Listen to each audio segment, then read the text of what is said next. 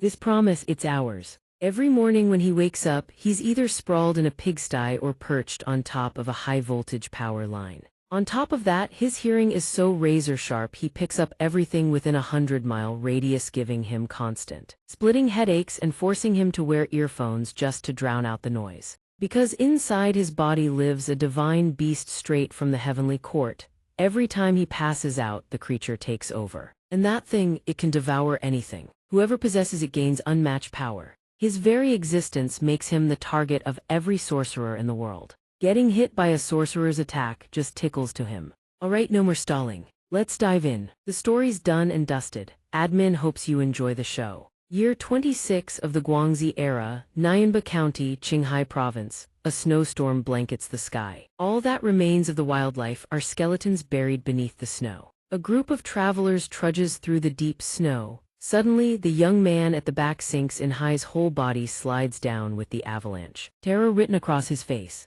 With death breathing down his neck, he claws at the person ahead, screaming for help. The man he grabbed just turns around, ice cold. "Let go of me, you bastard." The kid trembles, voice breaking, "Please save me." Another man hauls the guy up. Without a shred of mercy, he kicks the boy square in the face, screaming, "Damn it. I've been searching for years, I'm this close. There's no way I'm dying in this godforsaken place." He snarls, "Drop dead," then drives his boot straight into the kid's face. With nothing left to hold on to, the boy plummets, despair etched into his face. In a flash, the man leading the group darts forward, his hand catches the boy's wrist mid-fall. Danzi warns him, "Don't move." Eventually, the two continue on their way. He trails behind the old man, babbling, "Taoist master, please let me go. I've changed my mind, I don't want to die." His face desperate, he adds, "Becoming immortal means nothing anymore. Right now, I just want to live." The man turns to him, who doesn't want a good life but who actually gets one. Then he strolls leisurely through the snow, saying to him, "These days, lives are worthless, people are nothing but ants beneath a boot.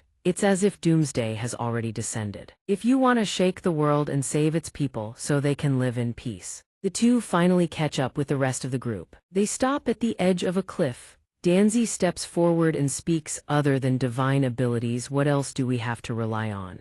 Before them yawns a black pit, vast as if it holds an entire universe within. A booming voice echoes through the void, "Kunlun knows no heat nor cold.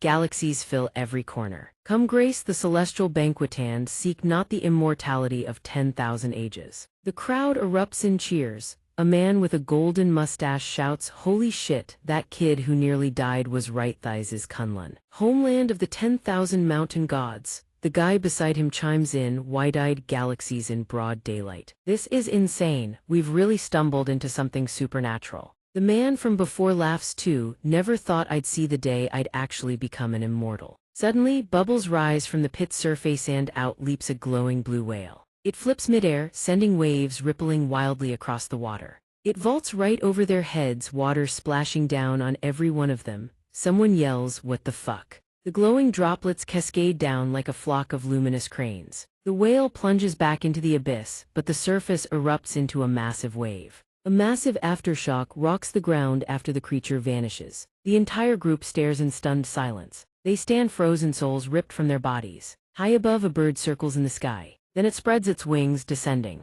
It lands on the old man's shoulder. But the man's body begins to decay. The rest follow, flesh withers to bone. The bird has no choice but to fly away. Skeletons lie scattered beneath the snow. Time passes, no one knows how long. Sunlight finally breaks through the storm. Flowers begin to bloom among the remains. One skull glows with an eerie inner light, and the flowers growing around it glow in answer. Suddenly, an arm bone pushes up from beneath the earth. The extraordinary thing, flesh, is slowly regenerating over it. The other skeletons do the same, rising one by one, reforming. Someone asks, "What the hell is happening?" The old man answers calmly, "Nourishing flesh with blood, fostering new life from vital essence. Dead hand rebirth." Suddenly, a blood-curdling scream tears through the air from behind. One man in the group is engulfed by a crimson veil, thrashing on the ground in agony. He wails as his teeth sharpen into fangs. When the veil fades, the man has transformed into something else entirely, triggering a massive shockwave. A pillar of red and black light tears straight into the sky. Elsewhere beneath a bright moon, amid a skyline of towering buildings, a silhouette emerges. Standing by the lakeside is a girl with jet black hair that shimmers blue. Jiangzu stands there as if waiting for something, a mysterious object clutched against her.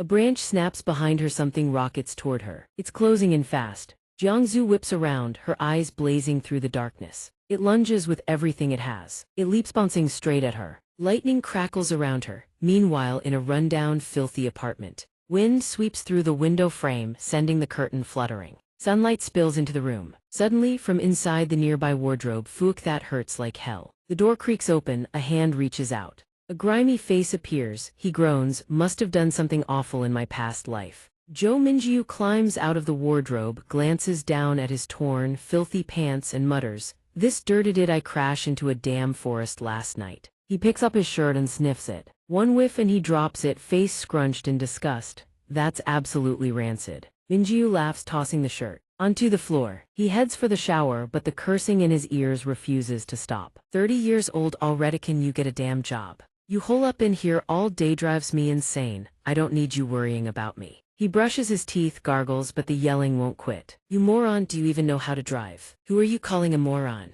You're the blind one, stop blaming everyone else." Water spurts out, but the argument rages on. "Hey, why'd you hit someone?" "So what if I did? It was just a little shove." Minjiu throws on fresh clothes, the insults still ringing in his ears. "My head's about to split open, I can't take this shit anymore. Fuck. You gonna eat or?" He yanks the curtain. "Great, no, even the cat's yelling at him. That damn stray stealing my fish again." Minjiu rips the curtain aside, and the flood of curses hits even harder than before. He shoves in his earphones. To block out the noise, he exhales long and helpless. Out on the street, an orange tabby dashes by with a fish clamped in its jaws. Minjiu pedals past on his bike, sending both cat and fish into a panic. He cycles down the road, earphones blasting. "Ma ding, every morning when you wake up, don't you vaguely remember some anime?" He pedals through the crowded streets, mulling it over. Something about a protagonist who wakes up as a different person every single day. Minjiu's face twists with disgust. He's had this problem since he was a kid, except he keeps waking up in bizarre places. Like a pig pen, the memory floods back, waking up surrounded by an entire pig family. Then there was the most dramatic stunt on top of a high-voltage power tower. To this day, he still has no clue how he got up there. Back then, Minjiu was just a little kid, crying and screaming for someone to save him. Back to the present, he's cycling toward a minor fender bender. A man in a car is practically begging on his knees. "Hey buddy, wake up. I barely nudged you." The guy sprawled on the ground is putting on a full performance and milking it for all it's worth. "I'm injured, pay up." By the time Minjiu rides past, the man in the car has somehow produced a baseball bat, whacking the faker while shouting, "Fine, you want compensation, here's your damn compensation." The faker panics and bolts, screaming, "Wait." Minjiu's face stays cold. He thinks, on top of that, my hearing is freakishly sharp, I can pick up sounds within a 100-meter radius. Trust me. I've gone and checked. He remembers the old doctor examining him and casually diagnosing him with sleepwalking and abnormally acute hearing, nothing serious. 1,000 hours of reevaluation, huh?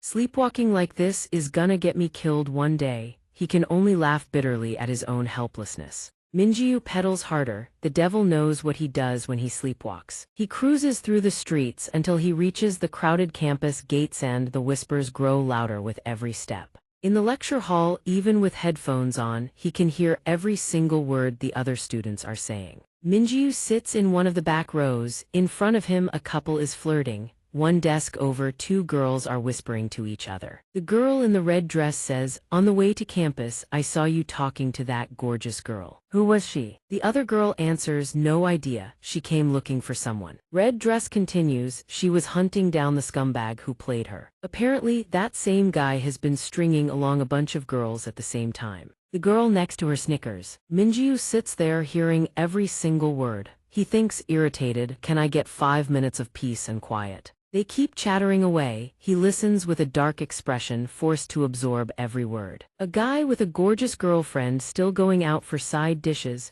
"Beast in human skinnies, they're a scumbag like that at our school." "What's his name?" Minjiu is twisting open a water bottle mid-sip when he catches it. The name scumbag sounds oddly familiar. Then the words Joe Minjiu ring out and he spits out the water he just swallowed. He doubles over, coughing violently. Minjiu snaps, yelling at the two girls, "Hey, you two up front, can you stop spreading BS? Who exactly are you calling a scumbag?" Both girls whip around and stare at him. "Who are you?" He answers bluntly, "I'm Joe Minjiu." Upon hearing that, they immediately start whispering again.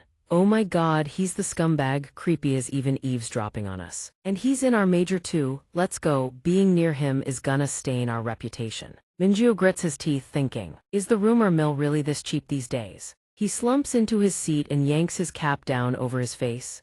Damn it, where the hell did this rumor even come from? Maybe it's just someone with the same name. Minjiu drops his head onto the desk. A scumbag, a guy who's been single for 19 years. Where do I even find the qualifications for that? His phone buzzes with a notification.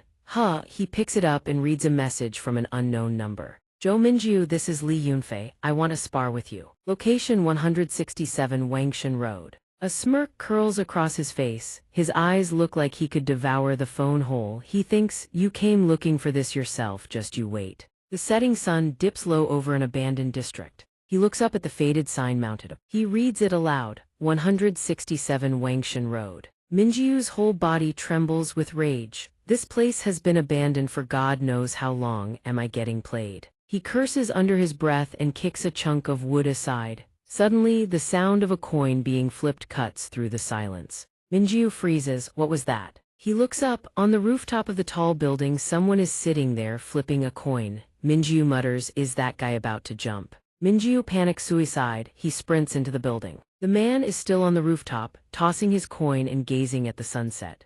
Yunfei flips the coin again. It spins through the air in an arc before he snatches it clean. He grins, heads. As Yunfei happily stares at the coin in his palm and says, looks like today's luck isn't half bad. Footsteps pound up behind him. Minjiu bursts onto the rooftop, panting so hard he has to brace himself against the wall. Drenched in sweat, he stumbles forward and pleads, hey bro, calm down. Yunfei stands up and Minjiu panics even harder. He blurts out, think about your family, your mom, don't break their hearts. Life's tough, I get it, but if you die, what happens to the people you leave behind? He keeps going, think about rent, car payments, all the bills you still owe. Even if you die, those debts don't just disappear. Plus, if it's suicide, insurance won't pay out a single cent. You look older than Megget kids yet. Formula tuition, insurance premiums, that's all real money. As he rambles on, phantom images of each item materialize in the air, corresponding to his words. Yunfei turns around and asks, what are you talking about? What? Minjiu stands there with a face full of question marks.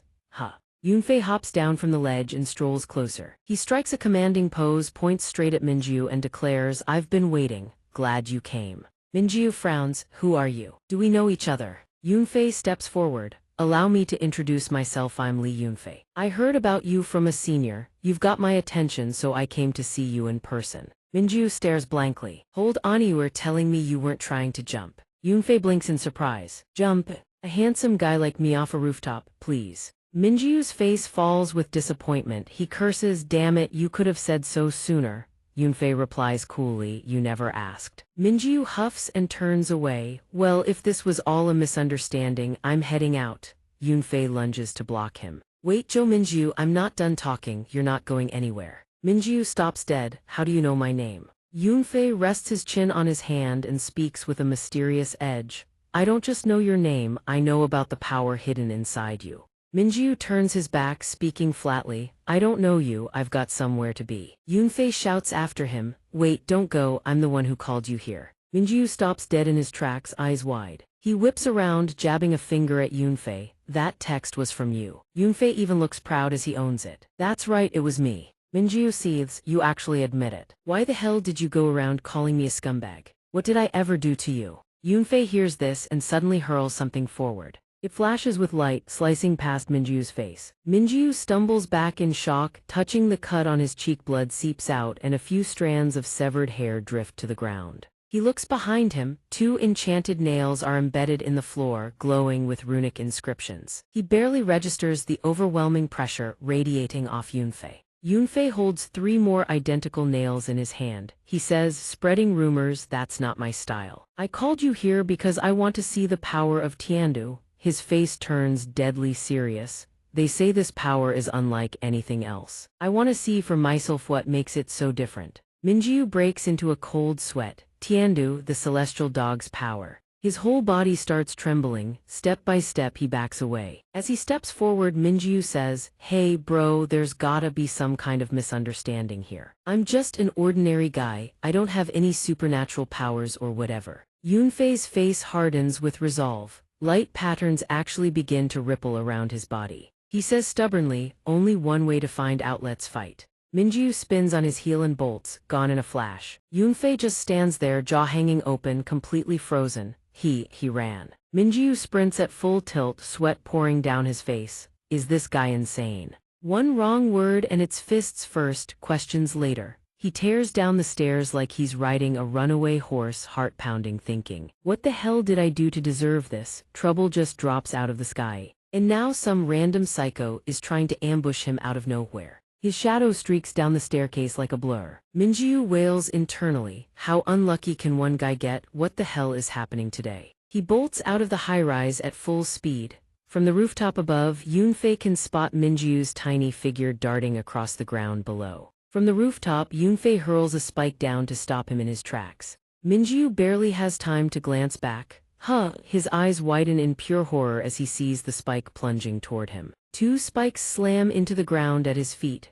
A shockwave of raw energy erupts from them and he takes the full brunt of the blast. The lightning strike sends a shockwave rippling across the pavement. The jolt fries Minjiu stiff. Foam bubbles at the corners of his mouth. Through the haze of smoke, he goes face first into the pavement, a full-on kiss with the concrete. Yunfei strolls over, muttering to himself. Weird. He stares at Minjiu's limp body, suspicion written all over his face. How is this guy down after one hit? Did I seriously get the wrong person? Yunfei turns away, leaving Minjiu sprawled out on the ground with his ass in the air. He sighs, what a waste of a trip. Should have just stayed home and played games. The moment the words leave his mouth, something shifts behind him. Minjiu rises from the ground like a beast, awakening. His entire body radiates a terrifying surge of power. A suffocating wave of oppressive energy explodes outward. His wounds begin knitting themselves back together at a speed visible to the naked eye. A feral growl rumbles from his throat, low and guttural like a wild animal. Yunfei sees this and his face lights up with excitement. I knew it couldn't be that simple. This guy was hiding his true strength all along. He raises a hand and taunts, hey, if you're really that powerful, why not show me the real deal from the start? Minjiu answers with a deafening roar, then slams both hands into the ground. Yunfei's face goes cold. Can he even hear me? He steps closer, muttering to himself, don't tell me I broke his brain. Yunfei stands right in front of Minjiu and waves a hand back and forth. Hello, hey, did you seriously go stupid? Minjiu doesn't respond, Yunfei just blinks. Yunfei tries everything to snap him out of this stone statue state, flicks his forehead, pokes his ear, pinches his cheeks, but nothing works. He even pulls Minjiu's cheeks apart, exposing a set of razor-sharp fangs. Finally, Minjiu reacts. His fingers claw into the concrete beneath him. In one lightning-fast motion, Minjiu's hand closes around Yunfei's throat. Those blood-red eyes seem to be daring Yunfei to make a move. He bares his teeth in a grin. Yunfei shudders at the terrifying sight. Power wraps around Minjiu's entire frame. He lifts Yunfei clean off the ground and the surrounding chunks of rock float up with him. Yunfei is being choked so hard he's drooling. His hands claw at Minjiu's arm. His mind races. This strength is insane. Is this guy even human anymore? He raises his free hand and forms a mudra, silently chanting the technique's name, wondrous void, divine spirit invocation. Thunderclap, snare, phantom flame, wind shatter the thought. A spike rockets in from the distance. The other two embedded spikes begin to tremble. Yunfei snaps his fingers, eyes burning with anticipation. All four spikes launch at once, hurtling straight for Minjiu's face. They plunge deep into him and then they detonate. Seizing the opening, Yunfei leaps clear. He doubles over, coughing, hand instinctively touching the necklace around his neck. Way too close. Didn't expect him to be that brutal. The thick haze of smoke slowly clears. Minjiu is standing there without a scratch after the explosion. Though something does seem to itch, he casually rubs his cheek against his shoulder. Yunfei lets out a low hum, brow furrowed in thought. So this is the power of the celestial dog. Minjiu drops into a combat stance. In the blink of an eye, he vanishes. Even Yunfei's eyes go wide. Gone. But Minjiu is actually right on top of him. A vicious uppercut comes flying in. Thankfully, Yunfei manages to block it with his forearm. Good news, his chin and face are intact. Bad news, Yunfei's arm just snapped like a twig. He gets a complimentary one-way ticket skyward. Blood spills from his mouth as he's launched upward, but Minjiu shows no signs of stopping. He rockets into the air after Yunfei. It's only now that Yunfei thinks, okay, if this keeps up I'm dead. Minjiu grins, bone-chilling and unhinged. Yunfei forces a grin back through bloody lips. His hands shoot together to form a Madra divine spirit lightning art. His body in midair flickers and glitches like a broken TV screen. Even if Minjiu punches clean through him, it doesn't matter. While Minjiu is still dealing with the glitching figure above, the spike planted on the ground below starts to glow. Yunfei instantly teleports back to the spike. He's panting hard, wiping the blood from his lips. Good thing I kept one spike planted down here. Can't afford to play around anymore. One shot to end this. Yunfei rapidly forms his Madra. Minjiu finally notices and turns toward him. The moment his feet touch the ground, the concrete fractures beneath him. Yunfei's eyes narrow. Wondrous void, divine spirit reborn, who dares not bow, what demon dares rise? The more excited Minjiu's expression becomes, the more Yunfei's fear mounts. He chants faster, voice spilling out in rapid bursts. When the divine dragon appears, 10,000 ghosts kneel. I now command its presence. Come forth and take form. A glowing formation array ignites beneath Minjiu's feet. A golden dragon erupts from the earth below. Yunfei watches the scene unfold, thinking, I really didn't want to use this on you, but I've got no choice left. I refuse to believe you can tank this one. Electric currents coil around Minjiu's arms, binding them. His legs are snared too. A massive golden dragon rears up before him, jaws gaping wide, and lunges to devour him whole. The technique Divine Spirit, ascending dragon art, engulfs Minjiu in a torrent of lightning. Smoke and dust choke the air. Yunfei says, no matter how strong your power is. He surveys the devastated battlefield. There's no way you walked away from that unscathed. Yunfei lets out a demonic chuckle. Man, that was close. Almost burned myself playing with fire. Suddenly, a car screeches to a halt right behind him. The door swings open and a familiar figure steps out. She walks straight past him, heading toward the person on the other side. Yunfei turns to look at her, puzzled. Without missing a beat, she says, could you leave first? That person is someone I need, he says. Yunfei watches her walk toward Minjiu and asks, you're telling me to leave? She doesn't hesitate. Yeah, you should go now while you still can. He puts on a mysterious air. I'm afraid you don't know who you're dealing with, but I suppose that's not your fault. Listen up. Yunfei introduces himself with absolute, unshakable confidence. I am a once-in-500 years genius sorcerer with overwhelming power. Men swoon, flowers bloom, I'm the one and only Li Yunfei. She stares at him in complete silence, then she turns her back and walks away. Yunfei immediately flips out. Hey, that is extremely rude. At least play along a little. A blade flashes like lightning and presses against Yunfei's throat. She warns him in a voice as cold as ice, if you get in my way, I'll kill you too. Understood. The words hang in the air. Her eyes are a clear, unmistakable warning.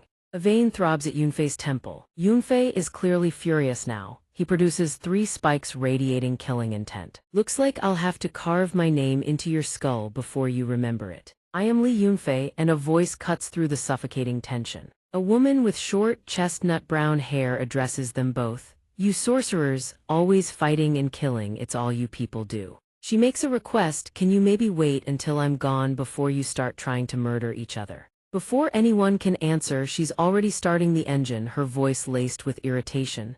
I am a regular worker, I don't have any of your flashy divine abilities. She shifts gears, slams the accelerator, and peels out. As she drives off, she calls back, Xiaolei, call me when you're done cleaning up. The girl beside Yunfei responds immediately, yes, Sister Zhao. He realizes something, his eyes flash with recognition. Yunfei's expression darkens. A logo appears in his mind, abstract lines forming a sun-like shape. The Little Sun Office. Yunfei furrows his brow, remembering his senior's words. Through the swirling black smoke, a silhouette sits with its chin resting on its hand. Beside it perches a crow. He knew they specialized in handling all kinds of commissions from the sorcerer community, operating independently from every other faction. But nobody dared underestimate their existence, because that person was the one who founded it. Looking at her, Yunfei lets out a silent sigh. So the girl belongs to the Little Sun Office. This just got complicated. Suddenly a voice rings in his ear, kid. Get your ass back here, now. The second he hears it, Yunfei breaks into a cold sweat. Uncle Tian. A figure stands on the rooftop, a faint glow flickering at his fingertips. He gets an earful, you little brat. Standing there with his staff and a communication talisman, the old man curses him out. You snuck off behind my back to chase Tiandu. You stirred up trouble with little son office, and if you don't drag yourself home right now, I'll break both your legs. He waves his hand, dissolving the talisman into nothing. Looking down at Yunfei below, he mutters, why do I always get stuck with the bad luck? Down below, Yunfei puts on the most pitiful face he can muster.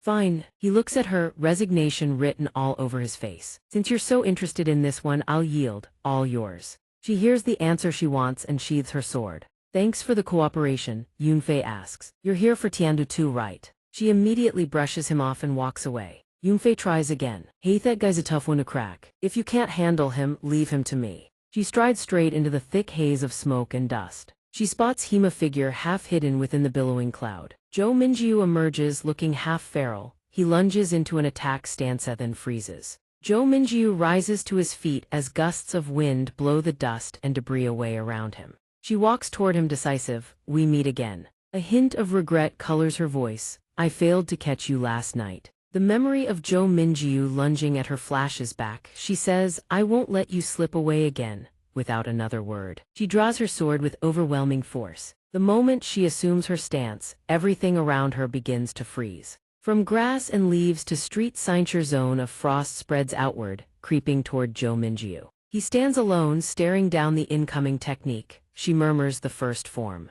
Shattered jade, chunks of ice crash down like rain. Zhou Minjiu's eyes go wide as he roars. The power engulfs him completely. Behind layer after layer of darkness, there's a clear blue sky. Someone keeps calling out to him, wake up, Zhou Minjiu, wake up already. Young Zhou Minjiu wakes from a dream, rubbing his eyes at the shadow looming over him. The man says, rise and shine, kid. Freezing out here and you're still sneaking in naps, get up, we're going home. He calls out, Dad. The man ruffles his hair, teasing, still talking in your sleep. There's braised pork for dinner tonight. Zhou Minjiu's face lights up. He grabs his father's hand and nods with a soft. And so father and son head home, carrying the other. Behind them lies a battlefield. Zhou Minjiu says, small and guilty, I'm sorry, Dad, I didn't know what I was doing, I just ran off. His father glances back, it's fine. No matter where you run, I'll always find you. Zhou Minjiu leans against his father's back. Really? Absolutely. A slight frown crosses his father's face. Though I can't guarantee that forever, there will come a time when I'm no longer by your side. It hits like a thunderbolt, but you just said you'd find me. Walking down the narrow trail, Zhou Minjiu tattles, you're a liar, a big fat liar, but his father just smiles. Even if I'm gone, I still have friends, they're eccentric to put it mildly, but they'll come when you need them. His father turns around, what, you think I don't have friends? Then how come I've never seen them come visit you? Young Zhou Minjiu scratches his cheek, innocent and confused. Did you guys get into a fight or something? Would they still come help me? His father lets out a long breath. Minjiu. Looking up at the sky, he says, someday you'll grow up, you can't keep relying on others forever. The image fades, only the words of warning remain, you can't expect Dad to come wake you up and find you every single time. Sooner or later, you'll have to wake yourself up and find your own way back home. In the present, his eyes slowly open. Zhou Minjiu calls out, Dad, just as a blade comes swinging straight at his skull. His eyes snap open in panic. Holy shit, he drops low, barely dodging the strike. She doesn't let up. Spinning on her heel, she drives a kick straight into his face. Blood sprays from his mouth. Zhou Minjiu's body goes flying while she lands with perfect grace. His back slams into a wall. He groans, face twisted in pain. She approaches, sword in hand. Zhou Minjiu panics. Who the hell are you? Stay the hell back. His hand trembles as he points at her, voice stuttering. Help, murder, someone's trying to kill me. That's when she freezes, startled. You're back to normal, Zhou Minjiu, indignant, get away from me. When I unleash my divine abilities, I'm seriously powerful, you know. He suddenly stops, looks down at his own hands. His face goes white as he screams. What the hell happened to me? Seeing himself transformed into something else, he panics. I've turned into a monster, she raises her sword, pointing the blade right at Zhou Minjiu. Zhou Minjiu, are you truly back to normal? The tip of the blade hovers an inch from his forehead. Zhou Minjiu flinches. Hey, no matter how you look at it, you're the crazy one here, not me, eyeing the killing intent radiating from her sword. He asks, what do you want from me? Zhou Minjiu swallows hard, his fingers clawing at the ground beneath him. She sheathes her sword. I don't know the reason, but it seems like you've genuinely recovered. The sword and the phantom blade merge back into one. Zhou Minjiu returns to normal. Back to normal, what the hell just happened? She turns away, urgent. Come with me, there's someone you need to meet. He bristles. Who said I'm going anywhere with you? You were literally trying to kill me a second ago. Zhou Minjiu won't shut up. Who the hell are you really? Why were you trying to kill me? You're not working with that other guy, are you? Don't think being a woman means you can trick me. If you don't explain yourself, I'm calling the cops. The cops see you wielding a sword with all this blast damage at the scene. They're not gonna let you off easy. Before he finishes, she slaps him across the face, hard. After getting the stuffing beaten out of him, Zhou Minjiu finally surrenders. Fine, I'll listen to you, I'll go with you, happy now. Up on a rooftop, Li Yunfei sits watching the whole scene unfold below, silently assessing the situation. The kid got swallowed by Tiandu's power and snapped out of it on his own. Yunfei rests his chin on his hand, thinking, that girl's got some serious skills too. Interesting, very interesting. He stands up, eyes glinting with a vicious edge. Next chance he gets, he's definitely hunting them both down for a proper fight. Out of nowhere, Wen Zhang appears behind him and kicks him square in the back of the leg. You idiot. He loses his balance, stumbling back several times and nearly toppling over the edge before finally steadying himself. Yunfei spins around inward, panting hard. His voice shakes as he says, Uncle Tian, I almost died just now. Wen Zhang's fury hasn't faded one bit. He barks, how many times have I told Yao stop picking fights with the Tiandu host? Are you trying to get yourself killed? Yunfei hops down from the high stone ledge, brushing it off with a dismissive scoff. Fine, fine, I won't go looking for him again. He tilts his head up and spots something. A figure in a white coat stands high above. Yunfei calls out loudly. Wen Zhang turns to look as well. His eyes go wide, his jaw drops, and cold sweat starts pouring down his face. The figure in the white coat stands above, completely unfazed, gazing down while Wen Zhang's face drains of all color. You stupid brat, we're in deep shit now. Zhu Ding furrows his brow. Heard someone was courting death, so here I am. He points down, his voice laced with menace. Wen Zhang, you got an explanation for me? He panics, waving his hands frantically. It's a misunderstanding, I told Yunfei to stand down. But this kid's got no sense of charge straight in before I could stop him. Let me explain. Who the hell do you think you are? Dare to call Master Wen by name like that? He hurls 3 sharp spikes straight at Zhu Ding. Wen Zhang tries to stop him, but it's too late. Get your ass down there and apologize, stop this at once. The 3 spikes rocket toward him, carrying an enormous surge of force. But as the spikes close in fast, Zhu Ding doesn't move an inch. He simply raises a hand and catches them. The impossible happens blocks them completely. Every last bit of power on them dissipates. The sight stuns Yunfei. He stammers in disbelief. How is that possible? Wen Zhang swings his cane and smacks Yunfei square on the head. The kid yelps in pain. You brain-dead fool, if you want to die, don't drag me down with you. Ow. Yunfei looks bewildered as Wen Zhang clamps a hand on his head and shoves it down. The kid doesn't know any better. Please, sir, show some mercy, Wen Zhang says, pressing Yunfei's head lower, his voice desperate. But Yunfei still won't sit still. He jabs a finger upward. Uncle Wen, who the hell is that guy? Why are you so scared of him? Shut your mouth. Wen Zhang shoves his head down even harder. This brat just entered the sect that doesn't understand a thing. He made a mistake. I'll discipline him harshly when we get back, I swear. Zhu Ding glances down. I scold. No need. Kids who don't know the rules don't get taught. They get taught a lesson. The moment the words leave his mouth, he unleashes his power. One hit will do. Yunfei suddenly feels something crushing down on him from above. Wen Zhang stares at him, jaw clenched, eyes bulging. The force behind this, it's devastating. An invisible weight slams Yunfei face first into the ground. Blood bursts from his mouth. He's dazed, tries to move, but his body won't respond. Yunfei lies flattened against the earth, the ground beneath him cracked and caved in from the impact. Zhu Ding descends toward Wen Zhang, who flinches hard. Sect Master, you agreed with Meiyu would not get close to Minjiu. He speaks slowly, deliberately. You've been secretly monitoring him this whole time. I turned a blind eye. Zhu Ding's feet touch the ground, his voice is sharp with fury. But today really takes the cake. Not only did you show up at his door, you tried to force the Tiandu out of him directly. In a blink, he stands right in front of Wen Zhang, his voice drops to a lethal whisper. Old Tian, when you make a mistake, you pay the price. Otherwise you never learn, am I wrong? Wen Zhang's hands tremble as he explains. It's Yunfei's fault caused this mess, I failed to keep him in line. Yunfei still can't move, gasping for air but manages to rasp, please for the sect master's sake spare his life. Wenxiang grips the sword in his hand tight, as for the consequences draws the blade and presents it. I'll bear the punishment in his place. Yunfei grits his teeth, desperate to stop him but he can't. Zhu Ding smiles coldly, fine, have it your way. Then he waves goodbye cheerfully, leaving behind a parting remark that makes no sense to Wenxiang. At your age take care of your health. Oh, and I sealed the blood flow at your left shoulder's acupoint for you, left shoulder. Only then does Wenxiang look down and realize 3 spikes are embedded in his left shoulder. Since when? Zhu Ding doesn't forget his parting words. He turns back and says, one more thing, tell your sect master. Minjiu stays with me from now on. Only after he's completely gone does Wenxiang finally exhale in relief. He stares at the sword in his hand. After a long moment of thought, he turns the blade toward his own left arm. Sweat pours down his face. He grits his teeth. The blade begins to bite into flesh. Then Wenxiang lets out a blood-curdling scream. His left arm falls clean off. He forces himself to stay conscious, jamming the sword into the ground to keep upright.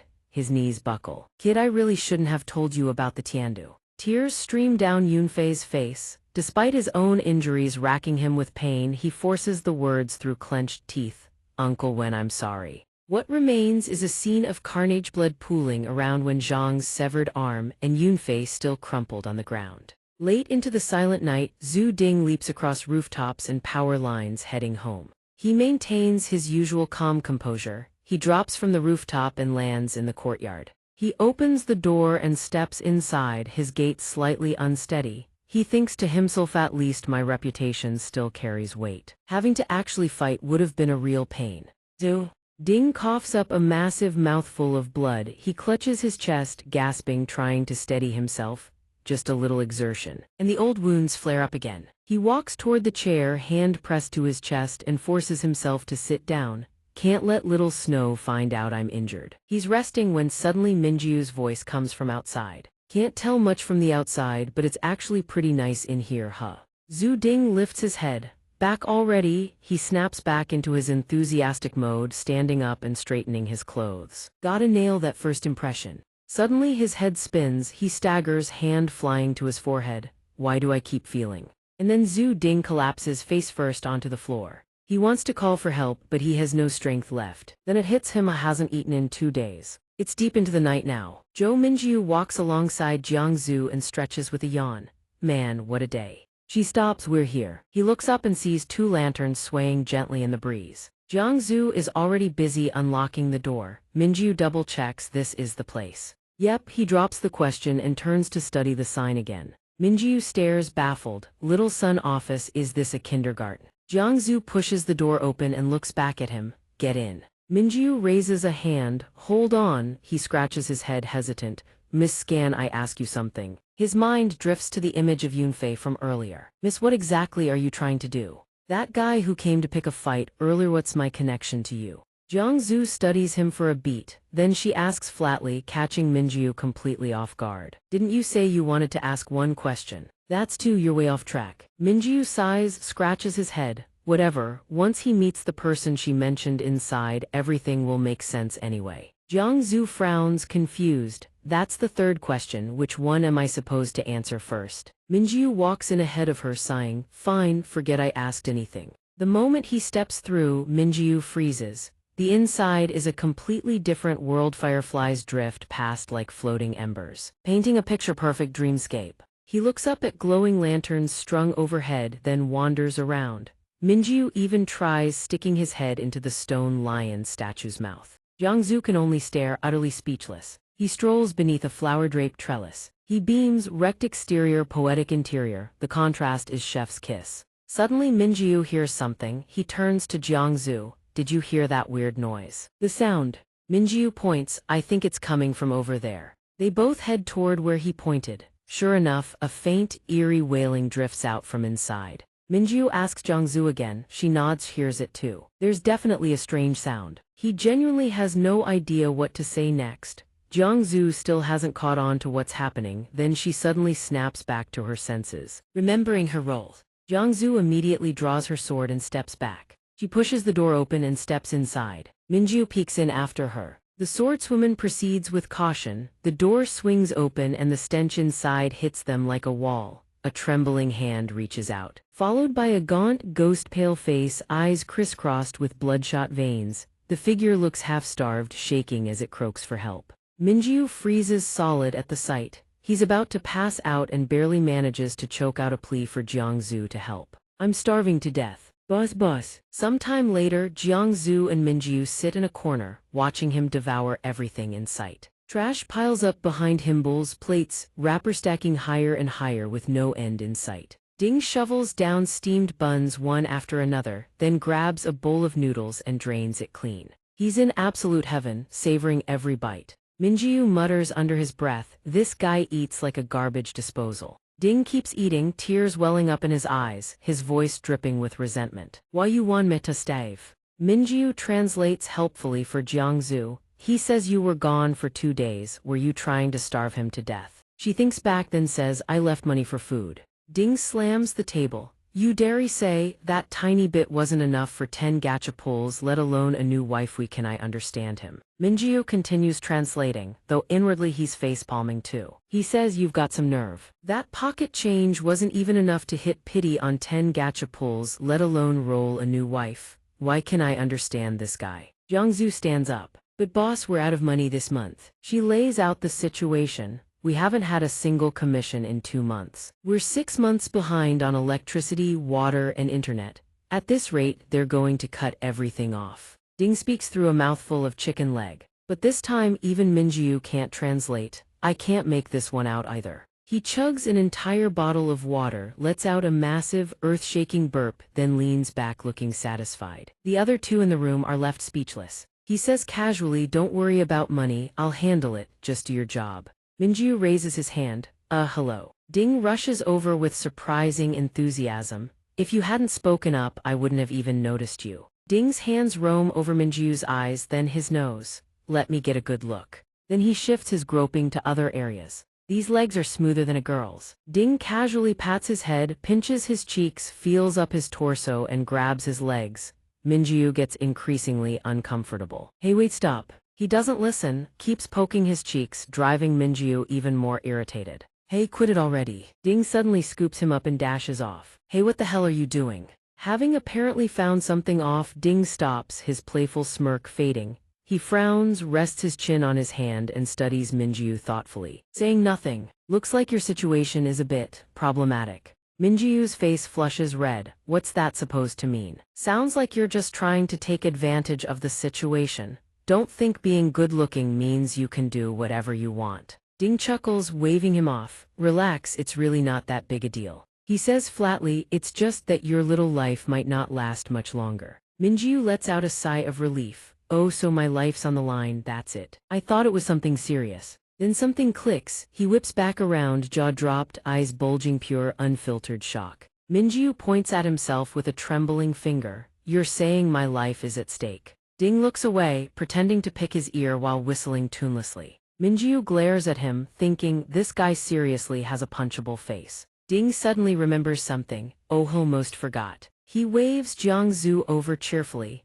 "Ziozu got a job for you." Meanwhile, Minju is still trying to get answers. "Hey, don't just ignore me." Ding clasps his hands together, beaming at Jiangzu. "Aunt Wang's cat next door ran off. Think you can track it down?" Jiangzu stares. "Lost cat again? That's 3 times this month. You haven't forgotten what kind of work we actually do, have you?" Ding's face is all innocence. He mimes eating, drooling a little. She's speechless. "Gotta eat. The company needs to stay afloat, you know." He pulls out a photo, grinning wider. "Aunt Wang is loaded. The reward is 5 grand. Here, look at this." The photo shows a grumpy-looking kitten with a phone number scrawled underneath. Isn't it adorable? Ding goes all out, convincing Jiangzu to take the job. It's probably somewhere near Zih Park. Fine. She grabs her sword and heads out. Ding waves cheerfully, cheering her on. "Good luck out there. Stay safe. Our whole month depends on this paycheck." Minju tries calling out to Ding. "Me?" He lays out all his questions. "What exactly do you guys do here?" The sign on the door says Little Sun Office. I thought it was a kindergarten. Ding answers cheerfully, but Minju still looks confused. It's just a cover, what does that even mean? Ding explains patiently, the Jianghu is full of extraordinary people and strange practitioners. Everything they do needs to stay confidential. We take their commissions and handle the work. For secrecy, we need a frontance the cover. Minjiu presses on, and finding that cat earlier that was a commission too. Ding settles into a chair by the table. That's just a side gig, easy money when things are slow. Minjiu still won't drop it, so why did you come find me? Did someone commission you to track me down? Ding pulls out a chair, grinning. Someone did commission us actually to save your life. Minjiu is baffled, save me. Who commissioned you? Ding doesn't hesitate. The client is an old friend of mine, also happens to be your father. Minjiu's eyes go wide. Yeah, you know my dad. Ding calmly picks up a steamed bun, then his expression flips to pure fury. He kicks both feet up on the table, eating and fuming. Mentioning your dad makes my blood boil. Know him, that's putting it mildly, it's a whole cursed history. Let me tell you about the last time I saw him. I had a few too many, and guess what happened? He remembers the scene himself, dead drunk, face down on the table. He growls, the waiter woke me up at midnight telling me the bar was closing. I woke up and realized your dad was gone. And the employee who came to wake Ding was some buff, creepy dude waving a bill in his face. I asked the waiter, they said he'd been gone for ages and told me to pay up. Ding shuddered, reliving that terrible memory. Back then I didn't have a dime, so then 30 minutes later, Minjiu had heard enough to last a lifetime. Ding happily stood on top of the table to keep telling his story. After half a year of working there, I finally became a chef, mastered the culinary arts. Then someone showed up to wreck the place, tore down the sign, and subdued the entire restaurant in the blink of an eye. Minjiu was trembling, foam practically at his mouth. What special grade chef are you supposed to be? More like special grade at stuffing your face. He suddenly spun around to face Minjiu, so guess what happened in the end? But by this point, Minjiu was so oversaturated with stories it was all going in one ear and out the other. Enough already, who the hell cares, old man? Ding jabbed a finger at himself, buzzing with excitement. I haven't even gotten to the exciting part yet. Minjiu shook his head vigorously. Hard pass. No, that's plenty. If you keep going, we'll end up at the part where you hunt for the legendary cooking utensils. Bingo. He frowned. You've been yapping for ages. Who the hell are you anyway? Ding scratched his head. Honestly, I don't like to brag about my title, but since we're family. Then he introduced himself. Zhu Ding, if that's my name. Minjiu was taken aback. Wait, you're not. But Ding immediately cut him off. Nope, I don't abuse cats, so don't go doxing my name. Minjiu picked his nose, looking utterly nonchalant. What I meant was I used to be sick. My dad said he had a friend who could help me. That wouldn't happen to be you, would it? Ding furrowed his brow. The thing inside your body, Tiandu, it's what's going to kill you. Tiandu? Minjiu recalled what Yunfei had said before. I remember that guy saying the same thing. What exactly is this Tiandu? Ding began to explain. The Tiandu we're talking about isn't the same as the traditional Tiandu. He described Tiandu as taking the form of a monster, even as a harbinger of calamity. Ding went on, the other legends like Tiandu devouring the sun, those are just folk tales, they don't actually exist. He picked his nose, casually describing Minjiu's future appearance, basically turning into some kind of lunatic or madman. Minjiu asked urgently, isn't there any way to get rid of it? Didn't my dad say you could help? Ding replied calmly. Your dad already ran out of options, what makes you think I have any? Minjiu glared at him with contempt. Then why'd you talk my ear off just now? You literally said you could save me. Ding cheerfully threw an arm around his shoulder, completely eliminating it. Impossible, but I do have a way. Yes, he said confidently. I can help you tame the Tiandu. Minjiu was stunned when Ding declared, I've found a way to help you tame the Tiandu. His face lit up. You're serious? Ding walked over to the bookshelf. All these years, I've been looking for a way to completely solve the Tiandu problem. He looked up, scanning the shelves for where the book was. Finally, combining a lifetime of esoteric techniques with methods from hundreds of schools, he'd created a miraculous cultivation art that could turn Tiandu into his own weapon. Minjiu was pretty skeptical about all this. Zhu Ding grabbed an old notebook from the top shelf. He pulled down his hoodie to get a better look. This is it. Zhu Ding held the old notebook up toward him. This one right here. He held the tattered notebook. Adorable cartoon doodles splashed across the cover, completely at odds with the title Erlang Divine Art. Minjiu's faith was hanging by a thread. This beat-up notebook, we're not joking, right? He flipped through the pages, growing more and more confused, no matter how he looked at it. It looked like a kid's scratch pad. Minjiu read the first entry, your dream. My dream is to grow up and become a rob banks, capitalists, and tycoons, then split the money with poor people so they can buy houses and cars and live happily ever after. Jiangzu's comment, your dream is wonderful. When you grow up, don't forget your teacher, okay? Keep it up and pay attention to your deskmate.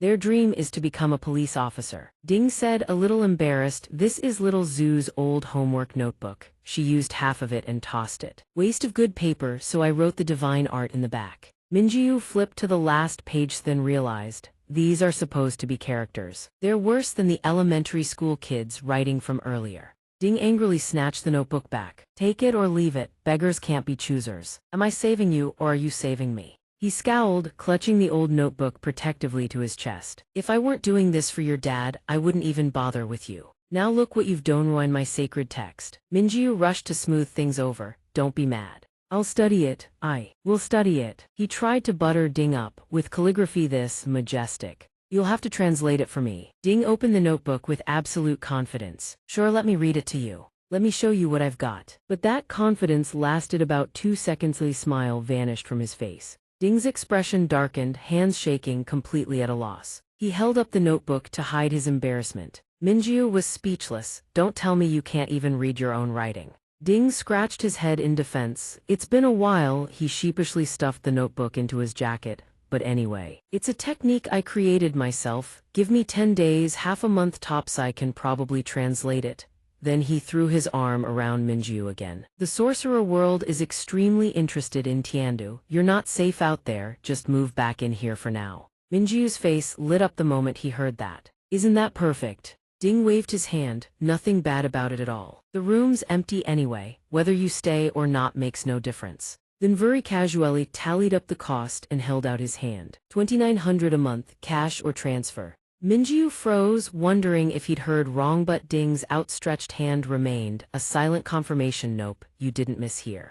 Minjiu exploded, you're charging me rent. Ding happily strolled to the door, checking his phone. To make your move easier, I even sent someone to help you pack. They should be back any minute. Minjiu was still reeling in disbelief when the sound of a car horn blared from outside. You did what? They're here, they're here. Ding reached the front door just as the moving truck pulled up. Sister Zhao pointed to the back. Old Zhu. All this kid's stuff has been delivered. Ding happily patted Minjiu on the shoulder. Top-notch service, right? Satisfied. Sister Zhao hopped out of the truck, beaming. Kid, your complexion looks great, that's wonderful to see. Then she held up her phone and elbowed him. Moving fee 600, pay up. Minjiu cursed in fury. So the two of you have been fleecing me this whole time. Just then, the back door of the car swung open and Jiangzu's voice rang out. Sister Zhao, the moving fee is 600 yuan, you shouldn't take it. She steps out of the van and says, at Little Sun Studio we aren't cutthroat merchants. Mingyu feels relieved, never expecting that strange girl would be the most normal person here. The cat hiding in Jiangzu's jacket pokes its head out. I just verified it online. She struggles to get the cats through the gate and says wearily, the fee. For a move this distance, it should be about 520 yuan. Jiangzu puffs her cheeks in annoyance, refusing to settle for anything less than that extra 80 yuan. But Sister Zhao quickly coaxes her, if we get more money, I'll buy you new things, you should dress up more too. Hearing this, Mingyu immediately collapses to the ground. I was wrong, everyone here is abnormal. Ding walks over toward Jiangzu. Little Zhu back so soon. She brings out the cats she found. Pats and strokes. Do you feel which one belongs to Ms. Wang? She was covered in dogs and cats, I couldn't tell, so I caught them all. Ding ponders, then points at the cat tucked inside Zhu's jacket. He's at a loss too. How about we ask Ms. Wang to identify it tomorrow? Let's keep them inside for now. Neuter this one, let's go with that. She immediately drops all the dogs and cats she was carrying. Jiangzu walks to her room exhausted. I'm going to my room to rest now. Ding encourages her. You've worked hard today, little Zhu. After she leaves, he immediately reverts to his money-grubbing persona, his eyes sparkling. Student Chu, do you need me to help move your stuff next?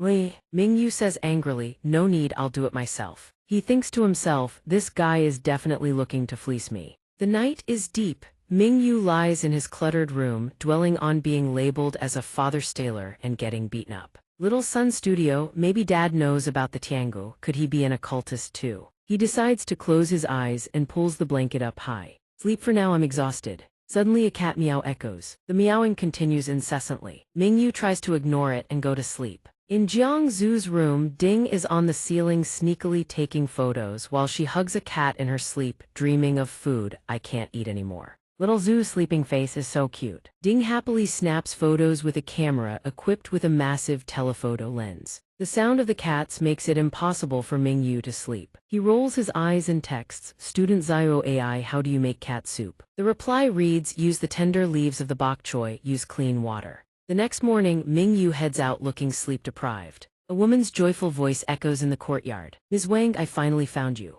Ms. Wang happily hugs her cat while using her phone to transfer money. "You found my Ms. Wang in just one night. Little Zhu, you guys are so reliable. I'm adding 1,000 as a bonus." Ding beams with joy when his phone notifies him of the account balance. "It's just my job, you're too kind." Account. When Sister Wang leaves, he doesn't forget to wave goodbye. "Sister Wang, if there's ever anything you need, just let me know." Ding E excitedly flashes a thumbs up at Jiangzu. "Didn't I tell you? Sister Wang's loaded, she's got money." She furrows her brow. "That cat is clearly just a cat, so why call it Miss Wang?" Zhu Daiying shrugs. "Maybe the cat was just messing around. That could be it, it's possible." Mingwu stumbles out of his room, yawning repeatedly. "It's barely morning, what are you two discussing?" Ding Yi greets him cheerfully. "You're up. Have Zio Zhu take you around today to get familiar with the environment. After that, I'll teach you the basics." He is surprised when he sees Mingwu's appearance. "Why are you carrying a backpack? You're going out. After what happened yesterday, don't tell me you still want to go to school. Do you really love studying that much?" He says with a pained expression, "I oversleep all the time. I've already been flagged for it multiple times. If they catch me skipping class too, I'm done for." These days, master's degrees are a dime a dozen. Even people from Tsinghua and Peking University are grinding away without a diploma. Even a stray dog out in the real world would look down on you. Ding Yi and Jiang Zhu stare blankly, utterly bewildered. Two people who have never held a job nor attended university, they simply cannot comprehend it. "Oh, is that so?" He carefully instructs Jiang Zhu it's too dangerous for him to go out alone these days. If someone ambushes him again, or his beastly nature erupts and he attacks someone, then we'll have a real catastrophe on our hands. "Zio Zhu, you go with him." Before he even finishes the sentence, she's already nodding in agreement. "All right," Mingwu asks warily. "Hold on, this bodyguard service isn't going to charge me too, is it?" Ding Yi says, displeased, "What kind of person do you take me for?" Scene shifts to number 3 University of Science and Technology, South Gate. The beat-up van pulls to a stop right in front of the campus gate. Mingwu hops out cheerfully. "Sister Zhao, thanks for the ride." But she's already tallying it up. "Quick fare 168 yuan. His heart jolts and he collapses to the ground with a thud. Mingwu begs for mercy, tears streaming. This little lamb is about to get fleeced clean. Sister Zhao bursts out laughing. "Sorry, just messing with you." Jiangzu opens the car door and steps out. Mingwu looks up to see Jiangzu walking toward him. Then he glances behind him. "I'd advise you to cut the act and get up." The surrounding students begin to whisper and gossip. "What's wrong with that guy? A pervert lying on the ground, ogling girls' legs. Unbelievable, why doesn't a creep like that just drop dead? That's absolutely disgusting. That girl looks oddly familiar." The rumors spread like wildfire across the entire campus. "Isn't that the girl who was going around everywhere looking for her baby daddy? That Mingwu really is something else. The guy crawling on the ground isn't that Mingwu. For real." Minjiu genuinely has no idea what expression to make anymore. He sits up and asks her if she was looking for a playboy yesterday. Then he lets out a goofy laugh, pointing at himself. "And that playboy would be me." Jiangzu doesn't deny it one bit. "Correct. I went to your campus looking for you yesterday." Minjiu realizes the problem. He stomps his foot in frustration. "You people ruin Migain." Sister Zhao watches from afar and can only sigh. "Poor kid." He grumbles while walking, his voice sharp with irritation. Jiangzu trails behind him. "Unbelievable, my reputation is completely trashed, you know that, right?" She explains, "The campus is huge. I couldn't find you, so I used a little technique." That day, Jiangzu had disguised herself and infiltrated the university to chat up students. She put on a pitiful act, asking, "Excuse me, do you know a playboy named Minjiu?" Jiangzu buried her face in her hands and cried, sending the girl she was talking to into a panic. "Yesterday, Minju tried to force himself on me. When I refused, he cornered me." She sobbed and wiped at her tears.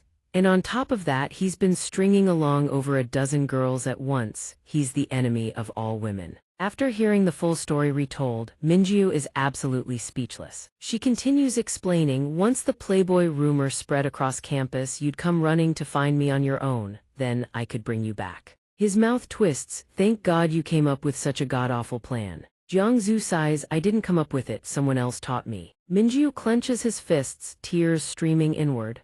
Ding's sneering face flashes through his mind. He has no idea how he guessed who was behind it. He keeps walking, grumbling nonstop. So what am I supposed to do now? I can't carry the Playboy label for all 4 years of college. Jiangzu answers honestly, Master and Sister Zhao both said, if the boy ain't bad, the girl ain't interested. I think you'll actually attract more girls now. Minju's eyes well up with tears. Are you serious right now? Where's the logic in that? Suddenly, Jiangzu senses something. She whips around, her guard instantly up. Jiangzu shoves him hard, get down-o. In an instant, a swarm of strange birds dive bombs toward them. Their eyes lock dead on at Minju. Luckily Jiangzu and he hit the ground just in time. Minju has no clue what just happened. He lifts his head. What the hell? Both of them look up.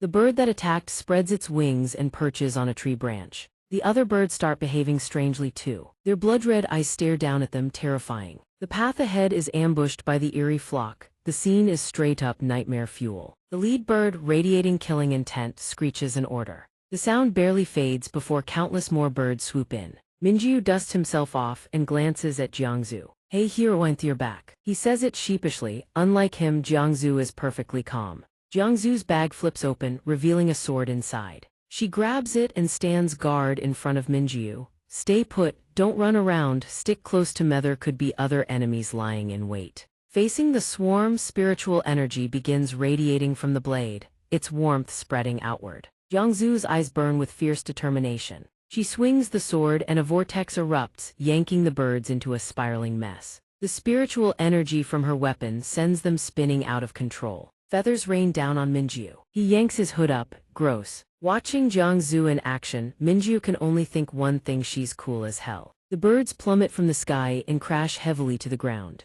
Jiangzu freezes, the birds with bloodshot eyes tremble weakly. She cradles one gently. These pigeons seem to be under a control spell, probably some kind of insect-based sorcery using toxic substances. Jiangzu scans the surroundings. Controlling this many birds at once, whoever did this isn't simple. Minju reaches out hesitantly. Someone sent these birds to attack me. Seriously, why does everyone hate me so much? She turns back and says quietly, let's head back first and report to Boss Zhu. He cuts her off, furious. What did you just say? How can we just leave? I haven't even gone to class yet. Education is a cultural tradition on a grand scale, and on a practical level, it's about landing a good job. How can I just skip out? Jiangzu cuts straight to the point. So which matters more, your grades or your life? Minju picks life. Minju finally follows her. He asks, what about these pigeons though? They're not dead, right? Jiangzu replies, just knocked out, they'll wake up in a few minutes. Zixi watches the two of them through binoculars, seething. She clenches her fists, scowling. That woman's a sorcerer and she's protecting that creep. Zixi gnaws on her fingernail, frowning. Could it be that his ability to attract so many girls is also some kind of spell? She raises both fists and screams, that Playboy scumbag unforgivable. A teacher's voice cuts in from behind. Zixi, what are you doing in my office? Zixi jumps slightly flustered. She clasps her hands together, putting on her sweetest smile. I'm researching the branching development of wax neurons, teacher. I still have a few questions. She blinks up at the teacher with sparkling eyes. Faced with that look, the teacher goes silent for a beat. She turns away, embarrassed. Oh really? Lab 2 is empty, let's go discuss it there. Zixi beams, awesome, you're the best teacher. 3 hours later, Zixi politely bows her head inside the room. Thank you, teacher, I feel way more confident about my paper now. Zixi skips happily down the hallway. She pumps both fists and grins. Research really is fun. Son Zixi, age 14, second-year molecular biology major, honors youth class biology department. Out of nowhere, little Ash swoops in and lands right on top of Zixi's head. A sudden gust of wind sweeps past in eerie silence. The world goes dead quiet. Zixi clutches her head in a panic.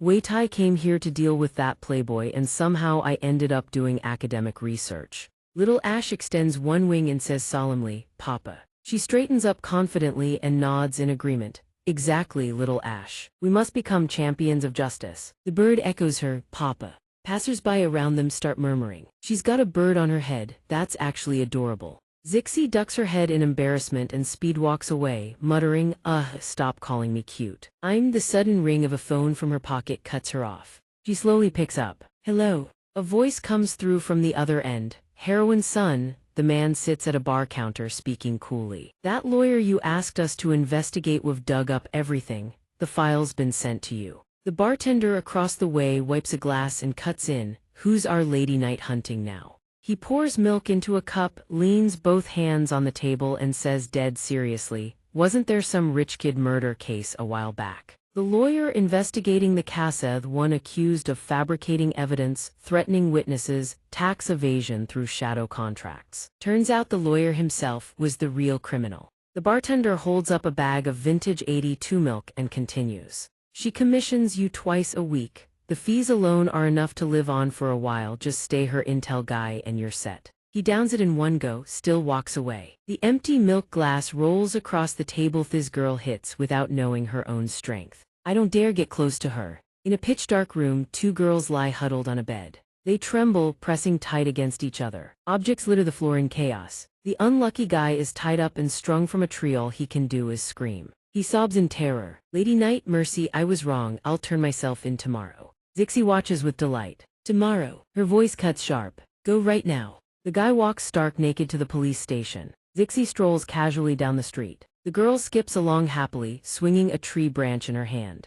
Zixi appraises it, a fine blade indeed. The girl is dead serious. 10 years grinding a single sword edge sharp as bone, never once drawn. Zixi swings the branch hard. Today. Let's see who else needs saving. Just one swing. The girl leaps up and lashes the trunk of a tree in front of her. Under Zixi's force, a branch snaps clean off. The branch drops from above smack onto the girl's head. Zixi crumples to the ground in pain, clutching her now swollen head with both hands. Xiao Hui watches the crying girl from across the road and lets out a weary bark. Zixi leans against a tree trunk, gazing at the city lights ahead. She murmurs, Xiao Hui, why are there so many terrible people in this world? Zixi looks up, chasing money with no shame, trampling morality and the law, even throwing away lives. Under the bright moonlight, the girl whispers, and then there are the perfs never satisfied, always hungry for more. Xiao Hui barks loudly. Heh. Zixi flops onto the grass. Damn right, I'm talking about that old bastard.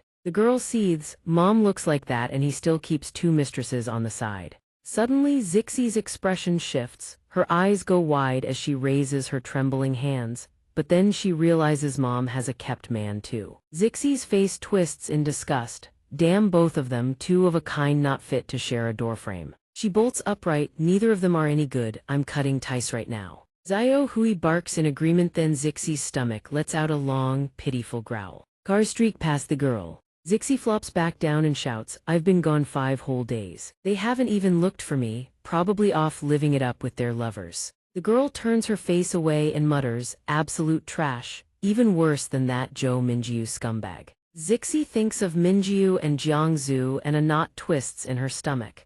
And whoever's protecting that Zhou Minjiu probably brainwashed too. She stares straight ahead, frowning, but don't think having a bodyguard means I'm out of options. Zixi rises to her feet, eyes sharp as blades. I can't beat my own parents, but you, I can sure as hell beat you. The girl plants her hands on her hips, brimming with confidence.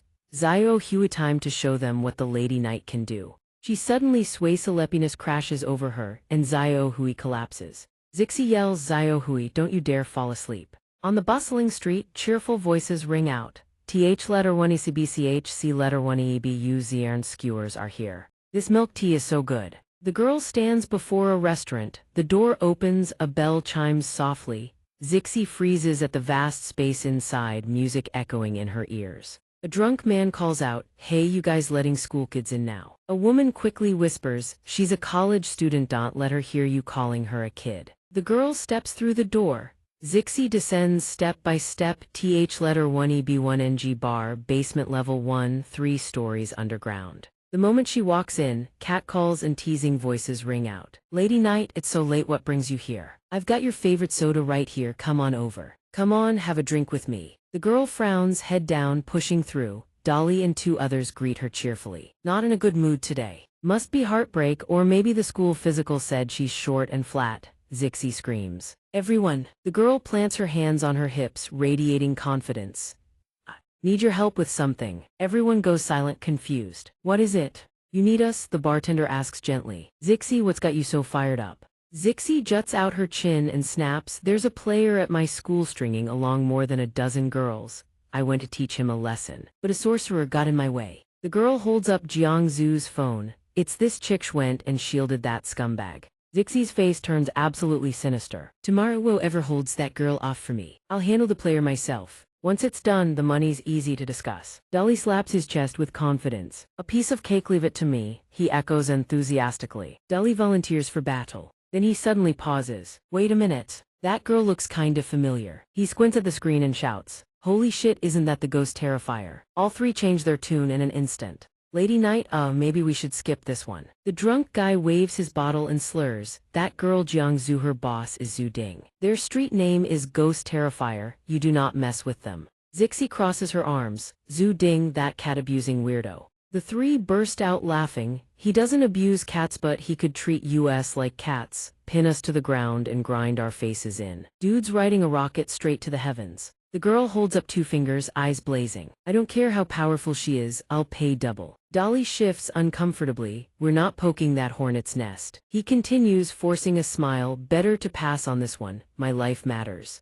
3 beer bottles clink together as they break into song and dance. In the end, Zixi can only leave. The girl screams in frustration, a bunch of cowards, idiots. Suddenly a voice calls out, hey miss, don't be mad. The old man steps out from behind Sun Teat and speaks, shall I help you? He smiles faintly and continues, just make sure you don't delay the payment once the job is done. The next morning, the sunlight spills over the houses. Chu Minjiu wakes up, lets out a long yawn and opens the door. He walks down the hallway exhausted. Chu Minjiu stops suddenly in front of the bathroom. He stands before the mirror, brushing his teeth with his eyes shut. With his hair in a mess, he reaches out for the doorknob. Chu Minjiu pushes the door open without a second thought. Inside, Jiangzu is sitting on the toilet, watching him calmly. Startled, Chu Minjiu spits out the water in his mouth and slams the door shut, calling out, sorry, I didn't notice anyone was inside. The toothbrush he was holding drops to the floor. Jiangzu remains motionless, covered in toothpaste foam. Suddenly, footsteps approach. Sister Zhao walks up, still half asleep. She opens the door and says, little Zhu, are you done yet? I can't hold it anymore. Sister Zhao stares in confusion at Chu Minjiu, who is kneeling on the floor. What are you doing here? He stammers, scratching his face. I came to brush my teeth and wash up. Looking down at the object beneath him, Sister Zhao becomes even more puzzled. So this washboard, Chu Minjiu apologizes sincerely, looking embarrassed. A noise echoes from inside the bathroom. Jiangzu opens the door and says softly, Sister Zhao, sorry to keep you waiting. Sister Zhao is startled when she sees her. Oh, little Zhu. She suddenly freezes. Jiangzu is soaking wet, wearing only a thin nightgown.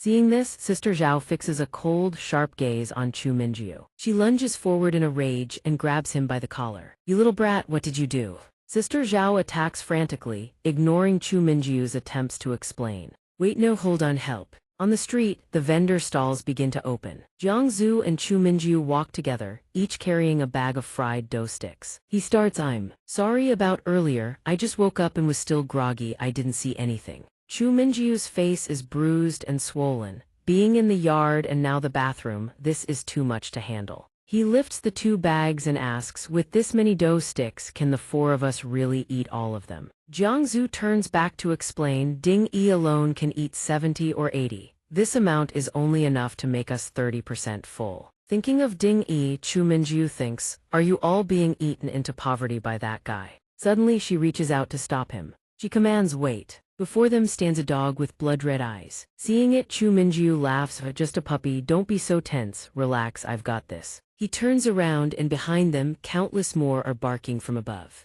On the rooftops are cats, radiating a dense, murderous aura. In an instant, Chu Minjiu is trembling with fear. Actually, I'm terrified of dogs, you should handle this, my lady. No sooner does he say this than Jiangzu steps forward. The dog with its glowing red eyes and bared fangs snarls, its murderous intent surging. Beside it, a savage black cat growls, its yellow eyes filled with hatred. These creatures, they're being controlled by someone. Look at their eyes, they all have that same red flicker as the birds from yesterday. She whispers a warning, be careful, don't stray too far from me. Suddenly, the cats launch themselves at Chu Minju in a frenzy. Terrified, he flails his arms, shouting, which bastard is targeting me? The vicious dog lunges forward. It opens its maw, aiming for Chu Minju. He dodges nimbly. Jiangzu immediately rushes in and delivers a heavy strike to the dog's head. Behind him, Chu Minju is surrounded by cats. Save me. Man-eating cats. Suddenly, someone steps forward. Jiangzu ignores him completely.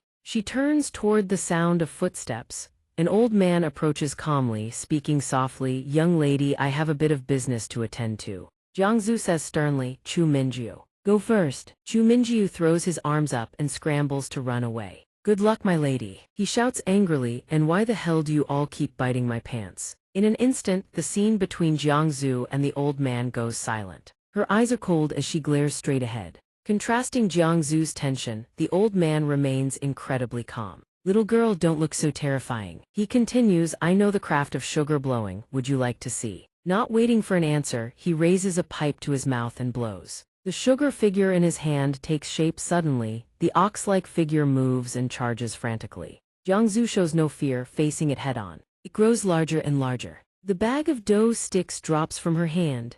She grabs one as a makeshift weapon, manifesting a powerful aura of magical energy around her. Jiangzu attacks the charging bull repeatedly. Under the force of her blows, its body begins to crack. She stares coldly as the fragments fall away. Jiangzu points her weapon at him, demanding, why are you targeting Chu Minju? Who ordered you? He remains composed. Little girl, isn't it a bit impolite to fight me with a dough stick? Old man. Threads of sugar sprout from his fingertips. I hate brats who don't understand etiquette. The sugar threads advance, touching the fragments, occupying the space around Jiangzu's body. The fragments reassemble into a multitude of bulls surrounding her. Jiangzu glances around, wondering, what kind of technique is this? To control so many fragments simultaneously, the old man laughs, continuing to manipulate them. My sugar art is ever-changing, are you having fun? The bulls create a powerful vortex of energy, circling Jiangzu. Suddenly one of them charges. She quickly uses her magical energy to retaliate, shattering it once more. Another one approaches from behind. Jiangzu continues to use her previous maneuver. She keeps attacking, scattering them apart. Up above, Little Gray watches the chaos unfold below. He's both controlling them and making a phone call. Little Sunxi, I've pinned her down just like the plan.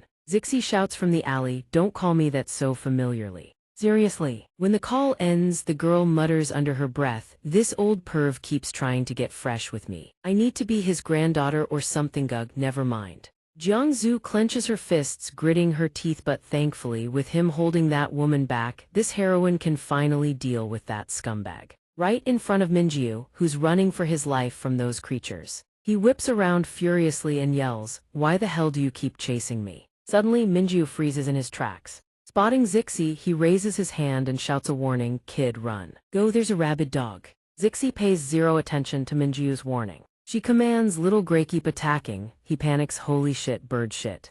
Minju doesn't react in time and slams face first into the wall. The impact leaves him seeing stars, blood streaming from his nose. Zixi points straight at him. Joe Minju, found you. The girl plants herself in front of Minju, shouting, you ruined innocent girls, enemy of womankind. Today, heroine's son shall deliver divine justice. Determination burns in Zixi's ice points and commands, bite this scumbag's pants off, purge the evil for the people. Minju collapses to the ground, trembling as he stammers, wait, misunderstanding, I'm a good person. Zixi couldn't care less, casually shutting him down. If you're a good person, then Xiamen Qing is a goddamn gentleman. He sprawls on the ground, desperately explaining, how the hell am I a scumbag? I'm still a virgin, never dated anyone, haven't even held a girl's hand. The girl crosses her arms, speaking slowly, spare me the act. The whole school knows about it, you think I'd fall for that? Zixi commands again, bite his balls off for all I care. Hearing that, the creatures charge in like maniacs. Minju's face is covered in wounds, he clenches his teeth. I told you it's a misunderstanding. He suddenly springs to his feet, ready to bolt. A blazing red aura erupts around Minju. Are you even listening to me? He raises both hands, his eyes suddenly bloodshot. Getting bitten by this many dogs will kill someone, you understand. The red aura surges violently. He shouts, do you have any idea how miserable I've been these past few days? Zixi stares at the scene before her, utterly terrified. He slams down on top of her, snarling, "Today I'm giving you the gift of 9 months and 10 days." The girl lies beneath him, eyes wide and glistening, looking up at Minju. "Don't." The creatures all turn tail at once. The red aura pouring off him grows more violent by the second. Minju's eyes now look like those of a demon on the brink. Jiangzu appears out of nowhere. "Zhou Minju, do you have any idea what you're doing?"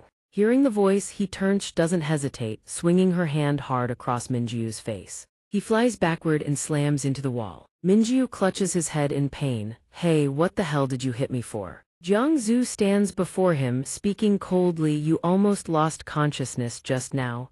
She glances at Zixi, trying to sneak away behind her. "Where do you think you're going?"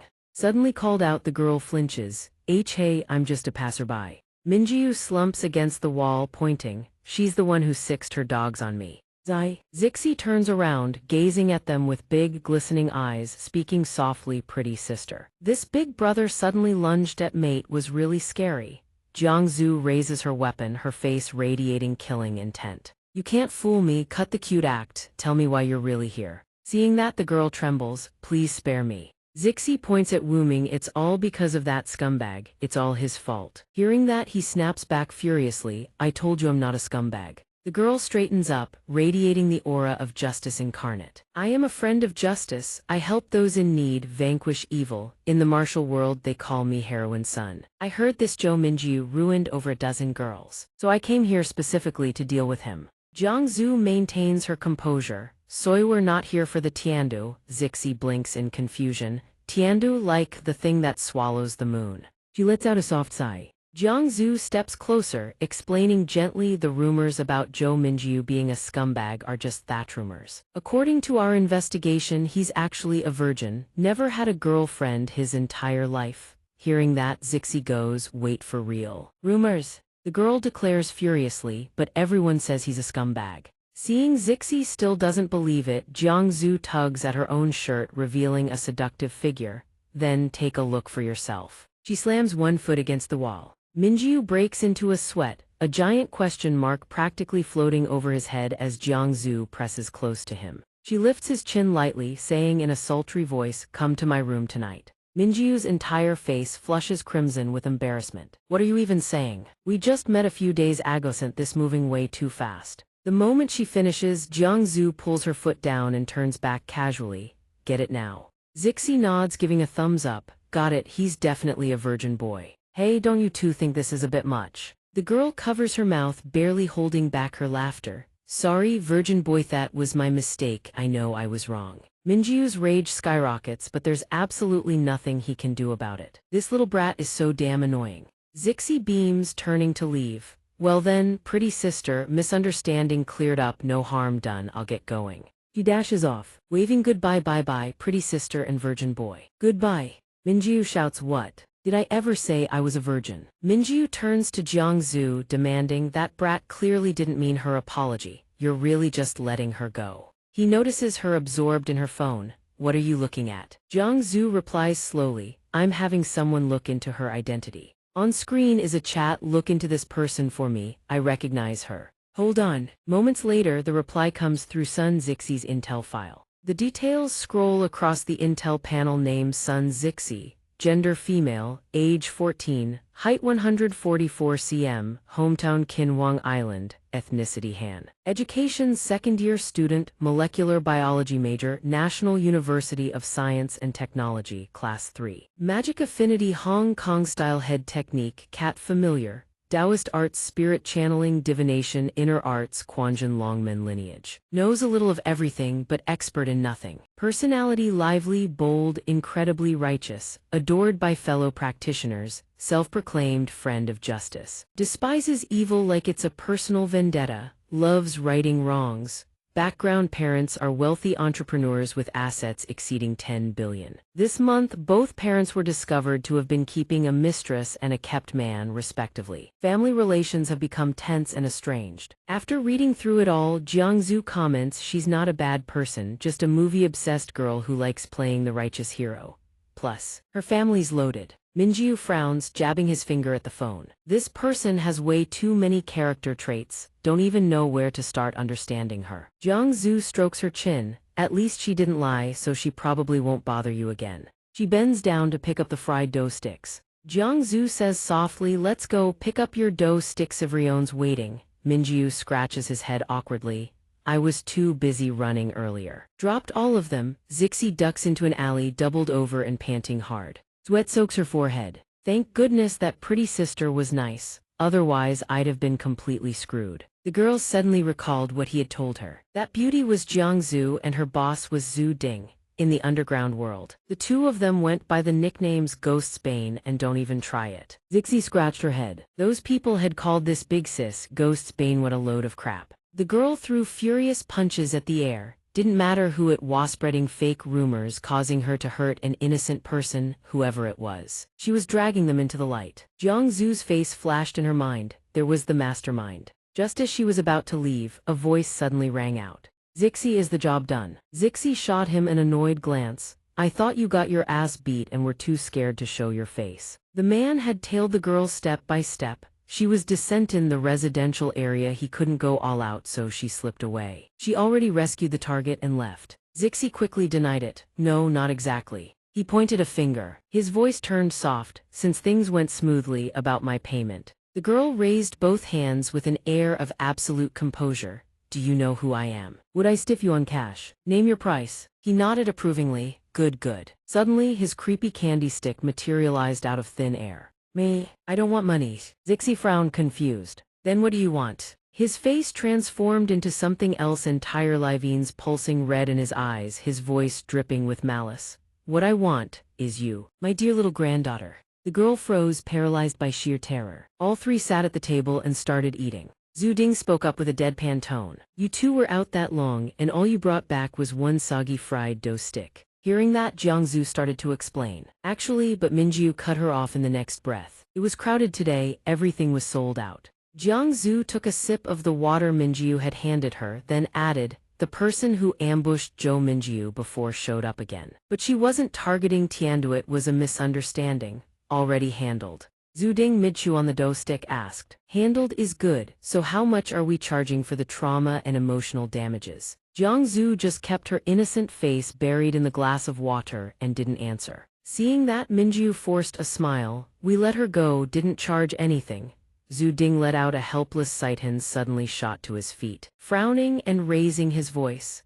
"Zio Zhu, I told you since you were a kid in this world, everything costs money when opportunity knocks. You squeeze them dry." He gestured at the pathetic spread on the table. "We're eating pickled cabbage and soggy rice every single day. We can't even afford fried dough sticks on the regular. Pickled greens, chili peppers, radish, salt, garlic. We're this broke, and you're letting money-making opportunities walk out the door." After hearing Zhu Ding's speech, Minjiu shot him a deadpan look and muttered, "The other day you were stuffing your face like a starving pig." Ding leaned in close, grabbing Minjiu's jaw. "Look at little Joe here, ambushed twice in a row, poor bastard. Billing 800,000 for medical fees isn't even excessive." Minjiu's voice trembled. "Lucky Jiangzu was there or I'd be in real trouble." Ding patted his head. "Even if your body's fine. That fragile little soul of yours was definitely traumatized. Emotional damages are non-negotiable." Minjiu immediately played along, putting on a show of crying. "They called me a scumbag boss." Jiangzu typed on her phone and said, "I just sent you the intel file from the situation room. Go find her and demand compensation." Ding's eyes lit up instantly. "Let me see, what does she look like? How much can we squeeze out?" At the same time, Minjiu's phone buzzed with a notification. He grabbed it and opened it. Seconds later, his eyes went wide with shock. On-screen email from June 2021, Class 2 Engineering Faculty Advisor Notice. Recently, class skipping and absences have been rampant. Multiple students have accumulated excessive unexcused absences across numerous courses. In our class, the following students are flagged: Chen Kikun, Zheng Junliang, Zhou Minjiu, Xiao Zihan, Yang Geijia, and Li Liuren. These 6 students' cases are extremely severe. The department's academic committee has decided if any of these 6 students misses even one more class, they automatically fail all courses this semester. Take this as your final warning. Faculty Advisor, Class 2, School of Engineering. After reading the email, Minjiu's face drained of color. His entire body broke out in a cold sweat and he started shaking. Seeing Minjiu scramble toward the door, Ding called out, "Hey, Little Joe, where are you going? Class, Minjiu shouted back. I'm about to fail 12 courses. He sprinted down the street at full speed. Tears streaming. Why do they always take attendance on the days I skip? Please God, no roll call today. Suddenly, the sound of wheels rolling came from behind him. It was Jiangzu on her scooter. Minjiu saw her riding over and blurted, "You have an electric scooter." Jiangzu turned to him, "Stop running around like a headless chicken.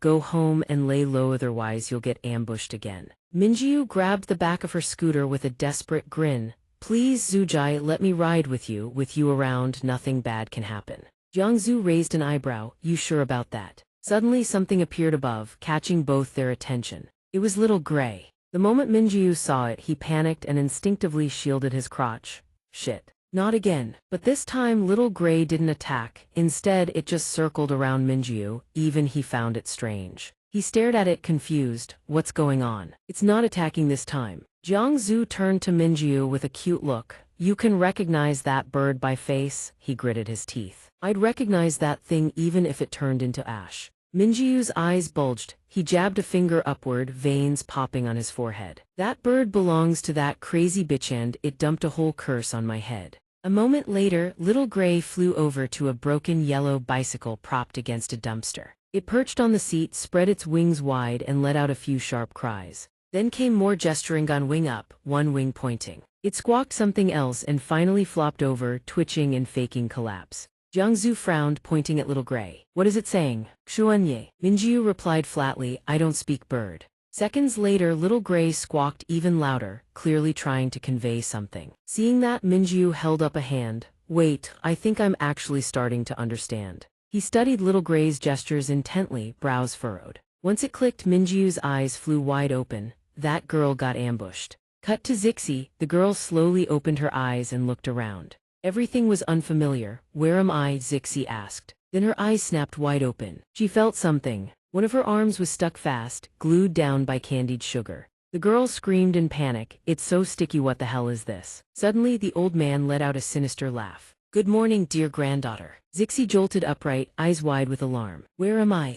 What do you want from me?" The old man flashed a wicked grin. "Family reunions don't come easy. Why rush off?" The candied sugar wound tighter around her. Zixi thrashed and screamed, "What the hell is this stuff? Don't touch me." Seconds later, both her legs were bound tight by the sticky sugar. In an instant, it had wrapped around her entire body. The girl screams, "Let me go, let me go." The old man's expression darkens. "Good girl, come with Grandpa. Let's go see Grandma and Daddy." Zixi snaps, "Who the hell is your granddaughter? Are you insane? If you don't let me go right now, I'll scream and someone will beat the hell out of you. You're dead, you hear me? Dead." He gestures toward the two figures encased in sugar candy, a sinister grin spreading across his face.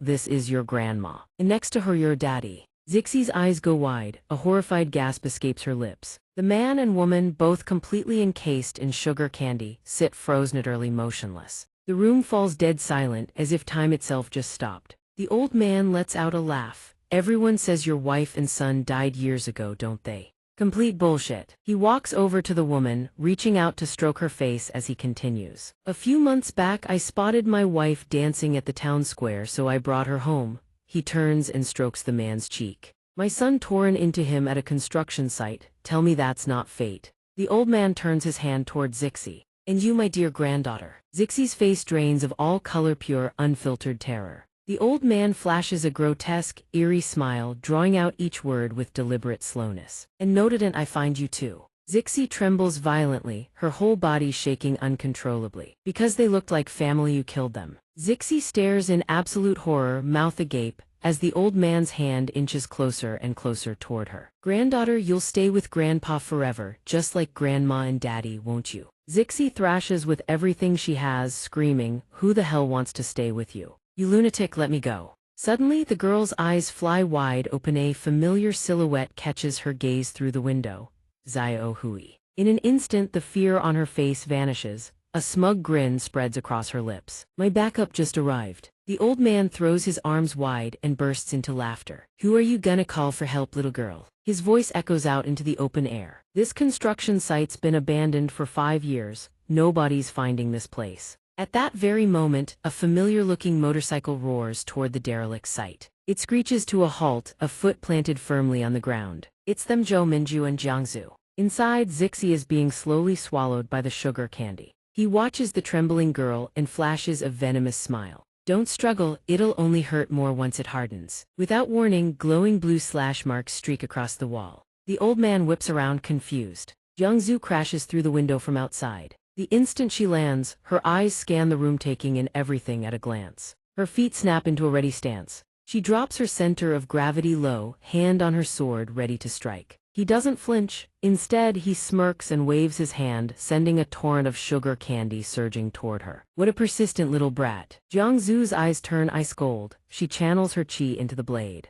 In a flash, she swings twice dual arcs of sword chi slice through the air and collide head-on with his candy attack. The old man's eyes bulge in shock. The next second, he's launched straight out of the building, crashing through the wall and leaving a massive hole. Jiangzu doesn't hesitate, leaps out after him. The old man channels sugar candy between his palms, molding it into a massive, raging bull that charges straight at her. Jiangzu stays perfectly calm. She funnels chi into her sword, levels it at the charging bull, and unleashes a piercing blast of sword chi that tears clean through it. In an instant, the sugar candy bowl shatters into 1,000 fragments. Jiangzu levels her sword forward, eyes sharp as blades. The next moment, every shard of the shattered bowl freezes solid midair. Seeing this, he thinks to himself, frozen again, I can't control it. He flings sugar candy behind him, shaping it into a spring mechanism. He drops onto the candy platform, 3 candy legs catching his weight as he launches off the ground.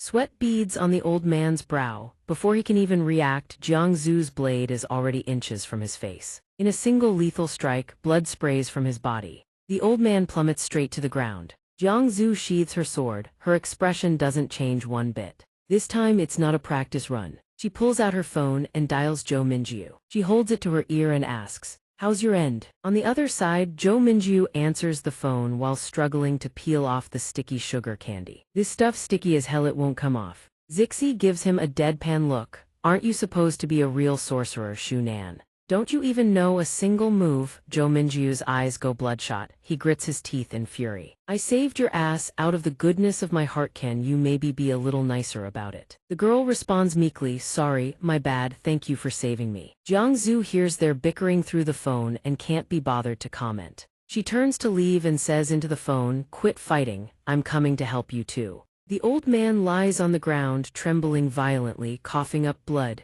In his shaking hand, he grips a vial of medicine. He hurls the vial into his mouth and bites down hard, shattering the glass. He forces the liquid down his throat. The moment the drug hits his system, his eyes bulge, veins pulsing red. A terrifying aura erupts from his entire body. No matter who you are, you killed my wife and my son. You deserve to die. Jiangzu feels the surge of power behind her. She stops mid-call and turns. His eyes blaze crimson. A manic grin splits his face. No matter who. She watches him advancing and says into the phone, handle things on your own, I can't come help anymore. From his feet, sugar candy wraps around him thicker and thicker, engulfing his limbs. He activates the Qing Miao Xuan Gong technique, muttering an incantation under his breath, Ding Zhai Fang Zhang Qi Ziu Hu Zhu. This old man is pissed.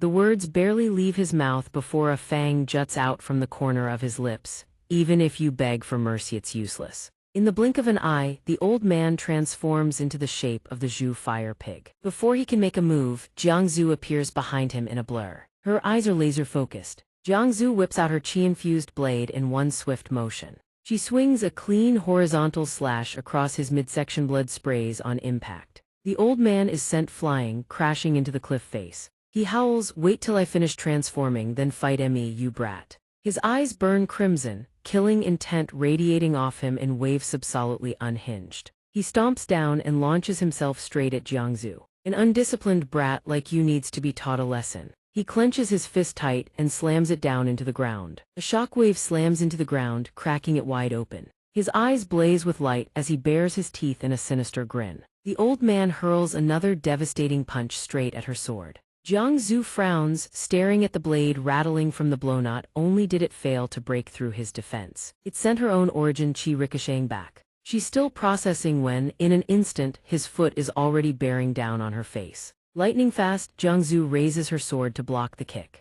Didn't your parents ever teach you not to interrupt a family reunion? The old man's kick hits with such crushing force that it sends her flying. Jiang Zhu drives her sword into the ground to stop herself from skidding even farther. She slams the blade deep into the earth and says, "What a shame I don't have parents." Jiang Zhu adds with a frown, "But someone did teach me great Tao flows through all things and its essence is called the art." In the next breath, an emerald aura erupts from her body, virtue as strength, integrity at the core. The old man charges in, his fist clenched in fury. "Who the hell can even understand what you're saying?" Jiang Zhu slowly opens her eyes, lets out a sigh, then launches into her technique Mei Lin Guihi, opening stance. Qinfeng Jiaoluo. The moment the words leave her lips, 5 streams of energy shoot down from the sky toward him. In a flash, the streams transform into razor-sharp ice spears that pierce clean through his body. A second later, the old man collapses to the ground, vomiting a mouthful of blood.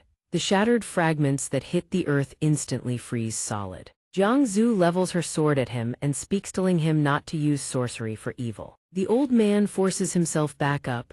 "I just want my family back together. What's wrong with that?" She blinks, genuinely surprised. "I only said kidnapping is bad." Suddenly, his expression darkens.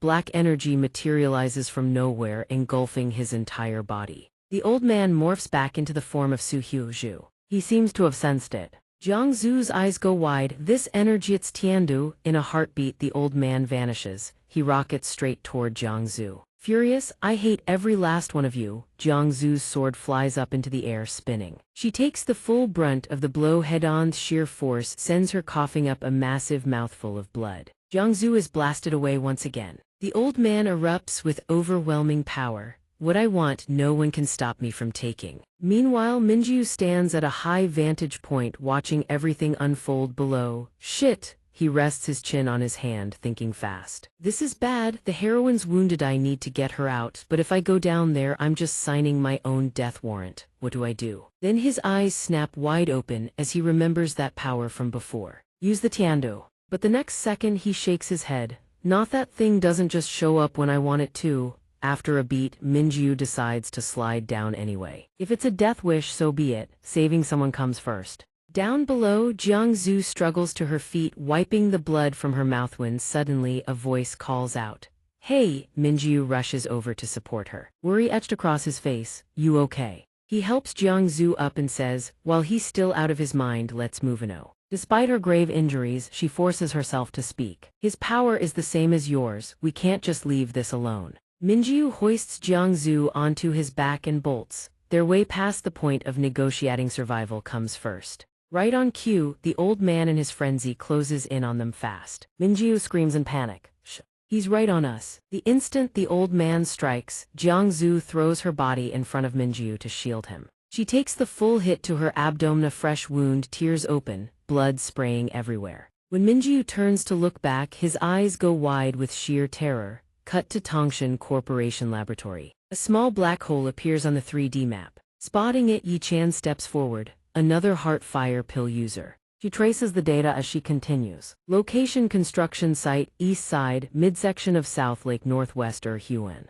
Hearing this, a man seated in a chair swivels around. What was that you just said?" He smiles at Yi Chan standing before him. She returns a faint smile. "Team leader. I'll handle this one. You just keep doing whatever you're doing. But do take care of yourself, you are getting old. And the last thing we need is you going senile on us." The team leader hears this and forces a pained smile. Yi Chan walks over to her desk and sits down. "I'll send a team to retrieve the asset now." Her fingers fly across the keyboard as she speaks. "Hayware Squad 7, I've got a mission for them. Send a few people to West Huan." Back to Jiang Zhu and Minjiu. Right now, she's using her own body to shield him from the old man's attack. Momentum carries him down. He hits the ground face first, one leg sticking straight up in the air. Minjiu struggles upright, eyes half open, and calls out groggily, "Are you okay?" But before he can finish the sentence, the sight in front of him drains all color from his face. His eyes bulge. What the hell is that? Jiang Zhu is dangling in the old man's grip, his hand clamped around her throat.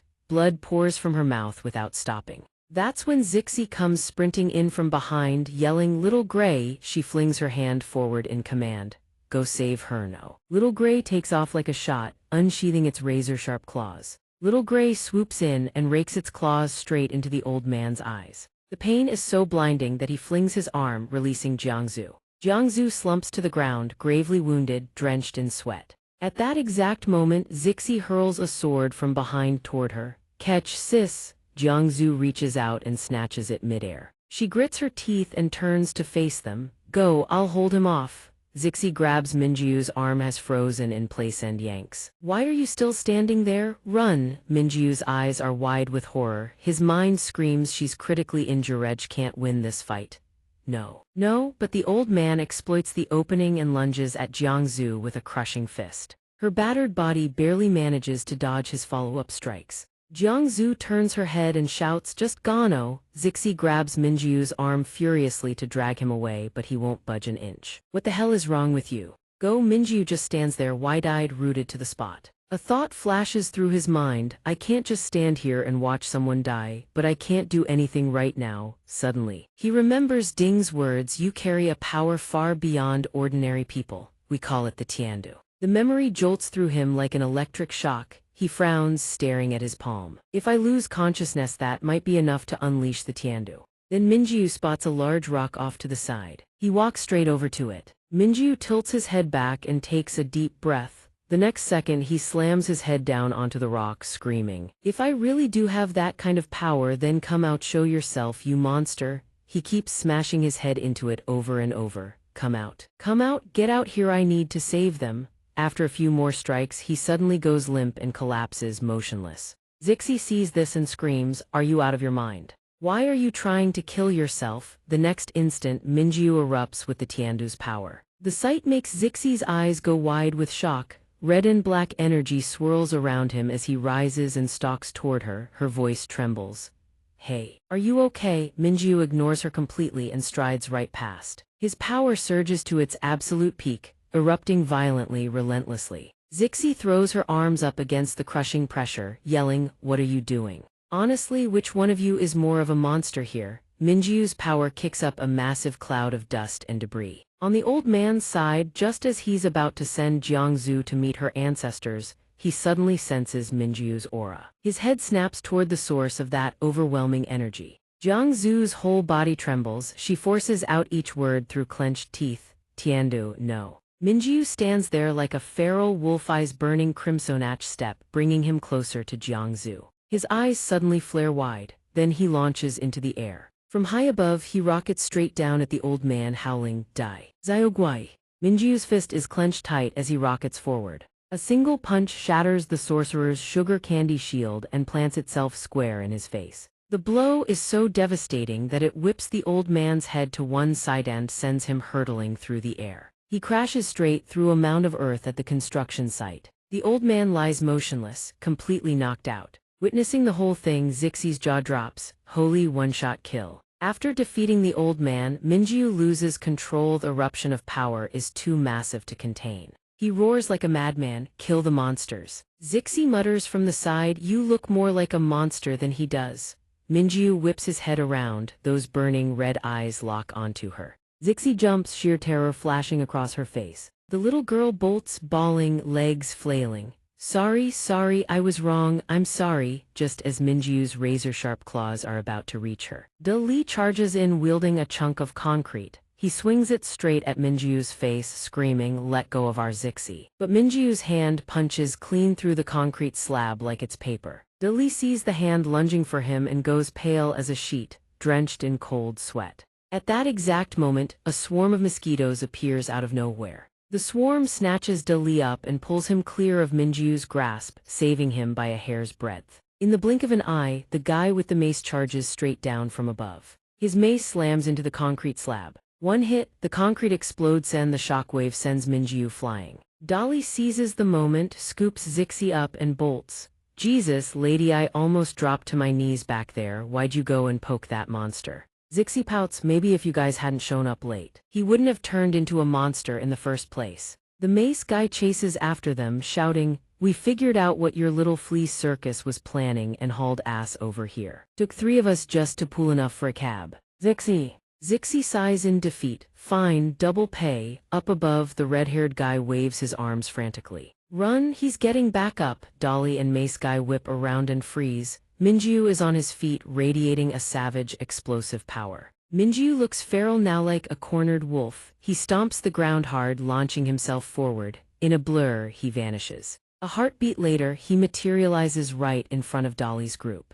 Mace Guy swings his weapon forward in a panic. Minjiu punches the mace head-on. The mace shatters on impact. The guy goes flying with it. Mace Guy hurtles backward. Straight into Dolly. Holy shit, this guy's way too strong. Both of them crash to the ground, groaning in agony. Zixi goes flying out of nowhere, slams into someone, bounces off, and faceplants into the dirt. Dolly's whole body trembles as he struggles upright. We're screwed, this guy's on a whole different level. Mace Guy chimes in. I borrowed this mace from a construction site, please tell me I don't have to pay for it. Zixi adds, utterly disappointed. You guys are seriously useless. Jiangzu approaches from behind, moving stiffly. She speaks up. We can't overpower him. All we can do is buy time. Once his power burns out, he'll recover on his own. Don't worry, I won't let him hurt any of you. Zixi turns to her worried. You can barely protect yourself right now. Big sis. Dolly points toward Minjiu and speaks up. Hey, that monster's acting kind of weird. Minjiu is furiously slamming both hands into the ground. He leaps from spot to spot, swatting at swarms of mosquitoes. Then he kicks wildly at another cluster. Turns out the red-haired guy is controlling the mosquitoes. He glances over at the group. I've got him distracted go now. Hearing that, Dolly and Mace Guy light up like Christmas trees. One scoops up Zixi, the other grabs Jiangzu, and they bolt. Nice. A moment later, they make it up to where the red-haired guy is perched. Everyone looks down at the scene below, dead silence. Zixi scratches her face awkwardly, forcing a laugh. I don't know why, but I can't help finding this kind of funny. Down below, Minjiu is flailing wildly, going all out against the mosquitoes. He swats at the swarm, screaming, monsters. Minjiu just keeps swatting and swatting. The red-haired guy lets out a strained laugh. A moment later, sweat is pouring down his face. How much longer do I have to keep this many mosquitoes going? I'm dying here. Half an hour later, the red-haired guy is pale and gaunt, arms trembling nonstop. My body's completely spent. 1 hour in, Minjiu is mid-swat when he suddenly freezes. The Tiandu power begins to fade. A second later, his strength gives out completely. He collapses face first onto the ground, in a suspiciously familiar position. Little Sun Office, 4:20 p.m. Auntie Chu finishes bandaging Jiangzu's chest wound and speaks. Good thing your cultivation is deep. The wound on your back isn't serious, no damage to the spine or heart. She peels off her gloves. All done. Auntie Chu adds her thorough instructions. 1 month of recovery, no strenuous activity, sleep on your side, don't put pressure on the wound. She sets down the gloves stained with strawberry syrup on the table. Before leaving, Auntie Chu turns back. I'm leaving the prescription here for the blood-activating acupuncture. Have little Zhu handle it morning and evening, 30 minutes each session. Jiangzu sits on the bed with a soft smile. Thank you, Auntie Chu. Ding peeks his head in from the doorway. Hey, big sis, Xiao Zhu's injury. Sister Zhao pokes her head in from the other side of the door. Nothing serious, right? The door closes. Auntie Chu finally speaks to reassure them. Relax, in 2 months there won't even be a scar. Ding's mind wanders somewhere inappropriate, blushes with a grin. Nice, would have been a shame if Xiao Zhu got a scar on her chest.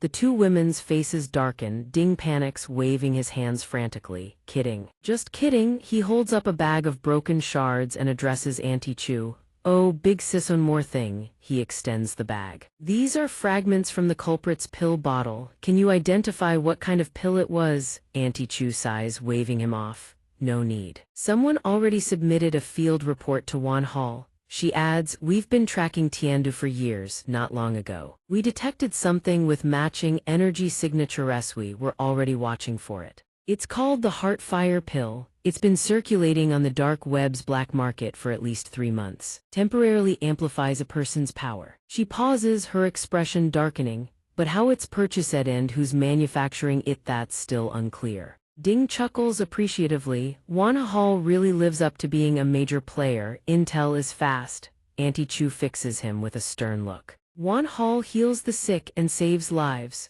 People in the underground world want to stay on good terms with us. Naturally, they volunteer information. Isn't that exactly why you lot proactively told me about that Tiandu brat's identity? Ding grins. We told you because we trust you, big sis. Auntie Chu fires back. I'd say you trust your own abilities more than you trust me. If the information leaks out, it won't matter to you anyway. Ding laughs, playing humble. How could that be? This lady just doesn't want to keep going in circles with you. Auntie Chu turns to leave. Come on, let's go check on the Tiandu kid. His problem is worse than Zio Zu's. In the courtyard, everyone stands around staring at the young man sitting on a bench, making strange noises. Seeing Minjiu's blank, drooling expression, Sister Zhao can't hold it. Inch covers her mouth, shoulders shaking with silent laughter. Ding. Standing beside her, scratches his face. I already told this kid use power recklessly and you'll end up looking brain dead. Had no choice but to tie him up here. Auntie Chu sits on a nearby chair and begins taking Minjiu's pulse. She detects the erratic heartbeat and immediately delivers her verdict. Origin Qi in chaos, meridians blocked, it's impacting his cognition. He needs treatment. Zixi appears out of nowhere, shouting at the group. The Yijin Jing. She continues, in wuxia novels when your internal qi is out of balance, you use the Yijin Jing to fix it. Ding and Sister Zhao stare in disbelief. Her theory is so absurd they nearly drop dead. Auntie Chu mutters under her breath, where did this airhead come from? Zixi hears the insult and loses it. She jumps up yelling, who are you calling an airhead, you old hag? Jiangzu appears walking slowly toward them. She calls out to Auntie Chu. Zhou Minjiu forced himself to unleash uncontrollable power to save me. Please, Auntie, find a way to help him. Looking at Minjiu's dopey, drooling face, Auntie Chu is at a loss for words. He knew how dangerous Tiandu was and he did it anyway. Zixi tries to act all cool and collected, waving a piece of paper around like a blank check. Just save him, name your price. Auntie Chu grabs one of her braids and jabs a finger at her. This kid's got some nerve. Someone get her out of here. Zixi screams, let go of me. Sister Zhao pulls Zixi into a hug, gently trying to calm her down. Settle down, kid. Dr. Chu is a big deal. Zixi pouts, more like a big pain in the ass. Ding drops to one knee beside Zixi to enlighten her. Right now, the Sorcerer world has three major powers: Tongshan Corporation, the National Martial Arts Hall, and Wan Hall. Dr. Chu here is one of the 5 Grand Branch Masters of Wan Hall. He leans in closer, and she's also the blood aunt of Wan Hall's Hall Master. Zixi's jaw drops. The aunt of Wan Hall. Hollyweight, does she happen to have a relative named Yang Guo too? Auntie Chu looks at Minjiu. His problem isn't exactly hard to solve. The origin qi is chaotic, the meridians are blocked, we just need someone to clear them for him. She strokes her chin, mulling it over, but the origin qi inside this kid is far too powerful. Clearing all his meridians at once would drain whoever does it, and the backlash risk is enormous. Auntie Chu glances back over her shoulder,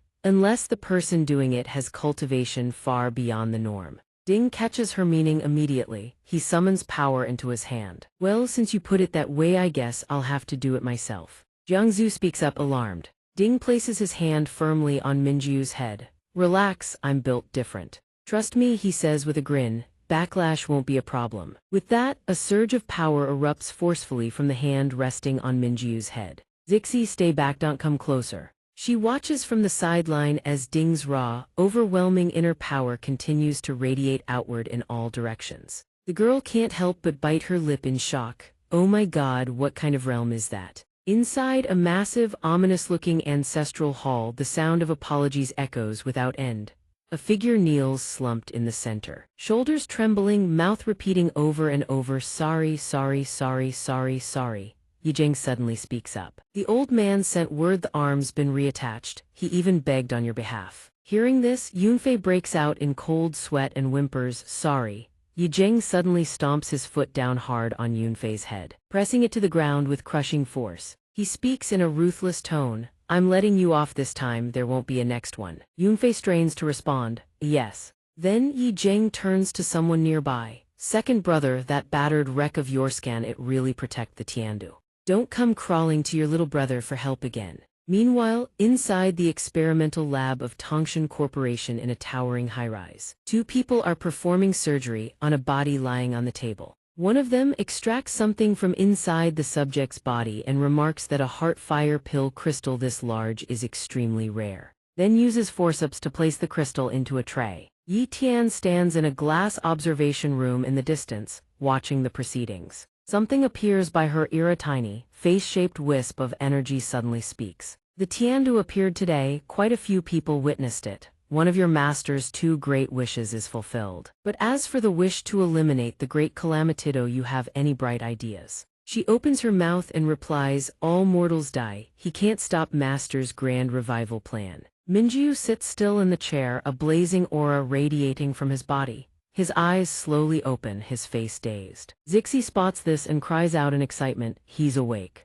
Minjiu startles and turns, is in extremely rough shape. I already told you if you don't handle the Tiandu's power properly, it'll fry your brain. But you did it for little Zhu, gotta give you credit for the guts. Minjiu's face goes pale. Did the Tiandu devour my consciousness? I think I saw something strange. Zixi pipes up excitedly, hey handsome, did you know? When he channeled his energy to heal you, he was totally badass. Minjiu ponders silently. Channeling internal energy to heal. In every wuxia novel they say it drains enormous amounts of power. Looking at Ding's current state, he wonders if he's so exhausted he's about to turn into a zombie. Minjiu immediately bows respectfully toward Ding. Uncle Zhu, thank you. Ding mutters under his breath, you. He whips his head toward Minjiu, glaring in disbelief that he just called him uncle. Zixi has somehow materialized behind Ding, chiming in. Right, he really doesn't know how to talk. Calm down, don't be mad. Then the girl puts on her most ingratiating smile. From now on, I'll massage your shoulders every day, and when you're free, teach me some moves. Okay. Ding, getting the massage, leans back comfortably and starts bossing her around, a little to the left, lower. Minjiu seizes the opportunity to step closer, his expression loaded with meaning. Brother Zhu, thank you for saving me, I'll definitely repay you. Ding immediately pushes him away with a look of disgust. No, you'd better stick with uncle, or the whole hierarchy goes out the window. Zixi keeps massaging Ding's shoulders, grinning. Come on, brother. Women in their 30s still get called miss, who cares about seniority? This remark makes Ding turn to Minjiu irritably. This brat's got a real mouth on her. He presses his hands against his knees. Minjiu, Ding pushes himself to his feet. Now let's get down to business. He stands before Minjiu, laying it out straight. You should think about dropping out. Focus entirely on cultivating and controlling the Tiandu as soon as possible. Minjiu responds evenly.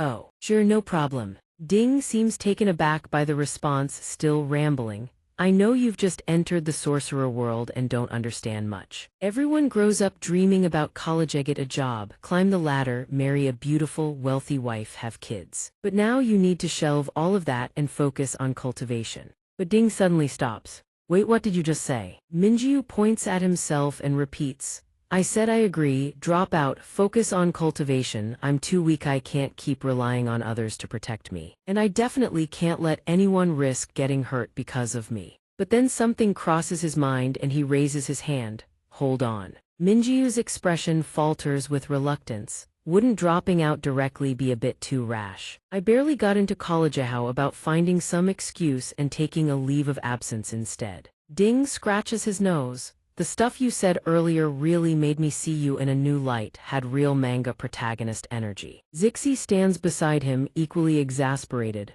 but the second half cowardly as hell. With that, Ding turns to leave, waving dismissively. I'm going to sleep first. Tonight, little Zhu takes over your training. That night, after over 20 rounds of grueling heaven-devouring training, Minjiu finally begins his actual cultivation. Jiang Zhu holds a book and assesses him. Your body has probably already grown accustomed to origin qi, so you just need to calm your mind. And you'll be able to sense the origin qi fluctuations inside you. Minjiu sits still with his eyes closed, saying nothing.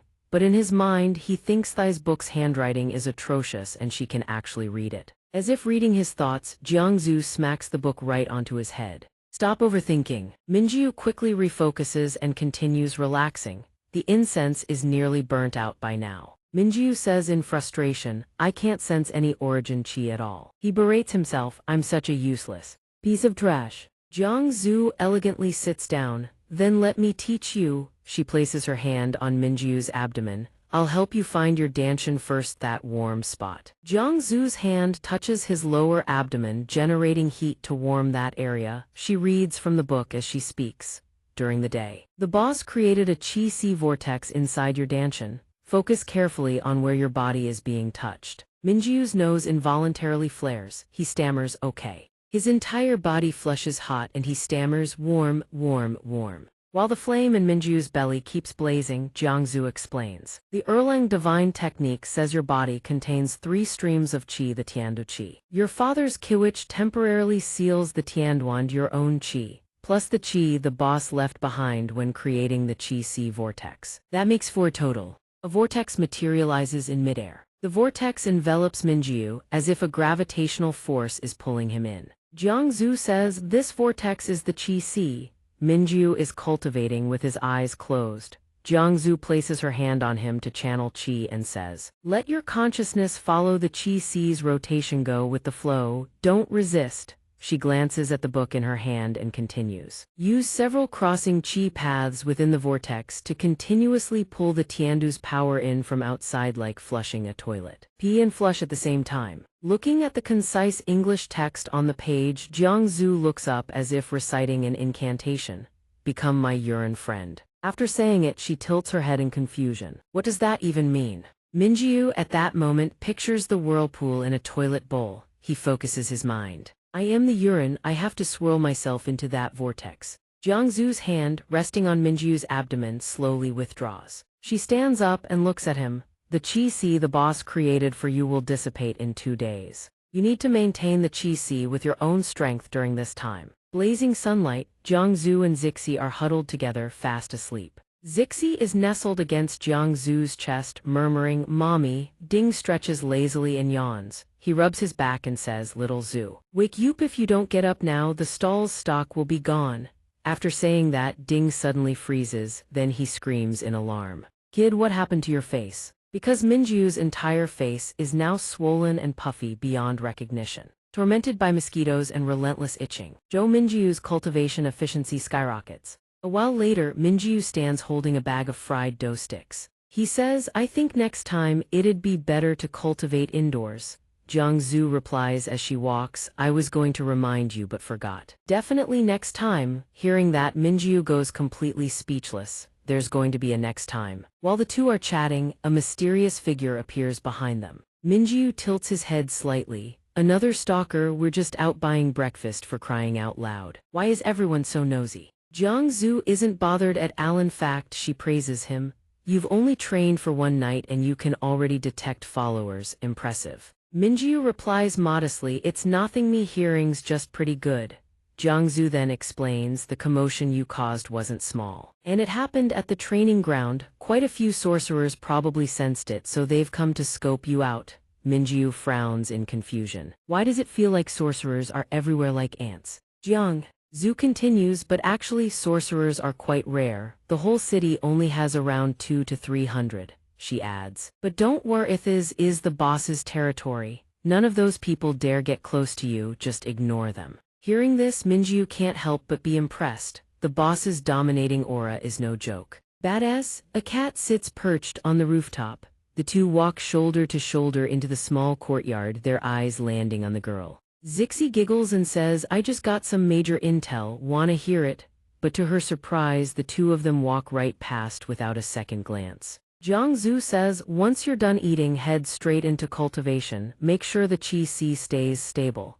Minjiu replies, "To protect my life, I wouldn't dare slack off." Zixi stares at them. Then he continues, "Once I've stabilized my qi-si, shouldn't you teach me some moves like the 18 dragon subduing palms?" Jiangzu says flatly, "I don't know the 18 dragon subduing palms." Zixi finally can't hold it in anymore and explodes. "Stop ignoring me, I'm mad, I'm not playing with you guys anymore." She crosses her arms, putting on a mysterious air. "I've got a commission worth 50,000. Jiangzu suddenly lunges toward her. "Didn't you say earlier you got some major intel? Now I'm very interested." Minjiu is caught completely off guard. He never expected the heroine to be like this. Zixi herself didn't expect things to get this awkward either. "I thought it was Shinnen's brother who took the bait, not you, sis." A while later, everyone gathers around the dinner table. Ding rubs his hands together, eyes practically turning into dollar signs. He drools, "So, young lady, smart, beautiful, and loaded. What's your commission?" Zixi answers, "I got the lead on that pill trafficking ring from CZ last time. I want to trace the source." Her eyes sharpen. "Once we find it, we sweep them all in one net and clean up the streets for good." Minjiu frowns. "What's CZ?" Jiangzu answers immediately while still chewing. codename for an intel broker in the underground. She keeps talking between bites. He's a real estate agent who moonlights selling intel, total scumbag, has a thing for bubbly, cute young girls. Minjiu stares, dumbfounded. Does someone seriously need to call the cops on this guy? Zixi yells to snap their attention back. Hey, can you two be serious for 1 second? We're talking business here. Minjiu bites into a skewer and says, that power, it's a lot like mine. I want to investigate too, but I'm too weak. Getting involved would just drag everyone down. Zixi hears this and scoffs. I wasn't counting on you anyway. Then she immediately perks up. Zujai, let's go catch some bad guys. Jiang Zhu hesitates, but before she can reply, Ding waves his hand. She's not fully recovered yet. No field work for 2 months. Zixi's sparkling eyes pivot to him. So it's the overbearing big brother who'll step up personally. Ding nearly chokes on his strawberry soda. He puts on his best I'm so fragile act. I burned through my origin chi healing someone. My cultivation is shot, can't do it. Also, who the hell are you calling overbearing big brother? Can you come up with a better nickname? The girl pouts, fuming. Fine, so none of you are going to help me, is that it? What if I throw in more money? Minjiu, Jiangzhu, and Ding each decline in turn. I'm too weak, boss literally won't let me go. Just bought a new game, planning to binge it for the next few days. Zixi trembles with rage, tears brimming in her eyes. She stands up from the table and declares, not a single shred of heroism among you. Little Kiwi, we're leaving. Kiwi lands on the table and snatches a fried dough stick with its talons. Before closing the door, Zixi turns back to look at them one last time. I thought you guys were good people. I was wrong about you, goodbye. She adds, Ohan, thanks for saving me, never seeing you again. With that she storms off. Minjiu murmurs, she's not going to do something stupid and go after them alone, right? Jiangzhu flips through her files. She's got a strong sense of justice.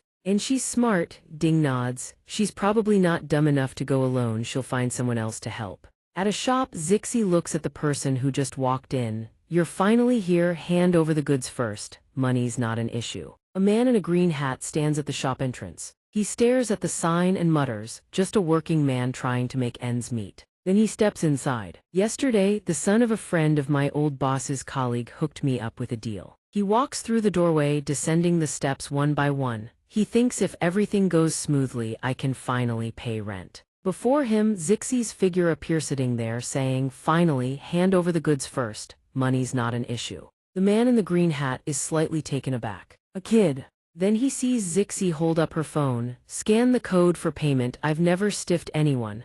The old bartender chimes in, relax. Our young heroine here is good for it. The man in the green hat tips his hat slightly, then shoves his hands into his pockets. If Boss Liang vouches for you, he murmurs. He produces a small vial. This is what you order red-made this week. Guaranteed quality, no shortcuts. Zixi picks up the vial and examines it. So this is the heart fire pill, it boosts cultivation, the man in the green hat replies. Anyone with an unstable mind who takes it risks losing consciousness. He adds, you're still young, you have plenty of time to cultivate, best not to take it. Zixi glances at him with interest. Hey uncle. The intel shop says you can also make custom prescription pills. The man in the green hat panics, waving his hands frantically. I'm not desperate enough to throw my life away for money. Zixi immediately pitches, I can help you with your housing situation, maybe find you a place in a good school district. My family owns a few units across different school districts, take your pick. The man in the green hat wavers, visibly torn. In the end, nobody can resist the temptation of a school district apartment in a big city. The man in the green hat walks away after completing the transaction. The old bartender gently reminds the girl, Zixi, property speculation is unethical. That's ill-gotten money, you know. Zixi smiles, I know. But the unethical ones are my parents, not me. The old bartender sighs helplessly, you child. The man in the green hat enters the subway station and boards a train, cheerfully thinking, let me check which school district is the best. He looks up the map on his phone, musing once this deal goes through, he'll quit. After he's gone, who knows what'll happen to little Liu. A familiar voice suddenly rings in his ear. Liu, class monitor of class 6, heard you struck it rich. The newcomer speaks up, swapping expired pills marked for destruction with fresh ones. You thought the team leader wouldn't notice. Brother Qiang and his thug appear out of nowhere, blocking the man in the green hat's path. Behind them, a silhouette approaches. Liu Yi, bag slung over his shoulder, looks at the man and murmurs, "That's him." He seems to recognize someone and calls out, "Boss." Duh. Liu Yi runs over, "Boss, what are you doing here? Did you come looking for me?" The man in the green hat waves him off. "Xiao Liu, don't come closer." Brother Qiang seizes the moment and drives a fist straight into the man's gut.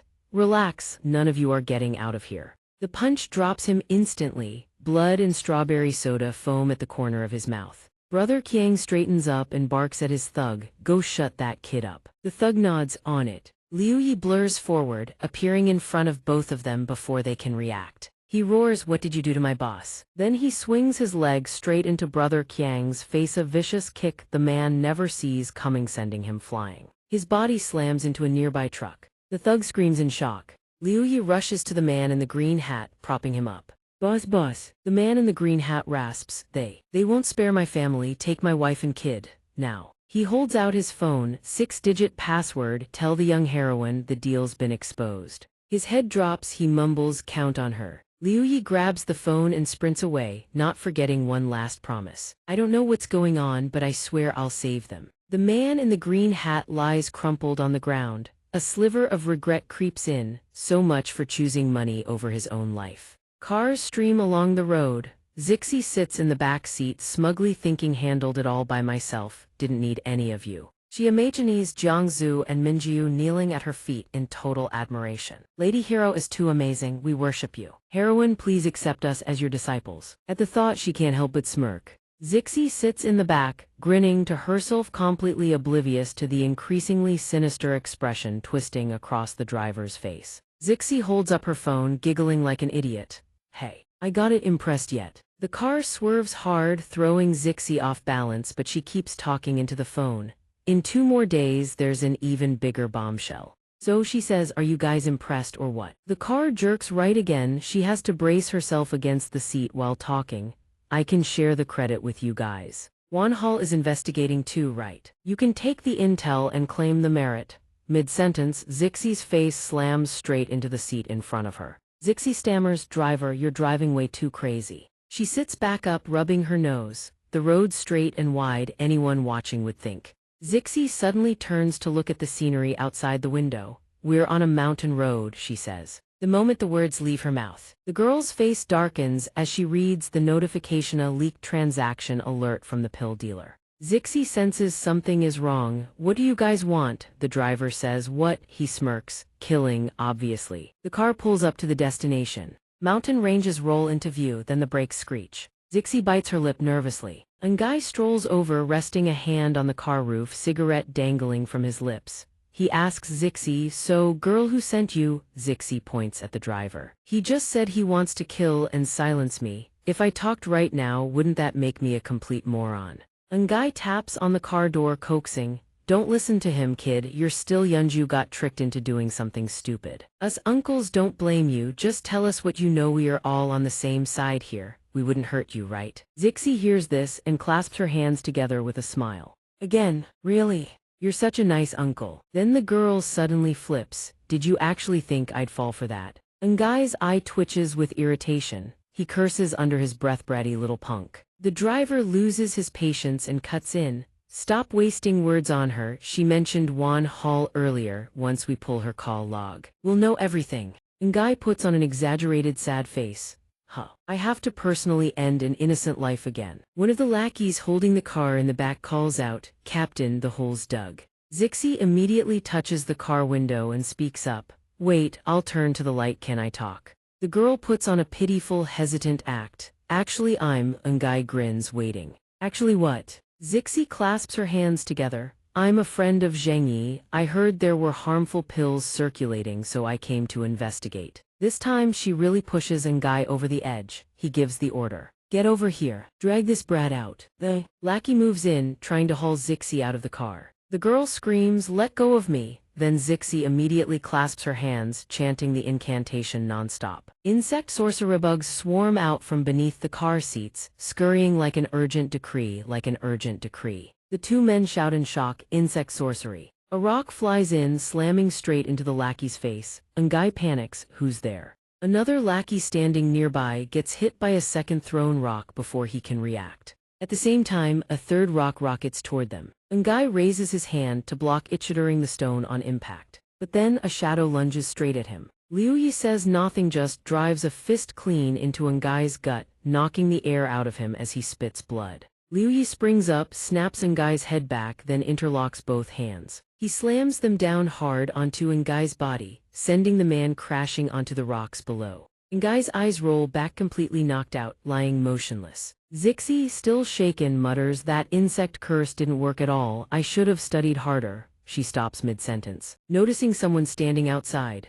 Huh. Who is that? Liu Yi just stands there silently, glancing back at Zixi. A car speeds up the mountain. Minjiu checks the electronic map. It's this spot. Jiangzu touches down, bringing the car to a stop. The two head into the nearby thicket. Minjiu stares at his phone screen. The brat's GPS ping is right here. Jiangzu raises an eyebrow. Since when do you two have each other's locations? Minjiu keeps his eyes on the screen. He answers, "I don't think that's the point. The real issue is something might have happened to her." Both of them freeze, lifting their heads to spot a group of people standing in the distance. Jiangzu asks, "Do they look like good guys to you?" She takes one look at their suspicious movements and vicious expressions, and her aura ignites. She answers her own question. "I don't think so." Wind howls through the mountains. Between the trees, two groups stand face to face, tension crackling in the air. Jiangzu raises her sword, eyes razor sharp. She speaks in a cold voice, "Let them go." With that, Jiangzu swings her blade. Her force explodes outward, instantly knocking the weapon from the ringleader's hand. He stumbles back, shaken. "Everyone watch out, she's a pro." Jiangzu raises her sword again. In the blink of an eye, she brings it crashing down into the earth with devastating force. The group across from her panics, screaming at each other to scatter. "Move!" The ground splits open, dirt and rock spray everywhere. Two of them charge out from the dust cloud.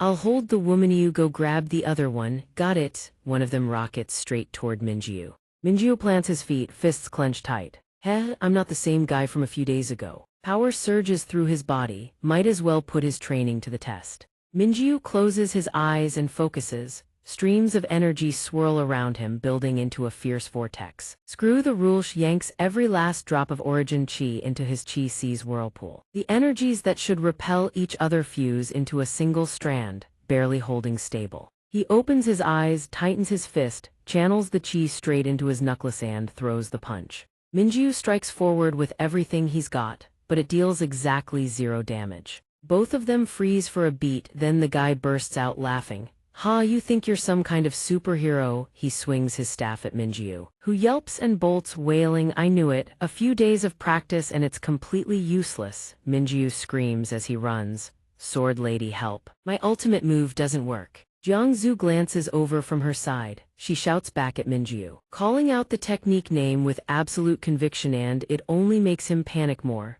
"That's not how this is supposed to work. Is she serious right now?" Meanwhile, the guy is almost on him. Jiangzu tries one more time. "Trust me, do it." "Min." Jiao hears her voice and skids to a stop, barely keeping his footing. At this point, trusting her is my only option. He raises his fist again, screaming, "This better work." The guy smirks and raises his staff. Haha, hackers these days sure love their comedy routines. But then the scene before him makes him freeze. Minjiu unleashes a punch of terrifying force. A swirling torrent of chi rockets forward like a storm. A colossal fist of raw energy materializes, spinning violently as it hurtles straight at him. The earth shakes, dust and debris erupt. Everyone nearby is shaken to their core. He leaps clear of the punch's trajectory just in time. Moments later, the energy dissipates, leaving a massive scorch mark seared into the ground. His entire body trembles, he can barely stand. Holy sh. Is this guy a superhero or something? Fear still grips him, sweat pouring down his face. Minjiu, fired up, keeps attacking. Haha, take another one.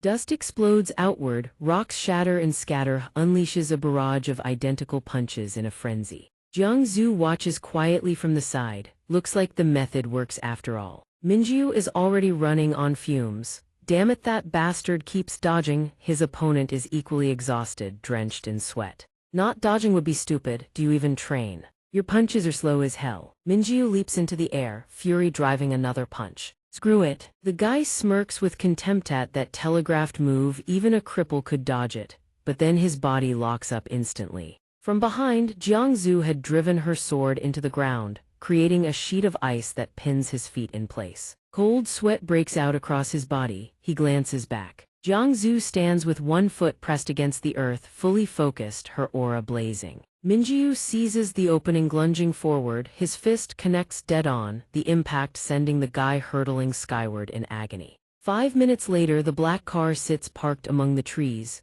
The side mirrors are shattered. Every single one of those guys from earlier is beaten to a pulp, faces swollen, desperate to beg for mercy. Spare us, some expert rescued. Hirsch's already gone. By the time we got there, she was gone. It's all a misunderstanding. Jiang Zhu says coldly, so you really did kidnap her? The group goes dead silent. Zhou Minjiu points at the hole in the ground on the other side. And this pit here, you weren't planning to kill her and bury the evidence, were you? The men's faces darken. They duck their heads, pretending not to hear. A moment later, the two walk away. Zhou Minjiu asks, so who do you think rescued that girl? Jiang Zhu replies, she has money. Of course she has friends. They leave behind the men half buried in the pit, screaming and begging to be saved. On the highway, the boy pedals hard, Sun Zixi riding on the back. Little Hui soars lazily overhead, wings spread wide. The boy pedals on carefree. The wind rushes past on both sides, sending the girl's hair flying. Zixi's face is full of emotion. Big bro, thank you for saving me. She pulls out her phone, tapping away. Hee, sending a text to my parents telling them I ran off with a handsome guy. If they don't believe it, it'll drive them absolutely crazy. The boy speaks up, making her look up. If you want to thank someone, thank my boss. Right before he died, he still told me to send you that message. He was afraid you were in danger. Zixi freezes, her mind flashing back to the text that appeared on her phone. So that's where the message came from. The boy tilts his head back slightly and continues, Big bro is a good man. If it weren't for him, I would have starved to death long ago. He keeps talking. I still remember it. That year my parents sold the house and ran off. I had nowhere to go. While I was digging through trash cans, starving, a voice called out, hey, kid. I looked up and saw a man with a bright smile. He said gently, I need help. Want to come work for me? I'll feed you. The boy nodded and followed him. After wandering for over a month, Big bro took me in. Even brought me into Tongshan Corporation, a real company. He held out the Yi Jin Jing in front of me and said seriously, everyone in this world is a sorcerer. Study this. Integrate with us as fast as you can. Remembering that moment, he can't hold back his emotions. Big bro not only pays me 500 yuan a month, he even taught me a top-tier cultivation scripture. The boy starts sobbing again. Nice guys don't last long, bro. Zixi stares at him, momentarily stunned. Your parents are even worse than mine. Plus your boss totally scammed you. Temp work doesn't pay just 500 yuan a month. That's straight up illegal. The Yi Jin Jing is all over the internet. Did you actually manage to cultivate anything? Suddenly the boy slows down. His eyes lock onto a recycling bin by the roadside. Huh? Zixi follows his gaze without thinking. He stops the bike and excitedly starts pulling recyclables out of the bin. Zixi keeps pestering him from the side. You said you're part of Tongshan Corporation, so your boss is too, right? He ignores her, grinning ear to ear at his bag of recyclables. Jackpot. Zixi raises an eyebrow, thinking to herself, so that pill was made by Tongshan Corporation. I need to keep this witness around. Can't let him slip away. The girl snaps, hey, are you even listening to me? At the police station, the boy leads Zixi to the entrance and calls out cheerfully, officer. He grins, still clutching the bag of recyclables, terrified someone might steal it. Then he pushes Zixi forward. This little girl is lost. Could you help get her home, please? The girl freezes. Done with that, he turns back to his bicycle. I gotta go, big bro's wife and kid have cram school today. Bye-bye. He waves happily and pedals away, leaving a dark storm cloud hanging over Zixi's head. The girl stands there utterly helpless. The officer gives her a gentle smile. Don't be scared, sweetheart. Where do you live? In the courtyard of a house, an elegantly dressed man in a suit steps inside and asks politely, excuse me, is this the little Sun office? He straightens his jacket and introduces himself. I'm Sun Heping. I'm willing to pay 1 million to find my daughter. Zhu Ding smells money. His eyes light up instantly. Welcome, welcome. He shakes the man's hand enthusiastically, then turns to shout, Secretary Zhao, bring out our finest dragon well tea. Heping smiles warmly in return. Secretary Zhao clears her throat beside him. We don't have that. We've got red tea in yuan a box. That work. A cracked cup of tea is placed on the worn wooden table, wisps of steam curling upward. Hepping folds his hands and explains, my daughter is Sun Zixi. She left home 7 or 8 days ago. Then suddenly sent a text saying she ran off with some handsome guy. He pleads, how can a 14-year-old girl just fall in love and elope with someone? As her father, I absolutely refuse to accept this. Please, I beg y'all help me find her. Zhu Ding beams warmly, dollar signs practically dancing in his eyes. Oh my. Of course, of course. He rubs his hands together. Secretary Zhao strokes her chin thoughtfully beside him. Sun Zixi, that little one's father. Hepping freezes and looks at her, curious. Zhao winces guiltily, lowering her gaze and pressing a finger to her lips as if trying to hide something. SHH. Hepping clears his throat. Cough, cough. He stares at her, suspicious. Why is the eldest daughter of the Zhao family working here? He pulls out a check. Consider this a down payment. Please find my daughter. A blinding aura of wealth practically radiates from him. Ding's expression turns serious. He nearly grabs Hepping's hands. Rest assured, consider it done. A clear blue sky, clouds drift by without a care. Zixi walks in, gripping the doorframe, looking a bit down. Anyone here today? I've got something I need you guys to handle. Then she looks Yup and freezes. Dad. Hepping spins around at the voice. The father's face lights up with a brilliant smile, eyes sparkling with excitement.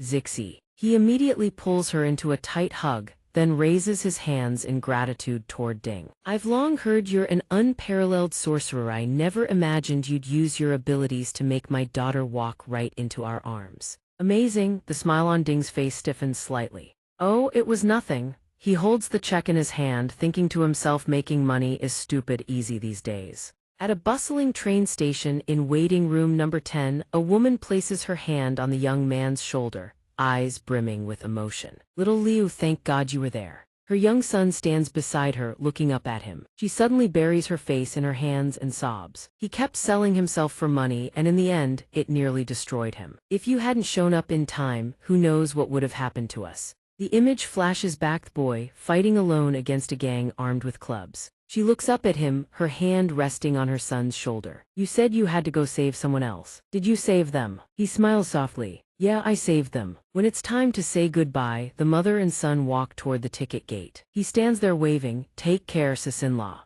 The mother and son smile back at him. Only after watching them disappear does he finally let the tears fall. Bro, the thing you asked me to do, it's done. Rest in peace. The station platform is packed with people coming and going. A man stands in the middle of the terminal, a cigarette dangling from his lips. His face twisted with barely contained impatience. They definitely tracked down their tickets for this rotiso. Why the hell haven't they shown up outside yet? The boy rummages through a trash can, barely reaching into the recycling bin by the station entrance. Before he goes, he has to pick up a few more bottles. The movement catches the eye of a security guard standing nearby. The guard marches over and yanks him by the collar. Hey kid, no scavenging here. The boy tears up, arms stuffed with bottles and bolts. He thinks to himself, don't worry bro, even without you here I'll survive on my own. Security guard be damned. Stop right there. Morning light spills into a small courtyard, warm and golden, filtering through everything it touches. Kitties lounge lazily along the rooftop ledge, letting out the occasional soft meow. Inside, Minjiu is brushing his teeth, humming a tune deep in his throat. He stands there in a lazy daze, eyes half closed, scrubbing away without a care in the world. Minjiu pushes open the bathroom door without bothering to check the occupied sign inside. The door swings wide open. Sitting on the toilet, newspaper in hand, Ding stares up at Minjiu in pure bewilderment. Both freeze, the stench hangs thick in the air. Minjiu stops mid-brush, toothpaste foam dripping from the corner of his mouth. Sister Zhao stands beside him, arms crossed, leaning against the doorframe. You did that on purpose, didn't you? Walking into the bathroom without knocking. You want me to knock some sense into you again? At the dining table, Minju stares down at his bowl of plain white rice with only a few sad pickled vegetables scattered across it. His face darkens. He's seeing black. Sun Zixi sits beside him. Across the table are Ding and Sister Zhao. Only a handful of simple, bare-bones dishes are laid out. His eyes brim with pure, undisguised disappointment as he looks at the person sitting across from him. Ding glares back, angrily shoveling braised pork into her own overflowing bowl. What are you staring at? There's nothing for you. Shouldn't have peeked on me in the bathroom. Zixi, right next to him, pipes up with a mischievous smirk. Wow, turns out Big Bro has that kind of hobby. My respects, my respects. Minjiu immediately shoots the girl a less than friendly look. He tilts his head up and asks, "Why is there yet another freeloader?" Zixi scoffs coldly, "I bought breakfast myself." Minjiu's gaze drifts to the empty chair. Curious, he asks, "Then where's little Zhu?" Ding snaps, "Who gave you permission to call her little Zhu?" Minjiu hears this and quickly rewords his question. "Then where's the lady hero? Aren't you going to call her for breakfast?" Ding shoves 2 pieces of meat into her mouth at once. Her injuries haven't healed yet. She's in her room circulating qi to treat her wounds. Ding tightens her grip on her chopsticks, her expression turning serious. "Finish eating and go train, now. I heard it took you half the day yesterday just to land 1 hit. How embarrassing." Minjiu silently puts 2 and 2 told through yesterday when he struck. The injury must have flared up again. He suddenly stands, picking up the tray of food. "I'll bring her breakfast first, then I'll go train." Sister Zhao props her chin on her hand, observing quietly, "This one actually has a conscience." But the moment he steps out, Minjiu's panicked voice rings from outside, "It wasn't on purpose. I didn't see anything." Zixi raises her chopsticks, a glint in her eye. "Stop being a coward, go big and you can move past this awkward phase." Ding lets out a cold hum, "That troublemaker." Yesterday, the son, father and daughter had an honest heart-to-heart. It was rough going, but they managed to find some common ground. Mr. Sun tried everything, sweet-talking, pleading with his daughter. "Come home with Dad." Zixi refuses, arms crossed, turning her back to him. "I'm not going back. I refuse to live with those 2, that fake couple." Both adults are at their wits' end. He turns and hands a check to Ding standing nearby. "Hirozu, please let my daughter stay here. Rent and living expenses would 100,000 a month be enough." Ding's eyes light up instantly. With a heart full of righteousness, Hirozu Ding agrees to take in son Zixi for an extended stay. He suddenly turns to the girl and says, "Kid, since you're staying at my place, you follow my rules." Zixi blinks, confused. "What rules?" Ding speaks with measured gravity. "The world of sorcery is ruthless. You've already been in danger multiple times, so from now on, picking fights, of course. If someone comes for you first, that's a different story." Zixi pouts, "But I still have to be a champion of justice." But then Ding flashes a sly, almost devious smile. "If you behave, I'll teach you this advanced mystic technique." Zixi's eyes go wide with instant, unbridled desire. "Starting today, I'll be on my absolute best behavior." Ding thinks quietly to himself, more and more people are gathering. Things are about to get lively. The sky stretches wide and blue. Down a narrow alley, the boy is still digging through trash cans. Suddenly, a voice from behind makes him flinch. "Part-time worker, 36 shifts across 6 divisions. That's you, right, Liu Yi? My boss sent me." The boy's eyes turn razor-sharp. He glances behind him. "A message for you." Before the man can finish his sentence, Liu Yi drops his bag of bottles and launches himself forward. In the same instant, the man conjures a talisman, holding it out in front of him to attack. But Liu Yi is faster. He smashes straight through it with a punch, then follows up with a vicious kick to the man's gut. The sheer force sends the man crashing to the ground. He looks up, trembling from head to toe. "That mother and Santhi are already in our hands. Bring his phone to the western outskirts, Jialong Villa in Kidu, and we'll make the exchange." Liu Yi's voice goes cold, murderous intent pouring from his stare. "You people have absolutely no humanity left." The man on the ground smirks, gloating. "Now you get it, kid, if you dare." The boy turns on his heel and walks away fast, his gaze frozen solid. Just you wait. In the western outskirts of Kidu, the landscape is picturesque, mountains and rivers in perfect harmony, dotted with the sweet blush of cherry blossoms. Jialong Villa sits nestled within rolling cliff faces. Rope bridges drape between the ridges, swaying high above. 2 figures stand on one of them. The young man asks, "Why somewhere this remote? You think I'm here for a vacation?" The middle-aged man beside him waves his hands frantically.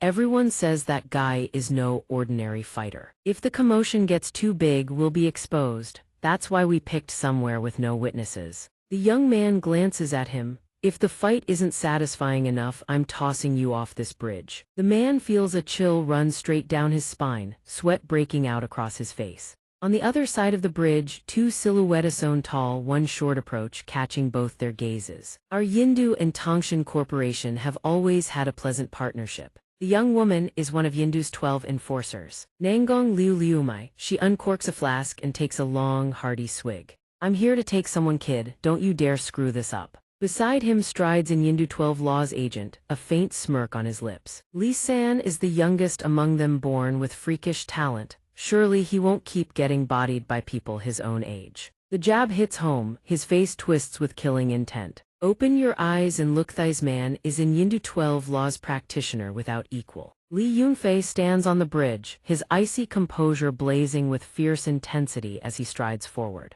He is Liu Yi, part-time worker at the Biomedical Research Institute of Tangshan Corporation. Suddenly, a massive surge of energy crashes down from above. The bridge shakes violently. Yunfei lands standing on this end of the bridge, locking eyes with Liu Yi. Excitement flickers in his eyes, the corner of his lips curling upward. Liu Yi clenches his fists, his razor-sharp gaze piercing straight ahead, his body radiating an explosive aura. The mother and child lie bound with their mouths gagged, only able to muster weak, muffled sobs. They're tied to a bed inside the room, with 2 guards posted near Bion looking utterly bored out of his mind. Heard there are some real heavy hitters showing up today. God, I wanna watch them throw down so bad. The other one leans back, arms crossed. Hostages are leverage meat to be rescued. You think they didn't dump us here to sit on the front lines? We're the ones getting roasted alive. The other guard jolts. Holy shit, that actually makes sense. On the suspension bridge strung between 2 cliff faces, Liu Yi and Yunfei face off, radiating waves of murderous intent.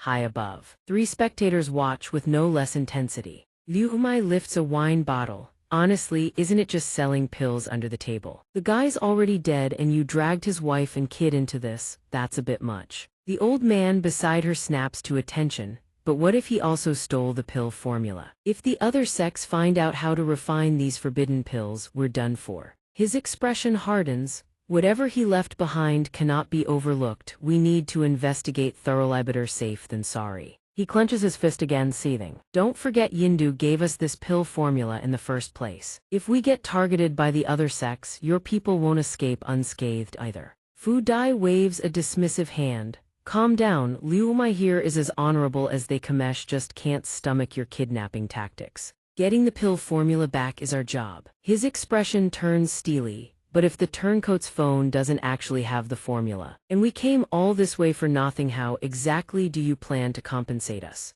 The old man forces an awkward smile, raising both hands to negotiate. 2 bottles of 10-year Maotai, plus a signed first edition album from singer Naimiju. The other 2 light up immediately. Liu Mai shouts, Zio Lizzie, hurry up, finish this in 3 minutes. Wu Dio Li-san. Li-san, I love you like a mouse loves rice. The old man and Liu Mai immediately shoot him looks of pure disgust. This old creep is absolutely shameless. On the bridge, the heavy tension still hasn't lifted. Angry clouds churn beneath the bridge planks, and the towering mountains on all sides only amplify the menacing aura radiating from the 2 figures standing there. Yunfei sizes him up. So must be Liu Yi. He can barely contain his excitement. Spar with me. The old man above immediately loses it, yelling, screw sparring. We've got the hostage, just tell him to hand over the phone. Liu Yi holds up a brick phone, dead serious. Here, now let them go. The old man completely loses it. What kind of ancient relic is that supposed to be? I want the traitor's phone, damn it. Regardless of who's shouting, Liu Yi tosses the brick phone to Yunfei. Here, no, release them. Yunfei catches it without thinking and signals the hostage release. Sure, whatever you say, boss. Yunfei holds the phone high toward the 3 figures above and shouts, got it, now release the hostages. The old man eyes him suspiciously. Do you really need to be this noble? The guy got his hands on it, who's to say he didn't make copies? Yunfei's expression sours as he glances upward. How dare you give me orders? We'll settle this once the deal's done. But in the very next instant, Yunfei's eyes go wide with shock. He's caught completely off guard. Liu Yi is already lunging at him with terrifying speed. His hand shoots out, fingers clawing at his opponent's 9-fold Azure Dragon Scout Claw technique. Yunfei's brow furrows as he shouts, you're playing dirty. Another cheap shot. He sidesteps just in time, dodging the incoming strike. Liu Yi twists his wrist, the air currents spiral into rings, his face hardens. You criminals have the audacity to call foul play. Instantly, the cyclone of qi wraps around Yunfei's body, binding him in place. Panic flashes in his eyes. Shit, Liu Yi rockets forward and seizes Yunfei by the head. He crushes down on his opponent's skull with brutal force, eyes ice cold. In one fluid motion, Liu Yi slams Yunfei downward, driving his head straight into the bridge floor. The impact sends shockwaves rippling through the suspension bridge, the whole structure swaying violently.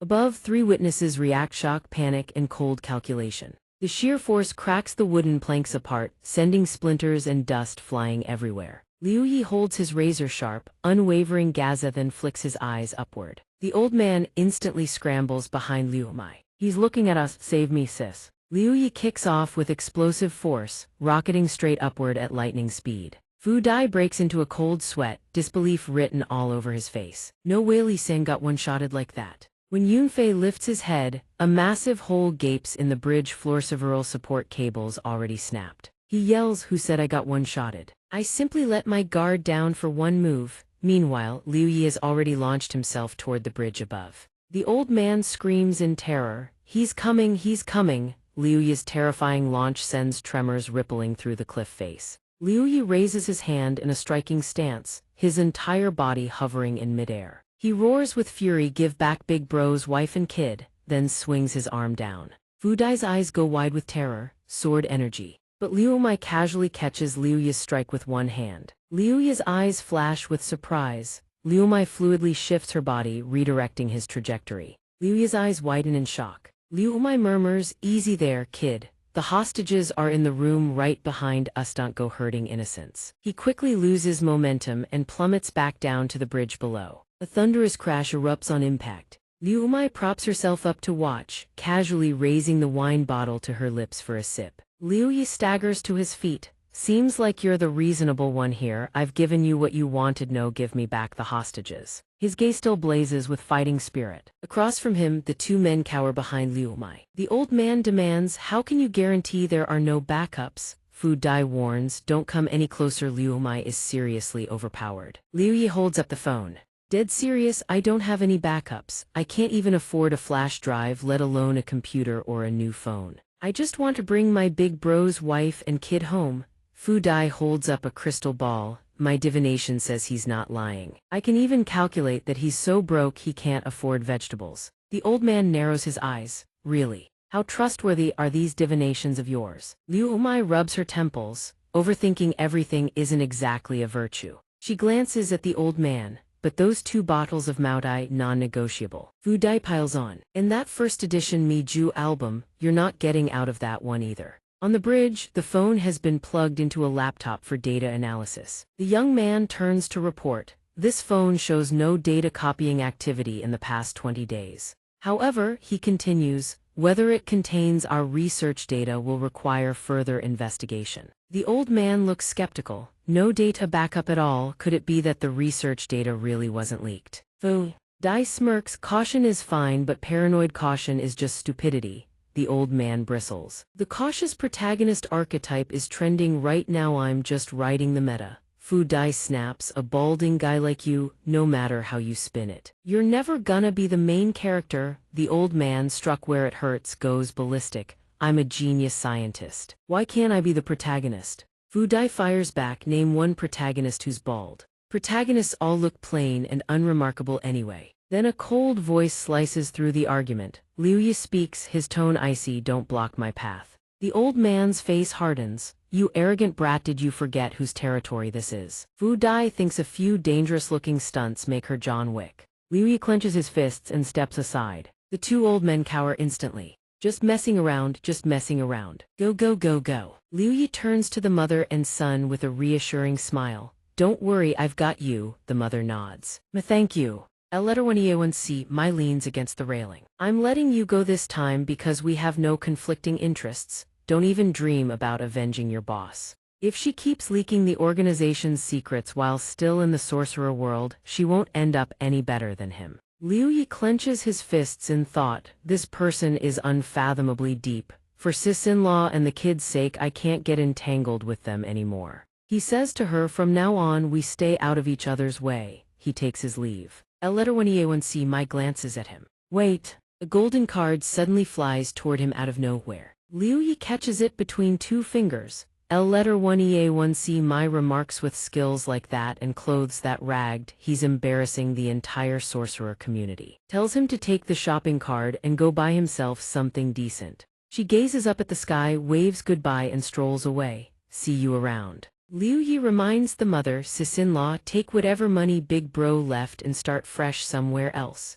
L letter 1E1C my murmurs softly. Who knew that great lord actually took on a disciple like this? Interesting. Fu Dai strokes her chin. What do you mean by that? L letter 1E1C my says gently, can't you feel it? This guy's origin chi is remarkably similar to that person's. Fu Dai is startled, an image of Ding flashes through her mind. She says, he was watching the kid the entire time. No wonder you stepped in to end the conflict and cared so much about him. Fu Dai narrows her eyes. But among our group, there's one idiot who can't read the room to save his life. Yun, when did Yunfei get in front of Liu Ye? Hehe, you can leave it but you absolutely must fight me first. His eyes blaze with excitement, lips curled into a wild grin. Yunfei exudes an aggressive aura. Allow me to experience your full power, sir. The two stand facing each other, both in fighting stances. The old man sees the scene and mutters, is that guy really one of the 12 disciples? Even Fu Dai got roped in too. Don't ask, the sect master personally selected him. I objected at first too.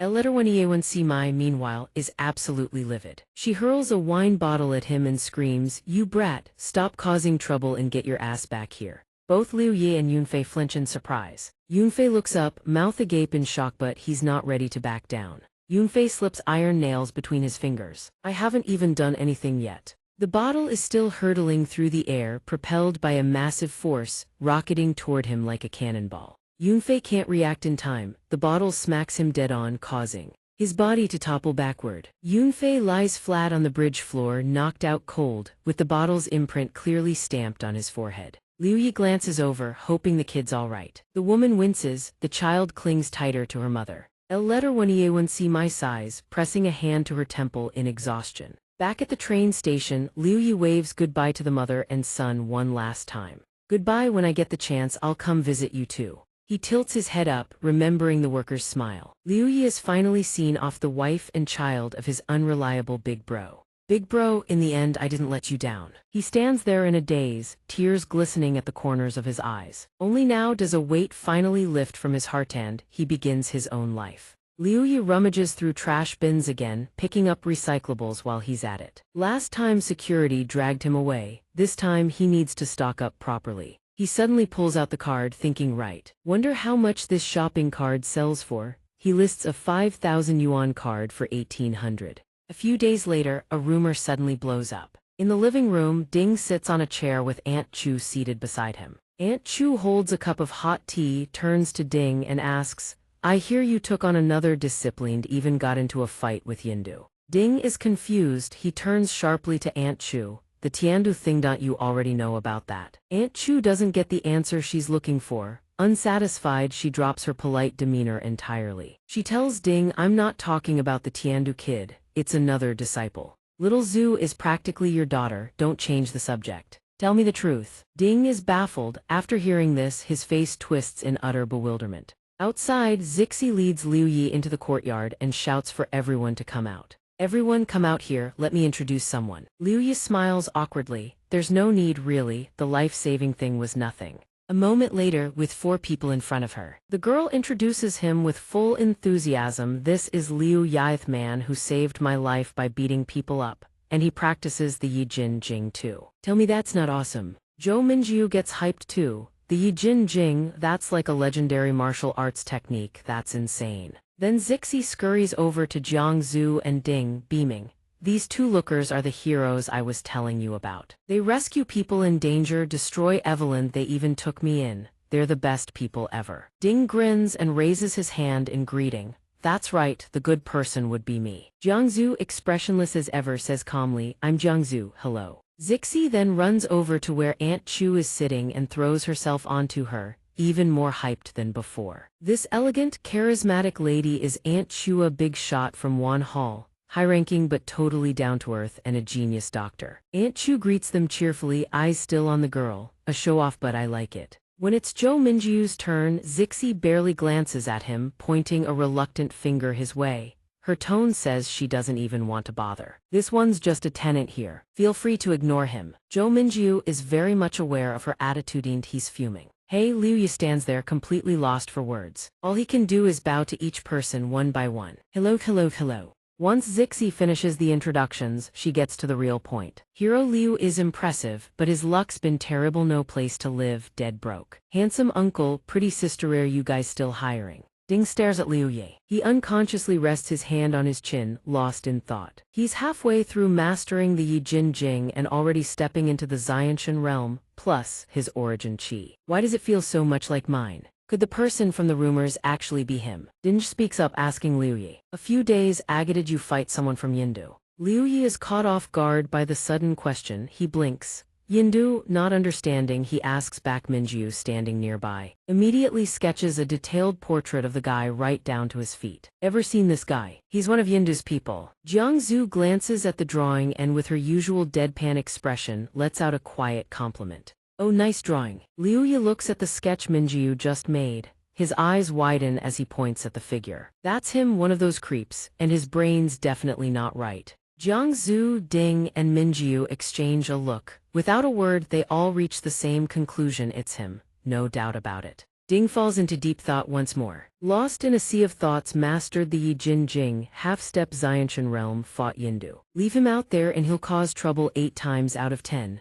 Better too. He immediately asks Liu Yi, I provide room and board here, 2,900 a month, you in? Teach shrugs, looking utterly unimpressed by the previous statement. 2,000, are you giving alms to a beggar? Contrasting her attitude, Liu Yi looks like he just struck gold. His eyes shine bright as high beams. I'll do it, the pay is so high I have to take it. Minju agrees with Teet and asks Ding Yi, hey, isn't my rent 2,900 too? Is it really okay for you people to do this? But Liu Yi remains unchanged, eyes brimming with tears. The market rate for rent is 2,900. With room, board, and salary, that's actually over 5,800. This 1 month is equal to a whole year of my previous life. Ding Yi sighs and walks over, patting him on the shoulder. Your previous boss was truly a villain. Minjiu mutters, I don't think you have any room to talk about someone else being a villain. Teary-eyed and overwhelmed, Liu Yi lunges forward and grabs Ding Yi's leg. Boss, even if it means jumping into a sea of fire, I am with you. Ding Yi recoils in shock. No need for that dramatics. Just do your job and that's enough. Aunt Chu speaks up from the side, offending the hidden sect. Only you would dare accept this fake disciple and turn him real. Ding Yi then stands up and slings an arm around Liu Yi's shoulder. Come on. Tell me how you played the hero saving the beauty, and how you got mixed up with those hidden sect members. Jiangzu ignores the crowd gathered at the table. She silently retreats to a corner, dangling a cat toy in front of them. At the table, Teet and Minji's eyes sparkle. Teet says with pure admiration, saving someone all by yourself, that's so cool. While Liu Yi recalls those painful memories, he recounts regretfully, even though I saved the big boss's family, my strength wasn't enough. Not only did the bad guys get what they wanted, but I couldn't bring them to justice. Ding Yi offers a few words of comfort. The cultivator world settles its own scores internally. The fact that you realized the power gap and knew when to retreat already makes you stronger than most.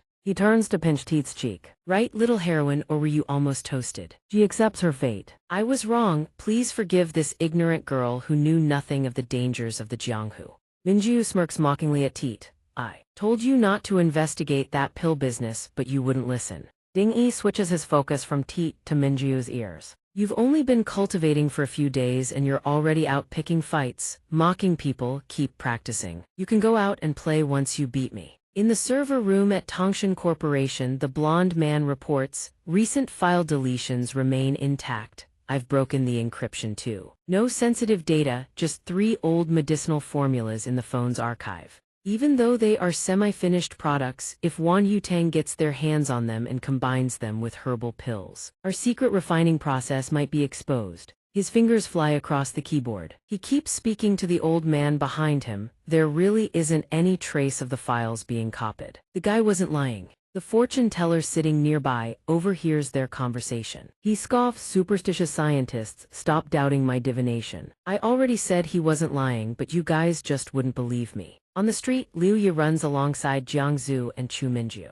He says while running, I was worried there might be lie-detecting arts, so I didn't copy the files. I hand-copied them and hid them under the store ahead. Even without a verbal compliment, the tone of her appreciation is clear. Hiding the tree in the forest, Minju gives him a thumbs up. Little brother Liu, you're really something. A moment later, the three stand before the store, but the scene before them is completely unexpected. They freeze in their tracks before the fire. No way, right? Fire. A gloomy, white-haired figure emerges from behind, patting Minjiu on the shoulder and whispering, "Hey, don't worry. I'll tell you whatever you want to know. I am not like boss, whether it's the heart fire pill, the heavenly dog, or even your father's affairs. I don't intend to hide them from you." Jiangzu takes one look at him and instantly adopts a defensive stance. Hidden sect, why are you here? Liu Yi goes on guard as well. What? He's part of the hidden sect too. Yaiseng maintains a calm smile, ignoring the others and staring intensely at Minjiu's face. What do you want to know? Just ask.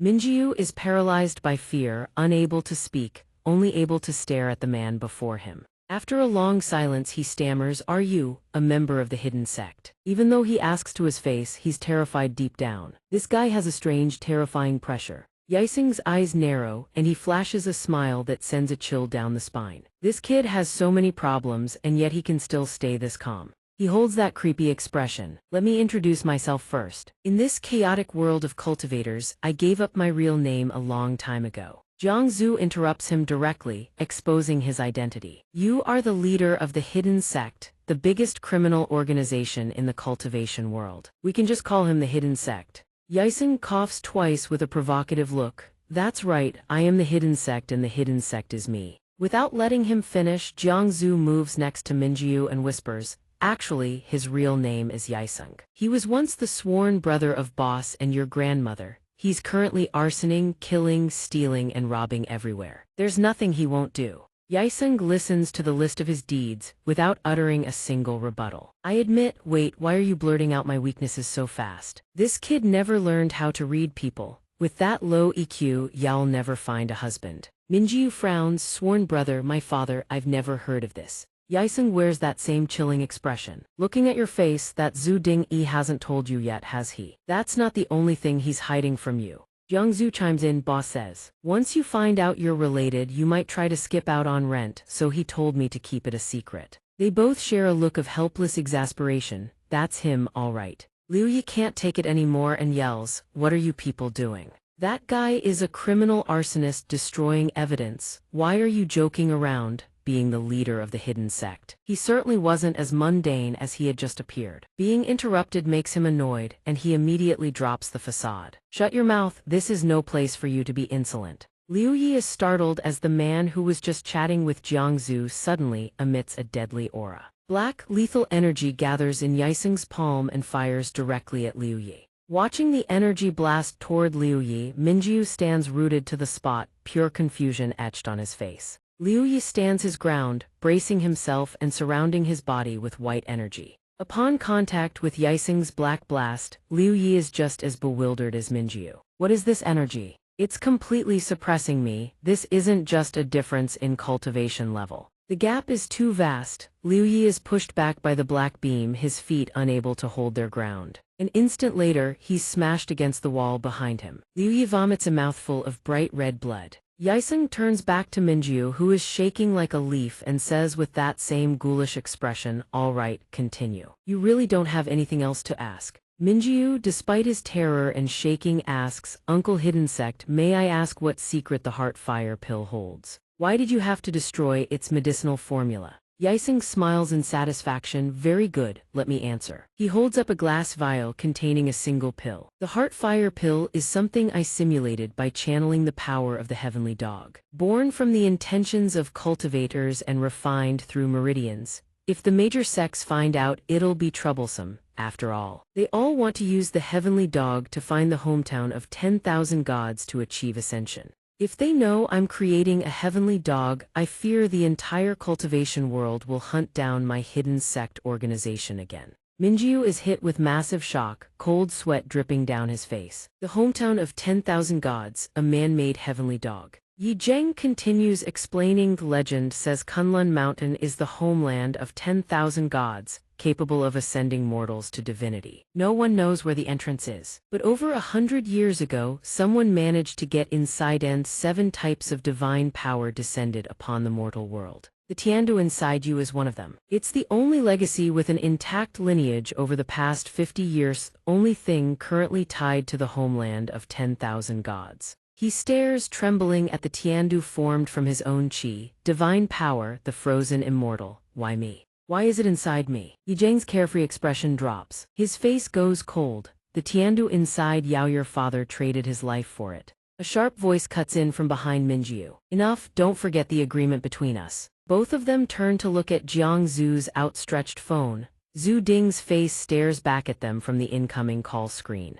Zhou Minjiu has no obligation to clean up the mess our generation left behind. Yi Zheng narrows his eyes. The one who needs to make that choice is him, not us. Or are you saying you're scared? After all, right now you're just a washed-up has-been sitting at home, can't even break through a barrier. Zhu Ding's expression is stone-faced as ever, irritation bleeding into his voice over the phone. How free are you, exactly, that you had time to study barrier-breaking techniques just to mess with me? Zhu Ding begins counting, his voice low, measured. 1, 2, 5, he finally breaks through the barrier Yi Zheng had set up, passable effort. Despite how meticulously Yi Zheng had layered and reinforced that barrier, Zhu Ding still shattered it in the end. Yi Zheng thinks to himself, this guy's still as brutal as ever, so who's really the villain of the sorcerer world here? Zhu Ding lands right where they're gathered. Yo, little Zhu, little Zhao, you hurt. This barrier needs 10 people to maintain 5 inside, 5 outside. So I took out the 5 on the outside, don't get too butthurt about it. White chi radiates off Zhu Ding's entire body. 70. His expression is ice cold. Not only did he show up personally, he brought people from the 12 regulations. You want to show your hand against me? Seeing Zhu Ding approaching, Yi Zheng shoves both hands into his pockets. Ask him about your father and the Tiandu. I'm sure once you hear the truth you'll come with me. After all, we're the ones who inherited your father's willed friends of justice. Zhu Ding catches those last 4 words. He shrugs with a mocking smirk. Done talking, friend of justice. He sneers, and next time try coming after him. Why, little Zhou again, see what happens. Zhu Ding's black shoe nudges a stone at his feet. It lifts off the ground. He kicks it again. The stone rockets straight toward Yi Zheng. I'm gonna get really mad. Yi Zheng doesn't flinch. He casually extends a hand to catch it. Dark chi flickers faintly at his fingertips. Yi Zheng stands there, smiling, ready to receive the stone hurtling toward him at breakneck speed. The stone moves so fast that a faint trail of light lingers in its wake. He catches it, effortlessly pinched between 2 fingers. I may not come looking for him, but if he picks a fight with me, he flicks the stone right back at Zhu Ding. I'm not one to take a loss. The stone rockets back to its sender. Well then, can't be helped. Dark chi wraps around the stone as it blazes toward Zhu Ding's face. He thrusts his hand forward instantly, forming a chi shield to block the very stone he'd kicked. He starts throwing shade. You brain-dead moron, don't twist the narrative. Yi Zheng smirks, then who gave me the referral letter in the first place, huh?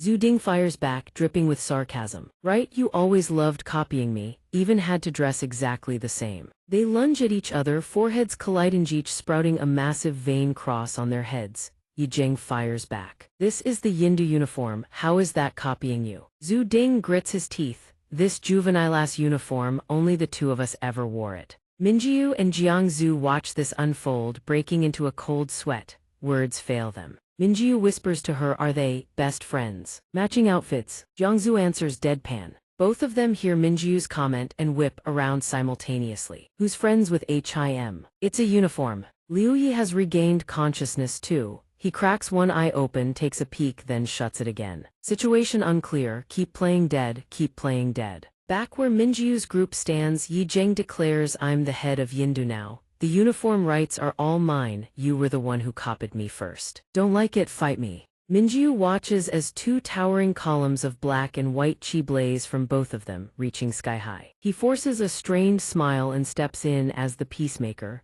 Gentlemen, please, I still have some questions I'd like answered. You said before that you and my dad were sworn brothers, and you're both from Yindu. Was my dad part of Yindu too? Yi Zheng had clearly been waiting for this question. He answers instantly, he was our big boss, a member of Yindu. The great image of his father crumbles in his mind. So dad wasn't some villain doing all those terrible things after all. Yi Zheng smirks and turns to Zhu Ding. You gonna tell him the truth or what? He'll keep misunderstanding forever if you don't. Zhu Ding's face goes ice cold. Why do you always have to drag everyone into this, as if struck at a nerve? Yi Zheng lunges forward, grabbing Ding by the collar, screaming, wife dead, Father dead, organization destroyed. How else do I drag this entire sorcerer world to the bottom of hell? But in the end it stops at just a collar grab. Yi Jing turns away. Dark chi swirling around his entire body. You and Big Boss already gave up, but I won't. Never. Zhu Ding's green eyes lower slightly, carrying a weight of words left unsaid.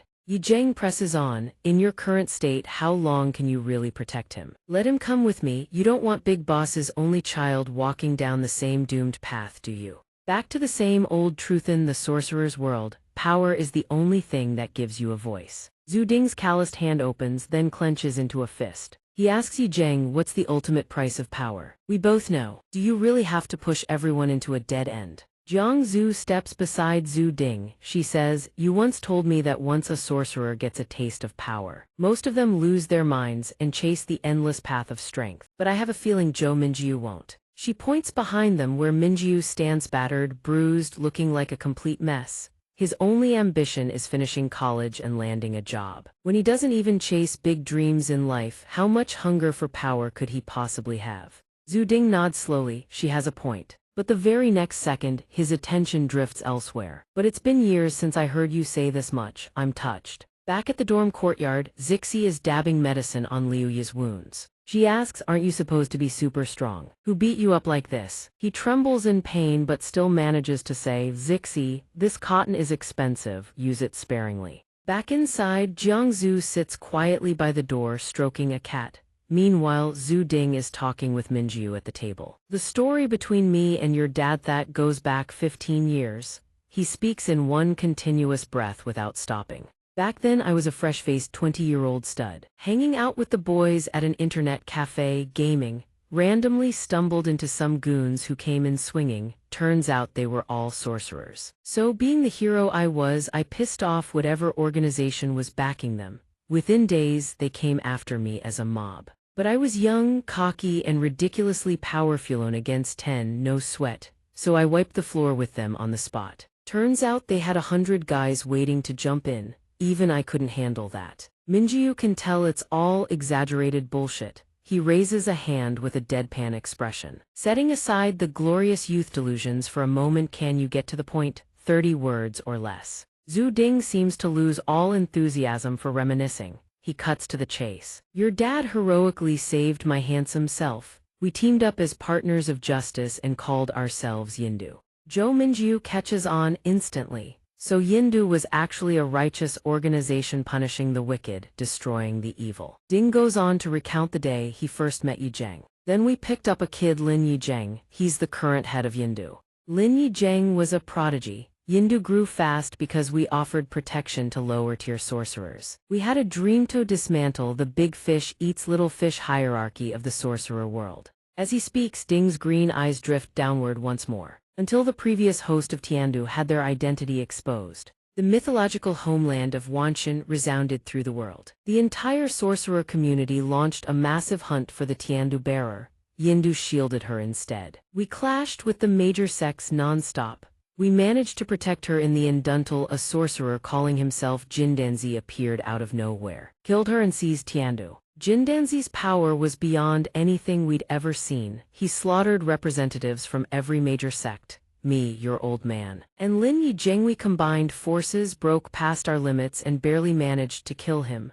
Tiandu became masterless once again. Tiandu kept losing hosts. Ding turns to Minjiu. The vicious fighting left it severely weakened, so weak the sorcerer world couldn't stage another all-out war to seize it. Your old man, probably influenced by too many manhua and novels, burned his entire lifetime of cultivation to forge a cage and locked Tiandu inside. Your Danshan, but once Tiandu recovers its strength, that cage won't hold anymore. So we've been looking for a solution ever since. By continuously draining and siphoning Tiandu's power, we make sure it never gets too strong. After a long trip down memory lane, he yawns and waves Minjiu off. That's the gist of it. Go back to your room and rest. I need to catch up on sleep. Talking this much is exhausting. But at this point, Minjiu is far from satisfied. Hold on, don't leave yet. There are at least 4 more things he needs to ask about. In the suffocating silence, Ding looks like he'd rather be anywhere else. Minjiu voices every question that's been eating at him. You still haven't told me why Yindu ended up like this. What grudge does the sorcerer world have against you? And you haven't said where my dad is, whether he's alive or dead. The previous Tiandu host was clearly important to you, but you just brushed it off with one line. What was your relationship with her? And what did you mean when you said you can't protect me for much longer? Ding turns back exasperated. What is this? 20 questions. A barrage of questions from Minjiu rains down on Ding like a volley of arrows. Who is my mother? If you won't talk, I'll keep asking. How old are you? Are you married? What cultivation technique do you practice? When Yindu's records mention a dead wife, who were they talking about? Did you actually pick Jiangzu up off the street? Did you even file adoption papers? Also, seriously, how old are you? How much is that courtyard house worth? What's your skincare routine? Are you married or not? Country folk or city slicker can't take a single question more. Eyes watering, he screams, "Stop, I'll talk, all right." Only then does Minjiu's storm of questions finally let up. Ding composes himself, going serious again, and answers each question one by one. When someone is too outstanding, they attract nothing but jealousy and resentment. Back when we defeated Jindanzi, Yindu's power was seen as a threat by too many sorcerers. They eventually banded together to exterminate us. I was gravely wounded at the time. Your old man had burned through all his cultivation, and though Lin Yizheng fought to the death, it wasn't enough to turn the tide. In the end, to protect what was left of our people, your father officially disbanded Yindu. The three great sects that exist Tadathi were originally formed to crusade against old Yindu. Now they've become the main pillars maintaining order in the sorcerer world. The Yindu you see today was rebuilt by Lin Yizheng. They still protect lower-tier sorcerers, but they're more violent and radical now. They'll use any means necessary to achieve their goals. After hearing the full story, Minjiu's chest burns with fury. He turns to Ding. You all risked your lives to stop Jindanzi from slaughtering Sorcerer Sand. Those ungrateful bastards repaid you by trying to wipe you out. Ding reaches over and places a hand on Minjiu's head, flashing an eerily friendly smile, then raises his fist. The path of sorcery has always been a gamble with your life. At their core, sorcerers are a pack of lunatics trading their lifespan for power and profit. In the sorcerer underworld, there's no such thing as chivalry. Staring at Ding's menacing expression, Minjiu trembles. No way, please don't mess with me, man. Only your old man was different from the rest. He was the last true righteous man in the entire sorcerer underworld. Ding drops the scary act, shoving his hands into his pockets and standing there like a man who just got dumped. He recalls his big brother's smiling face, but he's afraid that face is truly gone for good. The last time they met, the man was already like a lamp running out of oil. But why he vanished without a word before dying, I have no idea. Hearing this, Minjiu feels every last shred of hope collapse. Is that so? He's really gone. Ding adds, your old man left an origin chi cage inside your body. It's designed to dissipate when you turn 20. After that, you'll have to control Tiandu with your own strength. I'm out of ways to help. That's why I said I can't protect you for much longer. At this, Minjiu's blood runs cold. What? 20 years old? What does he mean, much longer? That's only 1 year away. Right now, the only reason he can use any of this power at all is because of the cage suppressing Tiandu. If that vanishes, Minjiu lunges forward, drops to the floor on all fours and starts kowtowing repeatedly, scaring the hell out of Ding. Great Master Zhu Ding, a heroic, dashing, mighty and divine, please, I beg you, continue teaching me. Minjiu clings to Ding even tighter. Ding forces a grin, then delivers a rejection so cold it could freeze hell over. Your origin chi is too chaotic to learn any normal sorcery. I genuinely have nothing left to teach you. Minjiu is crying rivers, and he cranks the wailing up to full volume. Uncle, please don't abandon me. If you can't teach me sorcery, then at least teach me some hand-to-hand combat, swords, anything, just enough to defend myself. I'm a sorcerer, not a martial artist. I don't know physical combat at all. Even little Zhu's swordsmanship was self-taught. Jiangzu is also in the room. She wants to speak up for Minjiu, but it feels like she'd only be twisting the knife deeper. Last time he fought Tongshan Corporation, his combat skills were so garbage he couldn't land a single hit. The other side openly mocked him. Minjiu grabs Ding's leg but keeps inching higher and higher, making Ding's skin crawl. Stop creeping upward, damn it. Minjiu doesn't care about having his wounds salted, he only registers that Jiangzu is backing him up. He screams even louder. Come on, I'm your personal disciple. If word gets out that I'm throwing ultimate moves in Masingdo, you know how embarrassing that would be. Ding suggests maybe trying the National Martial Arts Hall. They specialize in physical combat. On the surface, they don't train outside sorcerers, but I could make some calls. But be careful if you go there. Those people are just as cutthroat as the rest. Never underestimate any sorcerer. Stay on guard for everything. Minjiu nods furiously, A moment later, Ding grabs Minjiu by the collar and flings him out the door like a chicken. The time I'm giving Yuthai's backdoor favorusit to train. Every single second, got it. But Minjiu seems completely used to Ding's blunt eviction tactics by now. Thanks, uncle. I'll head back and train. I'll be waiting for your good news. Only after Minjiu disappears from view does she speak up. Didn't he forget something? Regarding the matter of the previous Tiandu host drops back into his usual composure, no longer playing the clueless brute. He answers Jiangzu's question. If he forgot, let him forget, don't remind him. Jiangzu verbally agrees, but deep down, curiosity gnaws at Hirsch's dying to know too. Meanwhile, back in his room, Minjiu sits cross-legged in meditation, but his mind keeps circling back to the unanswered questions. He deliberately changed the subject. Why won't anyone talk about the previous Tiandu host? At Yindu's headquarters. The black flag Yindu's emblem hangs dead center in the elevator shaft, rippling silently in the air. Yunfei and the fortune teller share the same elevator, both heading to floor 19. The fortune teller speaks first. Little bro, I hear the boss is recruiting Tiandu. If he actually shows up, what kind of treatment are we talking? Wouldn't that mean one of the 12 rules seats? Well then, we'd have to make room for Tiandu. You're not suggesting that seat would be yours, are you? In the hallway on the 40th floor, Liu Mai and another girl Tuo people from completely different worlds stand outside waiting for the elevator. The elevator doors slide open. Liu Mai steps in first and glances inside. Both of them stare, baffled by the bizarre scene before them. She looks at the fortune teller pinned under Yunfei's weight. What the hell are you two doing? She asks. Yunfei grabs the fortune teller's shiny bald head with one hand, while the old man wails like a kid whose candy just got snatched. Sister Liu, Sister Linthai's old coot says my seat is getting replaced by Tiandu. The other one smiles like an angel. Nothing's been decided yet. I've got your side, don't worry. This here is Lin Zhang, one of Yindu's 12 rules. Lin Wan. Liu Mai walks up, wine bottle in hand, and pats Lin Wan on the shoulder. Little Lin, since you put it that way, I'm crying right alongside you. Next thing you know, she boots both men out of the elevator. I ordered a candle-lit dinner. When the delivery guy gets here, have him bring it up to the rooftop. We're getting wasted.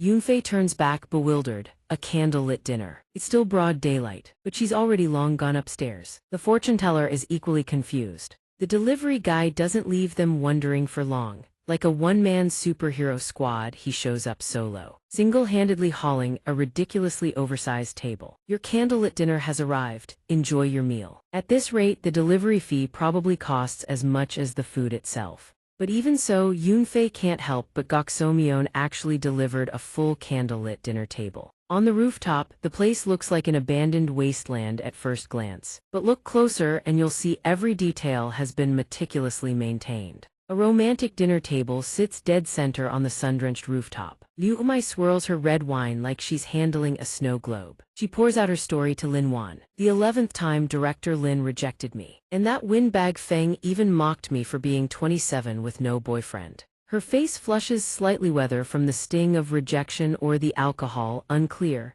Her hazy gaze drifts over the shimmering red wine. Lin Wan smiles gently, offering comfort. Don't be sad. Come on, another toast, boss. Let's just focus on those two blockheads. They're nothing but dense logs anyway. But in her head, she's seething. This drunkard has the nerve to call me boss. I'm the gentlest, sweetest person here, and I still don't have a boyfriend. Single but with a mouth that won't quit, Liu Mai stands up and launches into a lecture for Lin Wan. Little Lin, you're too young to understand the pain of growing old without love. Once again, stabbed right in the sore spot of aging. Veins pop on her forehead. She says nothing aloud, but internally she's cursing 7 generations of Liu Mai's family tree. I'm even older than you, damn it. I'm barely surviving by faking politeness with ghosts, and now I have to babysit this alcoholic too. I'm the one who should be crying. Lin Wan tops off Liu Mai's glass. Sister Lin can outdrink those useless men any day. Your boyfriend absolutely has to be someone who can outdrink you. The drunkard gets even more fired up. Damn right, can't outdrink me. Don't even dream of courting me. Little Li, bring out that 85 Dom Perignon. We're drinking with Little Lin until we drop. No one goes home sober. Wow, Sister Lin is so badass. Yes, ma'am. The two of them stroll along the city street. Jiangzu points ahead and makes a suggestion. The boss mentioned the nearest National Martial Arts Hall doesn't have any new classes. You can only join the one that started last month. I'll take you there tomorrow. Minjiu slumps in frustration. Why does this feel like my best friend is signing me up for a training boot camp? She explains the origin chi that boss left inside you is already starting to dissipate. Can you maintain your chi on your own for a full 24 hours? He answers, during the day, sure. At night, I still need the alarm to remind me. Jiangzu lowers her eyes, pouting,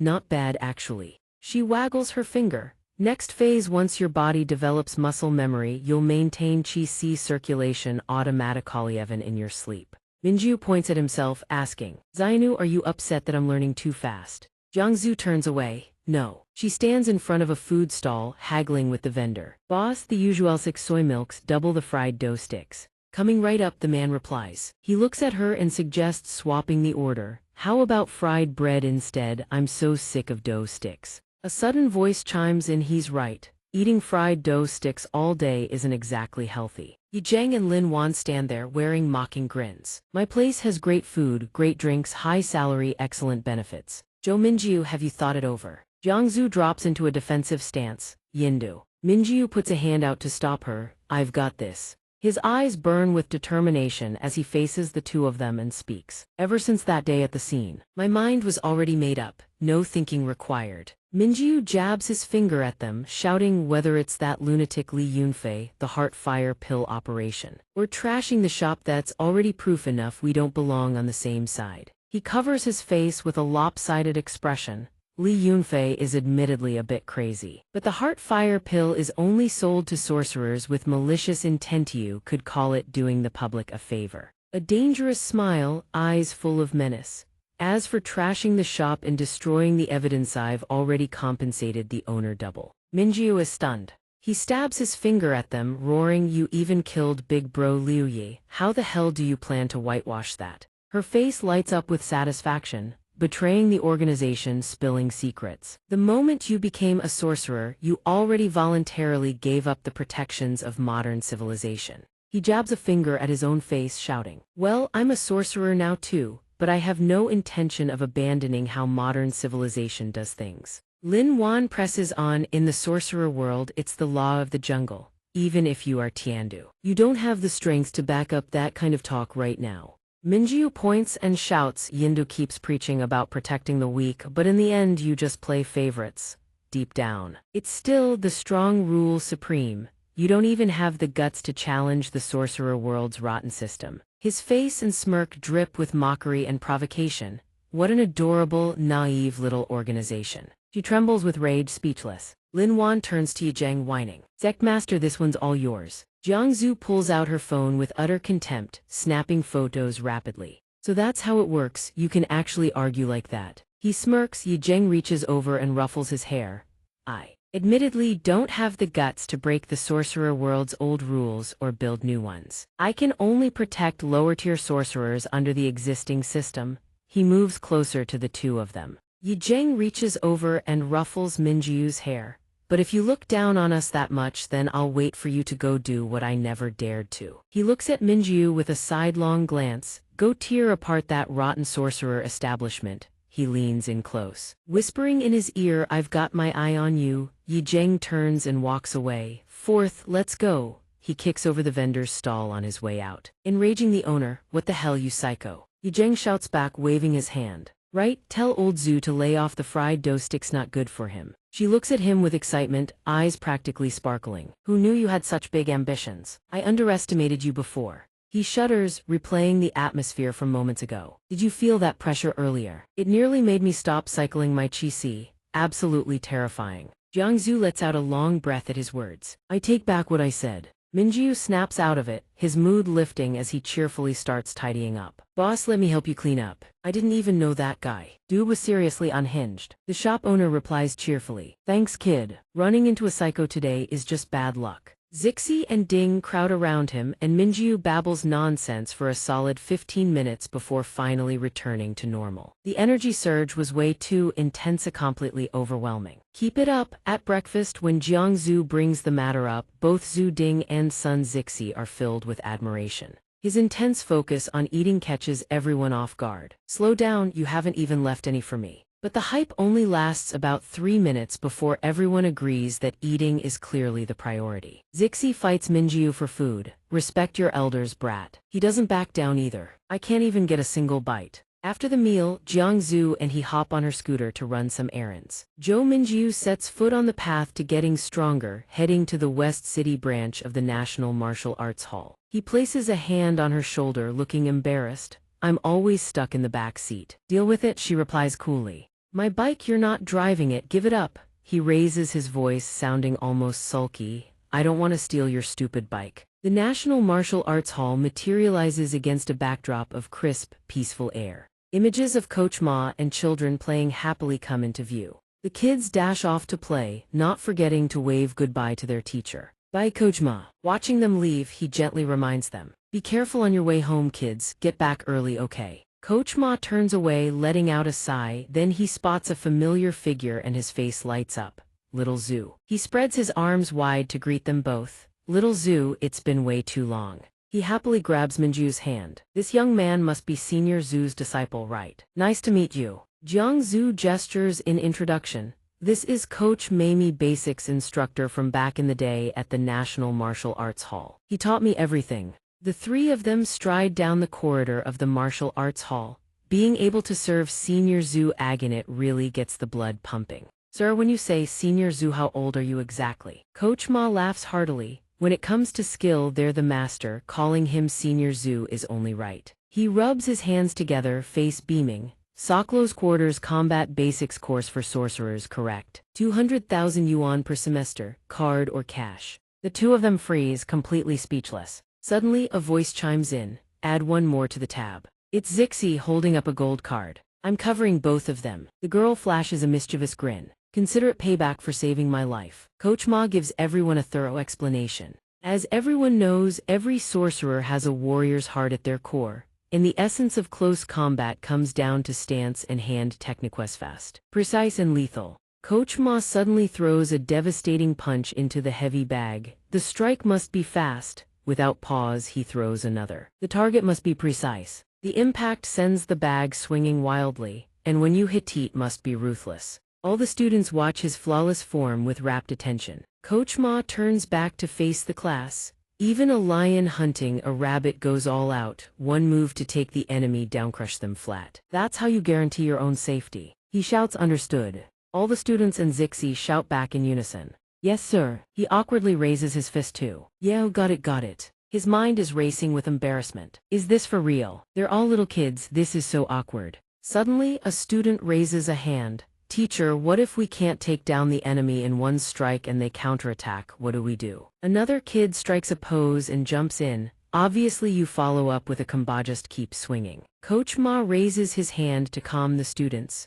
Everyone, settle down. Techniques like follow-up combos are far too advanced for your level. No need to learn that yet, Zixi asks, puzzled. So what do we do if the enemy counters? He throws his hands up and yells, obviously you run. Coach Ma clenches his fist, his face full of conviction. When you run, you must make the decision fast. Your escape route must be precise. Then you let out a vicious war cry. Take this. He continues, sinking deeper into his own tangent. The enemy will naturally tense up, going on full guard. And that's your window, every own bolts. Coach Ma widens his eyes and shouts. Remember this, in the world of sorcerers, winning 100 times is great, but losing even once could cost you your life. Zixi and the students look completely exasperated. Teacher, that's just way too cowardly. Suddenly, Minjiu starts clapping in genuine admiration. No wonder you're the teacher, brilliant strategy. The National Martial Arts Hall buzzes with lively energy. A girl waves at Jiangzu in greeting. Hey sis, haven't seen you before, is this your first time here? Which one's your kid? Zixi shows off her moves, surrounded by a chorus of praise. That's amazing sis, so cool. She points toward Zixi. The braided girl over there. The girl's eyes go wide in disbelief. Oh my god, you've raised her so well. I never would have guessed you already had a kid this old. Another girl chimes in, sounding bewildered. And that boy, whose kid is he? He's already this old and still in the beginner class. Minju's face is pure exasperation. She calmly answers their questions. He's also mine. Every woman there freezes in shock. No way, no way, no way. They start buzzing with chatter. No matter how you look at it, there's no way she has a son that old. Must be her husband. This couple looks way too young. They've got to have some kind of anti-aging secret. We absolutely have to ask. They eagerly swarm Jiangzu, bombarding her with friendliness. Hey sis, join our WeChat group please. Sis, I brought some fruit, want some? Here's my husband's business card. Please take it. And just like that, Jiangzu ends up in the basic class mom group chat for the National Martial Arts Hall. Master Ma, Zixi, Minju, and all the other students are gritting their teeth through horse stance training. The end of class scene is bustling with energy. The earlier session is only an hour long, so it wraps up fast. Goodbye, Master. Now it's just Zixi, Minju, and Master Ma left in the hall. Next up, their private lesson. Ready? They shout in unison. Ready, Master. He pulls out 2 talismans, massive ones designed for close combat body technique training. Hopefully you two can stay humble and train step by step. No rushing. The two of them stare in confusion as the talismans drop onto the wooden floor. Next, he teaches them the first step of body technique training, wooden poles swinging in, sending them scrambling around the posts in pure panic. Zixi and Minju stare at the wooden posts, already exhausted. Here's the deal. Master Ma Quan maneuvers through the wooden poles and demonstrates they can weave freely through the posts in every direction without touching a single one. He says calmly, that's when you've officially entered the gate. The two of them are stunned. Yes, Master. Master Ma crosses his arms and barks, "No one my command, charge into the posts." The two lunge forward like moths to a flame. He shouts commands: left, right, front, back. Left, front, right, back. Wooden poles slam into them mercilessly. Oh God, Zixi wails. It's this hard on the first try. He's not doing any better. Someone please put me out of my misery. Jiangzu buries her face in her hands, unable to watch. Yidu calls out a greeting. Miss Jiangzu, long time no see. He follows up smoothly, meeting again like this must be fate. She looks confused, so Yidu fills her in. Last year we both got pulled over for riding without helmet, shows that for fate. Have you really forgotten all of it? Something clicks, but Jiangzu replies, it's been too long, I genuinely don't remember. He cheerfully bows to Hera, full, picture-perfect royal-style greeting. No matter, my name is Wei Yidu. A pleasure to meet you again, Miss Jiangzu. Yidu pitches his idea with a grin. Miss Jiangzu, would you be in the mood for a little drive with me? In a Lamborghini SVJ, no less. Clear skies and the city skyline stretch out before them. Minju thinks to himself, I'm supposed to be the male lead here, yet I might as well be a background extra with zero screen presence. Joe Minju thinks helplessly, so now I'm supposed to throw down with some pretty boy who came out of nowhere. Outside the ring, Zixi is screaming her lungs out for him. Big bro, come on, kick that pretty boy's ass. Hearing that, cold sweat beads on his forehead. As for the reason behind all this, just one look at the girl hyperventilating behind him and anyone could guess 8 or 9 parts of the story. Watching the girl's antics, Jiangzu asks, do you have a grudge against Joe Minju or against that Wei Yidu guy? Zixi imagines the scene of her chatting and laughing with Minju. Big bro, can you watch that and stay calm? Don't you want to punch the idiot hitting on your girlfriend? Her eyes glint with steel. Jiangzu asks, why do you want to stir up conflict between them? Zixi leans in and whispers, that guy's a wolf in sheep's clothing. He's buddy-buddy with my dad and he secretly solicits prostitutes. He's absolute scum. Jiangzu counters, but you're asking Joe Minju to fight him. What if he loses? Zixi grins, I know he'll lose, but once he gets beaten up you'll have a reason to step in. Jiangzu's expression doesn't change one bit. You might be disappointed. Yidu squares up and addresses Minju, not bad kid. Daring to get in my way, he smirks, but I won't bully a total newbie from the beginner class at the National Martial Arts Hall. Yidu's face is pure contempt. I'll give you 3 free moves, go ahead, take your best shot. Minju is stunned. Seriously, he stomps the ground hard. Minju's eyes light up with excitement. Well then, don't mind if I do. He drops into a fighting stance. Zixi turns to Jiangzu, confused that there's not a single ripple of energy in the air around Minju. Was his previous training actually worth anything at all? Jiangzu reassures her calmly. Don't jump to conclusions, just keep watching. Right now, he's training in the 2nd tier of the Erlang Divine Art, officially stepping onto the inner pill path. Minju channels his energy with everything he's got. Watching this, Yidu looks bored to death. Is this guy seriously a sorcerer? He's no different from a regular person. Without warning, Minju stomps down hard. Minjiu launches into a stance and roars the new fist technique Master Ma just taught him. Yidu watches with a dismissive half-glance, thinking there isn't a shred of origin chi in this guy's body. Then Minjiu throws a punch out of nowhere. He hurls it forward and shouts long fist. The strike comes so fast that Yidu can't react in time. He can't believe it fires off in an instant. Crap, I let my guard down. The punch unleashes a wave of suppressive chi. Minjiu's fist sends Yidu flying. A streak of blue light pierces straight through him. Yidu is absolutely floored. He crashes into the wall, shattering it to pieces. A swirl of blue chi wraps around Minjiu's body. While Jiangzu stays perfectly composed, Zixi's jaw drops. Yidu just obliterated a wall into dust. He's hurled into the next wall, leaving a massive dent. Yidu lies there in wordless agony. That chi, it's insane. Minjiu clenches his fist with a grin, flashing a perfect smile. Zixi can't believe what she's seeing. Were you playing dumb this whole time?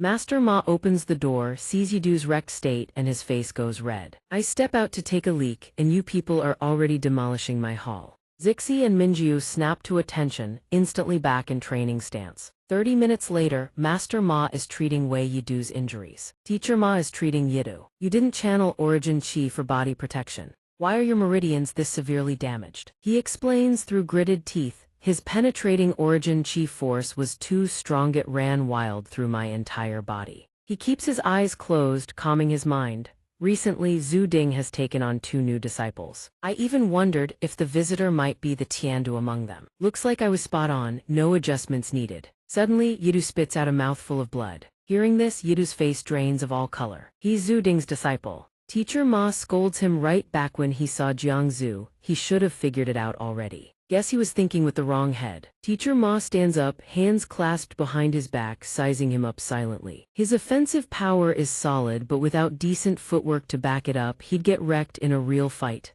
That's why he's here to train. He turns to remind Yidu, once you've recovered, go apologize. Having a good relationship with the people at Little Sun office won't do you any harm. He replies, understood.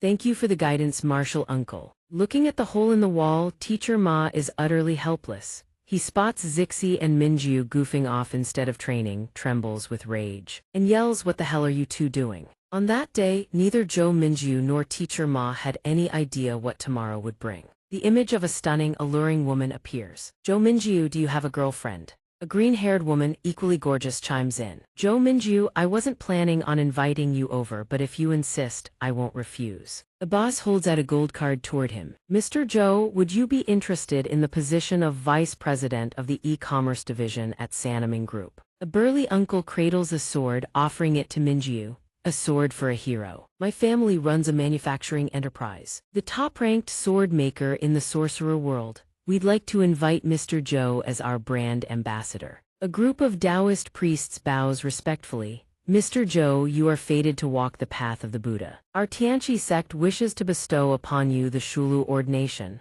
Might you consider? All of them rush in, fighting over him tooth and nail. Hey, I was here first. I've got the biggest chest, I go first. Minjiu basks in his fantasy of wealth and adoration. Vice President, please, the real deal, now we're talking. Buddha Lord, Day, you are really welcoming me like this. The pinnacle starts today. Bills flutter through the air. Zixi and Jiangzu watch with expressions of pure disdain. He's actually got crowd appeal. Word about the Tiandu must have gotten out. They didn't dare come to the office before, so now they're all swarming here. Teacher Ma breaks into a cold sweat, scratching his head. I kept it secret, okay? It was that idiot junior disciple of mine who blabbed. Don't blame me. The two turn their faces away, clearly unconvinced. Zixi points to make her stance clear. Beautiful women beside you, promotions and riches follow. He's not following any of them. They're always around, aren't they?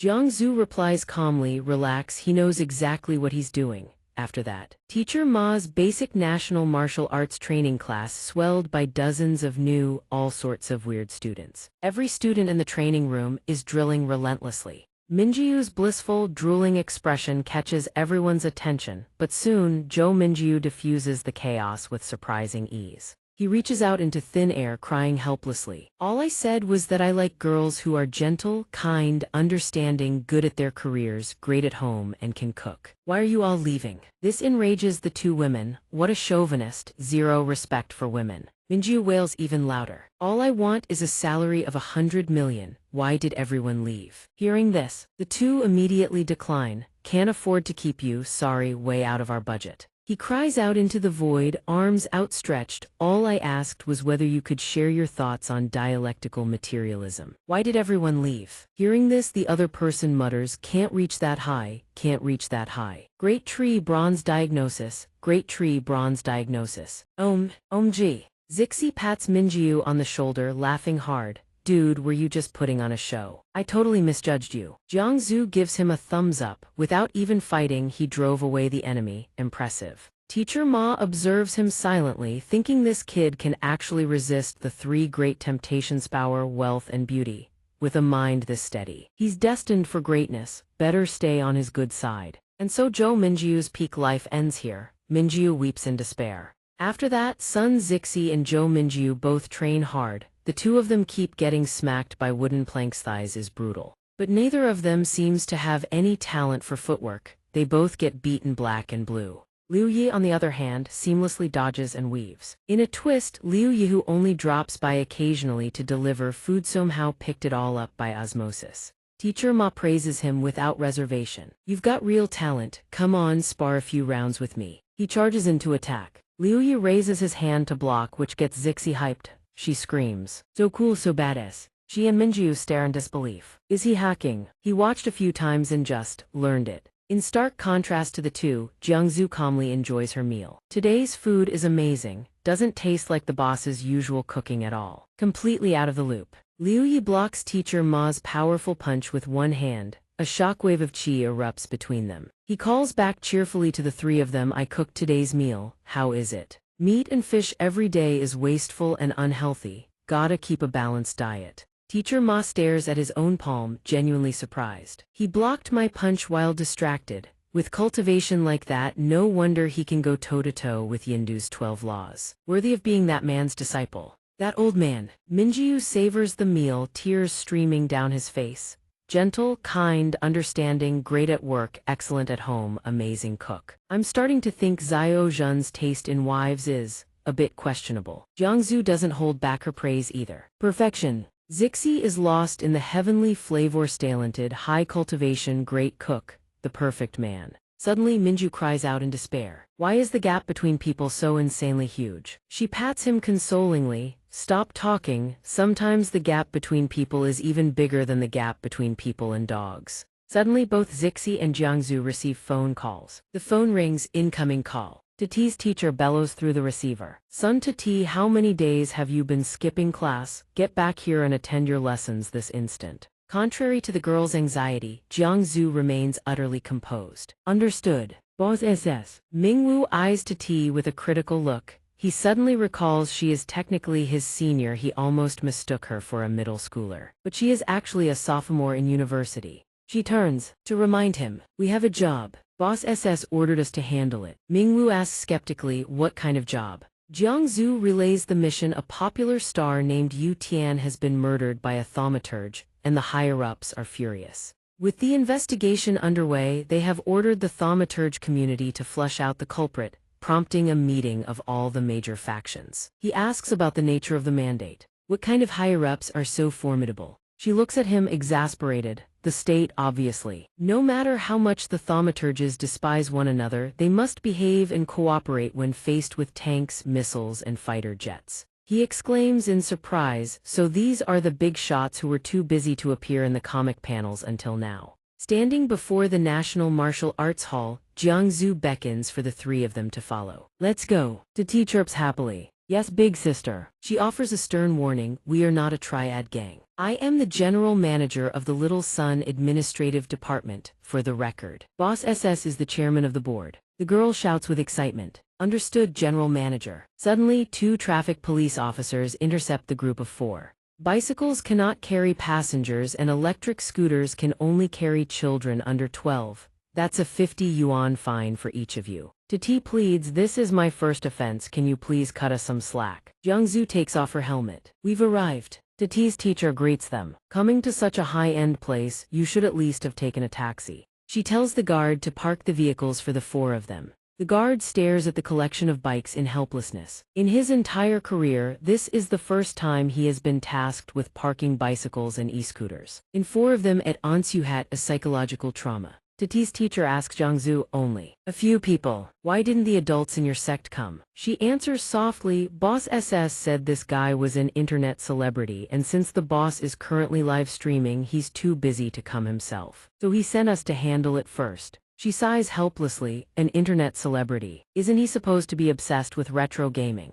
He changed hobbies again. Mingwu scrolls through his phone full of questions. The star who died is named Yu Tian. Why isn't there any news about this online? The girl chimes in after seeing the information on her device. Is this Yu Tian really famous? I've never even heard of him. Tati's teacher makes a comment that leaves Mingwu, Liuye, and Tati stunned. I don't understand the tastes of the youth these days. If they say he's hot then he must be hot, we just lack the proper exposure. She ponders deeply, realizing that since her parents' household gossip is far more entertaining than the entertainment industry, she hasn't paid attention to celebrity news in years. The elevator stops, we're here. She continues, today features many heavy hitters. I am not worried about Xiao Zhu, but you three need to be careful. Tati says excitedly, I've seen high-stakes, multi-$100 million contract signings 5 or 6 times already. What is there to be afraid of? Mingwu breaks into a cold sweat. I've read about this in novels, I'm not afraid. Liuye trembles like a leaf, I'm not afraid either. Tati's teacher covers her face in despair. If you don't lose face, at least don't let Zhu Ding lose face. The group of 5 steps into a massive conference room. A middle-aged man with blonde hair turns to his bodyguards. Hey, whose house is this ostentatious? Sending a bunch of brats to handle this. The room falls into an eerie silence. Xianxia speaks up to shatter the awkward tension. Xiao Zhu, you've arrived. What has your master been up to lately? Is he busy? He is taken aback by the man's demeanor, lost in thought. The vice hall master of Wanhu Hall is initiating contact. What kind of history does this brat have? Jiangzu pulls out a chair and sits. She and Tati remain calm in the face of such solemnity, while Mingwu and Liu Yi do the exact opposite. Someone looks toward Jiangzu, thinking, I haven't seen her in 2 or 3 years. This girl has really grown up. The thoughts in the room continue to churn as they eye them. Isn't that the legendary heavenly dog? Are they Zhu Ding's people? Zhu Ding didn't come himself, that's a relief. A man with a steady, calm voice begins to speak. A few days ago, my disciple found a 100-year-old ginseng in the northeast. Xiao Zhu, your master hasn't been in good health. Once I finish refining it, I'll send some over for you all. So this is Chu Jianhua, the vice hall master of Wan Hall. She hears this and replies bluntly, thank you, Uncle Chu, but Boss SS is in great health lately. He is currently obsessed with researching the domain of influencers, which is why he asked me to come study in his stead. Jianhua ponders this domain of influencers. He's actually researched a new domain. No wonder he is a genius rarely seen in a century. A man with a scar secretly assesses them, thinking, that name sounds like a control-type domain that would highly counter those of us who specialize in close-quarters combat. He is Wu Yuefei, the owner of the National Martial Arts Hall. He sighs internally. Zhu Ding is truly terrifying. The man wearing glasses is Ma Tengyun, the CEO of the Tongshan Group. Following the sighs are the whispered deliberations of the mind. If I remember correctly, he already possesses 5 types of domains. They say Zhu Ding has been critically ill for years. Is this what a critically ill person looks like? They still underestimate the situation, thinking, they sent these brats here so we could use them to train the next generation. Ostentatious. This is the heavenly dog, and beside him is the disciple he dotes on most. Those in the meeting only focus on the 2 who are trembling, and thus, Tati is completely overlooked. The man, oblivious to this, speaks up. Everyone knows the entire thaumaturge world covets the heavenly dog, yet he dares to bring the heavenly dog right in front of us. Is that Zhu Ding fellow looking down on us? He hears this and becomes annoyed. Young man, don't be so hot-headed. He slams the table and shouts, it's just a small star dying, why act as if we're facing a great enemy? Cowering and shaking just at the mention of Zhu Ding, it's a disgrace for you lot to be considered big shots. He stands up, jabbing a finger at them.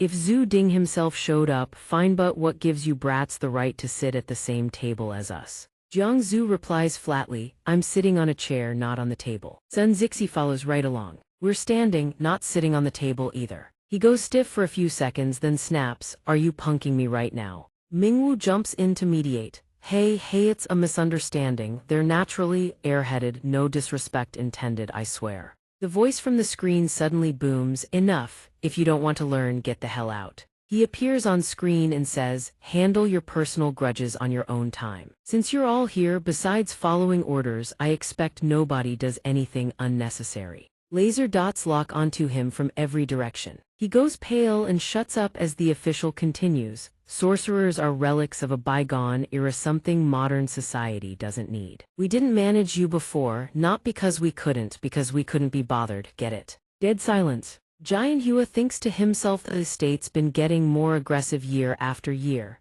The era of sorcerers running free might finally be over. He stares enviously at the officials on screen. Suddenly, he wants to take the civil service exam. The official continues, "The old rule: sorcerers don't drag mortals into their fights, factions don't go for the kill. Lately, you've all been pushing those lines, and now someone dares to murder a public figure, challenging society's boundaries. I hope you understand the gravity." His final word: "Within 5 days, find the culprit alive, deliver them to prison number 2. As for how you find them, show me your divine powers." He vanishes from the screen. Zixi lets out a sigh. "That's it, straight to the point. Leadership skills could use some work." Jianhua speaks up, "Everyone share your thoughts." Wu Yuefei says, "Our National Martial Arts Hall doesn't know any fancy sorcery. At best, we can provide manpower for the manhunt. Finding the killer is on you all." Ma Tengyan speaks up, "Yu Tian was a sorcerer. He got famous using mesmerism. His murder has all the signs of a sorcerer-on-sorcerer hit." He sneers, "A guy who used sorcery for profit. Doesn't that remind you of a certain corporation?" He snaps back, "Tongshan Group runs a legitimate business, unlike certain people. I heard some conglomerate CEO's wife announced a divorce right before the company went public, froze the whole stock. Then a competitor swooped in and bought them out. So who do you think orchestrated that? The man loses it. Tongshan Group legitimate my ass. Word is you've been pulling strings in the entertainment industry. I bet you sent someone to off Yu Tian." The meeting dissolves into a shouting match. Mesmerism to force people out of their homes. Profiting from forced relocations. Who was that? Vulgar live streams with seduction. Magicea real classy. Shut up. That telecom fraud suspect caught overseas last time, wasn't he your disciple? He watches the circus unfold, thinking they looked like big shots on paper but really just a bunch of clowns. She's had enough. Carry on, everyone. If there's nothing else, we'll see ourselves out. Goodbye. Jianhua cuts them off. Wait, Zuri invited you here because we need a favor. He asks, can we borrow the Tiangu? He's stunned. Mingwu glances aside and says, I only have the Tiangu's power, I'm not an actual dog. Jianhua chuckles, don't sell yourself short, we know Tiangu enhances the 5 senses, you could be the key to cracking this case. He waves him over, come on, start sniffing. Find the scent the killer left at the crime scene, quick. He's furious, stop messing around, he shouts, I don't have that kind of ability. Jianhua won't let it go, don't be shy, just do it, everyone's waiting for results back at the conference. I really don't have that ability. Jianhua insists, you might. He deflates, I really don't. Jianhua recalls the previous generation Tiangu had razor-sharp senses. Why can't this one do the same? Could it be that he hasn't fully mastered the Tiangu yet? No way, right? Hasn't he been training under Zhu Ding this whole time? Yichan speaks up. Before, the Tiangu's power leaked out, which is why his hearing was so sharp. Now that he can actually control it, he should be able to expand his senses even further, right? He scratches his head awkwardly. Well, I can control the Tiangu, but only a little. The two exchange a look, thinking the same thing, so even Zhu Ding couldn't fully master the Tiangu. Which means even if they had the Tiangu, it's basically useless. Jianhua gets it, if you can't use the Tiangu, that's fine. Jianhua and she wave them off. We won't trouble you with this case. You can head out now, drive safe. Jiangzu says goodbye. Mingwu thinks we does being discarded the moment you're useless, feel this, unpleasant. Sun Zixi's voice pipes up. Did everyone forget about a certain genius in the room? Perhaps they did. He catches on and turns to Liu Yi. Right. Bro, Liu Yi is such a genius, might actually have a way. She screams right in his face. The genius I'm talking about is the gorgeous Sun Zixi. Everyone speaks in unison. Zixi grins smugly. She conjures a jar from thin air. Today, I'll show you all a sorcery technique that's been lost for centuries. It turns out to be tiny creaturess, legendary soul-tracking fly sorcery. Mingwu scoffs, those are just a bunch of big-headed flies. Jiangzu agrees, good kids shouldn't learn these shady tricks. Zixi isn't phased. I combined Tai Fly Spirit Descent sorcery with Meow Blood Soul Cursing Gand, successfully reverse-engineered the legendary soul-tracking fly sorcery. Flies crawl out of the jar. She explains their carrier fleece the lock onto the target's origin chi first. Wherever the target runs, they follow. He's Florich actually reverse-engineered a long-lost sorcery technique. This little airhead is actually a genius. She presses both hands to her temples and issues her command. The scene has battle traces. If we identify the two types of origin chi with the widest residual range, we can pinpoint the victim and the killer. The flies buzz to life, streaks of red light trailing behind them. Liu Yi has already fallen asleep by then half an hour has passed. The flies find something, they form an OK sign out of red light. Zixi is thrilled, target confirmage points eagerly. Follow the arrows, let's go catch the killer, she freezes. Wait, you're pointing at the victim's body, not this one someone else. The arrows shoot out through the door. Zixi cheers. Go my big-headed babies. Mingwu mutters, big-headed flies indeed. The arrows point in that direction. Xianxia realizes they're standing in front of a skyscraper. The arrows point toward Tongshan Group. Suddenly the arrows change direction. Zixi waves her hand. They're flying off quick, follow them. Zio Hui takes off after them too. Mingwu asks puzzled, why are those flies following the main road? Is the killer driving away? Jiangzhu says, Tongshan Group again. Liu Yi asks with interest, how much does a car like that cost? So fancy. Zixi laughs. Am I amazing or what? The flies have stopped. It stops. Jianhua frowns. Everyone gets out of the car and stands before the grand venue where the meeting was held. Mingwu says, doesn't this place look familiar? She answers, it's where we studied. Liu Yi chimes in, the culprit is in there. The girl is practically bouncing with excitement. Let's go execute some justice, he says in a low voice. Girl, rein it in, act like nothing's off. The door swings open, and Jianhua leads everyone inside. He says, my apologies for keeping everyone waiting. Yue smirks, only the Wan Hall master has enough face to keep this many people hanging. Tang Yun cuts straight to the point. Has Tiangu found the culprit yet? Jianhua pulls out a chair and says, sorry to waste everyone's time. I overestimated Tiangu's capabilities. Why don't we brainstorm other approaches? He lowers his voice. The police got nothing from the surveillance footage or fingerprints. Unless we can track the killer through origin chi using a legendary insect tracing technique, there's no way to find them. That technique has been lost for centuries. Where the hell are we supposed to find it? If modern science can't crack it, sorcery sure as hell won't either. Can't the police dig deeper? He crosses his arms. Doesn't anyone else find it suspicious that there are zero leads? Have you even considered another possibility? Jianhua frowns. The police did identify the culprit, but political pressure prevented them from making an arrest. That's why they're leaving it to us sorcerers to handle. Jianhua's voice hardens. For example, the culprit has extraordinary power and is difficult to apprehend. Or the culprit holds a high position in the sorcery community.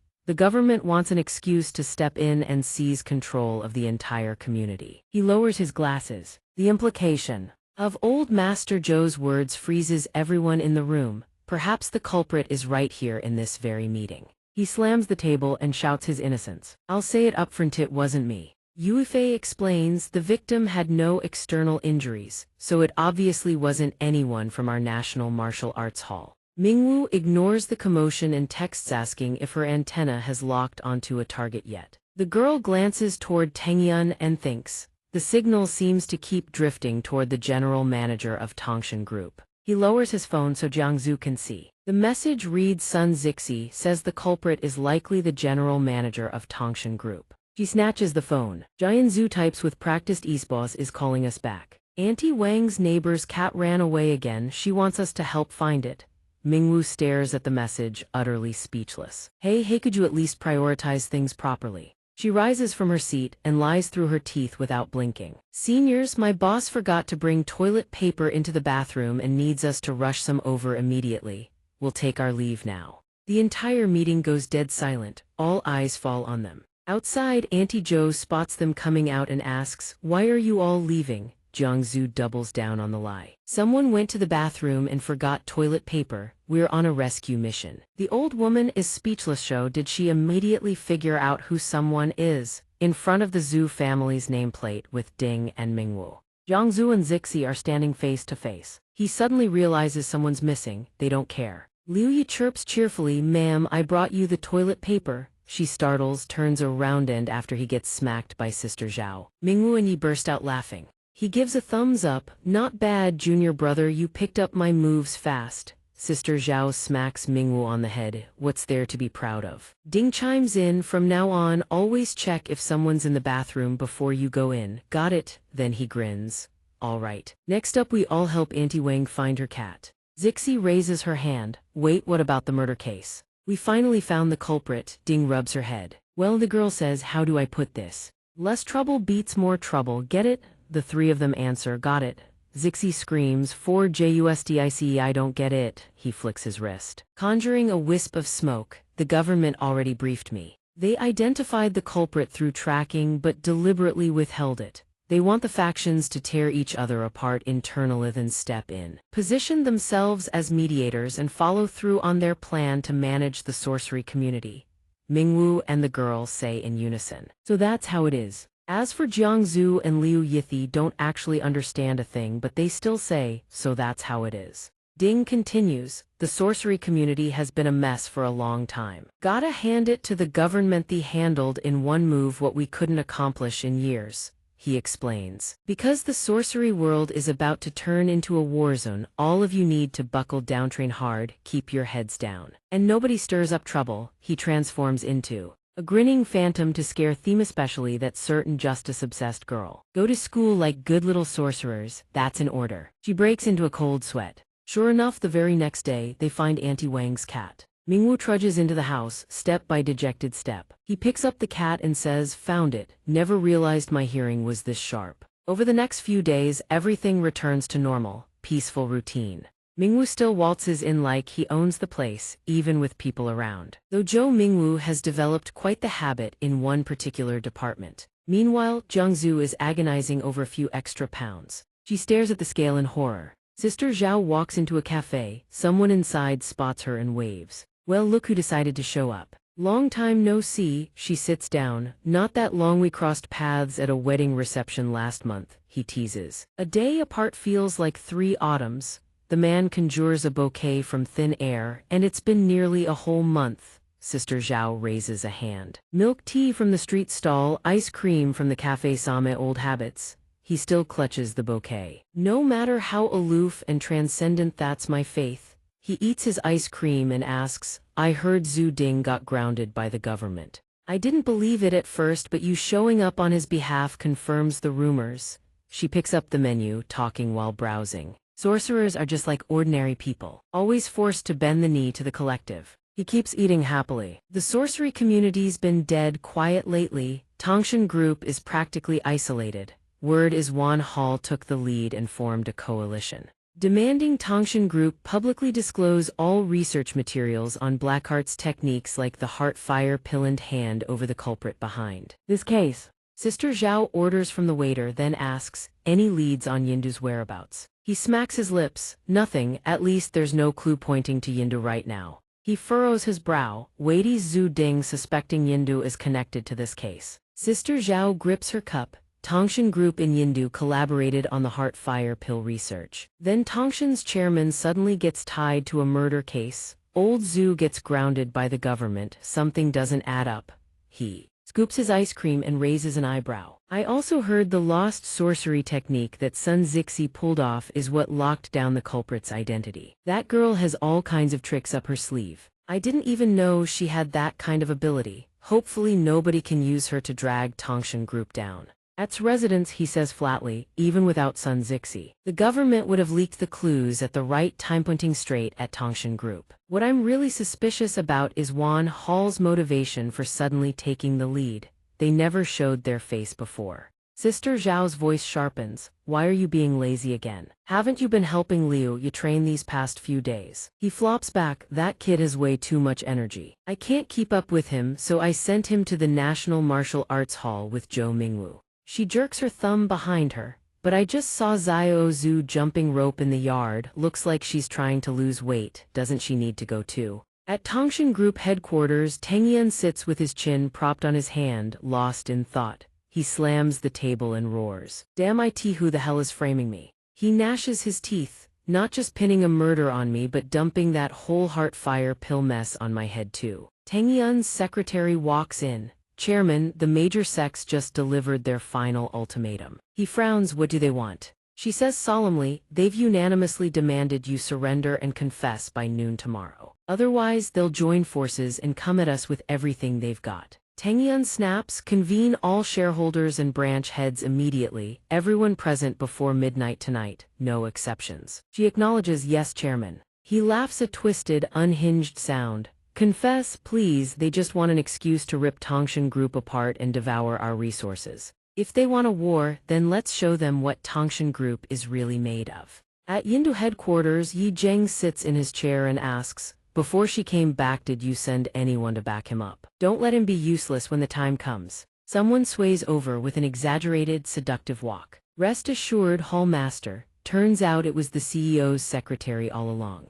She says everything has been arranged to perfection. Her true identity, Yindu's 12 laws, the Pipa bearer. He smirks with satisfaction. Tongshan Group, One Hall, the National Martial Arts, Halal, those ragtag factions. Every sect that took part in the ambush back then, on of them escape. Yi Zheng raises his hand, summoning a wave of green energy. All of them will be buried alongside my brothers. Yi Zheng steps forward, lost in a memory. He thinks the Tiangu creation has already been pushed to stage 7, at best. They can produce something like the Heart Fire Pill. There's no need to keep working with Tongshan Group. As for Zhu Dingyuhan, they probed him last time. He not only raised his hand in defense, but his origin chi was shattered on impact. If it had been years ago, that would have been unthinkable. He's lived for centuries and has already hit his limit. The image of Mingwu laughing triumphantly lingers. Yi Zheng resolves killing Zhu Ding won't be a problem. But Zhou Mingwu is far smarter than expected. Controlling him will be difficult. He falls into contemplation.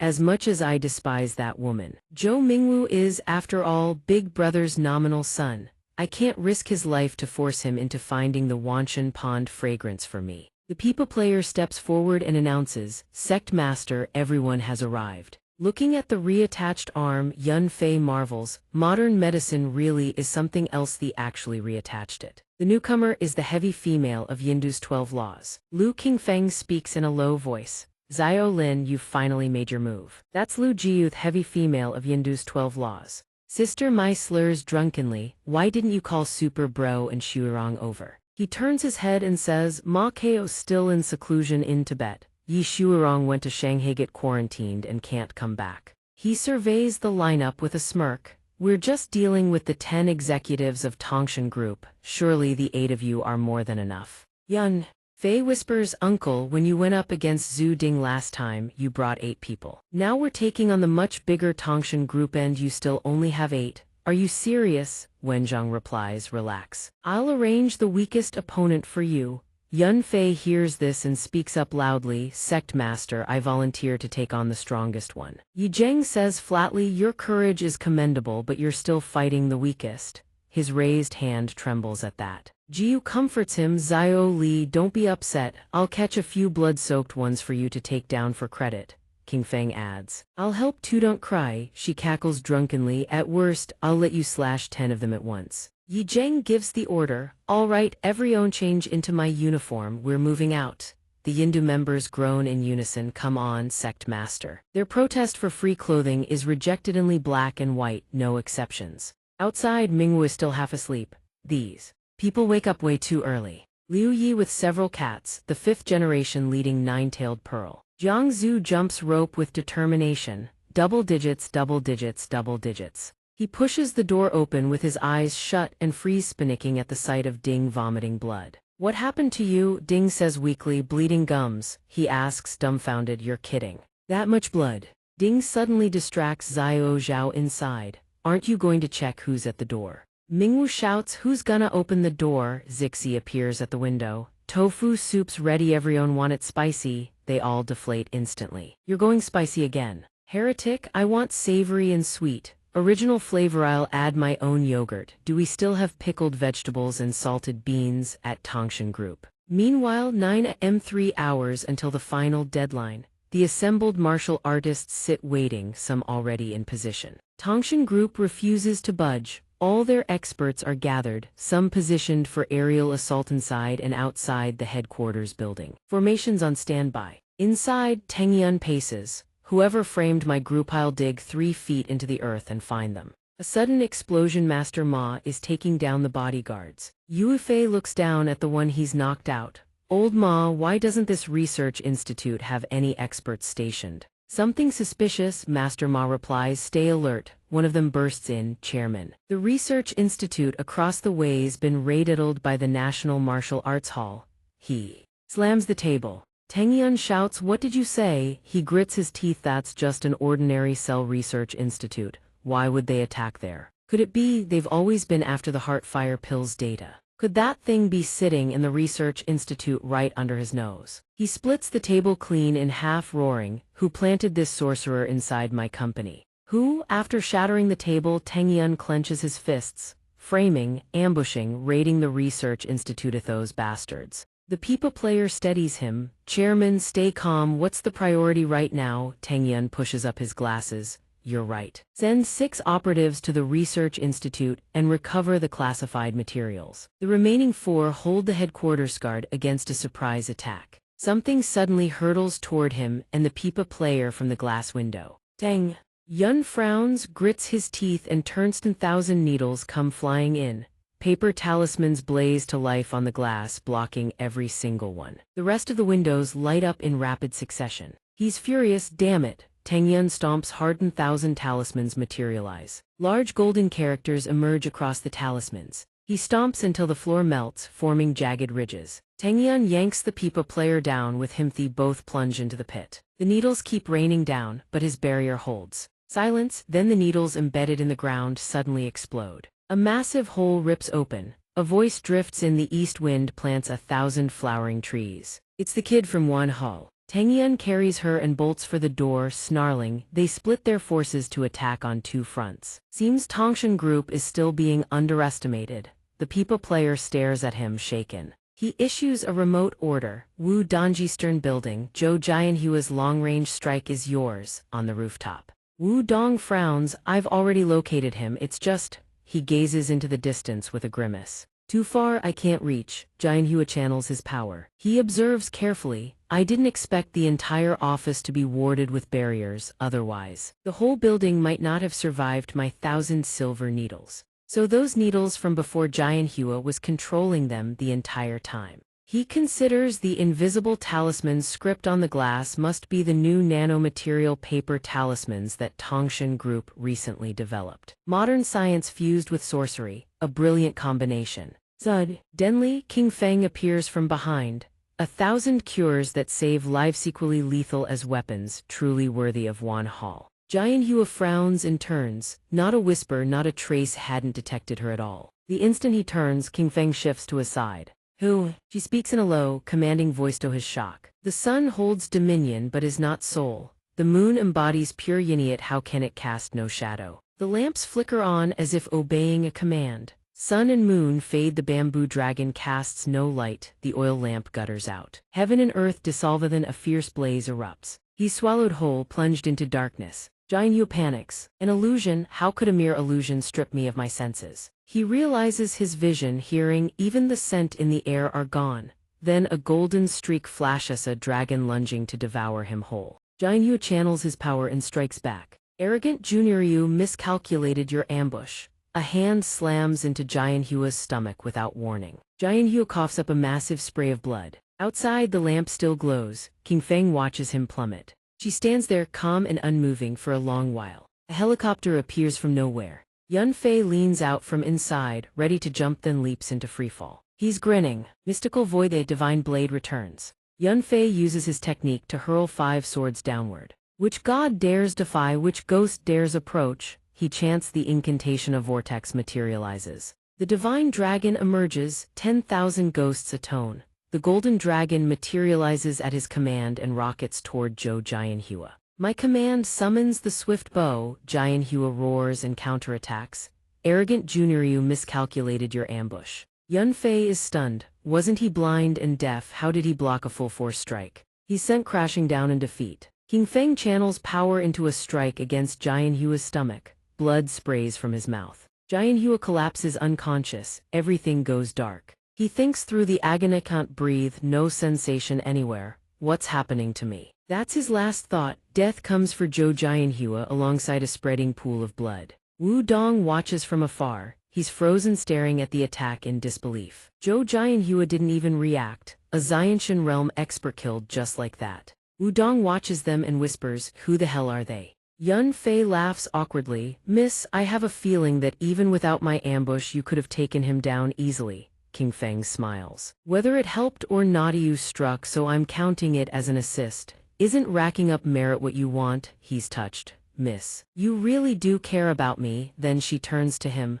"Over there is Tongshan Group's headquarters. There's someone on the rooftop of their operatives. Can you handle it?" "Hey." Considers. "It's only 2 km from here. My full power strike can reach, but the opponent will definitely dodge or defend at full force. I'm afraid my attack won't do much." Wu Dong retreats further, watching them tensely. He's terrified. Those two looking this way, could they really attack him from that distance? Outside of the Zhou Jianhua family, absolutely no one could take a life from that range with a single strike. King Feng encourages him, "Just cast your spell, I'll make sure you get this merit." Yun Fei powers up eagerly. "If Miss Lu is in position, then I'll go all out." He channels power into a Nala. Massive hammer materializes. He raises it with a satisfied grin, a tiger-crowned helm atop. Jade tips cold and gleaming. Yun Fei roars, "One hammer to settle the world." It tears through the air like an eagled hammer strikes, and the nail tip rockets forward like a missile. Wu Tong goes pale at the sight of him, stumbling backward.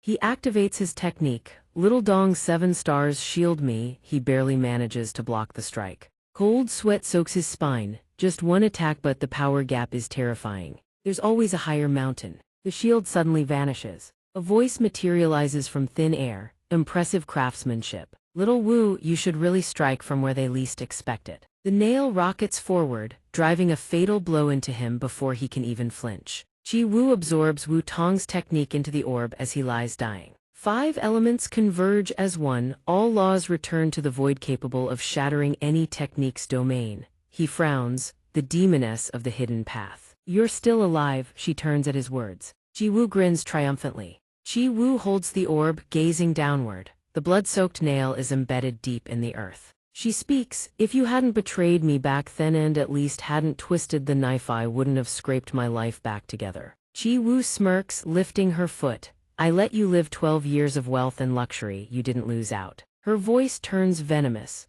"Besides, this time the Yellow Springs Road has plenty of company. Consider it a bargain." Over with King Feng and Yuefei, he turns to her. "That's the first time I've seen Big Sis make a move. So there really is a technique domain that can destroy everything." She chuckles. "There's no such thing as a technique that destroys everything, and that wasn't a domain either." He asks, confused, "Then what was it?" King Feng explains, "She doesn't cultivate raw qi, she cultivates 2 types yin and yang qi evolved from primal qi. That was just her basic technique." Yuefei asks, "A basic technique that can shatter other people's techniques?" She explains in detail. Primal qi is the primordial chaos before yin and yang divide. The 10 arts are the collective name for a chain of spells evolved from it into yin-yang and 5 elements kai.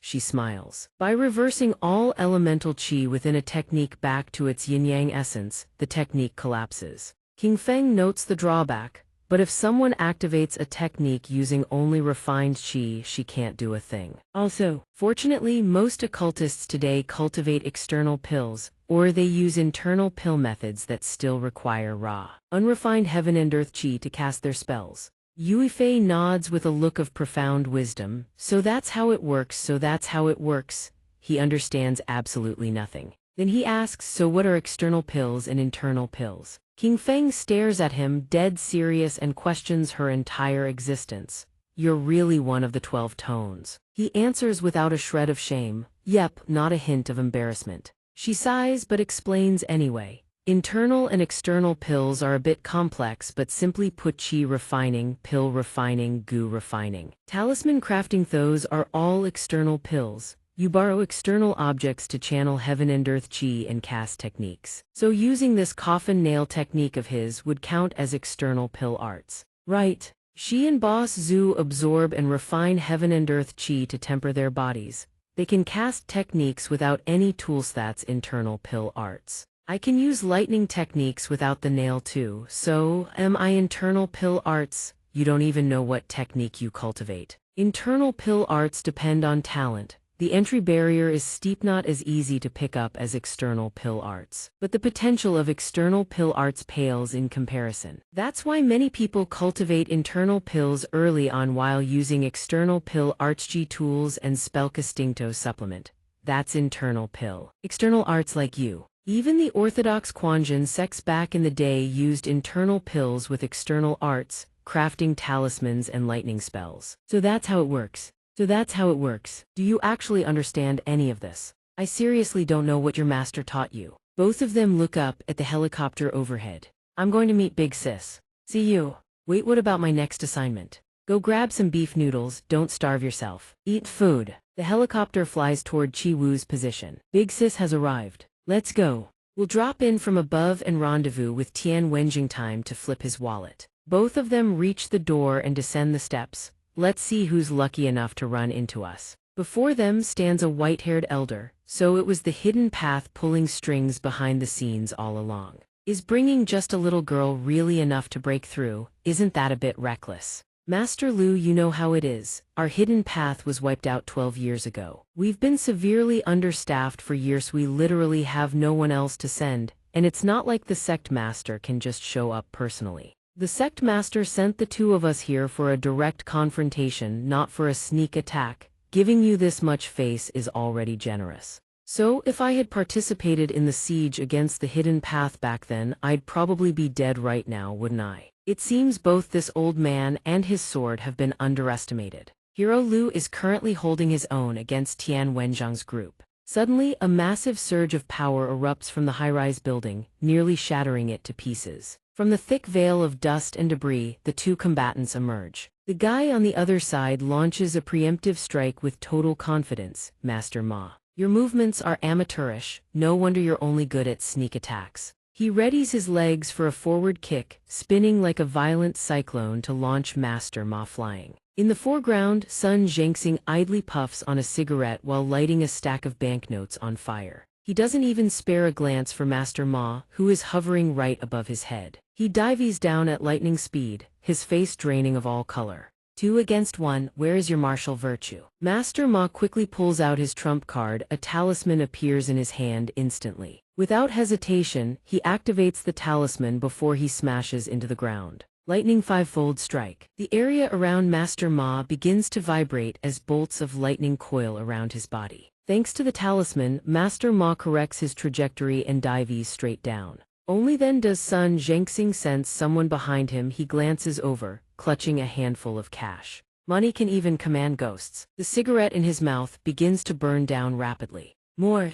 The banknotes in Sun Xianxia's hand seem to absorb energy, soaring into the sky with immense velocity. Shadows flicker in their wake, terrifying and spectral. As they rise, the ghouls grow larger and more ferocious. They open their gaping maws, charging at Master Ma with sheer aggression. Master Ma witnesses the horrific sight, a look of anxiety crossing his face. The swarm of spirits engulfs Master Ma, pinning him down completely. The entities infiltrate his very core, forcing Master Ma into a freefall. A massive explosion rocks the area, followed by a shrill scream. "Ah!" Master Ma hits the ground with a sickening thud. He lies motionless right behind Sun Xianxia. Only now does he turn around, glancing at Sun Xianxia, who approaches Master Ma to offer a prayer, hoping his soul might be freed from the chains of desire. Master Ma lies there gone, his eyes wide open even in death. Who would have thought he would pray for him? Amen. The sky begins to settle into silence. Sun Xianxia leads his ghostly minions away. He doesn't forget to give orders, pass the word down. Have the 5 of them surround the building. Don't let anyone out. The money-driven ghouls immediately scatter to carry out the mission. While ascending the stairs, Sun Xianxia catches sight of something. A small ghoul hides behind a wall, waiting for something. Upon seeing him, it emerges and whispers something he understands immediately. You mean the Wu Yufei group was shocked by our institute's equipment? He glances outside where a crowd in black lies sprawled out. Older occultists caught off guard by tech-based spell equipment. What a natural reaction. Sun Xianxia's face remains frozen as he strides down the hallway. He chuckles as he walks. HMPH, a bunch of rubes. Suddenly he notices something else. In front of him lies a neat pile of modern, tortoiseshell-shaped weaponry. Sun Xianxia is taken aback. The sheer scale of the equipment is staggering even to him. But even more surprising is the group of strangers standing there. What the hell is this? Sun Zhengxing's eyes go wide, he can't believe what he's seeing. The equipment scattered around this is damning evidence. Wu Yuefei slowly turns his head and throws a glance. One razor-sharp look aimed straight at Sun Zhengxing. Over on the other side, his subordinates are surrounded by Wu Yuefei's men. The fat scientist starts screaming for help. Elder Sun, please save us. Wu Yuefei speaks first. Elder Sun, Tongshan Group denied having anything to do with manufacturing the heart fire pill. He fixes Sun Zhengxing with a grave look. But now the evidence is right here, I'd love to hear your explanation. He throws another glance at the scientist and the man's face goes completely white. All the scientist can do is bow his head, desperately dodging that murderous gaze. Wu Yuefei narrows his eyes. It seems someone inside the group has been hiding things from us, doing dirty work behind closed doors. But Tongshan Group doesn't need money, there's no reason to profit off the research of forbidden pills. He waves dismissively. Of course you weren't in it for profit, your real objective was never the heart fire pill. Wu Yuefei produces a classified document plan Tiangu Artificial, Section 812. The heart fire pill was nothing more than a byproduct of the experiment. The document freezes Sun Zhengxing in place. Elder Sunny, you still want to play dumb. Wu Yuefei's voice booms, you still want to deny it. Sun Zhengxing stands rooted to the spot. Artificial Tianguo's never even heard of it. Did the chairman hide this from him? Only now does he recall Ma Tengyan's words, old son, the Tiangu has resurfaced. Aren't you curious about the Wanshan homeland behind it? He thinks it over seriously. The chairman has always been obsessed with the Wanshan homeland. He absolutely had the motive to research the Tiangu. Sun Zhengxing wheels around furious toward the huddle of sobbing scientists. You lot start talking, what the hell is going on? The fat scientist finally speaks up. That, Elder Sun, we were following the chairman's orders. Ma Tengyan ignores the weeping scientists entirely, his eyes locked on the notebook. Murdering a top-tier idol and provoking the government's wrath, killing people like insects just to manufacture heart fire pills. Elder Sun, your new chairman certainly has some nerve. Sun Zhengxing's face drains of all color. Cold sweat beads across his entire body. The government case Somyeon is clearly framing us. And as for the heart fire pill, it's not like we were killing people like insects. Hearing that defense only makes Ma Tengyan angrier. He jabs a finger at the scientist. Then ask him yourself, the heart fire pillar, rather the artificial Tiangu, what is it made from? The scientist clutches his head, trembling. The heart fire pillar research I. Ma Tengyan roars at him to speak up. The old scientist shakes violently but can't get a single useful word out. Yi-chan speaks up. I'll talk, just spare us, we're just workers, that's all. Ma Tengyan's expression softens slightly when someone finally agrees to cooperate. I guarantee researchers like you won't be held responsible. Dog. She begins recounting everything, her voice shaking. Based on our research, the Tiangu is most likely a synthetic composite of origin qi and massive concentrations of greed, anger, and delusion. So we exploited the greed, anger, delusion, and origin qi of living sorcerers. In other words, the test subjects were living people. The revelation sends a chill through the room. Living people, could it be? Inside there, they look at the figures lined up in the lab. Every single one of them is alive. The demon hovering beside Yi-chan mutters to itself, Disciple, your master's acting is superb, but I don't think these two are actually going to fight. Yi-chan responds silently in her mind. If they don't fight on their own, Yindu will make sure they have no choice. The more she thinks about it, the more certain she becomes. The sects have long feared Tongshan Group growing too powerful on its own. The government wants to crack down on the sorcery community. So Yindu dangled the artificial Tiangu as bait to the sects and handed the government the idol's murder as a pretext to intervene. Yindu is sowing division among the sorcerers. Fishing in troubled waters, waiting to strike from the shadows. The bloodshed from this will be catastrophic. The demon suddenly bursts out laughing. Not bad, kid, you've grown far beyond what this old man expected, truly. The younger generation surpasses the old. Yi-chan responds with equal calm. The heart fire pill helps master revive faster. Now it helps eliminate rival experts. I should thank Yindu in person someday. The demon knows the full picture. Offering someone else's flowers to Buddha, turning their own schemes against them, borrowing a blade to kill. This old man is genuinely impressed. Only now does Sun Zhengxing find his voice. Deputy Hall Master Wu, our chairman, will certainly answer for his actions. Can we call a truce for today? Let's not destroy what goodwill remains. Wu Yuefei turns those terrifying eyes on him. Goodwill, don't make me laugh. The heart fire pill, we're in no rush. But the government's murder investigation gave you a 30-day deadline. Can Tongshan Group really cut ties with its own people for the greater good? His expression hardens further. I seriously doubt it. A voice suddenly cuts through, making him whip around in shock. We will cut ties with our own blood for justice. Turns out Ma Tengyun and Xing have been standing here all along. Ma Tengyun's face is ice cold. He speaks first.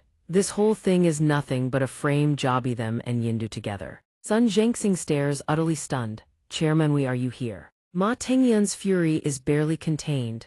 Elder son, if I hadn't come, they would have walked all over you. He jabs a finger straight at Wu Yuefei's face, shocking Sun Zhengxing to his core. I've investigated everything. It's all a staged act, them and Yindu, working together to frame us and strip Tongshan Group of its technology and assets. Wu Yuefei, jolting himself, named, sends a jolt through him. What did you just say? Don't you dare slander us. Ma Tengyun produces a stack of photos and slaps them down as evidence. Both of these women are operatives of Yindu's 12 laws. One goes by Liu Liumai, the other is called Pipa. Liu Liumai was the one who approached your fat scientist over there, and Papash got close to you, Wu Yuefei. Ma Tengyun's voice drips with confidence. Deputy Hall Master Wu, you've been whining and dining with Yindu operatives, how cozy. Wu Yuefei's face twists with rage. Yindu, little Ningning could never be one of them. Even Sun Zhengxing recognizes the name, little Ningning. Ma Tengyun drops another bombshell. Sun Zhengxing flinches as if struck. Elder son, there's more. Wu Dong and Lu Daxiathi were both killed by them.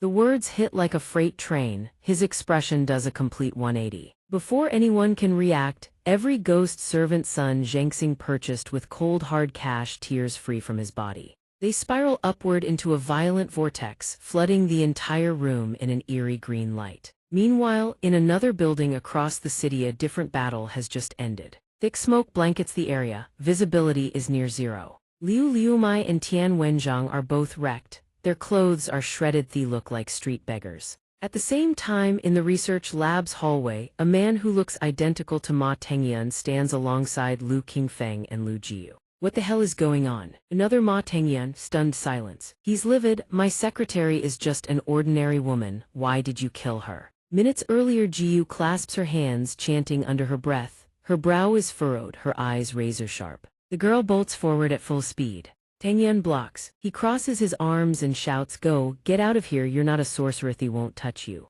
A sorcery blade slams into the barrier wall he just raised. Tengyun's eyes widen, realizes the target isn't him. Those invisible blades tear through everything in their path. They're heading straight for Pipa. The blast hits her dead on. Pipa staggers, wounded. A fatal strike, blood bursts from her lips. Tengyun feels a sudden spike of dread. More wind blades hurtle toward him terrifyingly fast. They rip straight through the wall of the high-rise. Jai Wu stands amid the wreckage, her gaze half-lidded, voice dripping with contempt. Running away already, coward. A talisman glowing with blue light materializes before her. Looks like a communication device. King Feng, Chairman Ma took the elevator down. Keep an eye on him, don't let him out. She replies, already blocked him, or rather made him think he's been blocked. Then she falls silent and watches as Tengyun, his entire body radiating fury, blows at King Feng. My secretary was just an ordinary person. We did you kill her? The secretary lies crumpled in a pool of crimson blood amid the wreckage, her face a mess of gory wounds, a gut-wrenching sight.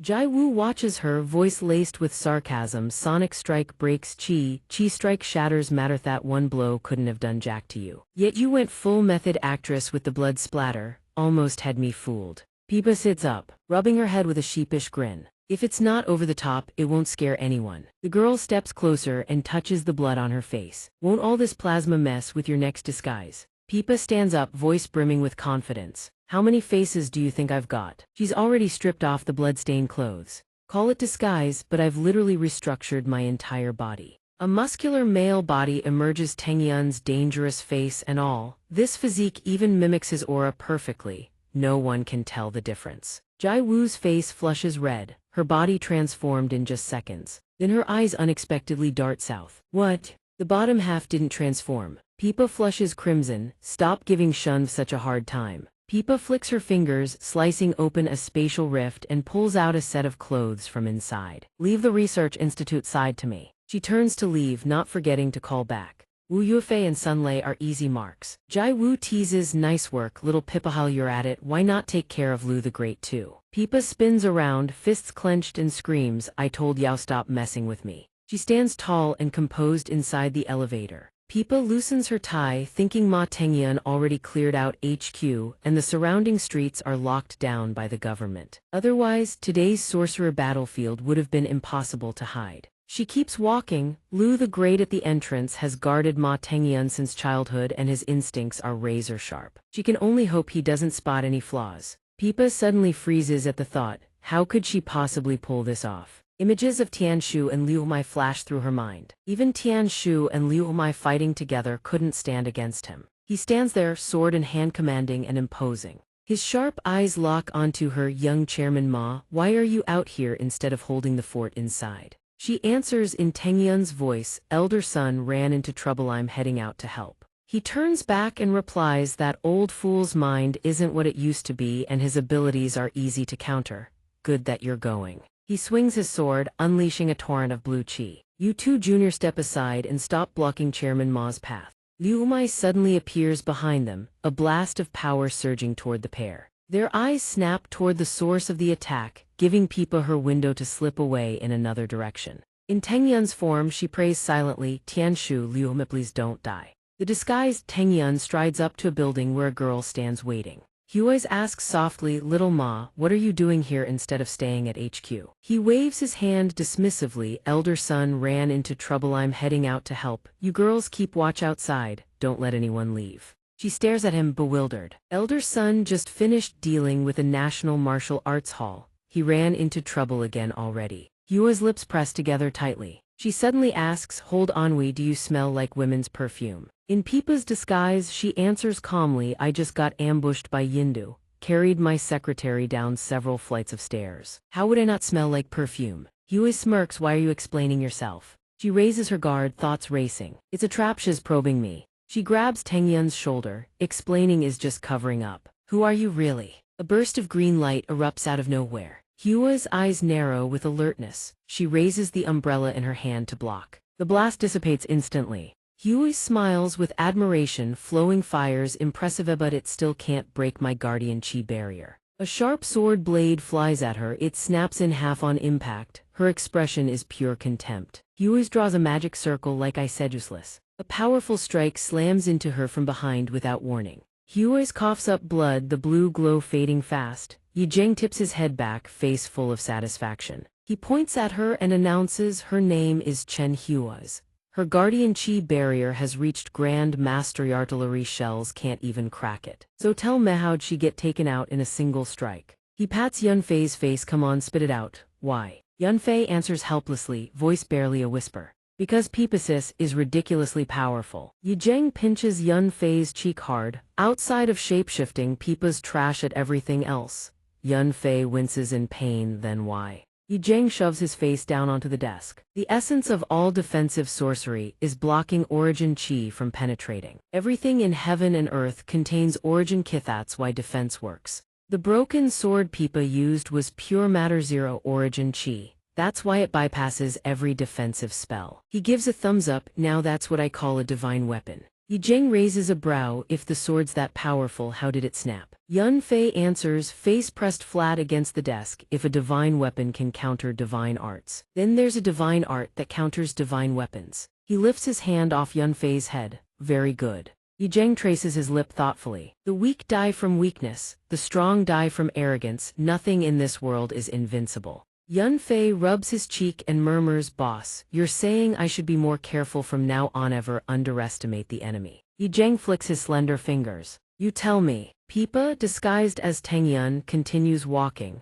She spots Xing doing something and calls out, Senior Xing, what are you doing? He shakes the recorder in his hand. Old Ma got hit by elder son's technique. While he's writhing in delirium. He might say something weird in his sleep. Holding the recorder up to old Ma, recording everything is evidence. Tengyun says quietly, cut it out, come with me inside. Chung snaps to attention, yes, chairman. And so, beneath the flickering flames, this scene unfolds. Resentful energy billows out of old Ma's body. Yue Fei's face turns livid with rage, veins bulging except for the one responsible. Everybody else, get the hell out. Yidu rolls up his sleeves, fuming, sure, you're employees but you're all aiding the enemy. Nobody leaves. He stands within the surge of power, voice low, who exactly are you talking about? A blast of energy rips through the wall. The building's wall crumbles into rubble, reduced to nothing but dust. A massive sword blade punches clean through the wall, rocketing out of the thick dust cloud at terrifying speed. Gradually, the sword dissolves into a shower of talismans.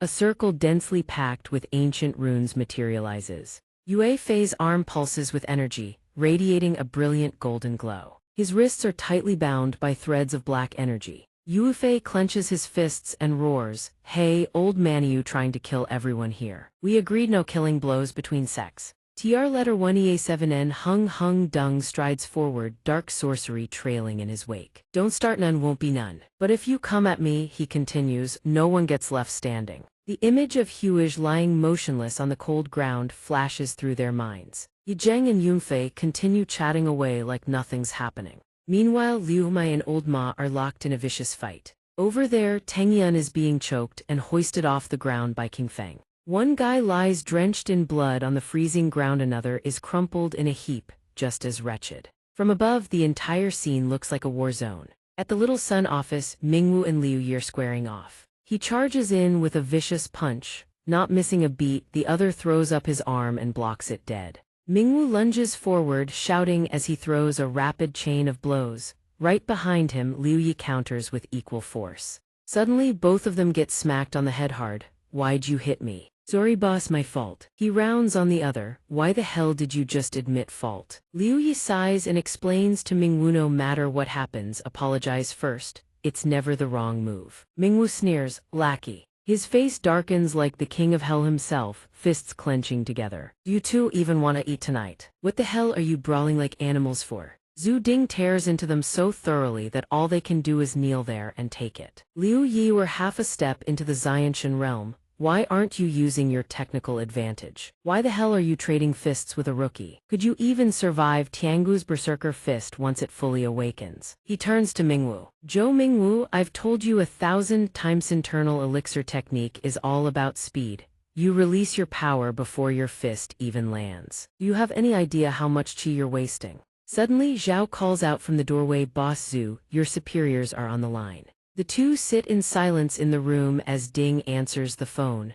Yindu, I told you before, I don't want direct conflict with them. The voice on the other end replies, we were originally planning to divide up the smaller sorcerer factions. We didn't expect Yindu to suddenly barge in. If this keeps up, the factions will take catastrophic losses. Even if the Sorcerer Association gets established, there won't be anyone left to use. On the phone screen, Jiangzu's face appears. You know how things went when they set up associations overseas. This is a national plan to consolidate sorcerers. It can't get derailed in Hubei. He tilts his head back. Of course I'll put the big picture first, but you know my situation, Jiangzu answers quickly. Upstairs agreed to both of your conditions. Ding replies flatly, fine, I'll handle it. He turns and waves Liu Yi over. Liu Yi, come with me. Ding tells Mingwu carefully, you and little Zhu stay here, that little troublemaker too. Sensing the unusual quiet, he glances back. Why is it so silent today? Where's that little gremlin?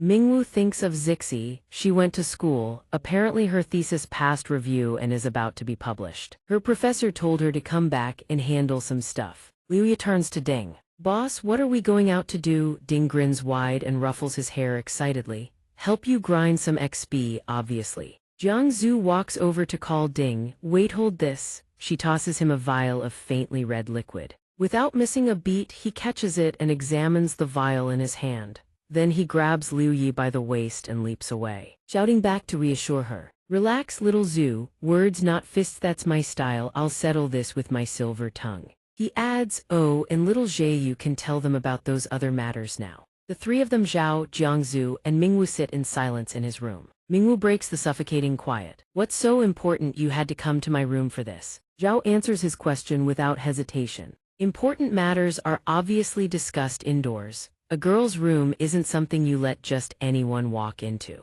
She rummages through her bag and pulls out 2 membership cardtures and Ding's. As you can see, she holds up Ding's card. Mingwu's eyes go wide. Chairman of the Huabei Sorcerer Association, so the guy's actually a major player with real status. Jiang Zhu doesn't hesitate, the title suits him. Zhao pushes up her glasses with quiet confidence. Don't get excited, you two. The position is temporary. The Huabei Sorcerer Association hasn't even been officially established yet. Mingwu's face is pure helplessness. She blurts out, isn't printing your own fake work credentials technically a crime? Zhao throws her hands up. Can you two just let me finish? Stop interrupting me, Zhao continues. Mingwu listens intently while Jiang Zhu looks thoroughly bored. 2 years ago, European nations started establishing nationwide magic associations. North America combined science with sorcery and formed the Superpower Hero Alliance. She holds up a finger to counter sorcerer factions consolidating internationally. The higher-ups decided we need our own nationwide association for unified management.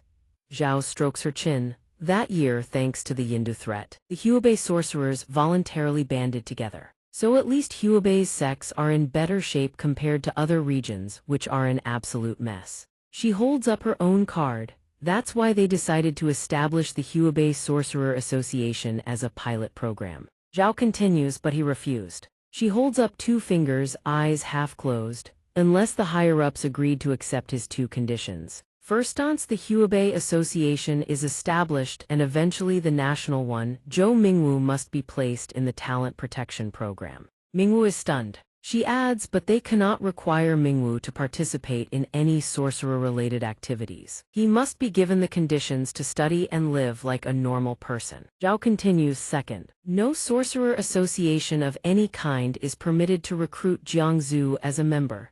No one is allowed to investigate her identity or background. She closes one eye and waves her hand. Just now, the higher-ups agreed. That's why old Zhu took little Liu to help them. The room falls dead silent. Mingwu scratches his cheek, brow furrowed deep in thought. 1,000 questions swirl in his head. He doesn't even know where to start. Zhao leans in close. Back then your father took you into hiding. He even changed your name. Nobody knew where you were. Her expression turns grave. Zhu Ding and Yindu both agreed not to search for Yudo, make sure no one could track you through them. Zhao clutches her head. But then you went off to college on your own and Yindu found out. Old Zhu had no choice but to surveil Yindu to prevent them from making contact with you. She continues, and Mingwu can't help but picture the ugly look on Ding's face. 2 months ago, when the higher-ups prepared to crack down on sorcerers, he discovered that Yindu was planning to fish in troubled waters, so he decided to use that to his advantage. Zhao adds, as long as Yindu stirred up enough chaos, the higher-ups would have no choice but to agree to his terms because right now, he's the only one who can clean up the mess. Images flash Ding and Liu Yi leaping across rooftops.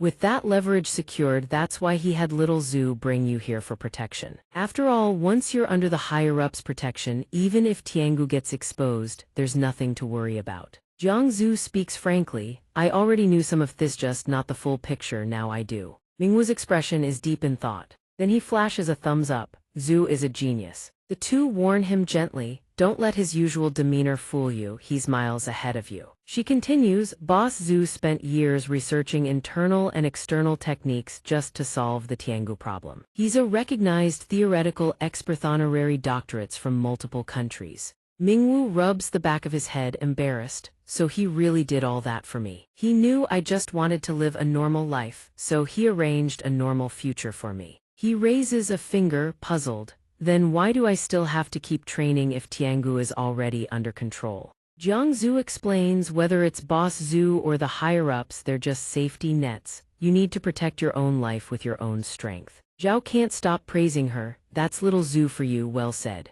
He grins at Jiang Zhu, but since heroine Jiang is here too. And you're telling me about Boss Zhu's arrangements for herdos, that mean there's something about our heroine you want to tell me. Hearing this, Zhao facepalms. Sometimes I swear you and old Zhu are the exact same type of person. Jiang Zhu raises 2 fingers, green energy swirling between them. Rather than saying it's my business, it's more accurate to say it's ours. A streak of blood appears on her palm. Jiang Zhu holds her injured palm in front of Mingwu. Lick the wound. He stares, utterly baffled. Huh. She extends her bleeding palm toward him. Lick it. Mingwu waves his hands nervously. Whoa, that kind of play isn't cool, we're not even at that stage yet. She reaches out and lifts his chin, their eyes lock, both faces flush red. She presses her hand against his face. Don't get any ideas. Zhou Mingwu's eyes snap wide open, completely caught off guard. He leaps to his feet, kicking the chair flying. What the hell are you doing? Zhou Mingwu roars in fury, just say it already.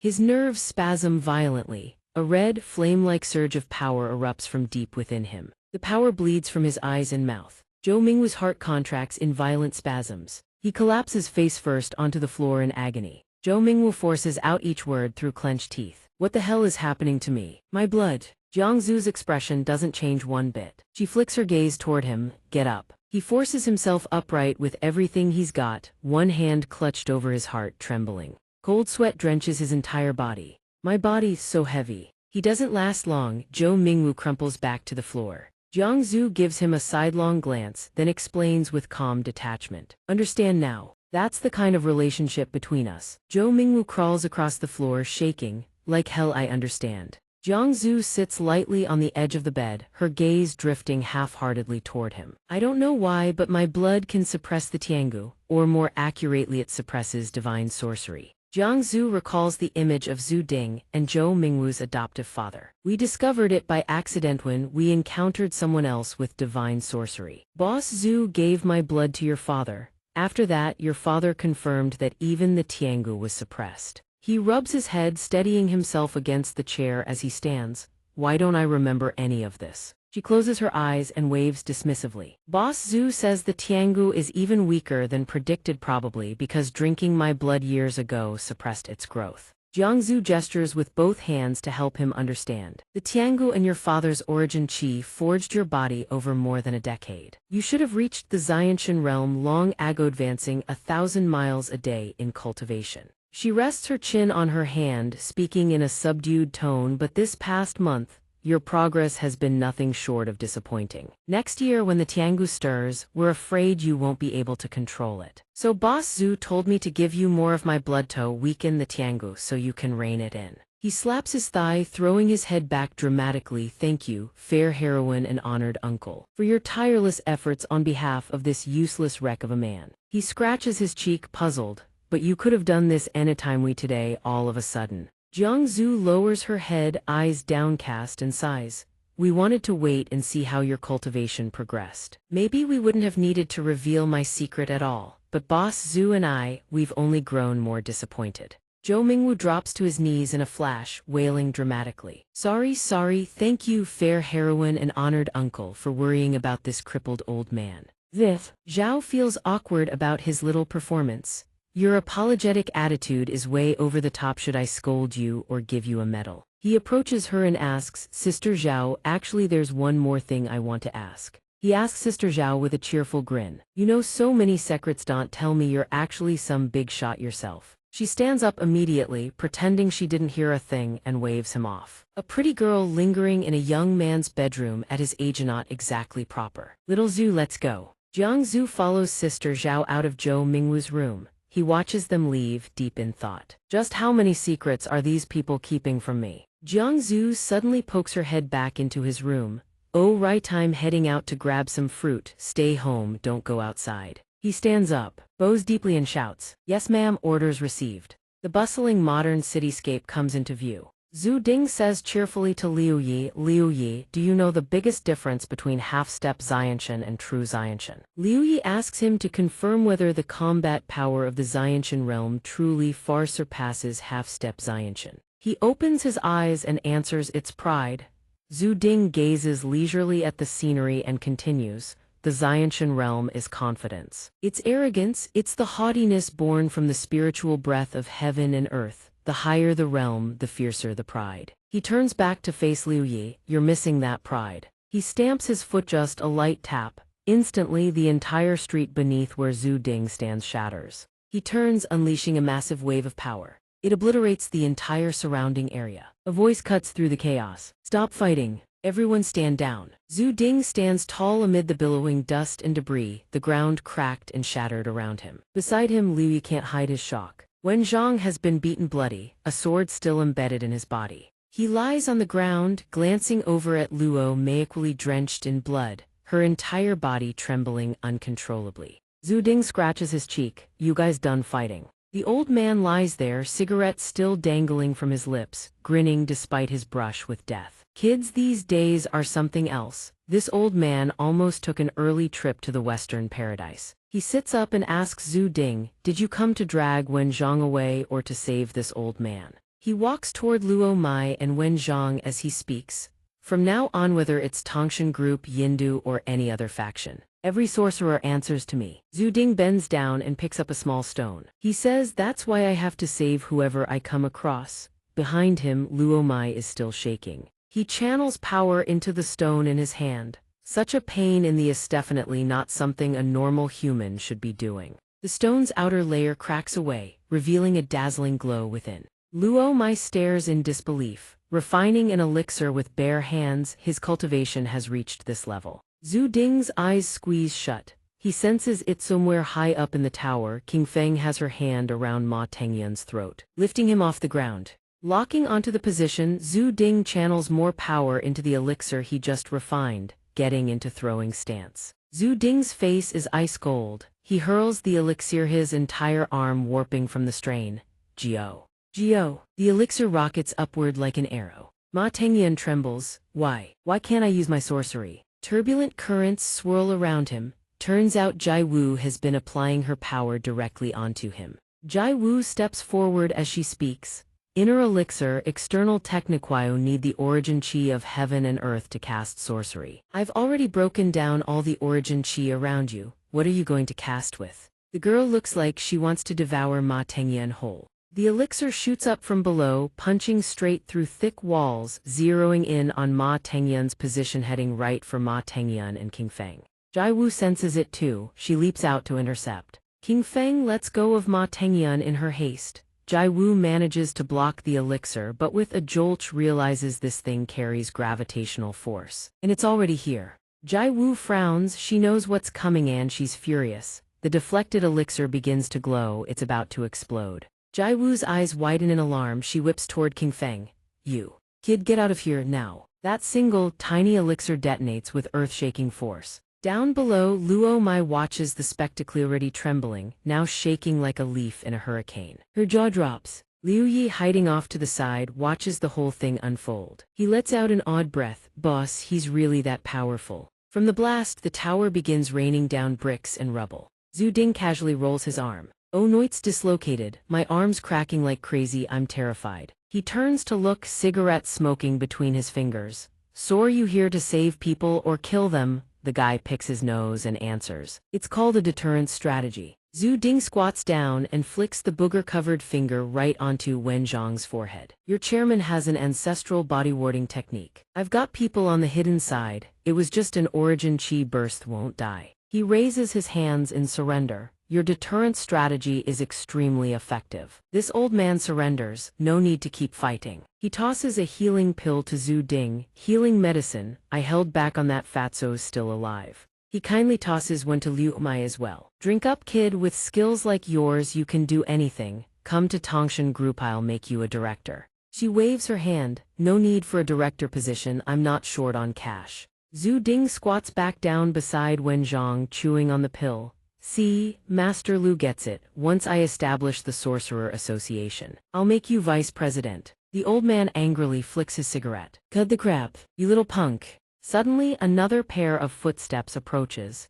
Zhu Ding, are you seriously going to be president of some bullshit Sorcerer Association? It's Yi Zheng. He asks what about the girl he lost, what about the countless brothers who did his, he forgotten all of it. Next to Yi Zheng is Yun Fei, who's dragging Liu Yi along like a caught mouse. Liu Yi trembles and whimpers. Boss. Yi Zheng sets him down and ruffles his head. This the new disciple you took in, grooming him as your successor. Zhu Ding turns to him. Liu Yi has more talent than you did back then, bet on it. Yun Fei behind them keeps stealing glances at Liu Mai. Yun Fei, take Liu Mai and go. Old Tian and the rest are my problem. Yun Fei nods from the side. Zhu Ding shoves Wen Zhang toward him without a second thought. Get moving already, you lot are seriously annoying. Yun Fei catches the old man and calls out, Uncle Tian. The old man flails his arms. My sword, I still haven't drawn my sword. The three of them, Yun Fei, Wen Zhang, and Liu Hu, turn and walk away. Hang in there, boss. Yi Zheng ruffles Liu Yi's head again as a warning. If you want this kid to survive, don't stick your nose into our Yindu business. The entire atmosphere plunges into a bone-chilling silence.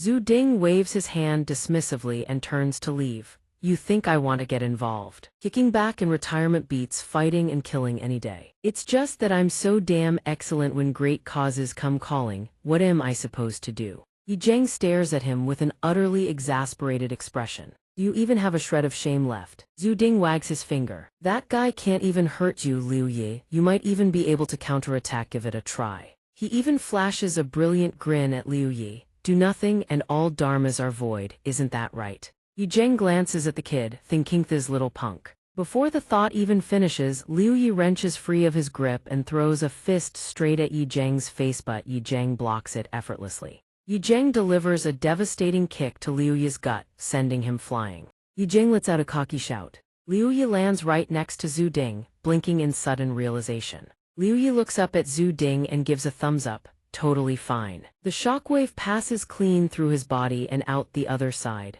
Zhu Ding crouches down and says, you learned the tendon-changing scripture. Yin and yang counterbalance internally and externally, no harm done.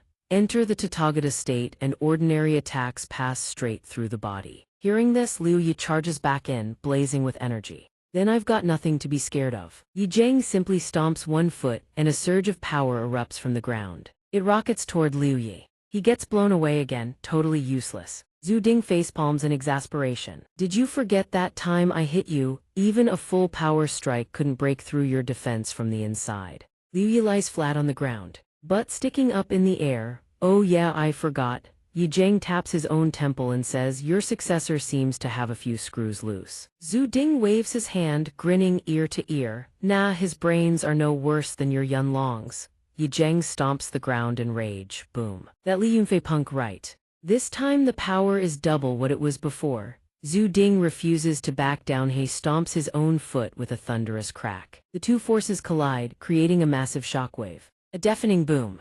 Zhu Ding frowns. Using the technique I taught you against me, that's just low. He gathers yin and yang energy into one palm. Back then, Yindu existed to protect the order of the sorcerer world. Now someone else has taken up that role. And Yindu has become the very thing threatening that order. Those green irises lock onto Yi Zheng as the gathered energy intensifies. He speaks slowly. The dead can't come back. The mastermind has already died a dog's death instead of clinging to the past. Why not build a new futurettos there? Yi Zheng erupts in fury. Take your tasteless spiritual chicken soup and shove it, drink it yourself. He trembles with rage. I'll end the sins of the past me own way. His entire body is engulfed in a torrent of power. Jin Danzi dreamed of becoming immortal and died for it. But if those greedy, shameless bastards hadn't gotten involved, how could she have been killed by Jin Danzi? How could the Tiangu have been stolen? Big Bro would never have burned through all his cultivation and died. A spiraling vortex of true qi materializes in Zhu Ding's palm.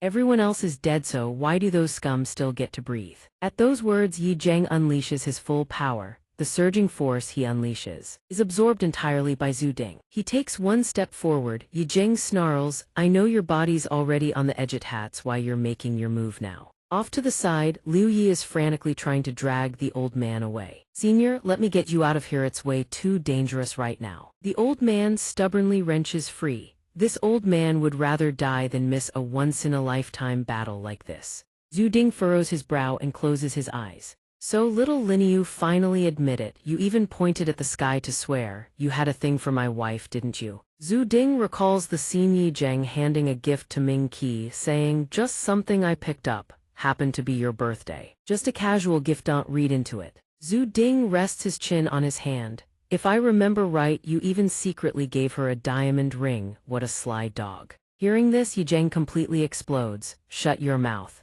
Yi Zheng slams his fist into the ground with earth-shattering force, still in denial. I despise that woman more than anything. The horrifying impact fractures the surrounding earth, dust and debris swirling everywhere. The shockwave is catastrophic. A flashback surfaces a happy family of four. Mingwu's adoptive father, Ming Qi, Zhu Ding, and King Feng. Ming Qi holds a birthday cake in her hands. Yi Zheng is moved to tears, but his mouth won't soften. I'm an orphan, how would I have a birthday? And stop calling me Little Lin. Ming Qi places a crown on his head. We met you on this day last year, so from now on, this is your birthday. The birthday song rings out, accompanied by clapping. Happy birthday to Yi Zheng's eyes glisten with tears, but then he turns to Zhu Ding with a look of pure disgust.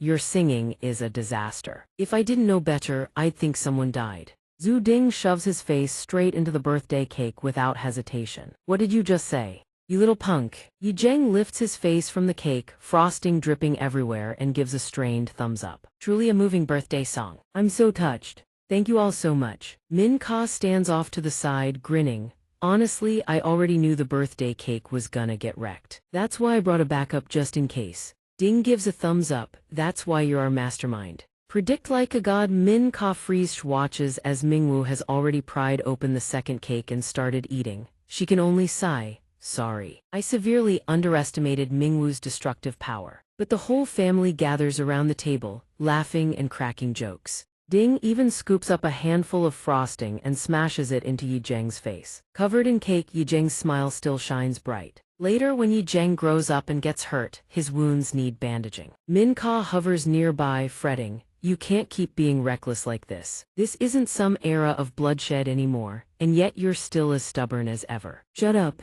you my mom or something. When Ding grows up, Min Ka goes public. Starting today, we're officially a couple. The man beside her beams with joy. Mingwu's adoptive father even slings an arm around him, teasing. Mingwu is my adopted son. You marry his sister, that makes you my son too. Ding just replies flatly, bro, get lost. Even when Min Ka had already awakened her power and opened her third eye, she still tried to talk Yi Zheng out of it. Once you take a life, it means you and modern society are done, for good. Just calm down, but he's still as stubborn as the day they met. Shut the hell up, I have to avenge my brothers. From behind, an old sorcerer with a silver-white beard is draining Min Ka's power. She refuses to yield. We can't let him devour everything. Tiangao, kill me. Back to the present, a pillar of power shoots straight into the sky. The earth trembles. Yi Zheng stands there and screams, the me of today can definitely stop the you of the past. Liu Yi and the old man watch from the side.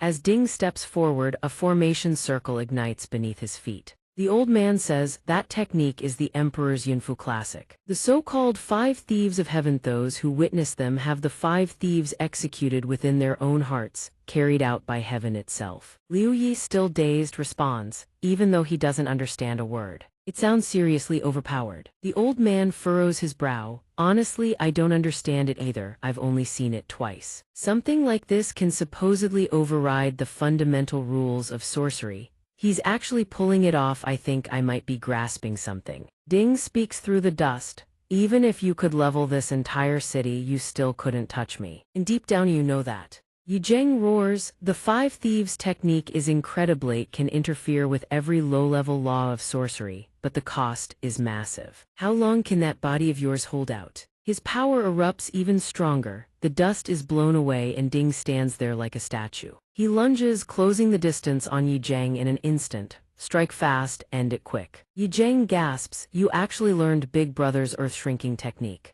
Ding's power funnels into one palm. For the next few years just live quietly, alright. He slams a palm into Yi Zheng's gut, murmuring under his breath. All phenomena arise from the union of myriad energies. A yin-yang circle surges from the ground. Ding chants without stopping 8 trigrams, heavenly stems, divine mechanism. Ghostly concealment. The deeper the chant, the stronger the resonance. The dust grows thicker, the cracks spread wider. Yi Zheng's entire body crashes to the ground from the blow. Ding speaks, I'm using the post-heaven 8 trigrams to seal your danshan. It won't open for 3 years. I hope you'll reflect on yourself. Then Hack Ding coughs up blood. Amid the ruins, he rises. One arm is already bleeding. He wipes the blood from his lips with his free hand. Yi Zheng lies in a heap on the ground, defeated. Ding turns to look at Liu Yi, who hasn't taken his eyes off him. He asks, so, did you grasp anything? Liu Yi blinks, stunned. Yeah, I got it. Follow heaven and uphold the Tao, defy heaven and forge the Tao. Then he frowns again. The old man slaps his thigh in frustration. Kid, how the hell did you just comprehend that? Why couldn't I? Ding walks up to Liu Yi. Kid, you really are something. Sending you out into the world was the right call. Yi Zheng lies there and suddenly asks, hey, second brother, where exactly did I lose to you? Ding, blood still dripping from his mouth, grins wide and throws up a peace sign. Not as handsome as me, that's where. Yijeng screams, why are you stronger than before? Why are you still alive? Why didn't your body fall apart? Tears stream endlessly down his face. Ding turns and walks away with Liu Ye. He leaves only one line, that's a secret. When the time comes, someone will tell you. In the glow of the setting sun, the two walk off laughing and joking. He asks, so, was I cool or what? The kid answers right back, impressive, right? Was that impressive or what? Too impressive, master. In another location, people are fleeing in droves. Panic screams fill the air. A young man with light brown hair turns back. Thank you, elder son, for saving our lives. Xianxia stands there, with some kind of entity wielding a sword beside him. I told you release the researchers and you refused. You had the nerve to go against me, the audacity. Wu Yuifei sits slumped on the ground, trembling. Tongshan Group uses living people to refine elixirs. This is an affront to heaven itself. Even if you slaughter every last one of us here, the entire sorcerer community will never forgive you. Ma Tengyan stands nearby and pushes his glasses up. Elder son, that's enough, you've truly gone too far. Xianxia turns to him. Sorcerers, the strong rule and power is truth. How is that going too far? Ma Tengyan steps forward. Then elder son, you being here must truly be the embodiment of truth itself. How admirable. Xianxia smirks. Besides Zhu Ding, no one in this world surpasses me. Suddenly, his eyes widen. Ma Tengyan actually strikes at him. The broken sword in his hand swings forward and Xianxia is stunned. Fortunately, that entity unleashes its power to block the blow. Who are you? He demands. But the blade has already sliced through the entity's neck. Xianxia watches in horror as Ma Tengyan's sword closes in. Ma Tengyan says, you don't need to know who killed you. Just as the blade is about to reach Xianxia's throat, an arm reaches out and catches the sword. Ding turns to Xianxia and says casually, was someone calling for me just now? He grins, from now on everyone here is my little brother, let's get along and prosper. Xianxia simply calls his name softly, Zhu Ding. The sword in Ma Tengyan's hand is snatched away by Ding. He calls for little Liu, who leaps out from the smoke, startling everyone. Liu Yi responds without a word, punches Ma Tengyan square in the face. He goes down hard. Ding twirls the sword, confiscating this. Leaving it with Yindu is way too dangerous. Xianxia, Wu Yufei and Xing all stare wide-eyed, thinking Yindu. Ma Tengyan sits up, removes his glasses and rubs his face. As expected of the second in command of Yindu, those eyes of his, he puts his glasses back on. This junior is impressed. Ding waves the sword around. I've already captured your sect leader. If you don't go rescue him, the authorities will haul him away. Ma Tengyan flies out through the window. Until we meet again, Ding sighs, he sure runs fast. Xianxia clasps his hands. Thank you for saving my life. Ding smiles, no big deal. Xing frantically waves his hands. I'm telling the truth, I didn't know that was a fake chairman, I'm a victim here too. Xianxia rubs his head helpless. You don't need to explain, even I couldn't tell, it's not your fault. Ding walks off, waving. All right, let's bury the hatchet and smile it off. Go treat your wounds before more people die. The image of Yinda blood-soaked, weeping, running to beg the big shots for help. Xianxia crosses his arms. Our Tongshan group does not kill people. Our cursed elixir research team has been wronged too, you know. But privately he thinks this guy is terrifying, sure, but groveling just to save face, that's not my style. Zhu Ding turns to him, old man, can you stop being so damn stubborn? He suddenly hums, stroking his chin, eyes narrowing. Actually, Tongshan group was framed by Yindu, the idol, killed by them, the cursed elixirs. Also their work. They even disguised themselves as Ma Tengyan's people, so every bit of this is on them. Both Xianxia and Yuefei respond in unison, faces twisted in frustration, so this whole mess was Yindu's doing. We got played, Yuefei seethes, damn it, if we're already shouldering the blame. Might as well downplay the whole thing. Elsewhere crowds flood the streets, scrambling in every direction. Yichan freezes, staring at her earring. Hurry, Zhu Ding is coming, we can't let him discover me, your master, the earring whispers. She glances back. Even though my cultivation isn't high, I can still sense that earth-shaking pressure from headquarters. Who exactly is this Zhu Ding? The face-shaped earring replies, when he fought your master years ago, he was already at the peak of Xianxia realm. Today he's clearly surpassed that, but even with golden elixir cultivation I can't see through his realm. She hesitates, could he have gone back to? Suddenly a wave of power slams into her, her eyes snap wide, it's Jiang Zhu sword already mid-swing. Jiangzu frowns. You. Over there, your body reeks of Tiangu. Yi-chan bolts. What does Tiangu even smell like? Can she actually sense the mind-fire elixir? What's wrong with that girl? Up above, Zhu Ding's power erupts without warning, shrouding his entire body in a dense layer of qi. Zhu Ding grits his teeth, face flushed, eyes razor-sharp. Jin Danzi, at Zhou Mingwu's apartment, a sign hangs on the bathroom door occupied. In the dingy bathroom, Zhou Mingwu is handling business when laughter rings out from outside. He rests his chin on his hand, muttering, Sister Zhao's binge-watching again. Is it really that funny? He reaches for the toilet paper, pulls out a single flimsy sheet. His face drains of color, out of paper. Only Sister Zhao keeps a stash at home and the heroine hasn't come back yet. If he wants rescue, he'd have to wait for them. He stares at the pathetic scrap. The image of Jiangzu and Zhu Ding laughing in his face flashes through his mindren out of toilet paper on the toilet. Liu Yi piles on from the side.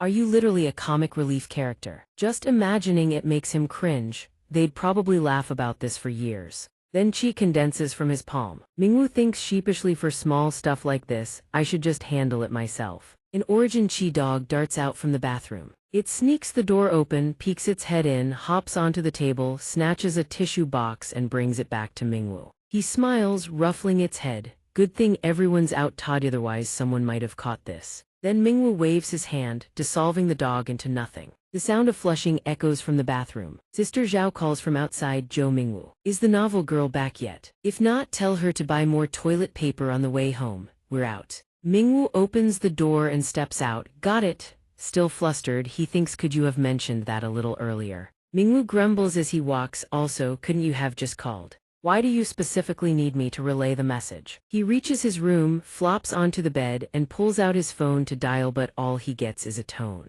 Beep beep beep. Mingwu stares at the phone, resting his chin on his other hand. No one's picking up. A text from Sister Zhao pops up. We're out of toilet paper at home. Grab some rolls on your way back. Mingwu sprawls comfortably on the bed, groaning. Done for. But suddenly he goes silent. Mingwu recalls the moment Jiangzu said goodbye to him. Right, I'm heading out to grab some things. You stay here, don't go outside. Lying on the bed, he thinks the fruit stand isn't far. Round trip shouldn't even take 10 minutes. Memories flood back. Jiangzu tossing a vial of blood to him. Take this. He folds both hands behind his head. The heroine's blood can suppress Tiangu's divine arts. If some were given to Zhu too, does that mean he's also? Plus, the state of his body seems to be. The image of Zhu Ding bleeding profusely from the mouth jolts Mingwu awake. Zhu Ding's mouth runs with blood, eyes exhausted, yet a grin still hangs on his lips. Mingwu bursts into the room. Sister Zhao. This is bad. The heroine might have followed them outside. On this end, Jiangzu raises her sword, channeling every ounce of power into the blade.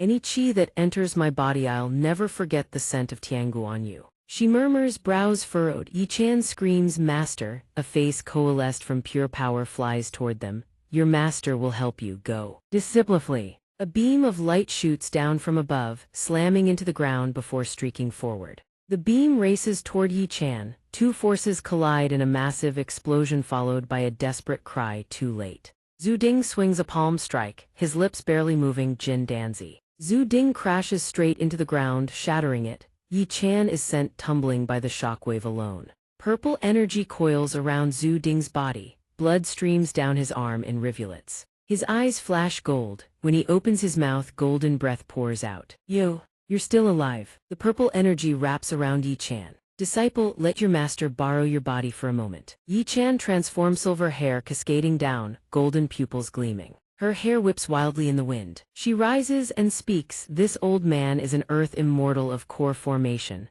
The body perished, but the soul endures. Is it so strange that I still live? Back at Mingwu's place, Sister Zhao answers without looking up from her game. Little Zhu followed them out. Followed who? He panics. Of course he's worried about Uncle Zhu's condition. She went as backup. Sister Zhao turns to him. Zhou Mingwu, did you know? The image of a three-pronged power socket appears. In one of the prongs, a tiny camera lens peeks out. Sister Zhao says there's an abnormally high outlet in your room. It wasn't installed for an air conditioner, it's a disguised camera. Mingwu breaks into a cold sweat. What the hell? Mingwu pats Sister Zhao's shoulder, incredulous. Sister Zhao, since when did you people have a thing for spying? She grins. Not you people, just me. I installed the camera, no one else knows about it. Mingwu's tone shifts abruptly, going cold. Sister Zhao, first you tip me off about the heroine's whereabouts. Now you're interrogating and threatening me. What exactly are you playing at? She doesn't flinch. Relax. Little Lin Lin's strength absolutely surpasses Zhu Ding's. Those old injurists shall definitely take him down. She's probably resting up right now.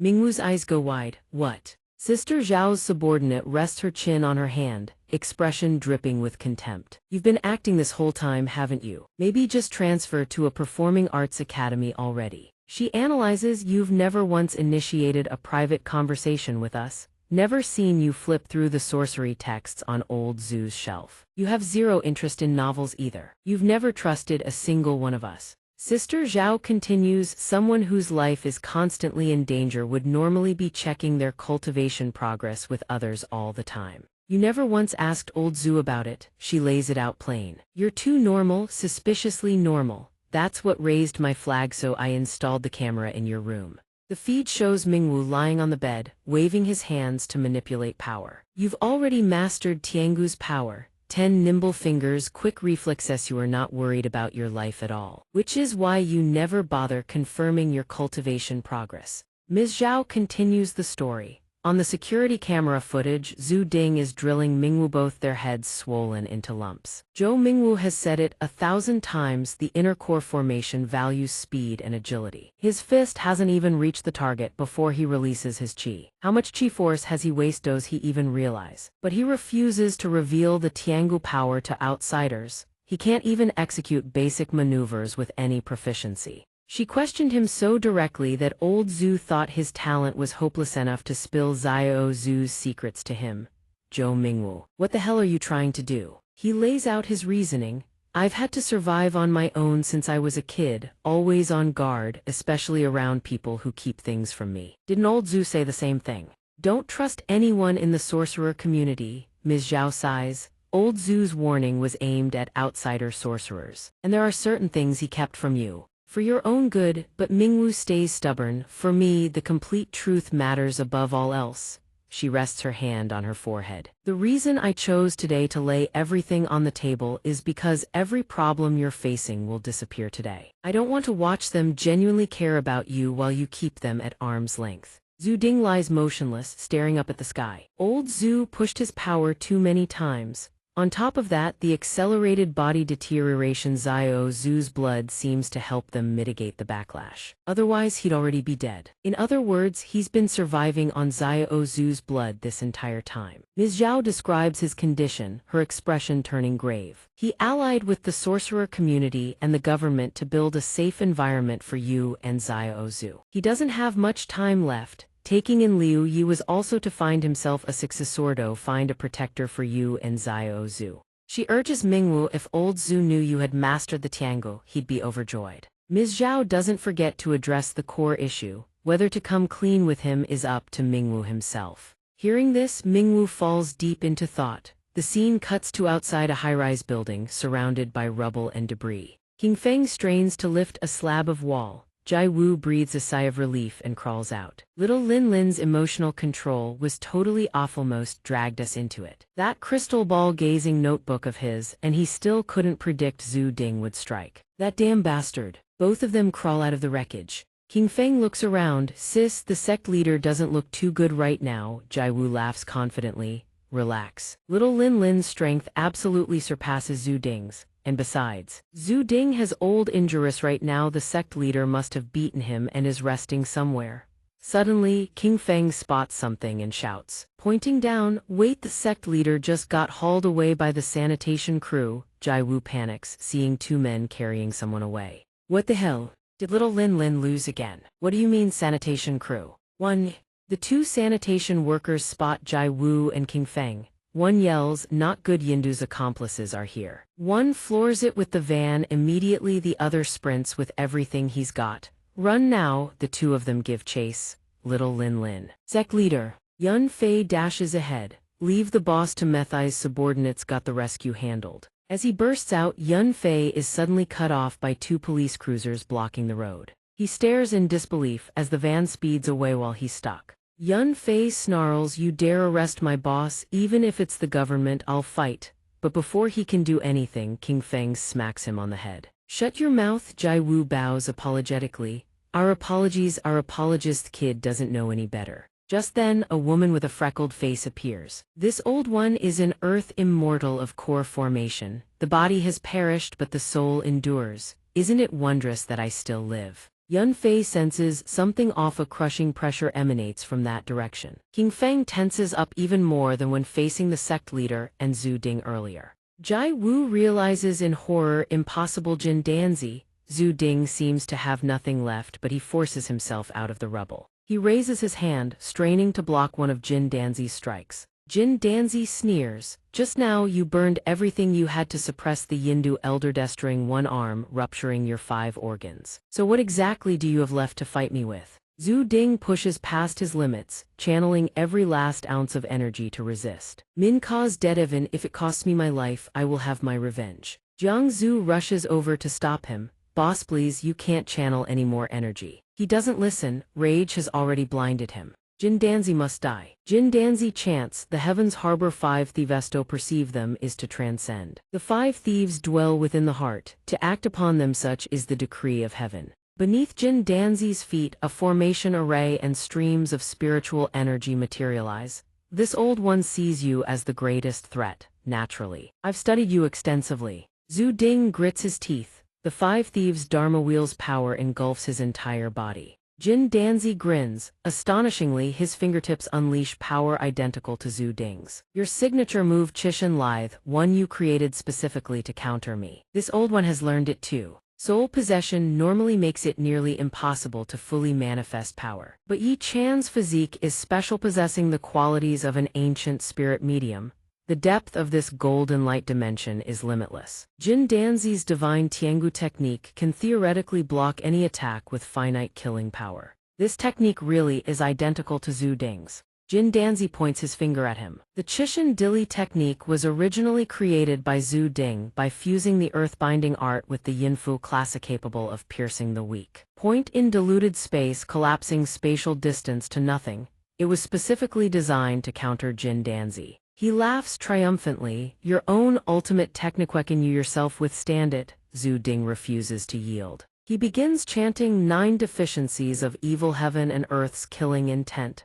Jin Danzi channels his qi, the way of observation. The path of domination, the same technique, his momentum not faulting in the slightest. The entire surrounding space is ravaged. Both clash violently, tearing a massive rift that splits the space itself. When the dust finally settles, their silhouettes come into view. Jin Danzi has seized the upper hand, hoisting Zhu Ding into the air. He smirks as expected. This old one wins. Zhu Ding coughs up a mouthful of blood in agony. Jin Danzi drives his hand viciously into Zhu Ding's body, then rips it back out through his chest. He barely has any strength left. Zhu Ding collapses to his knees. Jin Danzi watches impassively. He lets out a cold laugh, watching Zhu Ding crumble. He seems to have barely any breath left, almost as if he's already dead. Jin Danzi examines his own hand, praising himself with satisfaction. "Great power, true and effortless. There's nothing left to worry about." He turns to leave. "This old one originally planned to claim your body and kill you. I didn't expect you'd already been wounded fighting the Yindu elder." Jin Danzi sneers. "Seeking your own death. This old one truly overestimated you." Suddenly, Jiang Zhu's figure appears from behind. He tenses immediately as she swings her sword with full force at Jin Danzi. He laughs arrogantly, using Zhu Ding's own technique to counter. A single strike is enough to shatter Jiang Zhu's sword. The blade fragments slice across her body. In that instant, she loses focus. Jin Danzi seizes the moment, launching a palm strike. Not bad form. Should this old one consider becoming a woman? Jiang Zhu reflexively throws up her arms to block. She hears the sickening sound of bones snapping. But then Ai's arm breaks too. It turns out the attack was Zhu Ding's. He staggers to his feet, grabbing Jin Danzi's filthy hand and twisting it clean. Jin Danzi clutches his broken arm, teeth clenched. "Zhu Ding." He glances at Jiang Zhu, worried. "Boss, are you okay?" Zhu Ding turns to face her. His eyes begin showing red streaks at the corners. Jiang Zhu freezes in alarm at the strange markings. Zhu Ding urges her, "Zio Zhu, get out of here. I can handle this." He immediately turns back to face Jin Danzi. Jiang Zhu calls after him in distress, but Zhu Ding has already begun channeling power. his eyes gradually shift into a new state. His entire right arm transforms along with them. These little scratches, I'm not dying today, don't worry. Jin Danzi can't believe his eyes. A man this badly wounded, how is he still alive? Are you even human? Suddenly Yi Chan's voice echoes out. Master, my vessel is about to give out. Wait until the body fully revives. Killing him then won't be too late. Jin Danzi murmurs, forgive me, my disciple. This body hasn't been used in so long. Thigh's old one got a bit excited and overexerted. Zhu Ding raises his hand. Since you've already shown yourself and gone all out, don't even think about leaving. He lunges at Jin Danzi. Jin Danzi reflexively raises his hand to block. But this time Zhu Ding's strike is far stronger than before. Jin Danzi can't hold. Jin Danzi is hurled backward, stunned, still trying to comprehend what just happened. Jin Danzi's body crashes straight into a building. Zhu Ding's strike hits with such force that it sends the man crashing through the glass. He slams into the wall, glass shards and brickwork explode outward, dust and debris filling the air. Jin Danzi grits his teeth in fury. That last strike seems to have caught everyone's attention. Van Fai, Than Fong and Ti Vu all tense up, staring at each other. Ti Vu's face goes pale as the thought hits her. Impossible. Jin Danzi can't still be alive, but if it really is him, Van Fai's eyes light up. He bolts forward. The energy spiking from over there is insane-ish, has to see it for herself. Than Fong immediately blocks his path. Stay put, you idiot, it's way too dangerous over there, we go, we die. But Van Fai won't back down. His eyes are blazing with excitement. This is the ultimate showdown, we absolutely cannot miss this. I'd rather die than not get a front row seat.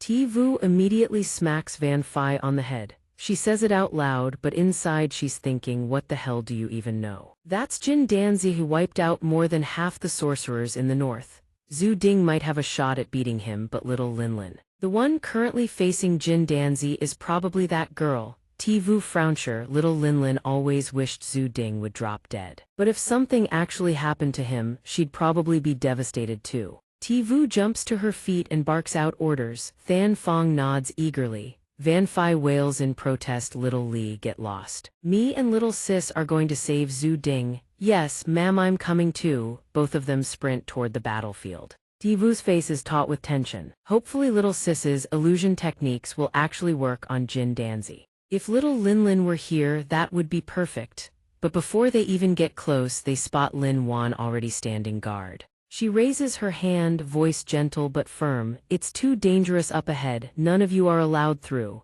Ti Vu's expression hardens. We're not going for fun, we are worried about Zhu Ding. If he gets killed, little Linlin will completely lose it. But Lin Wan doesn't budge. She continues calmly. Zhu Ding is the sect leader's sworn brother and practically half your teacher. I understand how you feel, but Zhu Ding won't die. Zhou Mingwu will come to save him. That's what the wuxia divination revealed this time. Ti Vu can't hold back anymore. She snaps, sure, we followed the divination for this operation, but he can't divine Zhu Ding's fate either. And that little bastard Zhou Mingwu is absolute trash. What the hell is he going to save anyone with? Lin Wan softens her tone. Still trying to reason with her. The wuxia divination through Zhou Mingwu's Qi Tianji showed no issues. Everyone, please head back. Than Fong senses the situation getting ugly. Sis, don't piss off Sister Lin, but reasoning clearly isn't working. Lin Wan's voice drops to ice. When the sect leader isn't here, my word is law in Yindu. Don't make me say it a third. Timivrion, turn around, now, Ti Vu seethes. But she has no choice. She turns away, pouting. If something happens to Zhu Ding, I'd love to see how you explain that to the sect leader. Enough. Lin Wan pulls out her phone and dials. Please get word to Zhou Mingwu, tell him to go save someone. Out of everyone in Yindu, you're the closest to him. The message reaches Zhou Mingwu immediately. Zhu Ding's life is in danger. Get to Tongshan Group headquarters immediately. He stares at the message like it's some kind of joke. Since when did that guy randomly reach out to me? He's tight with Uncle Zhu too, and Uncle Zhu is literally invincible. How could he possibly be in danger? Jin Danzi collapses to his knees. His soul essence peels away from Yi Chan's body, returning control to her. She gasps, Master, I can't hold on much longer. Jin Danzi's brow furrows in thought. That man must have used some kind of forbidden technique, weakened now. Killing him at this moment would be too perfect to waste. Without anyone noticing, Zhu Ding is already standing right in front of Yi Chan, his finger aimed coldly at her. She screams and frantically pulls out a small wooden talisman. Yi Chan touches the talisman, a blinding flash of light erupts. Stay away from me. The light surges into a shockwave that slams into Zhu Ding, triggering a massive explosion. Jiang Zhu rushes over to catch him. Stop fighting, let's retreat first, but Zhu Ding won't listen.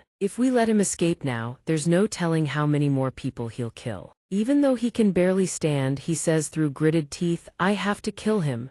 Yi Chan smiles cruelly, watching the floating talisman near her. Who kills whom? That's still up in the air. She explains further, the thunderstruck peach wood was forged into a mother-son talisman. The child talisman, once dissolved into liquid, becomes 9 dragon bone-dissolving solution. A voice emanates from her earring. To avoid detection, I only added a few drops into the powder each time, but even that accumulates day after day. Jiang Zhu freezes. She suddenly recalls Yi Zheng's words from that day when he relayed a message to old Zhu. Cut back on the fried dough sticks, they're not good for your health. No hesitation, Jiang Zhu hoists Zhu Ding onto her back. This is bad, we need to go now. Yi Chan grins in triumph. The age of talisman sorcery may not have arrived yet, but it's more than enough to affect Zhu Ding in his critically wounded state. The moment I destroy the mother talisman, Zhu Ding's origin chi will spiral out of control. One clean strike, that's all it takes. A few more seconds. That's all I have left. Jin Danzi, his soul hiding within the earring, continues, finish it cleanly. My disciple has done well. Yi Chan channels her power into the talisman. Your lives, me master has already claimed them. The talisman begins to crack. Jiang Zhu, mid-sprint, suddenly staggers. Something feels very wrong. In an instant, spectral dragons burst forth, coiling around her and Zhu Ding. And at that moment, Jin Danzi seems to have merged back into Yi Chan's body. Zhu Ding leaps off Jiang Zhu's back and shoves her out of the way. He snatches up the broken sword from before, no hesitation, and charges straight at Jin Danzi. He swings, aiming to kill. Jin Danzi retreats, dodging. Lightning fast, Jin Danzi palm strikes the hand gripping Zhu Ding's sword, knocking it clean out of his grasp. Seizing the opening, Jin Danzi drives his fist straight into Zhu Ding's chest. He can't guard in time, blood sprays from his mouth. Zhu Ding hurtles backward. Jiang Zhu screams. Jin Danzi throws his head back in triumphant laughter. 12 years, that grudge has haunted me for 12 years. Finally, I've had my revenge. Zhu Ding's body slams into the wall behind him. He goes still for a moment, as if trying to steady himself. Zhu Ding lets out a slow breath. Hate really does cloud your judgment. Jin Danzi's soul detaches, and Yi Chan returns to her normal self. She coughs up blood, struggling to speak. Master, go now. If others show up, we won't have the strength to fight. But Jin Danzi is still riding his high. That went far too smoothly. My golden body hasn't even reached completion, and I've already cut down the greatest threat to my heart. When the day of resurrection comes, who in this world could possibly stand against me? Who dares defy me? He reassures Yi Chan with arrogant ease. No rush. After a battle like this, no one would dare come near unless they've got a death wish. Jin Danzi continues, analyzing. Zhu Ding, like Meha's, likely reached the divine realm of the second creation. His physical body is broken. Powerless against this kind of force, yet even mortally wounded, he can still use forbidden techniques to channel the divine power of creation. I find that extremely fascinating. Yi Chan and Jin Danzi both turn towards Zhu Ding to see that Jiang Zhu has already reached his side.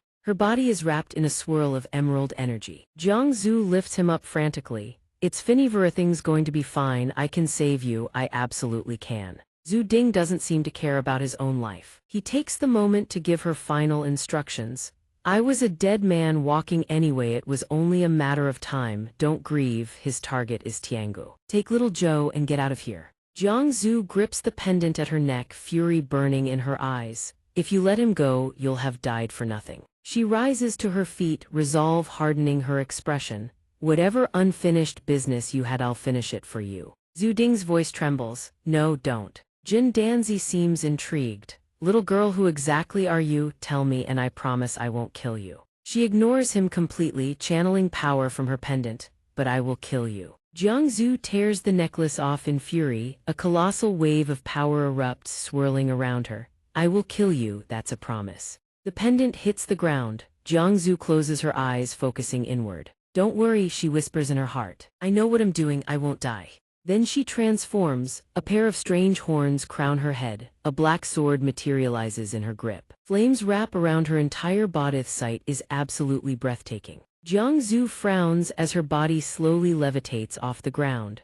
The surrounding space warps, earth and stone begin to crack and splinter apart. Jin Danzi doesn't seem to realize what he's about to face. He raises his hand in excitement. What magnificence you had, divine allure. I can't help but want to kneel all over again. Yi Chan, mortified, tries to stop him. Master, you are already on your knees. Suddenly, flames erupt near where she's standing. Before Yi Chan can make sense of it, the flames keep rising higher and higher. She whips around in alarm. Jiang Zhu is already behind her, sword raised high. The slash comes down with the force of a god's wrath. The aftershock of the strike doesn't stop. Buildings in the surrounding area take massive damage. One is cleaved clean in two. Jin Danzi hoists Yi Chan's body into the air just in time to dodge. He looks down and lets out a sigh. All the enchanted artifacts I've gathered over a lifetime, they are nothing compared to this. Jin Danzi bursts into laughter. That's a god, that is absolutely a god, he's ecstatic. That oppressive presence from deep within the soul, exactly the realm I've been chasing, the realm of divinity. Yi Chan is about to break. She pleads, Master, stop talking, Grun. The fiery aura comes crashing back. Jiang Zhu catches up in a flash, swinging her sword a second time. She brings the blade down with gritted teeth. Jin Danzi's spectral form catches the strike with both hands. He shouts, hold on. Yu Tian grinds his teeth, struggling to endure. The piercing force of the origin chi is truly immense, just like a heavenly dog. In a flash, the sword strikes through, as if slicing her body in two. Yu Tian is left in disbelief, her expression vacant like one already dead. Jiang Zhu trembles as she observes. It seems she has reached the limit of how long she can channel this power. She wipes the blood from her lips. It is over. But things are not that simple. The severed body of Yu Tian instantly mends itself. She scolds, Master, you nearly got me killed. If you are going to use the spirit curse technique, tell me beforehand. Jiang Zhu, completely drained, begins to collapse. She feels unwilling to accept this. How is she still alive? Golden Core Earth Immortal wants to seize the opportunity to finish Jiang Zhu. Yu Tian struggles to resist, but she cannot break free. Let this master demonstrate a bit more, she says. No, one more time and I will die. He charges toward Jiang Zhu. We cannot do this, both master and disciple will perish. Golden Core Earth Immortal unleashes his power to defy the heavens. But Jiang Zhu unexpectedly gambles with her last ounce of strength to launch a rear ambush. He instantly shifts his momentum, turning to dodge just in time. Jiang Zhu swings her sword, hacking fiercely at his defensive domain. Golden Core Earth Immortal hits the ground. That was close. He trembles. The power of spirits is difficult for flesh to contain. That little girl is reaching her limit, and perseverance is the path to victory. Even the power of the Master Ming is failing. Suddenly, a car screeches to a halt right before Golden Core Earth Immortal. Dai Chu throws the door open and shouts, Get in! Jiang Zhu is now utterly exhausted. She lands, struggling to regulate her breathing. Jiang Zhu trembles, trying to remain conscious. Detestable, even if I held on for one more second I could have. Blood drips onto the earth. After pushing her powers to the limit, her body begins to give out. Jiang Zhu lets out a cry of agony. From high above, a man has been silently observing the battle. Zhen Xing contemplates, shocked. Not only is Zhu Ding a threat, but even his little disciple possesses power beyond imagination. Sensing his chance, he begins to laugh. Zhen Xing waves his hand, and a massive section of the wall begins to shift. Liu Yi and Yidu exert their strength to lift the wall and emerge from hiding. Wu Yuefei asks, What are you planning to do? Zhen Xing speaks with a mournful tone. For 12 years, Ding has abused his authority, keeping us thaumaturges cowering like turtles.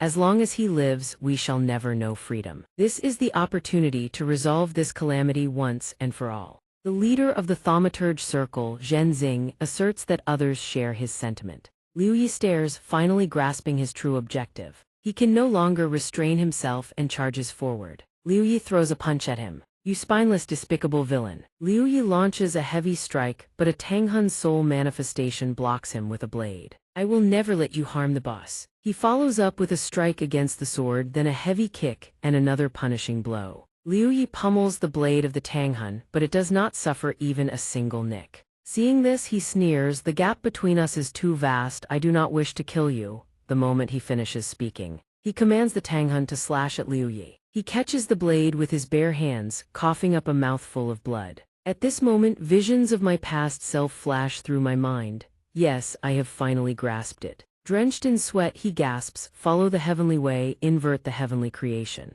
In a blink, white qi erupts from Liu Yi's body Yijinjing. With one hand holding the sword, he channels his qi with the other and roars, 6 organs, 5 viscera, 4 limbs, 100 channels, essence, qi, and spirit manifesting the void. Instantly, a bagua formation appears in the sky. Liu Yi frowns, thinking, this breath is sharper than that of the head, but my cultivation base is still insufficient. He brings his hands together into a fist, finally repelling the strike. Suddenly, the man waves a stack of cash before Liu Yi, curling his lip in a smile. "I underestimated you, little devil." He manifests 2 more Tanghun behind him, "But it seems you have underestimated me too." Controlling his Tanghun, he yells, "I will kill both you and Zhu Ding today." Liu Yi quickly shifts into a defensive stance. "I will not let you have your way." The Tanghun's blade descends, creating a shockwave that fissures the earth. The pressure from the attack is so great that the ground beneath his feet collapses. Liu Yi grinds his teeth, thinking, this pressure, it's soul-based. Just how many souls did he gather? As Liu Yi struggles against one sword, the other Tanghun lunges at him.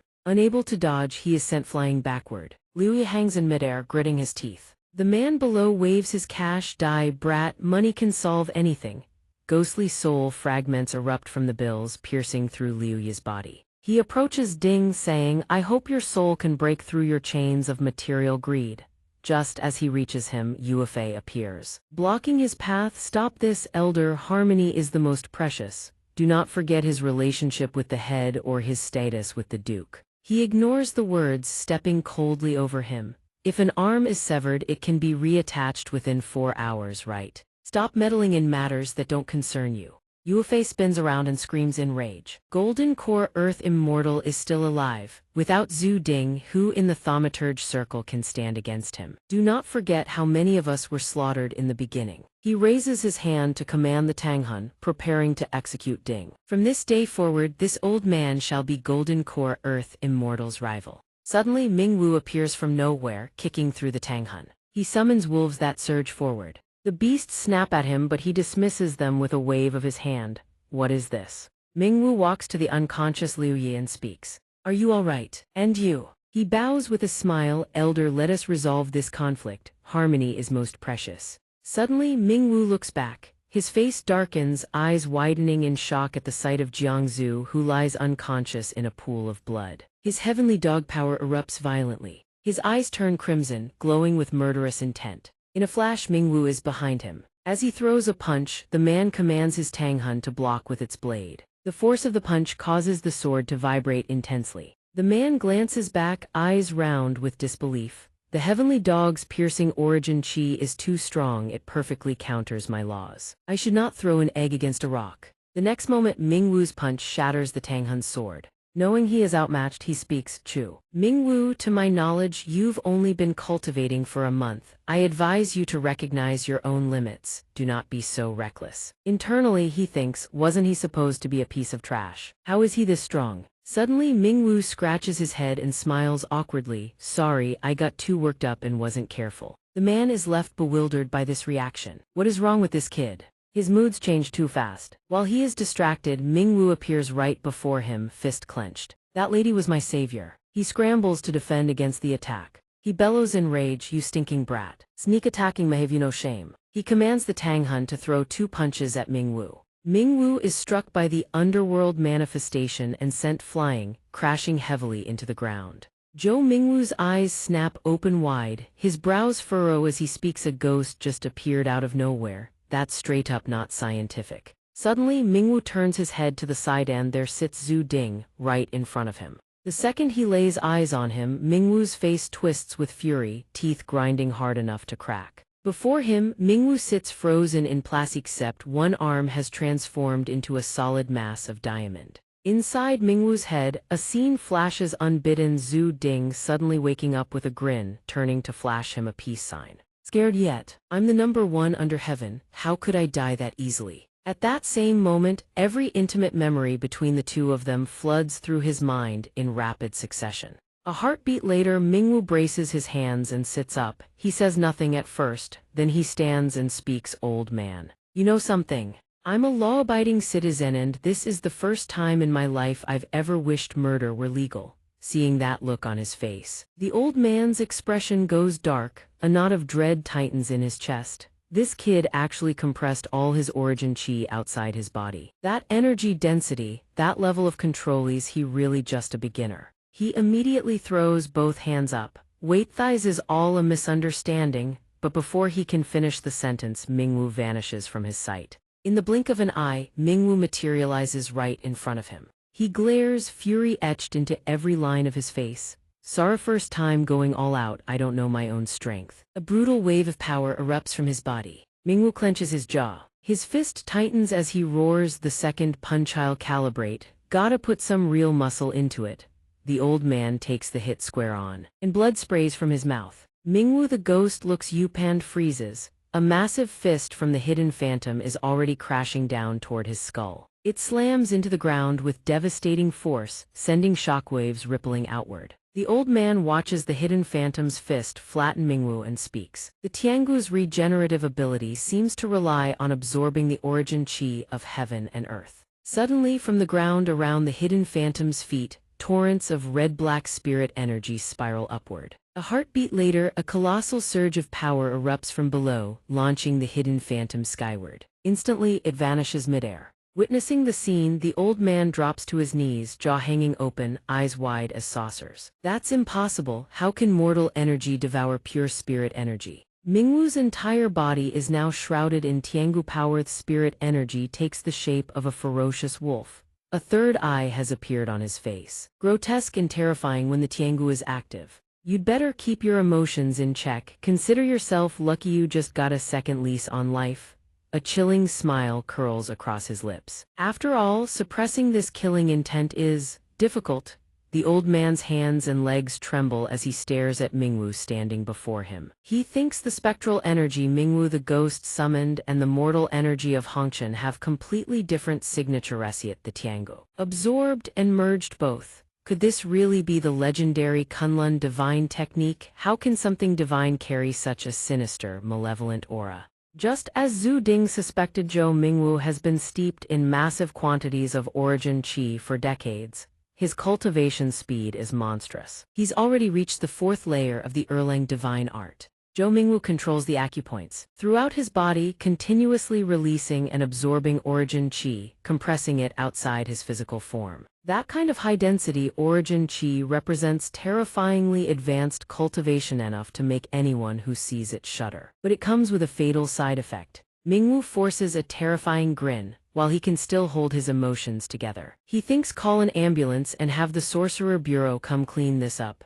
But deep inside, he's panicking if they figure out this whole display was just a bluff. That his body is actually completely paralyzed and all he could do was sick the wolves on people. He's done for. On the other side, Yi Zheng rushes over to Yuefei's position. Master, the old man is lying on the ground, body convulsing, screaming his lungs out. The blood-stanching acupoint technique only works temporarily. It hurts like hell. Turning back toward Mingwu, he adds, I will say my piece, don't any of you laugh. He's silently praying to whatever god will listen. Please let this scare him into backing off. Yuefei's voice trembles as he speaks. That, how about I help call a doctor? He thinks to himself, that kid's aura is genuinely terrifying. Better to swallow my pride and play it safe. Mingwu summons the spectral wolvesty lunge straight at the old man. You stay right here. If anything happens to those three, even if it means breaking the law, even if it means becoming a criminal, I will kill you and use your blood to pay the debt. As the wolves snap at him, the old man thrusts out his hands, stammering, I didn't hurt them. How could I have beaten them? I was just trying to swoop in and claim credit. Killing Zhu Ding would have been enough to etch my name in sorcerer history. Never mind whether it'd be fame or infamy, I just couldn't hold back anymore. Yuefei chimes in from the side, confirming that Zhu Ding and Jiangzhu really weren't taken down by him. A while later, the ambulance arrives. After that, Yuefei recounts to Zhou Mingwu the full battle sequence of how Zhu Ding and Jiangzhu fought against Jin Danzi, including Jin Danzi and Zhu Ding both unleashing the Xuanxia Zhishan 12 laws and Jiangzhu's godlike form that shook heaven and earth. Yuefei, sitting on the stretcher, keeps shouting, let me finish. Do you have any idea how insane that scene was? That was completely beyond human level. I can honestly say I've seen a real immortal with my own eyes. That girl was a genuine goddess. Yi Zheng stands beside him, worried. Master, you're getting more and more worked up. Stop talking, Master, do you still want to keep your last arm or not? Over on the other side, Liu Yi is being carried away by two doctors. He's sound asleep, mumbling in his dreams as if no battle ever happened at all. 9 to 5, salary over 10,000. He glances over at Liu Yi. That kid just fell into a dream state, no life-threatening danger, let me go already. 3 days later. In the hospital in Jiangzu's ward, Sister Zhao is discussing something with a female doctor. The female doctor looks at the test results and frowns. It's truly bizarre. The patient's cell division has recovered at a rate far exceeding normal human capacity. There's no longer any danger to her life. At this rate, she should be able to get out of bed within a month at most. Scene cuts to Zhu Ding's side. He's lying on a hospital bed. A gaping hole gapes in his chest, clearly dead by all accounts, and yet he's still alive. If you say he's alive, his ligaments are severed in pieces, his heart has stopped beating. The monk standing nearby speaks, a true marvel. A bespectacled woman with brown hair seated nearby speaks up with a question. Do any of you esteemed seniors have a plan? She is the second-generation hall master of Wan Hall. Zhou Qi. Hearing her question, the monk lowers his head and presses his palms together. Hall Master Zhou. This poor monk has never heard of or seen a condition like Mr. Zhu's. I truly have no solution. The Taoist beside him adds, Friend Zhu's realm has already transcended the mortal world. We cannot save him. Better to go to Baiyun Temple and invite the patriarch of the Longmen sect or summon Celestial Master Zhengyi. Zhou Qi steps forward and tells them the Longmen sect has already been contacted, and Celestial Master Zhengyi is already on a flight. She bows her head and pleads earnestly, Seniors, please help this junior find a healer who can save him. A short while later, Zhou Qi, the monk, and the Taoist step out of the hospital room. Zhou Qi bows deeply, pressing her palms together in a respectful farewell to the two of them. After the monk and the Taoist leave, Sister Zhao rushes over to Zhou Qi in tears, desperate. Hall Master Zhao, how is he? Zhou Qi answers, he's currently in a state of suspended near death. We need to keep searching for someone powerful enough to treat him. Suddenly, Aunt Zhou approaches them and speaks up. Zhu Ding exists on a completely different realm from us. Perhaps only Jin Danzi would know what truly happened to his body. Zhou Qi turns to her, voice sharp. Why are you here? Uncle is dead. The headquarters of Wan Hall needs you there personally to hold things together. Aunt Zhou's eyes dim with sadness. The dead cannot come back, the living can still be saved. Coming here, that's what has meaning now. Scene cuts to inside a detention cell. The television mounted on the wall broadcasts the news. Investigation reports on the explosions in the surrounding area and the Tongshan building indicate that this was a series of blasts caused by electrical surges and gas leaks triggered by a rare daytime ball lightning event. The explosion occurred during the holiday period but still resulted in numerous casualties, including several directors of Tongshan Group who were working overtime at the time. Over by Mingwu's side, son Zixi sits beside him and asks, how much longer are you going to stay like this? I know you're hurting, but Sister Zhu is out of danger now. The dashing Mr. Zhu is still out cold, sure, but Liu Yi is already up and about, cooking his little nutritious meals. Mingwu turns to him, murder radiating from every pore. Stop talking to me. Zixi rests his chin on his hand. I've never seen you this close to any of them before, now you're hurting like someone ripped your soul out. A second later, Mingwu's eyes glisten, threatening to spill over. That technique used every acupoint in my body. The origin qi corroding my flesh put enormous strain on me. Right now I can't move a single muscle. The Tiangu's penetrating force is too powerful. Ordinary people can't even touch me. All I can do is wait here until the energy runs out. I'm just afraid I'll fall asleep. The Tiangu faded 3 days ago. I can't hold on anymore. Mingwu's words catch Zixi completely off guard. A mischievous grin spreads across his face. So what you're saying is this whole technique of yours is basically just an intimidation bluff. Scene cuts to the bar. Zixi's intelligence contact subtly raises a hand to his lips, speaking with a hushed murmur. Those surveillance videos that leaked 7 or 8 clips at least. The Sorcerer world hasn't been this stirred up in ages. The old bartender behind the counter wipes a glass clean and speaks. You enjoying this at other people's expense, or just happy you can still cash in big? He swirls the drink in his hand. I didn't leak those videos. My guess, 80% chance the Bureau itself put them out. Firsto use Jin Danzi as a warning to the entire sorcerer community, forcing them to unify on their own, making consolidation easier. Second, push forward a replacement for Zhu Ding, the one who's already demonstrated overwhelming strength. Scene cuts to the living room of a hotel suite. The fortune teller circles his hands around the crystal ball. Drenched in sweat, he stares intensely at the glowing orb. Lin Wan grows impatient and asks, "Is there a result yet?" He replies slowly, "Tomorrow. The sect master will be escorted out of the city by the authorities.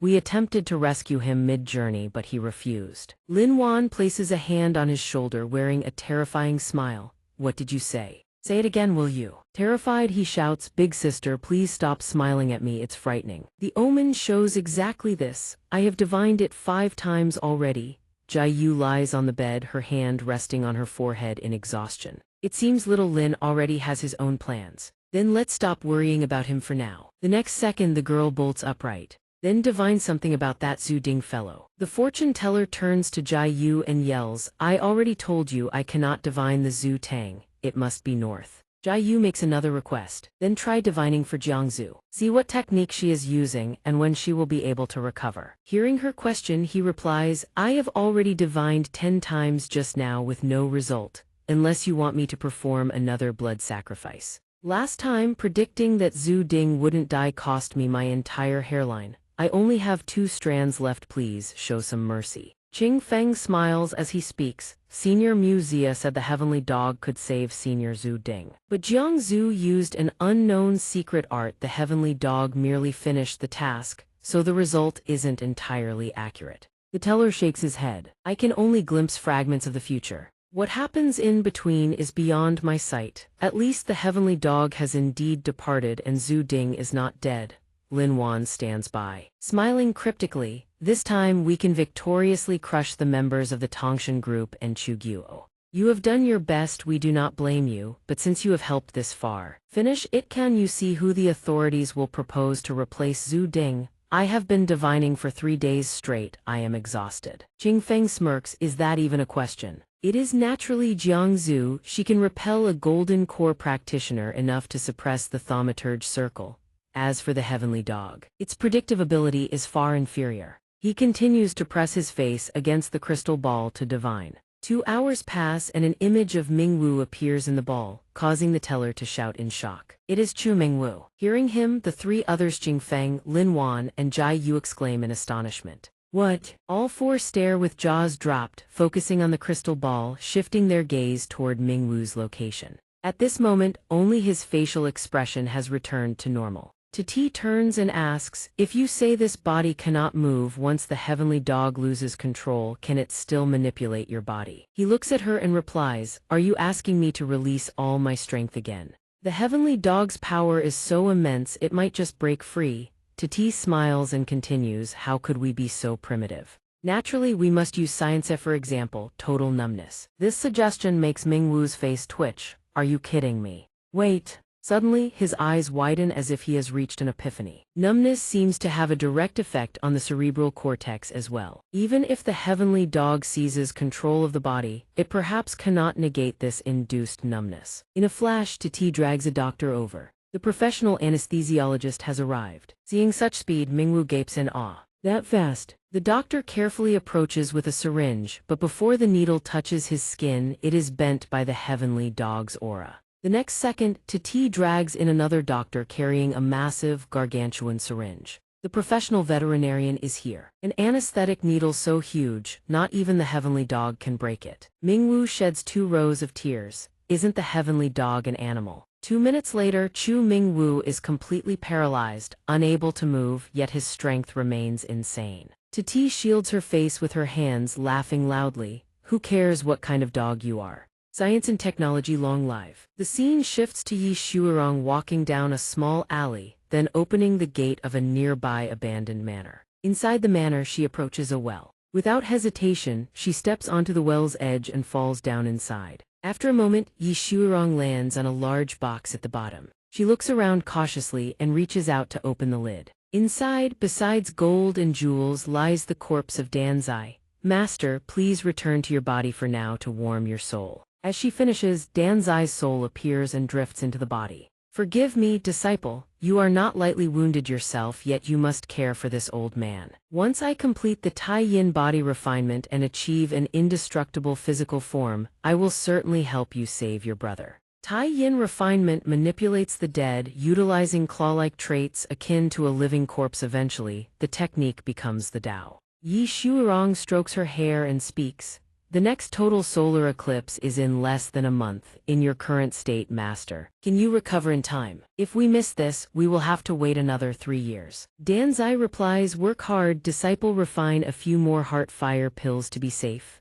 Once finished, Yi Shuirong jumps out of the well. The box remains at the bottom, but in a flash it vanishes, replaced by an ordinary well. Yi Shuirong enters the manor's house, and a moment later she emerges with a completely different appearance. With long hair and wearing a feminine dress, she blends into the crowd and walks leisurely down the street. The scene shifts to Aunt Chu. Her expression is grave as she asks, have you finished the task? Aunt Chu adjusts her glasses. Now it is time to do my job. Yi Shuirong approaches and waves. How did you recognize me? Senior Chu Hua. Aunt Chu replies coldly, I am a doctor. I see people by their skeletal structures. Even if you act as a background extra for an actor, I can still tell. At the same time, in the hospital corridor, another Aunt Chu walks beside Chu Chi. Chu Chi looks at her and says, news of the Thaumaturge Association's founding is everywhere. Do you think our Wan Hall should actively join or just casually respond? Aunt Chu waves her hand. Controlling thaumaturges is a global trend. If we must join, we might as well be proactive to seek greater benefits. Chu Chi smiles, satisfied with the guidance. She suddenly notices something ahead and turns, startled. Before Chu Chi and Aunt Chu stands Jiangzu, bandaged all over like a mummy. Little sister Jiangzu, what are you doing? Jiangzu, looking like a hopping zombie, replies, I must go visit Boss SS. Her words leave Chu Chi and Aunt Chu confused. They look at each other, speechless. The next second the two stop Jiangzu as she screams incessantly. Boss SS, Boss SS, Boss SS. Chu Chi attempts to reassure her, Senior Zhu Ding will not die. You don't need to worry. Aunt Chu adds, what you need to do now is heal yourself properly. The scene shifts to another building, where this Aunt Chu and Yi Shuirong stand in a parking lot talking. From today on, this biotechnology company is yours. I don't care what you do, but within 2 years you must show me what I want. Yi Shuirong's eyes widen. Aren't you overestimating me? Aunt Chu frowns. If you can't, you can always find your master and conspire with Yintu again. Chu Chi curves her lips in a smile, actively approaching Zhu Ding to steal the research achievements of the Tongshan group, yet still daring to cooperate with me because you found a way to survive. You truly use the most despicable means. Hearing this, Aunt Chu speaks in a heavy tone, shut your mouth, I simply do not want to die. Is there anything wrong with wanting to live? They both enter the building. You are not wrong, people always want to live. The scene shifts to Ming Wu, who moans, I want to die. I still haven't recovered my senses, I used too much strength. And now I can't feel you touching me. Sister Zhao steps out of the car. I received word from Titi that you had recovered. What is this situation now? Are you brain dead again like last time? Ming Wu has tears streaming down his face. Perhaps when borrowing the heavenly dog's power, my 5 senses were expanded too far. Now my emotions have vanished. What do I do, Sister Zhao? Sister Zhao smiles, patting his head. Little brat, I thought you could really stand up. Turns out you were hiding your strength. Hiding it until you were lonely. Ming Wu continues to wail. Sorry, I am still the same trash I was before. On the road, the black car, still covered in decals, speeds along. Ming Wu sits in the back with Titi and asks Sister Zhao in the driver's seat, how many people died this time? Sister Zhao, focused on the road, replies quickly. 2 colleagues from the Tongshan group died, the deputy hall master of Wanhe Hall is gone, and the National Martial Arts Hall lost several disciples. Ming Wu rubs his nose. I meant normal civilians, how could that be possible? Falling from so many floors. Sister Zhao wears a smug smile. No overtime on weekends, so those buildings were empty. Are you still not convinced? Ming Wu points at himself, then points at her. Do I look like an idiot to you? Sister Zhao continues, remember when I told you I coincidentally met someone who possessed a divine ability? He's at the Gong family estate Naothai's time. He's the one who stepped in to save those people. In the back seat, Zixi and Mingwu both rubbed their chins. A building that massive, collapsing like Thatho, the hell did he pull it off? Sister Zhao chuckles and replies, I don't have the specifics either. This is classified at the highest level within the association. But his intervention this time drained him enormously. Don't expect anything from him in the short term. Jin Danzi has resurrected, old Zhu is gravely injured and comatose, his true power has been exposed. And he's made enemies of every major sect in India. The Gong family's plans have been thrown into chaos, so the promise old Zhu made, don't count on it. Outside Ding's hospital room, the two of them chat while peering through the glass. Ding lies motionless on the bed. Old Zhu is still alive technically, but part of his body has already died, yet he really is still breathing. Right now, neither modern medicine nor the sorcerers from any sect can explain it. This might be beyond the realm of what mortals can comprehend. Mingwu slams his hand against the glass partition, blaming himself. He went out there because of my mess, I owe him this. He remembers, back when Ding was still healthy, he'd said, if you make up your mind if you choose to keep living as a sorcerer instead of an ordinary person, then I guarantee Uncle Zhu won't get dragged into any of this. He'd be like before, lazing around at home all day, gaming and scrolling TikTok. I don't think rotting at home binging games and TikTok is exactly a great life either. Mingwu straightens up and calls out, Sister Zhao. She turns to look at him. I'm not the kind of person who owes a debt and doesn't repay it. Uncle Zhu put his future on the line for me, so I'll carry on his will. She gives Mingwu a strange look, then says, he's not dead yet, and for the record his life goal is to be a professional couch potato. Don't go copying him. Ignoring Sister Zhao's words entirely, he declares with conviction, starting today, I'm not just Zhou Mingwu, the college kid. I'm Zhou Mingwu, the sorcerer. Sister Zhao doesn't object, she just wants to give Mingwu one piece of advice. Even if you don't care about the Gong family's promise, you absolutely have to negotiate a deal involving Xiao Zhu.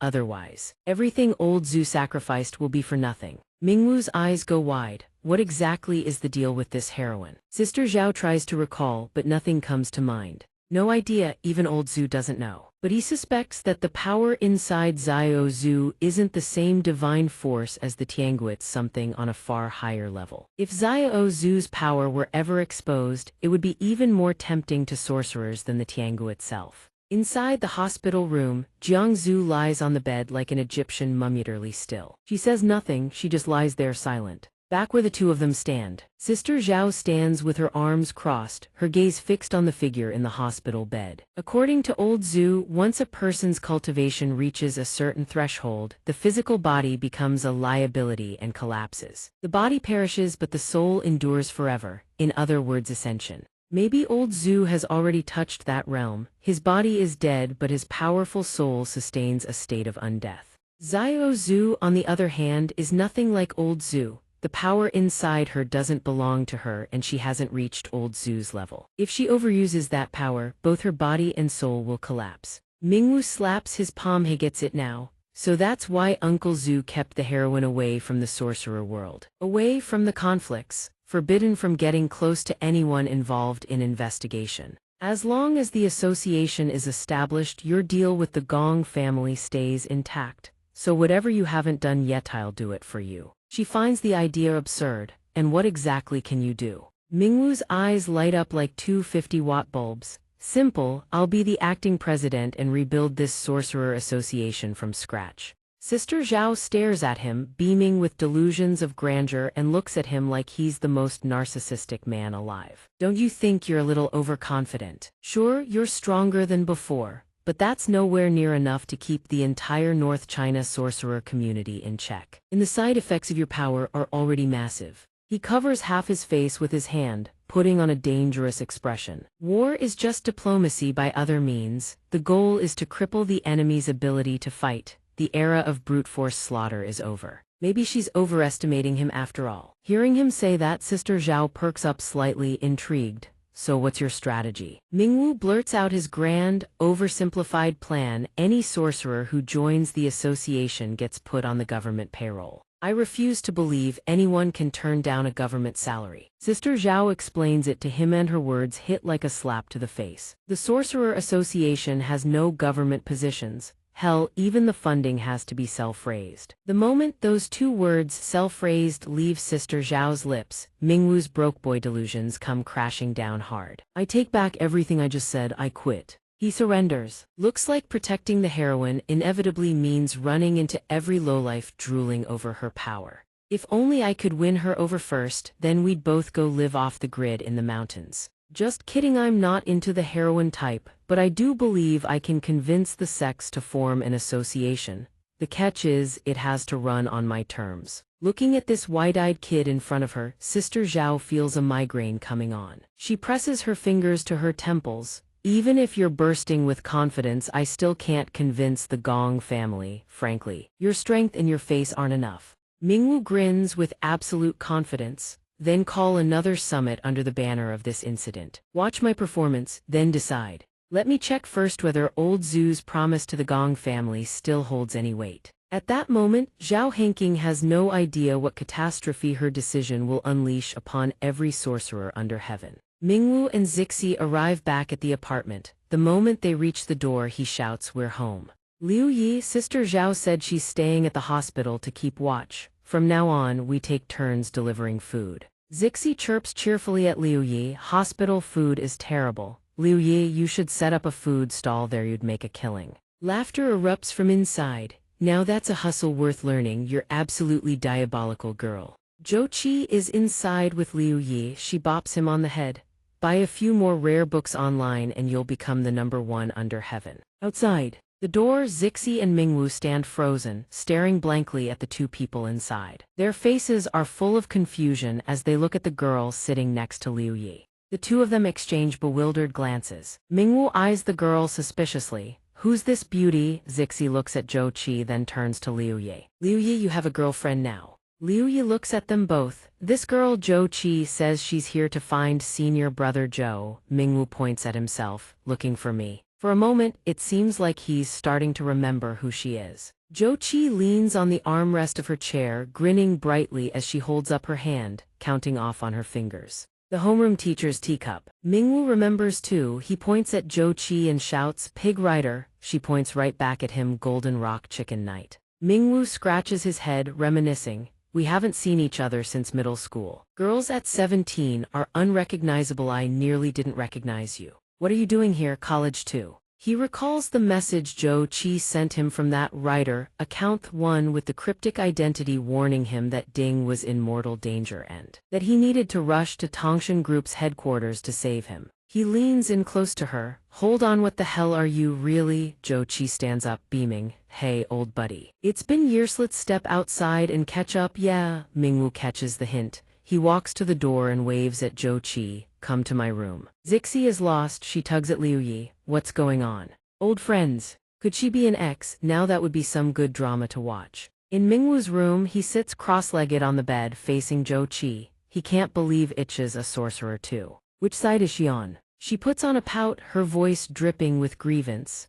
"I went out of my way to tip you off to save someone, and instead of being grateful, your first instinct is to suspect me. We were best buddies, skipped class together, fed the teacher chalk dust together, copied homework together." Mingwu's eyes narrow, staring straight into hers with suspicion. "My best buddy's name was Qi Zhou, and you sure as hell don't look like him." Zhou Qi drops the demure act entirely. She slouches back and confesses openly. "Zhou Qi is my real name. Back then I went to the countryside specifically to investigate you. Once old Zhu found out, I obviously had to pack up and leave. In my current position, branch master of Wan Hall." Surprised, Ming Wu watches Zhou Qi put on her glasses, his cheeks flush red like he's been struck by lightning. Love at first sight. He turns his face away, waving his hand dismissively. "I'm not into the gentle literary girl type anymore. Stop trying to act cute, I won't fall for it." Zhou Qi's cheeks flush too, she snaps her legs shut.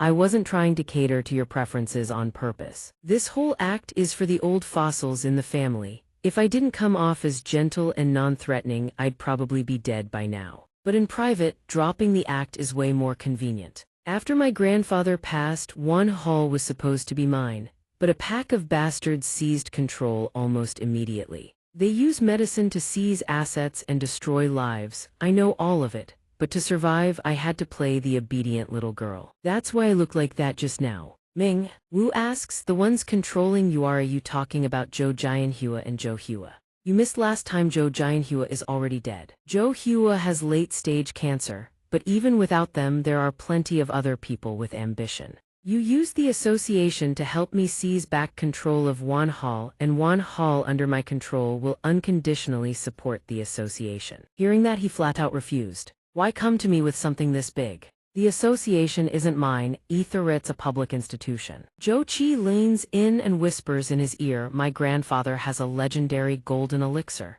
It might save Zhu Ding. The moment Mingwu hears it could save Ding, he agrees without hesitation. Lunch is settled. The table is already set with a spread for courses, beautifully plated. Zixi sits in her chair, pouting at the two people across from her. Liu Yi isn't much better. After hearing the whole story, he nods slowly. So that's how it is. Mingwu gestures toward Zhou Qi for an introduction. Basically, this is my middle school buddy. Now he's the hall master of Wan Hall. Everyone, feel free to get acquainted. Zixi finally catches up. She jolts, pointing at Zhou Qi, looking like she's been binge reading one too many trashy web novels. There it is, the childhood sweetheart with a deep hidden background, concealing their identity to get close to the male lead. And she's even got that irresistible god-tier charisma. Liu Yi doesn't get it. What do you mean? Zixi asks. Haven't you read any comics or web novels? Ignoring whatever the two of them are going on about, Mingwu tells Zhou Qi, food's here. Eat a bit before you go. Zixi is still whispering away with Liu Yi. Let me tell you, in web novels, the male lead either has a beautiful, high cultivation older woman by his side, or a childhood sweetheart with a powerful background. Zhou Qi declines. She stands up ready to leave. No can do. If those old foxes can't find me for too long, they'll get suspicious. See ya. Mingwu watches Zhou Qi's retreating figure. His mind consumed with one thought, Wan Hall's legendary golden elixir. How the hell is he going to get his hands on it?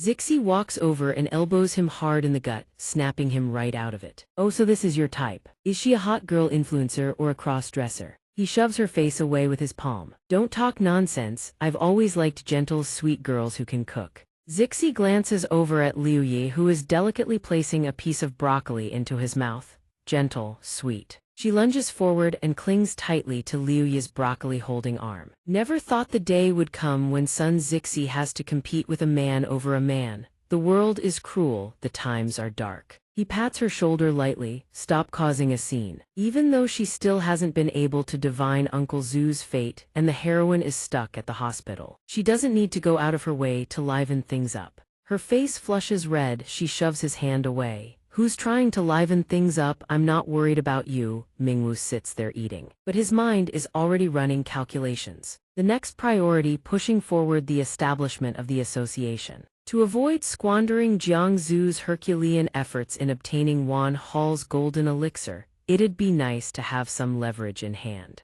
Zixi sits bored, chin propped on her hand. Big sis Zhu isn't here. Eating isn't fun anymore. Mingwu asks her, Zixi, that CZ who sells in Telkin, you hook me up? She says nothing, just lets out a sigh. He recalls that when the heroine once asked for intel on Sun Zixi, it was delivered almost instantly. So the guy probably has a fairly large-scale database set up. Zixi leads him to a small underground bar. Despite its size, the place is packed. She descends the stairs, throws up a V sign and shouts, hello, long time no see. Across from the stairwell, three guys are drinking at a table. They hear her voice and greet her enthusiastically. The great heroine's son graces us with her presence. Forgive us for not greeting you from afar. Who are we beating up today? We won't ask twice. Zixi can only smile helplessly at the three drunks. You guys are already this wasted. I'm worried you'll start fighting each other first. Zixi's intel guy, sitting at the bar counter, turns around and asks, Heroine's son, is the person beside you the legendary Tiangu Taoist who scared Tongshan Group's elder into kneeling? The one famous throughout the entire sorcerer community. He hears that his reputation out there is rather embellished. He raises an eyebrow. Is all that really necessary? Do you really have to exaggerate it that much? Zixi plops down on an empty bar stool. She raps the table and orders a glass of 82 Lafite. The bartender is used to this routine. He leans down to look at Zixi, a 14-year-old girl demanding alcohol. Minors can't drink, stick to your milk, kiddo. While Zixi is busy chugging through a box of milk, Mingwu has already made his way to the informant's side. No beating around the bush. Do you have dossiers? Black Filson, the notable figures of the major sects and clans in northern China. The guy grins. I like a straight shooter. What you want, I've had ready for a long time. Relationships, cultivation technique profiles, dirt to use as leverage. Grudges, debts, love affairs, a database on thousands of people. So what are you prepared to offer in exchange? Mingwu furrows his brow. What do you want, money or goods? Don't need anything else. I just want one original ancient text from Zhu Ding's personal collection. That's not something I can decide on my own. Which book?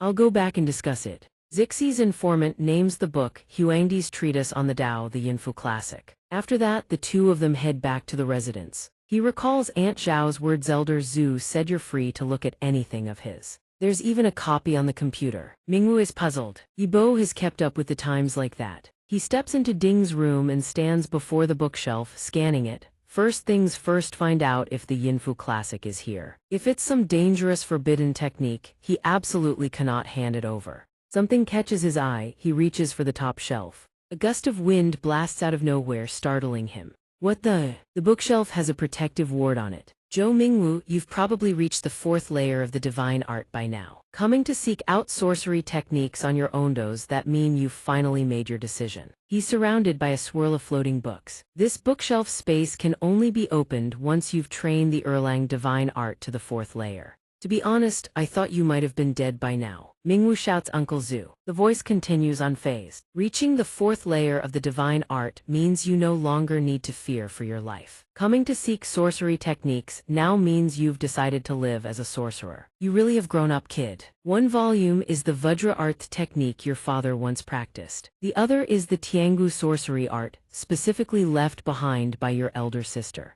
Before his eyes, a book floats down and flips open on its own. Mingwu is confused. Dad and an elder sister. I have a sister. The voice seems to understand his bewilderment. Are you questioning why you suddenly have an extra sister? The beast devouring rage that attracted the Tiangu possession, those are memories from this life. Once you finish training the Tiangu technique, the memories it devoured will awaken. But the memories from before you were 6 or 7, whether you recover them or not, doesn't really matter. Everything that needed to be said has been said. All the sorcery techniques I've collected are now entrusted to you and little Zhu. Keep them or destroy them, that's for you two to decide. Plenty of people don't remember things from when they were little. I always thought that was perfectly normal. My childhood memories were devoured by the Tiangu, and the Tiangu was that my elder sister all along. Zixi walks in through the door and sees him standing there completely frozen. Something feels off. Hey, what's wrong with you? Why are you just standing there frozen? Pulled out of that trance, he snaps back to reality and looks at Zixi. He looks back at the bookshelf. This thing is layered with a concealment spell. A ton of the books are hidden. Classic Uncle Zhu's handiwork. Is that it, the technique your dad and sister used? The girl walks up to the bookshelf and peers up. Weren't you looking for the Yinfu Classic? Isn't it on the bookshelf? Mingwu flinches again. Zixi snuck up on him way too fast. Right. He turns back to the bookshelf once more. The Yinfu Classic. Do I need to activate some kind of hidden space in this bookshelf? Just take it slow. Was there a concealment scroll earlier? It appeared out of nowhere somehow. Zixi watches him unroll the concealment scroll and leans in, curious. Is this the Yinfu Classic? Just one look and you can tell this thing is ancient. Suddenly, the text on the scroll starts to glow. Both of them freeze, eyes locked on the light. It intensifies, blinding, making their eyes stream with tears as if something forced its way in. His eyes spasm, both of them hit the floor, clutching their faces. My eyes. The scroll drops to the ground, the text still blazing. Liu Yi walks over, picks up the scroll and unfurls it. He glances down at the two of them writhing on the floor. What the hell are you two doing? The Yinfu Classic. I can barely read these characters. What era is this even from? Mingwu's eyes go wide. He and Zixi whip around. Liu Yi is completely unaffected. Why isn't it affecting you? This scroll has a sorcery trap. Liu Yi stands there, casually unrolling it further. A trap? I didn't feel anything. Zixi stares at the shimmering light, awestruck. The sorcery on this scroll has to be insanely powerful. Is this what they call immortal fate? Zhou Mingwu truly has no immortal fate, huh? A moment later, the bamboo scroll is rolled back up neatly and placed on the table. This scroll is definitely something else. That info broker got ripped off. How about I dangle some cash first, and if money doesn't work, we go with seduction. Mingwu smirks. Easy, kid, you're not old enough to be seducing anyone. Why'd you have to go and provoke him? Zixi stomps hard on his foot at the bar. Mingwu walks over and taps the info broker on the shoulder. Fair warning, this thing seems to require immortal fate to read. If you don't have it, hand it back. Zixi adds, someone without immortal fate can't even look at it. Your 7 orifices bleed out, I'm not joking. Haven't tried, won't know. He scoffs, there's nothing in this world I can't handle. He unfurls the scroll, the text flares up with the same fierce golden light. The light slams straight into the broker's eyes. He screams in agony, my eyes. The searing pain sends him crumpling to the ground, rolling and clutching his face. The other 2 sit in their chairs and sigh. Don't blame Meth, that whole database was a waste. Zixi shrugs, well, even a swindler like you gets what's coming. Learned your lesson, didn't you? Blood trickles from the broker's ice butt, he's grinning through the pain. Worthy of a legendary technique. Mingwu takes the scroll and heads back to the apartment with Zixi. They part ways at the top of the Lying Cheng stairwell. Thanks bro. Later. In his room, Mingwu sits cross-legged on the bed, deep in meditation. Red and black chi swirl around his body in alternating waves. He runs it through his head. The diamond technique is a brute force method for channeling and refining origin chi. Tiangu's law, meanwhile, uses a 5-sense enhancement to control the acupoints throughout the body. These line up perfectly with the Erlang Divine Art's 4th tier. Looks like Uncle Zhu fused parts of both techniques together. The Erlang Divine Art 1st tier chi manifestation, 2nd tier inner core cultivation with enhanced chi shield projection, 3rd tier Tiangu sorcery devouring absorption, 4th tier origin chi cycle enveloping the entire body. He looks at his hands. Uncle Zhu said the origin chi in his body was too chaotic to learn most sorcerer, but the diamond technique he could train. Turns out it's not sorcery at all, it's an inner core technique, same as the Erlang Divine Art. And with a core principle overlapping with the Erlang Divine Art, the diamond technique clicks into place immediately. As for the Tiangu exclusive sorcerer, his father's chi still lingers inside him. Until it's fully refined, most of it remains off-limits. He barely managed to scrape together a fraction. He can't resist testing it out. Not even close to 10%, but if it punches a few holes in the ground, that's a win. He launches an energy sphere into the floor and the ground beneath his room detonates. Zixi gets blown clear out of her room. She yells, what the hell just happened? In Mingwu's room, the spot where he conducted his little experiment is now a deep crater, the price of reckless experimentation. He stares at the explosion site, face drained of color. Dad's technique is seriously overpowered. Liu Yi bursts through the door. Bro, what happened? Mingwu kneels on the ground, grinning like a maniac, like someone who just escaped the psych ward. His eyes light up. He turns to Liu Yi. From today on, call me Grandmaster Zhou. Sister Zhao stands outside Jiangzu's hospital room on the phone. Zhou Mingwu higher-ups have agreed. In 5 days, all sorcerers will be summoned for a meeting to publicly present the plan for establishing an association.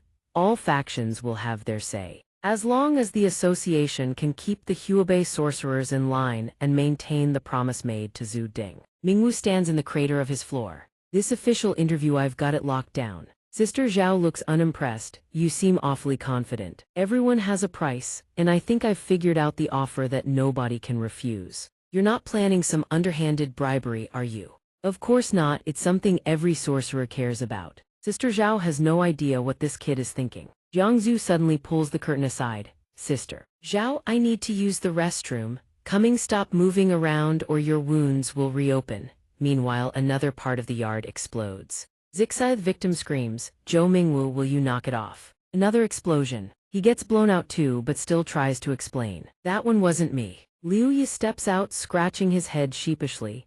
My bad, I just broke through to Xianxian realm. The energy surge got away from me. 5 days later, a hotel lobby. Mingwu, Zixi, and Liu Yi stride in like they own the place. He declares, posture up people, we are not embarrassing our little son. Hey handsome, park the car for us, thanks. The valet groans, you people again. He walks into the reserved room, shouting from the door, seniors, forgive our late, but the room is completely empty. Not a single soul in sight. Sister Zhao wears a body-hugging dress that traces every curve, layered with a fluffy fur coat that screams luxury. She approaches him and says, 3 points, it is already 2 o'clock and you have yet to arrive. He offers a strained smile, slightly agitated. I arrived a bit early. Isn't Sister Zhao currently in the hospital? The 3 of them finally take note of her attire for the day. Good heavens, it is Sister Zhao. Sister Zhao directs her gaze toward them, gesturing with her hands. On the first floor, Wan Hall celebrates its sect master's 18th birthday. On the second floor, the former master of the National Martial Arts Hall is holding his wedding. On the third, the Yi family joyfully sends off young Master Yi to enlist in the military.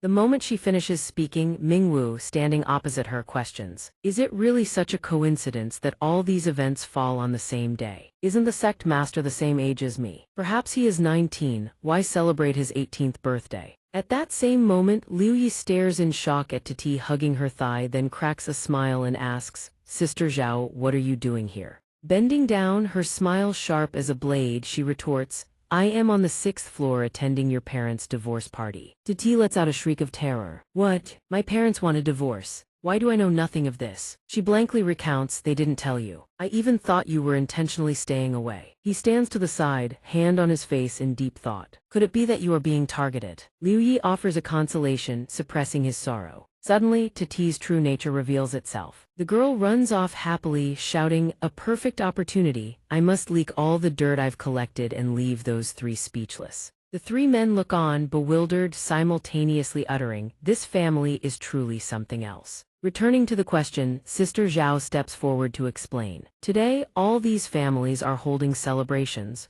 In truth, they are using these as pretexts to gather. They likely wish to reach a consensus. His mind racing, Mingwu suddenly realizes and says, "Deliberately choosing this time and place makes it clear they are colluding. They are secretly building an association. Yet they must still adhere to some semblance of rules." He strokes his chin, his expression darkening as he ponders. Since he is not here, 80% of them are likely plotting how to seize power. Suddenly, his expression shifts. He slaps Liu Yi on the shoulder, "The heavenly dog thaumaturge, brother Liu Yi. The great genius of the Xianxian realm, we have already won." Seeing him act so godly, Sister Zhao sighs and covers her forehead, thinking that this brat's acting skills surpass 90% of all celebrities. Before she turns and leaves, abandoning the two men who are standing there with arms draped over each other's shoulders. "Then you wait here. I am heading upstairs first." 40 minutes later, in a luxurious room, Liu Yi is already snoring like a pig at the meeting table, drooling as he mutters in his sleep. The sound mantra technique, "I can't eat any more of it."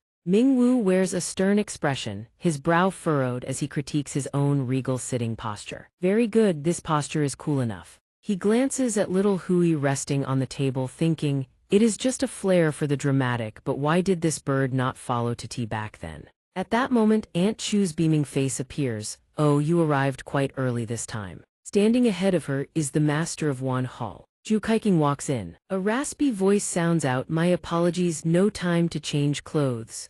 Before him stands the former master of the National Martial Arts Hall, Wu Dai, walking with his beautiful wife. The two approach the table, glance down at the sleeping Liu Yi and remark, "To be able to sleep here, this kid is quite something." Then, looking at little Hui, "And this bird seems to possess spirituality." Suddenly, a great elder's laughter echoes. "Everyone, my foolish grandson has caused you all trouble these past few days. My sincerest apologies." The chairman of the Tongshan group, Ma Long, enters with a dignified air, accompanied by his grandson. Watching the crowd arrive, Mingwu breaks into a cold sweat and thinks, what is happening? They are not like before. Everyone loves to show off, and now I am being compared again. Suddenly, Ma Long appears, his imposing presence catching him off guard. "Little friend, make room for this old man." Dai Qing, opposite them, watches their interaction and thinks, this old guy wants to steal a seat. The moment he arrives, he is truly blunt. Beside them, Mingwu's heart is trembling as he tries to steady himself. Gathering his composure, he offers a strained smile. "Old sir, this is the chairman's seat. For your health, it is better to sit on the side." This makes him furious. As everyone takes their respective seats, Chu Chi's gentle voice rings out. "It seems Elder Ma does not require it, then Wan Hall shall take this seat." On the other side, Dai Qing sits with his wife and says with satisfaction, "This chair is quite comfortable, I want it too." Ma Long watches this unfold, his blood boiling. "You juniors," he exclaims, then flops onto the floor, feigning a tantrum. "I refuse. I have never sat in another seat my entire life," leaving Teng Yun feeling helpless. "Old man," he cries out, "my heart condition is acting up again. Who is it that is secretly attacking me?" Mingwu stands frozen, sweating profusely. He has no choice but to wake Liu Yi up.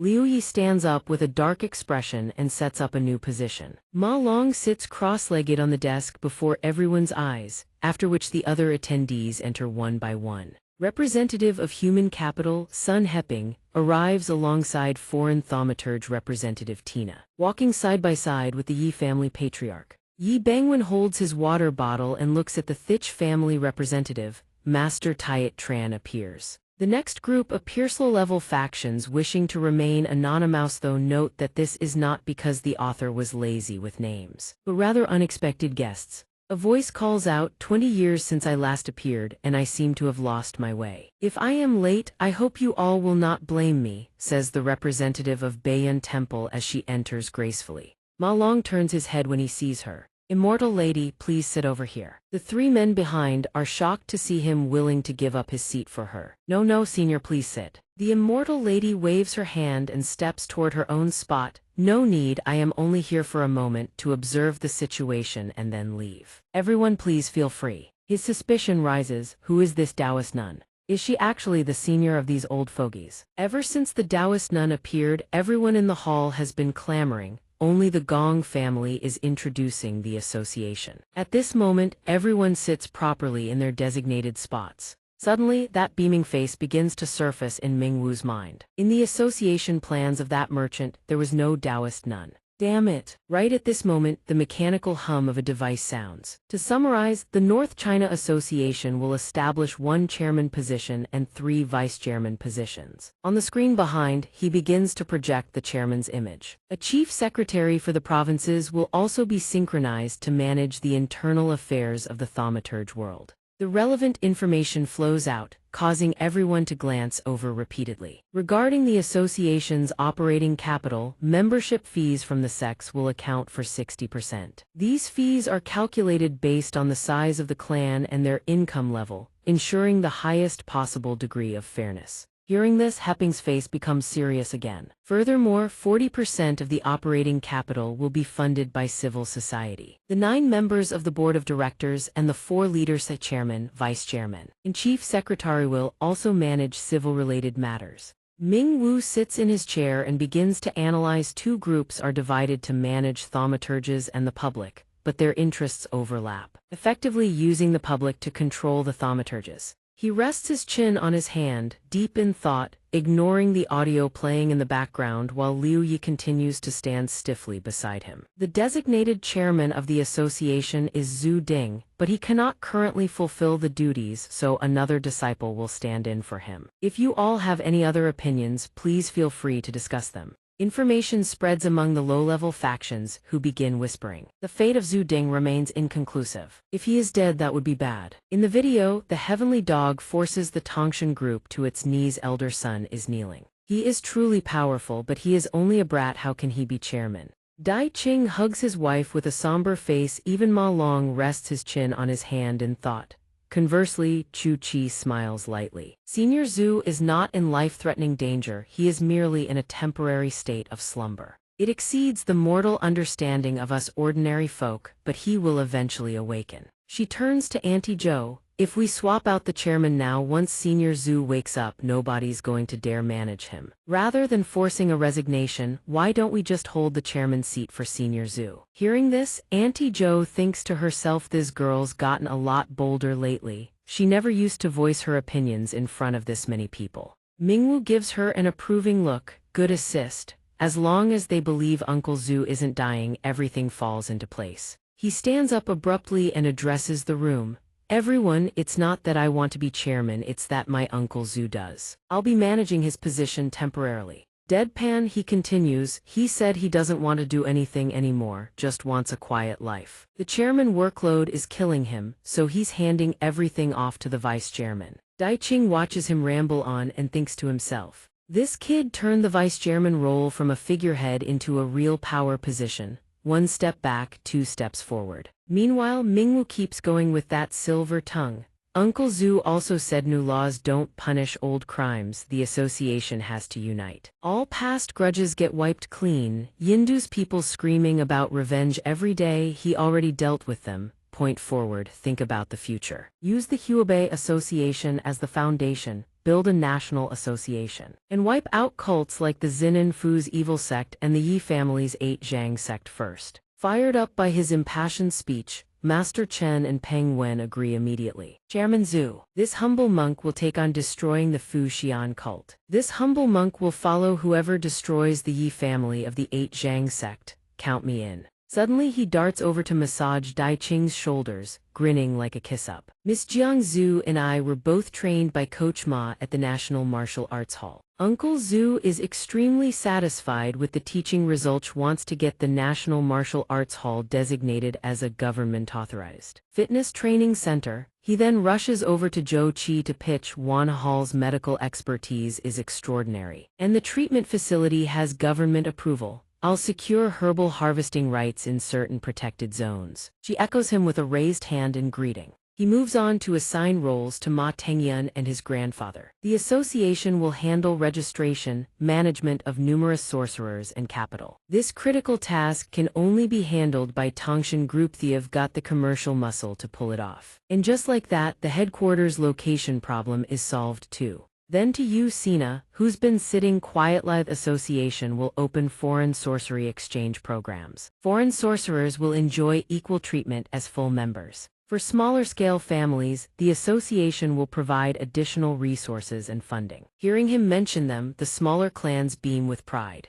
With his expert gift of gab, Mingwu bullshits until his nose practically grows. My Uncle Zhu collected thousands of techniques from ancient to modern times just to crack the Tiangu. Don't you all want to see his collection? The smaller clans below, oblivious to the full picture, keep cheering. Chairman Zhu is mighty, Chairman Zhu is mighty, we support Chairman Zhu. Amidst the applause and cheering, Auntie Zhou's eyes bore into him. Not long ago, Zhou Mingwu knew nothing about the sorcery world. No, he's addressing every faction's needs with pinpoint accuracy. There's definitely a mastermind pulling strings behind him. Ma Tengyun, chin resting on his hand, laughs and chimes in. Not bad, kid, but if we build this association, how exactly do we deal with Jin Danzi's threat? You're not asking us to go hunt him down, are you? The moment those words leave his mouth, the weaker clans start murmuring. Isn't that just a death wish? Jin Danzi is absolutely terrifying. Oh goaties, that the whole reason this association exists. As tension fills the room like swirling flames, Mingwu confidently lays out his plan. As for Jin Danzi, injured Uncle Zhu and Miss Jiang Zhu,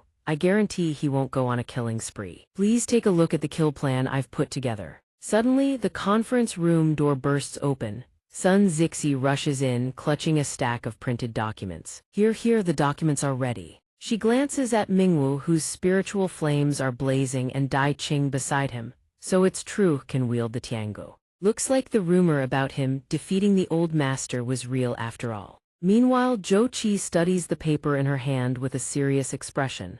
Over by Dai Qing. He bursts out laughing. These young minds really think on their feet. If Jin Danzi ever sees this plan, he'd die of rage. Ma Tengyun calls his grandson over. Kid, what's this facial recognition tracking thing? Ma Tengyun leans in to explain. It's like this, there's a technology now where computers can identify people captured on surveillance cameras. A dark screen flashes up and his voice continues. Wherever he goes, as long as there's a camera, we'll know his exact location. After a beat, the flames on Mingwu's body die down. He sits back in his seat and continues, right now. The body Jin Danzi is possessing belongs to someone named Yi Chan. If we tap into the state's surveillance system to track Yi Chan, we can pinpoint Jin Danzi's real location. Based on past patterns, Jin Danzi only targets sorcerers, so as long as we evacuate before he strikes, we can stay safe. He stands to lay out his plan, though the reason Jin Danzi kills sorcerers remains unknown. When he goes too long without prey, we announce a grand sorcerer convention in a remote location. He'll definitely show up. He grins triumphantly. And when he does, that's when the military and modern firepower step in. Even if a god showed up, we'd gun it down. Suddenly, a mechanical voice crackles from the television behind them. Everyone whips around. Not a bad plan, we can cooperate to eliminate this Jin Danzi threat. The brief statement lands like a hammer. Auntie Zhou's face darkens, cold sweat beating. This is bad. If Yi Chan's location is exposed, her own dealings with the woman will be exposed too. An image of a girl flashes through her mind. Even though makeup completely transforms her appearance, the underlying bone structure hasn't changed. She's not sure it can fool facial recognition. No matter what, she has to warn her, fast. Back in the present, the smaller clans grow restless, buzzing with excitement. When will the association be established? I can barely wait. If I'd known there'd be this many benefits, why did I even resist in the first place? Chairman Zhou's representative, here's my business card. Still smiling with chin in hand, her mind is already racing. She steps in, getting everyone to sit down properly. My part is done. Then, to everyone's shock, she stands and announces, everyone, the matter is settled. I'll be taking my leave. Ma Tengyun scrambles to his feet. Senior, please don't go, we haven't chosen the vice chairman yet. But she's already striding toward the door. I came on someone's behalf to settle this. It's done, there's no reason to stay. Hearing this, he hurries after her. Unable to catch up, Ma Tengyun calls out desperately, Senior, can you at least tell this junior who sent you here? A slender pale hand points upward, forming a sign. The fairy lady turns her head and answers with a soft smile, Heaven. With that, her figure turns and vanishes. Ma Tengyun shouts after her, Senior. The fairy lady turns back with a smile, what else? Don't make me lose my temper. Ma Tengyun gives up. He points to the side and says, the elevator's over here. In an instant, her figure glides past him effortlessly. She raises her hand in thanks, appreciate it, leaving Ma Tengyun frozen in place. After Ma Tengyun sits back down, Mingwu asks the room, so, can any of the seniors tell me who that Taoist lady was? The smaller clans chime in, no clue. When even Senior Ma and Senior Wu show her that much respect, we're not stupid enough to cause trouble. Master Chen lowers his head, no idea, but she carries an extraordinary aura. Peng Wen mid-sip nods in agreement. Absolutely not an ordinary person. Ma Tengyun and Dai Qing, standing behind, answer in unison, they don't know either. Seeing this, Mingwu thinks excitedly, someone that powerful, maybe she could even save Uncle Zhu. Suddenly, a strange voice echoes inside his head, making him break into a cold sweat. Senior Zhu's condition is beyond my capabilities. I cannot save him, but perhaps the Zhou family's ancestral golden elixir could. His heart hammers like a thunderbolt. She even knows about him and Qi Zhu. An unexpected question cuts through his thoughts. Chairman Zhou's representative, shouldn't we discuss choosing a vice chairman now? He scratches his head. Don't call me chairman's representative if that's embarrassing, just call me Xiao Zhou. Liu Yi yawns tiredly, but Mingwu continues cheerfully, the heads of the three major sects own vice chairman, each splitting responsibilities. I've already figured it all out. Ma Tengyun is stunned to hear his name. Boss Ma Tengyun of Tongshan Group handles personnel and finances. Then Dai Qing, head instructor of the National Martial Arts Hall, handles internal training and event coordination. Finally, Zhou Qi, who's been smiling this whole time. Hall Master Zhou Qi of Wan Hall handles medicinal research, sorcery techniques, and this operation to track and kill Jin Danzi. After all, she's the youngest one here. She understands modern technology best. Dai Qing turns to him. Xiao Zhou, why are all your picks young people? Trying to put us old folks out to pasture? Mingwu replies flatly, honestly, you really are due for retirement. If a few things hadn't happened, none of you would be here. His expression shifts and he continues, besides, the association was just formed. The big shots are all too high-ranking to coordinate smoothly. Having juniors run things means even if there are conflicts, we settle them through discussion, and even if it comes to blows. Lower-level spats mean lower stakes. Outwardly, he calmly asks the group, most importantly, we're a formal organization now. Does any of you know how to use a computer? Write weekly and monthly reports, make Excel spreadsheets, PowerPoint presentations? Inwardly, he's mentally roasting every single one of them. You country bumpkins, I knew ages ago none of you would understand this stuff. Sure enough, just as he predicted, Dai Qing and Ma Long take turns asking in genuine confusion, is that not okay? What's a PowerPointer? Zhou Qi stares across at them, a satisfied smile spreading across his face. Well played, he silently praises. Get those old guys set up with some daily management roles. Setting that aside, Mingwu speaks up again, oh right. The Secretary General position has already been decided internally. It goes to our little son, Zhao Hanking. Next time there's a chance, I'll introduce her to everyone.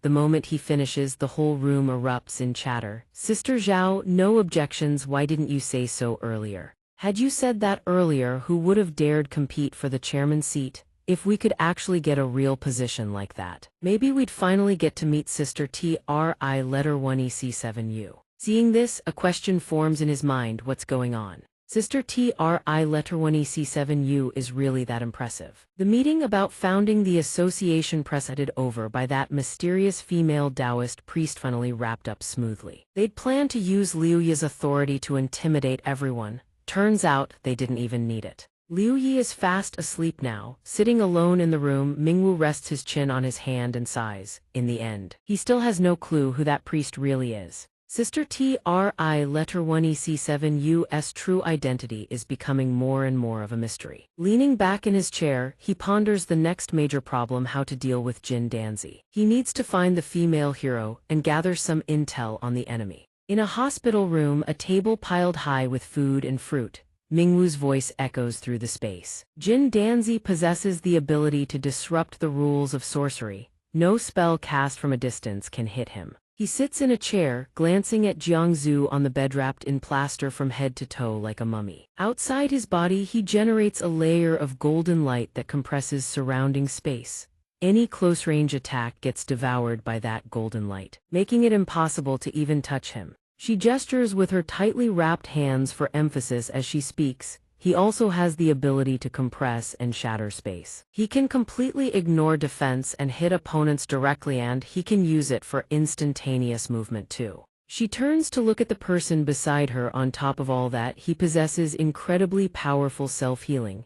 Even if he's cut clean in half, he can regenerate and grow back. He was scribbling notes but freezes mid-stroke. Noticing Jiangzhu's unblinking stare, Mingwu flashes a dopey smile. "Miss Hero, mind giving a bit more detail?" She keeps staring at him with that same look and fires back, "I've been talking for over half an hour. I think this was already a pretty concise summary."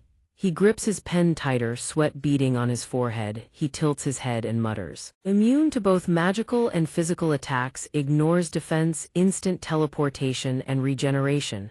That's straight up invincible." Jiangzhu nods from her bed. He is that invincible. Mingwu looks down at his notes, a heavy silence settling over him. Anyone who could fight a monster like that Chu Ti and the female hero are definitely not normal people. Jiangzhu turns back and continues. "The Five Thieves technique grants immunity to magical attacks. The one that ignores defense and enables instant movement is called the Celestial Acceptance Decree. You can check the boss's bookshelf. There's a second-year middle school workbook in there with detailed descriptions and cultivation methods." Something clicks. Mingwu rushes over weight does that mean both of those abilities were awakened by Uncle Zhu. She answers. Jin Danzi was defeated before, so it seems he specifically researched and learned these techniques. Later, he walks down the hospital corridor with a bitter expression, thinking to himself, defeated by Uncle Zhu back then. So he spent 10 years researching how to counter his own weaknesses.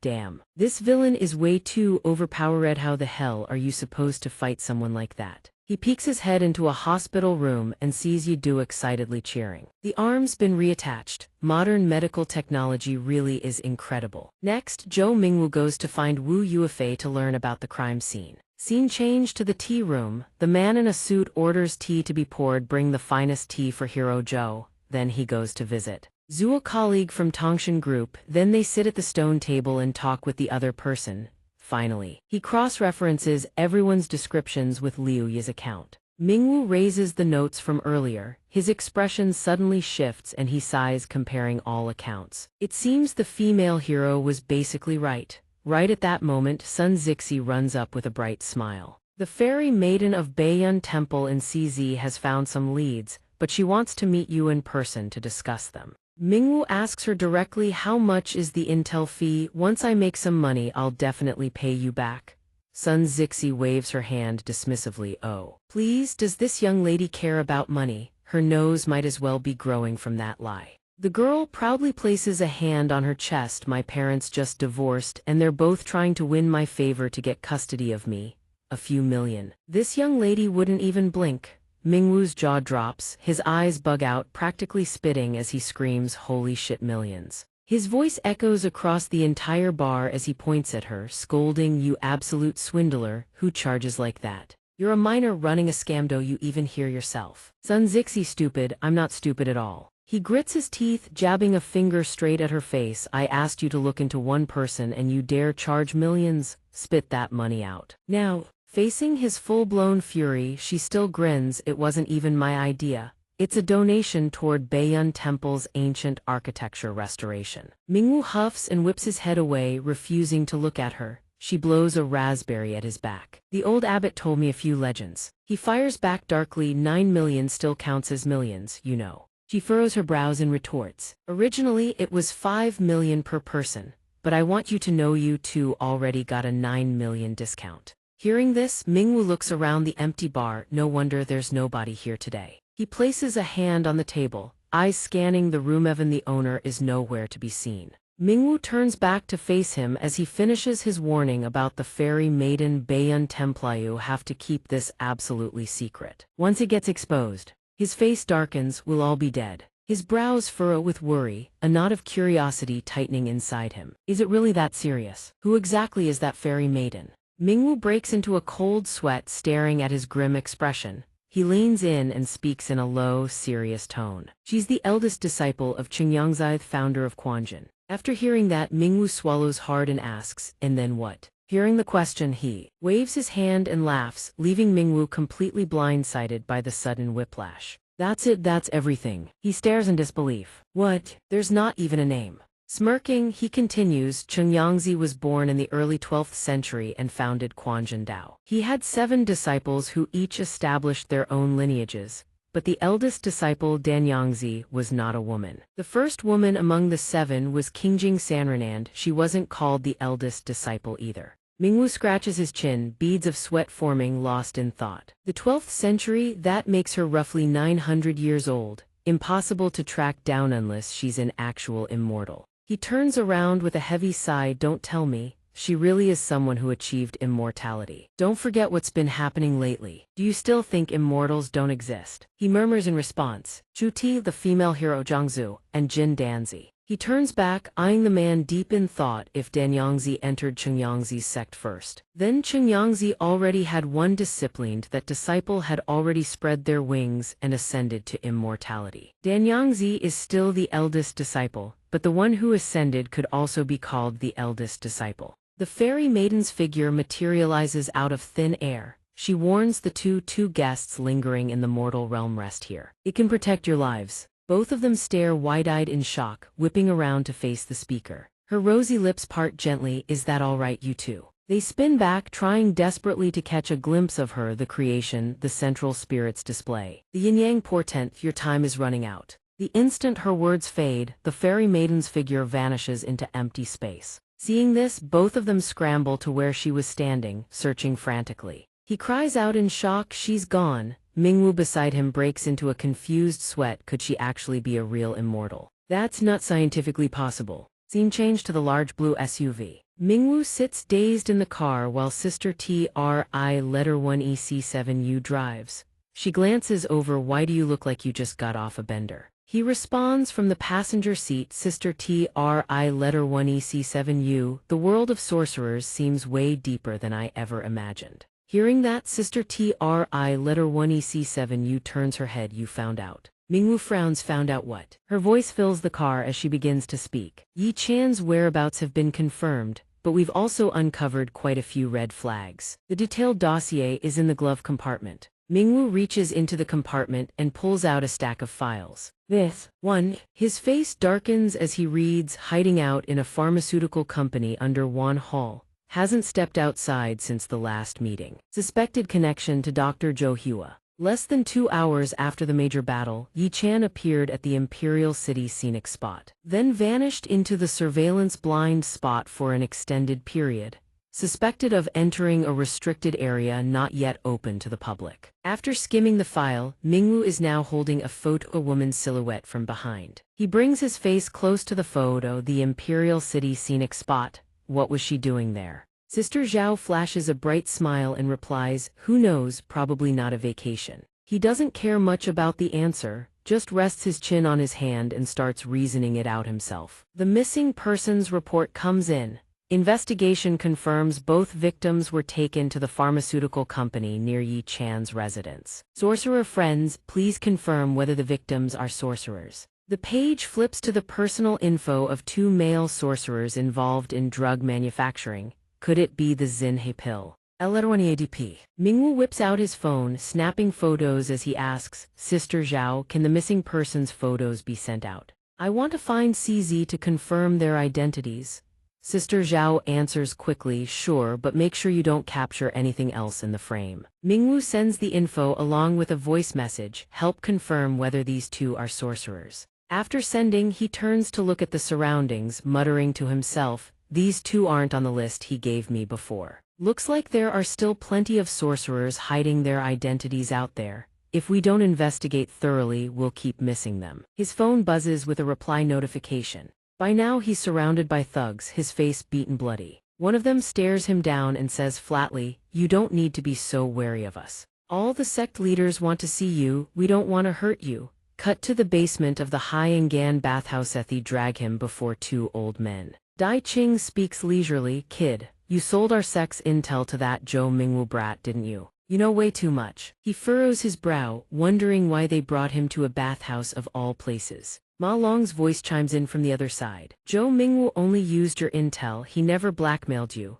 otherwise you think you'd still be alive. He barks orders at the crowd, starting today you disappear from the sorcery world on your own, otherwise we'll make you disappear. The command freezes him in terror, he can't even speak. His figure slowly retreats through the door. Meanwhile, inside the hall, Dai Qing continues, that Zhou Mingwu kid may have the Tiangu and a sharp mind, but at the end of the day, he's still ignorant. Ma Long stretches and replies, there are still plenty of sects in this world that can't see the light of day. If they accept the association's leadership, every last one of them would end up behind bars on death row. The assassination's coming, kid, hang in there. On the highway, Mingwu Grumblish didn't even bother to reply with an okay. Customer service these days is really something. The moment he finishes, a truck suddenly swerves off the shoulder. Its cab slams straight into a road barrier, triggering a massive explosion. The blast is so massive it tears the road apart. The shockwave sends the car behind them flying. Inside the car, a pair of legs kicks the door clean off. Mingwu hauls Sister Zhao out of the wreckage. Something feels off, he glances back, eyes sharp. Another explosion erupts. Mingwu grabs her and leaps clear of the blast zone. The 2 shoot out of the danger zone, landing at a safer spot. He turns to the frightened Sister Zhao, hold on tight. Mingwu scoops her up and drops from the sky onto a nearby rooftop with a thunderous crash. The rooftop cracks open from the impact, leaving a gaping hole. Mingwu lets out a breath of relief. That was close. He's carrying Sister Zhao in a princess carry. She looks at him, thanks. Mingwu winces, gritting his teeth against the pain. Hai's arm is dislocated. He cradles it, tears streaming down his face. Does this count as a workplace injury? She kneels down, hold on, I'm calling for backup. Suddenly, Mingwu's eyes snap to the side. In an instant, he conjures a protective barrier around himself and Sister Zhao. Flying blades appear out of nowhere, hurtling toward them like arrows. They slam straight into the barrier surrounding the 2 of them. Mingwu shouts in fury, enough already. They don't stop, the barrage punches a hole through the rooftop. The protective barrier shifts from the rooftop down to the warehouse below. Flying blades rain in from all directions, hammering the barrier sphere. His entire body is wreathed in origin chi. He channels power through his hands. In Mingwu's palm is the heart fire pill. He roars diamond force. Black energy begins radiating outward. Crimson light spreads in every direction. A massive explosion erupts instantly, engulfing everything in smoke and dust. 2 figures burst out of the smoke. They land safely on the ground. Mingwu cradles his arm and calls out anxiously, Sister Zhao. She responds, I'm fine. A dark-skinned man appears out of nowhere. Your methods are still as useless as ever. Killing this brat, leave it to me. An old man in traditional robes approaches slowly but blurts out before it's his turn, impatient and hasty. Mingwu looks at them both and says calmly, 2 such distinctive individuals, their files are impossible to forget once you've seen them. The scholar Jai of the Lingnan 8 Masters, Qi, the inner boss of the Hengqiao gang in Yangcheng. The scholar hears Mingwu's words and looks genuinely surprised. He springs to his feet, bouncing as he speaks. Young man, you said. Correctly, our faction is called PhD Fighter. You can call us the FF crew, but just because we hang around Hengqiao doesn't mean you can call us the Hengqiao gang. He stands in front, completely unafraid. One of you is a con artist, the other's a drug trafficker, and you dare show your faces up north. Ni Du speaks up. the noble relies on himself, the petty rely on others. The scholar whips around, furious. Stop bullying people who aren't good at literature. Mingwu watches them, his face darkening with exasperation. I feel like these two aren't exactly normal. Sister Zhao peeks out from behind him, but honestly this foreigner's Mandarin is really good. He squats down and explains, I was born here, I'm a local. Flying blades hover around Nidu, ready to strike. Old Dao speaks up, seeing as you have no culture, I'll put it in plain language for you. Tiangu, you've gone too far, you're asking for death. The scholar keeps bouncing around, talking as he jumps. Our sorcerers have been free since ancient times, but you are just a puppet of power, trying to control every sorcerer in the world. The elder beside him adds, we've always lived freely. No one has the right to infringe on that. He remembers the people back then, cheering loudly, Chairman Zhu is mighty. Mingwu says helplessly, so that's it, I get it now. No wonder those people all agreed so quickly. He goes serious again. Black and crimson energy swirls around him. Mingwu looks at them and says, scum like you, plenty of sorcerers who break the law. Once the association is established nationwide, they'll have nowhere to run. So of course someone's going to come after me. After I die, if the association falls apart, that's their best case. Even if it survives without Chairman Zhu and me, those people can still fight over its power. Dense energy radiates from him. Behind Mingwu, the dark streams coalesce into a gaping maw as if ready to devour everything. He declares loudly, too bad, my life or death has nothing to do with the association's survival, and besides you can't kill me. The scholar suddenly glances at his watch. Time's almost up, you're already dead. He stands across from Mingwu, arms spread wide. My venom has already reached your meridians. The stronger your cultivation, the faster you die. The energy streams from moments ago begin to fade. Mingwu's eyes go wide, blood erupts from his mouth. He wipes it away, his face dark, poisoned, again. The scholar wags a finger and explains, people these days always want a fair fight, but killing isn't sparing, the method doesn't matter. Ambush, poison, hostage taking, if it gets the kill, all the better. Suddenly his eyes go wide in shock. What? The scholar collapses backward, leaving Nidu standing there stunned. Sister Zhao holds a gun, speaking coldly, you said it yourself.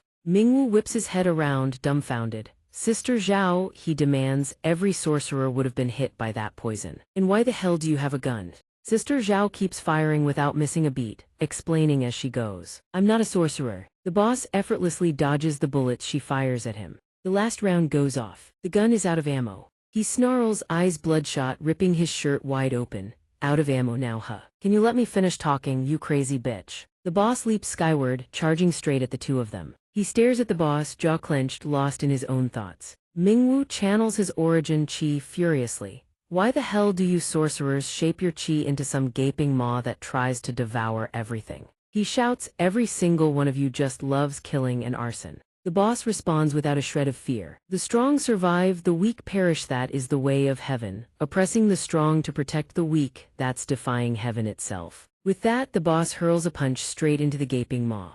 Mingwu is sent flying backward by the boss's attack. He lowers his head and mutters, figures. Sorcerers are nothing but lunatics who trade their lives for power. Mingwu's eyes blaze with killing intent. He clenches his fists, ready to strike. Both throw their punches at the same time. Two forces collide, sending dust and debris flying everywhere. The boss's eyes gleam as he shouts, when I do wrong, I feel ashamed. When others do wrong, I feel disgusted. The strong win, the weak lose. That is the truth. His arm starts aching again. Mingwu thinks to himself, damn it, if the Tiangu hadn't drained so much before. Suddenly a voice screams, duck. He whips his head toward the source of the voice, startled. Mingwu obeys and ducks. A bullet whips past from behind him at breakneck speed. The boss stares in utter disbelief. Wasn't the gun empty? His eyes go wide with panic. Sister Zhao emerges through the haze of dust, gun in hand. An empty magazine lies on the ground beneath her. She smirks coolly, reloaded idiot. The empty magazine sits on the ground. Mingwu sits on the ground, watching Sister Zhao rummage through the boss's belongings. He asks curiously, what are you looking for? A seashell with something purple inside. She speaks up. Found it. Sister Zhao points at the seashell and explains, those two weren't poisoned, which means they must have an antidote, but I found this instead. He takes the purple thing, hands trembling. Things have already gone this far, what are we supposed to do now? I'll eat it. Mingwu pops it into his mouth and immediately sticks his tongue out in disgust. This tastes terrible. He looks at the gun in her hand and sighs. Guns really are a beautiful thing. High cultivation means nothing gone bullet and you're dead on the spot. Sister Zhao winks. There are actually spells in this world that can block bullets. Those two just didn't know any. We got lucky, that's all. Mingwu lies flat on the ground. My bad, when those old geezers agreed to build the association that quickly, I should have been more on guard. She waves her hand dismissively. I didn't expect the sorcerers who didn't show up to the summit to resort to assassination either. Looks like they really are backed into a corner. Those scumbag sorcerers, I won't let a single one of them off the hook. Out of nowhere, a knife hurtles through the air like a bolt, flying straight at Sister Zhao. He catches the blade with his bare hand in a flash. I knew there was a third one hiding. She stares at the knife stopped inches from her face, too stunned to speak. Mingwu yanks the blade from his palm with his teeth, cursing. Damn, it started with flying knives then switched to close combat. As much as I didn't sense anyone else who could have hidden from my ears, if this one's been floating in midair the whole time. Not hearing a single sound makes perfect sense. A translucent man hovers in midair, surrounded by flying blades poised to strike. The green-haired man twists his face in rage. I never expected you to have that kind of brain, which is exactly why I can't let you live. The green-haired man grips the iron railing on the rooftop, glaring down at Mingwu from above. I had zero interest in the Tiangu, but since you went and picked a fight, I've got no choice but to oblige. He looks up at the man from below. Underground crime lord of Yangtze linked to billion-dollar prostitution rings, murder, assault. Another piece of garbage. You didn't even save your own partners just now. Eyeing their assets were you. The crime boss. The man sneers. Do you know who I am? And who the hell are they? Why would I waste my time saving two useless idiots? Me coming here with them to kill a brat like Yao? Consider that more than enough face. Mingwu looks at Sister Zhao and asks, Sister Zhao, this guy's a fugitive with murder charges. If I kill him, that's not a crime, right? Sister Zhao calms him down. Easy, no matter how many people he's killed, killing him is still illegal. Mingwu says coldly. Sorry, met too many scumbags today, my mood's a bit off. Why are there so many lowlifes among sorcerers? Sister Zhao raises her hand to stop him. Let him strike first, you counter in self-defense, even a lethal blow counts as legal. He hears this and beams with praise. Sister Zhao, you're an absolute legend. The crime boss waves his hand, sending a barrage of knives flying. Don't you dare talk about the law in front of me. I despise everything the law stands for. Mingwu grits his teeth and thinks, wrap origin qi around the arm. Only by controlling the qi can I get my limbs moving again.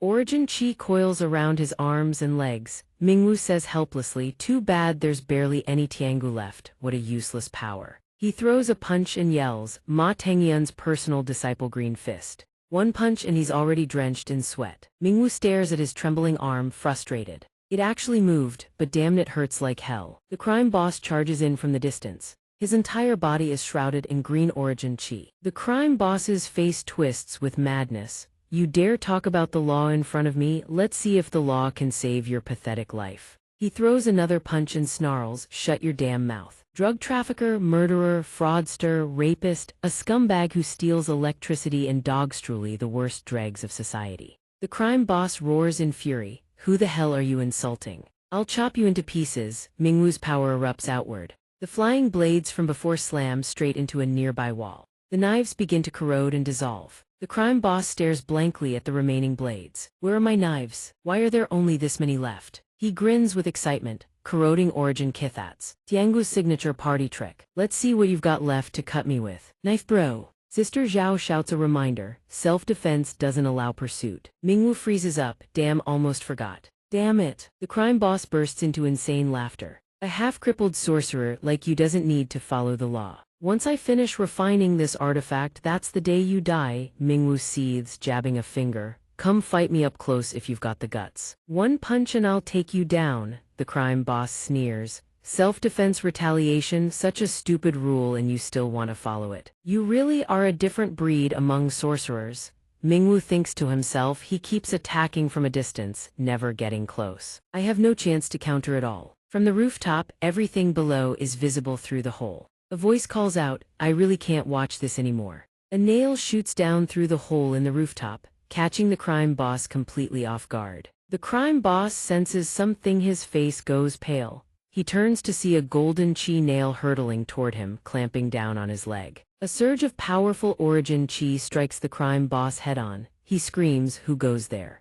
A figure appears on the rooftop, Yunfei. He strikes a suave pose and introduces himself. Li Yunfei irresistible to everyone who meets him. The leader grinds his teeth in frustration. Who the hell is Li Yunfei? He barks furiously. Who the hell are you? And who gave you the right to stick your nose in my business? Behind the leader, a figure materializes, fist punching clean through the wall. The newcomer's bare fist smashes through the concrete like it's nothing, leaving the thug gaping. Before the leader can process what's happening, a hand clamps down on his face. With effortless ease, the figure slams him into the ground. He and Sister Zhao stand slack-jawed, staring at the scene before them. The attacker is King Feng. She speaks up, "Zhou Mingwu, we're here to rescue you." The warehouse is a wreck. The leader lies face down in the crater of his own macking, knocked out cold. King Feng holds an oil lamp in one hand. "Our sect leader has something to tell you, you need to come see him." Mingwu hears this. He turns to Sister Zhao and whispers, "They killed the guy, that's not on me, right?" She nods, "Has nothing to do with us." He presses further, was it justified force or straight-up murder? Sister Zhao thinks for a moment. "It's complicated, let me ping Master Luo privately." From the rooftop, Yunfei jabs a finger at the two of them. "You two are absolutely heartless. We literally just saved your lives and you're sitting here debating legal liability. What the hell?" Jiayu plants her hands on her hips and chimes in. "Justified or not, murder or not, Yindu doesn't give a damn. Karma hits back, killers pay with their lives, that's our creed. Kid little brat, let's go." Mingwu blurts out, "Wait, how did you even know I was here? And why does Lin Yijing want to see me?" The girl conjures something in her palm. "You carry Yindu's mark, the moment you're in danger, we know. Hopefully you can hold your own, we'd rather not keep babysitting you." He thinks, when the hell did I get tagged with Yindu's mark? He's never felt it during cultivation. He needs to figure this out and get rid of it fast. His phone buzzes, Zhou Qi is calling. Mingwu picks up. The moment he answers, she's already talking. "It's bad, Yindu raided my Placithy, stole the heirloom golden elixir." His eyes go wide. Zhou Qi rushes on from the other end. "Right after I went home to retrieve the golden elixir, one of Yindu's agents just appeared out of nowhere. Beat me half to death and snatched it right out of my hands. I'm sorry I let my guard down. I swear I'll get that golden elixir back from Yindu. My promise to you, I will never go back on it." Lin Wan sits on the bed, staring at her in a daze. She thinks helplessly, "Girl, you are one of Yindu's people. Lying without even blinking, I couldn't pull that off if I tried." Mingwu wheels on the group and shouts, "Hey, what the hell are you people actually trying to do? You save me on one hand, then rob Wan Hall's golden elixir on the other. Which is it? What do you actually want?" Jiayu cuts him a look. "We're trying to save Zhu Ding. Eating the golden elixir won't actually wake him up." Mingwu stares at her. "What do you mean?" Jiayu turns her back to him. "You'll understand once you meet the sect leader. The only thing I'll tell you," the girl's eyes flash cold with murderous warning. "Watch your back around that Baiyun temple woman." The celestial fairy appears out of thin air. King Feng, Jiayu, and Yunfei all freeze in shock. She descends from above, her voice icy. "How dare you speak of your ancestral master that way?" Mingwu and Sister Zhao are equally stunned by the celestial fairy's arrival. A crushing wave of spiritual pressure slams down, forcing all three of them to their knees. Yunfei gasps, "What is this?" He remembers falling before the enemy once before, the feeling identical. King Feng shouts, "The more you resist, the harder it crushes you, it's soul pressure." Jiayu's eyes burn with fury. "Zhu Ding only taught me a few moves, I'm not her disciple." The celestial fairy hovers in midair, seemingly unbothered. He stares at her silhouette. She's Zhu Ding's master. The girl is drenched in sweat but still curses defiantly. "You're just a doppelganger, all you can do is throw soul pressure around, I'm not afraid of you. If Zhu Ding eats the golden elixir, he'll ascend, he'll die in this world. This woman gave my father one 2 years ago, our sect leader saw it with his own eyes." Mingwu's blood runs cold, his eyes snap wide. "What?" The celestial fairy flicks her wriststone with the noise. Jiayu is hurled backward. King Feng screams, "Sister." She speaks from on high, cold and detached. "I have never killed anyone, rest assured." He speaks up suddenly, "Celestial fairy." Origin chi swirls around Mingwu as he lowers his head, expression hidden. "Can you tell me what really happened to my father and Uncle Zhu?" The celestial fairy shoots him a warning look. "Little Tiangu, this doesn't concern you, don't ask too many questions." Mingwu erupts, my father's and uncle's lives don't concern me. She said eating the golden elixir means death. You killed my father, and now you want me to kill Uncle Zhu too. She raises a hand in rebuttal. Heavenly Tao has its flaws, the constellations shift. The two scholars Zhou and Zhu are great virtuous beings of Tongshan. You don't understand. The spiritual pressure bears down on him. He grits his teeth, face contorted in pain. Mingwu glares at her, enraged. Great virtuous beings of Tongshan, what kind of nonsense? When you're dead, none of that matters anymore.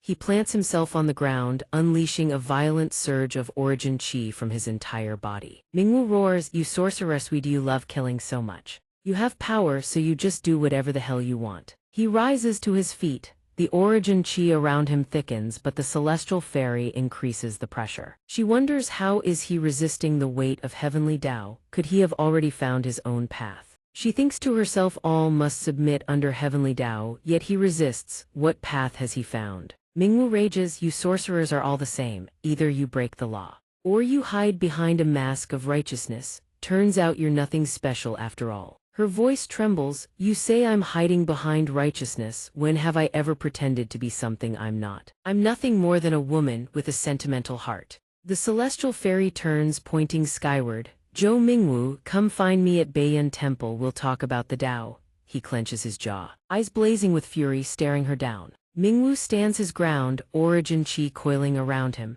Suddenly, his energy erupts, exploding outward in all directions. He stares at his own hands in disbelief. The crushing pressure rate's gone. He shouts at the celestial fairy, our paths are different, we have nothing to discuss. She glances back, come and I'll tell you how to cure Scholar Zhu. The celestial fairy's form begins to fade. Let me see what it is you're truly chasing. Scholar Lin. Mingwu blinks in confusion. Scholar Lin, me. Suddenly, La Shiking's voice rings out. He whips around, a beam of light descends from somewhere above, accompanied by La Shiking's call. Yunfei calls out, sis. What's wrong with De Lu now? King Feng answers, she's dispersing her cultivation. She explains, she's converting the origin chi and her techniques back to yin and yang. But the accumulated dual energies in her body take a toll, weaken the physical form. If she doesn't disperse her cultivation regularly, the older she gets, the younger her body becomes. But after the sect master died, no one could help her dissipate her power anymore. He stares, bewildered. Sister De Lu was a real big sister back then. King Feng was helpless if not. Why is she the sister and I'm just the little sister? Jai Wu screams in agony, her small body gradually growing larger.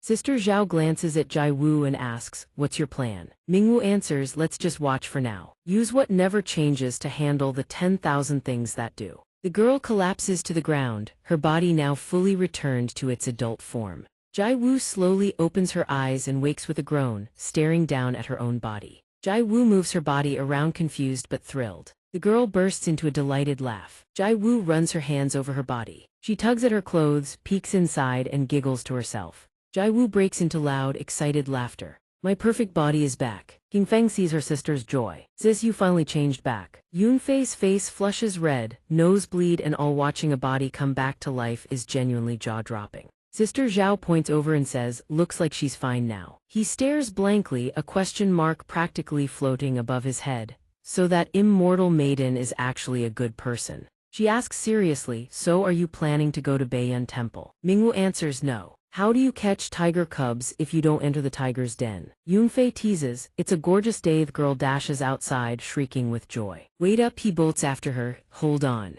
Jai Wu grabs King Feng's hand and runs off, waving goodbye. Zhou Mingwu, don't forget to pay a visit to our sect master. He sighs, helpless, so many people want a piece of him lately. Let me rest, would you? My internal injuries are no joke. Sister Zhao speaks up, this won't be the only assassination attempt, watch your back from here on out. Mingwu groans, exasperated. I can handle a frontal attack, but poison, a sniper, I'm dead meat. She sits down and continues, that's exactly why it has to be Lao Zhu. You're still too green. He lets out a weary, deflated sigh. Yeah, my strength and my mindset are both still too raw. The next day, a detention facility arranged by Zhao Hanking.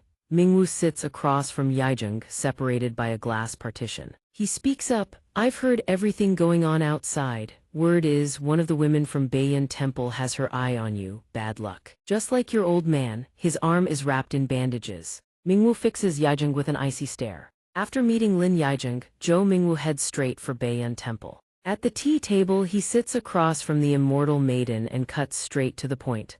I'll be directed you kill my father. Whether it's true that only a sanctified body can save Uncle Zhu, she calmly pours tea. So you know everything now. You went to see Lin Yijing, didn't you? He's probably the only one who could have told you all this. I wanted to mend the heavens. When I didn't choose him, he nursed a grudge and tried to sabotage everything. Almost cute, honestly. A serene image manifests over the tea table, heavenly Tao flawed, the stars shifting positions, good and evil rendered meaningless. The immortal maiden lifts her teacup lightly and speaks with quiet detachment.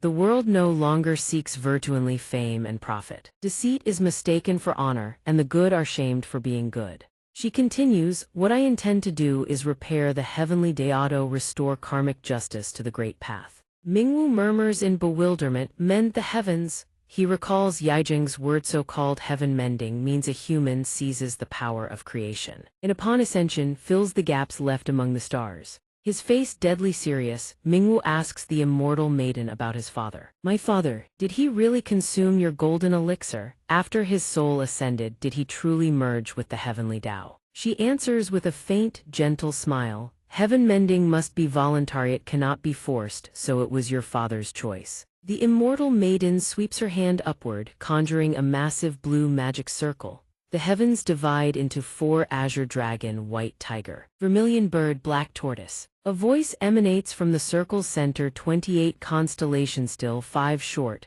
300 provinces still, 30 lacking. She looks at him and adds, the Tiangu is the noble star of the celestial positions. But I don't intend to brute force your way into every stellar slot. That would be stealing divinity from the stars. Mingwu's expression is pure indifference. He jabs a thumb at himself. Whether you're willing or not has nothing to do with me. I'm not doing it either way. The immortal maiden's hand freezes on her teacup. Something in his words catches her off guard. She smiles with practiced kindness, though barely concealing the fury beneath. What did you just say? Mingwu grins and repeats himself. I said I don't want to help you mend the heavens. I'm not ready to die yet. The immortal maiden lowers her eyes and says quietly, the heaven mender doesn't die for the act of mending. They die before they even get the chance. If your body can live to 100, I'll wait 100 years. She steps closer, her eyes full of resignation.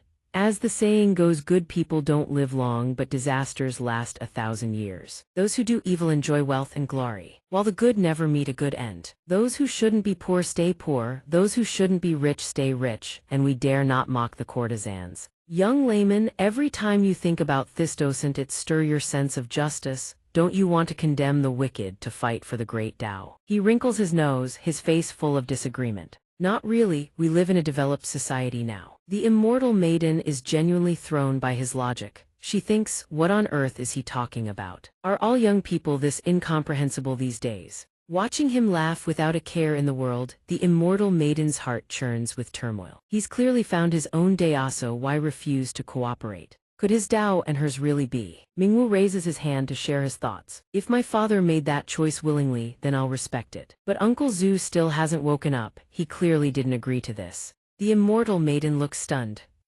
Master Zhu had already arranged things beforehand. He agreed to it. You saw he accepted, so there's no issue, she answers stiffly. She half closes her eyes and says gently, as for the sanctified body, that much is the truth. At that point, Master Zhu had only 2 paths: ascension through death, or sanctification of the body. And the path of bodily sanctification has only 4 routes. Hearing this, he braces against the wooden partition and stands up. Lin Yijing already told me all of that. Mingwu waves dismissively and turns to leave. Looks like I misunderstood you. If there's nothing else, I'm heading out. She grabs his arm. The immortal maiden yanks him back so hard Mingwu stumbles. Wait, young layman, youth should be reckless. The chance to save the world is right in front of you, think about it. He staggers dizzy, completely helpless against the immortal maiden's frantic shaking. Immortal maiden, your image is collapsing, please stop. Mingwu screams, immortal maiden. She sits back down, instantly restoring her composed demeanor. That you can withstand the pressure of the heavenly Tao proves you've found your own path. Isn't the great Tao about saving all living beings? How can you say your path and mine aren't the same?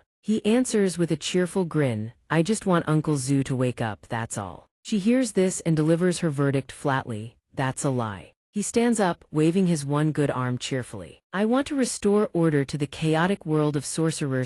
They pose no harm to society. She sits in silence, then speaks. This place is still built on half-truths. It hasn't reached the true height of the Tao. Zhou Mingwu's voice drops a few degrees, dark and heavy. Does the fairy maiden truly wish to hear my thoughts? This won't end well for anyone. Hearing this, the fairy maiden's voice hardens. If you don't dare speak your mind, then your path is heresy. Zhou Mingwu looks up at her, his voice and gaze cold as ice. Fairy maiden, you've lived through thousands of years. What's your view of sorcerers? What kind of people are they, really? She responds in a voice just as cold, firm and unyielding. When mortals can't satisfy their desires through ordinary means, they turn to sorcery. That is what sorcerers are. The vast majority are blinded by greed or driven by an obsession with immortality. Those who bring disaster far outnumber those who bring blessings. Zhou Mingwu listens, his tone softening as he offers genuine praise. Worthy of the title Fairy Maiden, you truly see through everything. His voice turns cold with anger laced with frost. I haven't dealt with sorcerers for long, but not a single one has left me with a good impression. Forget the murders and arsonth blatant crimes. Even someone like Jiang Zuwen enraged, she doesn't care how many lives she affects.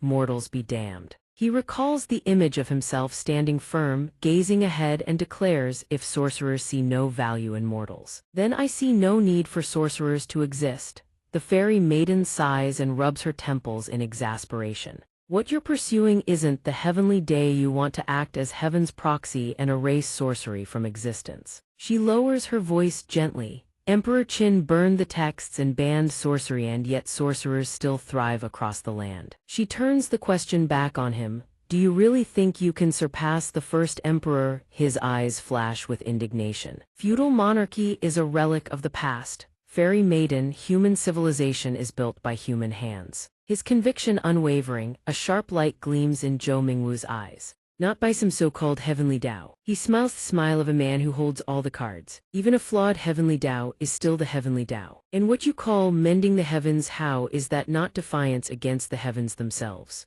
Zhou Mingwu faces the fairy maiden, his voice deep, hoarse, and dripping with arrogance. Even if the heavenly Tao is flawed, it remains the heavenly Tao. This so-called mending of the heavens isn't that just another act of defiance. Seeing the fairy maiden fall silent, he says nothing more. She closes her eyes, centering herself. The fairy maiden opens her eyes as if she's found the answer she was looking for. She turns to Zhou Mingwu and can't help but break into a smile. I didn't expect such insight from you. You've actually shaken my 1,000-year-old Tao heart. This is truly fascinating. Hearing this, he rubs his chin and replies, no, I'm just a materialist. She lifts her teacup with both hands. Scholar Lin, I mend the heavens' flaws and you act as heaven's instrument. The fairy maiden smiles, her eyes razor sharp. We help each other. What do you say we make a pact? Zhou Mingwu stares, completely caught off guard. Help each other how? Pact on what? The fairy maiden flicks her finger, and a small jade bead rises from her teacup. I can boost your combat power. In 100 years you help me mend the heavens' flaws. She rolls the jade bead between her fingers, a cunning look spreading across her face. Whatever you do in the meantime is none of my concern. Zhou Mingwu lifts his teacup.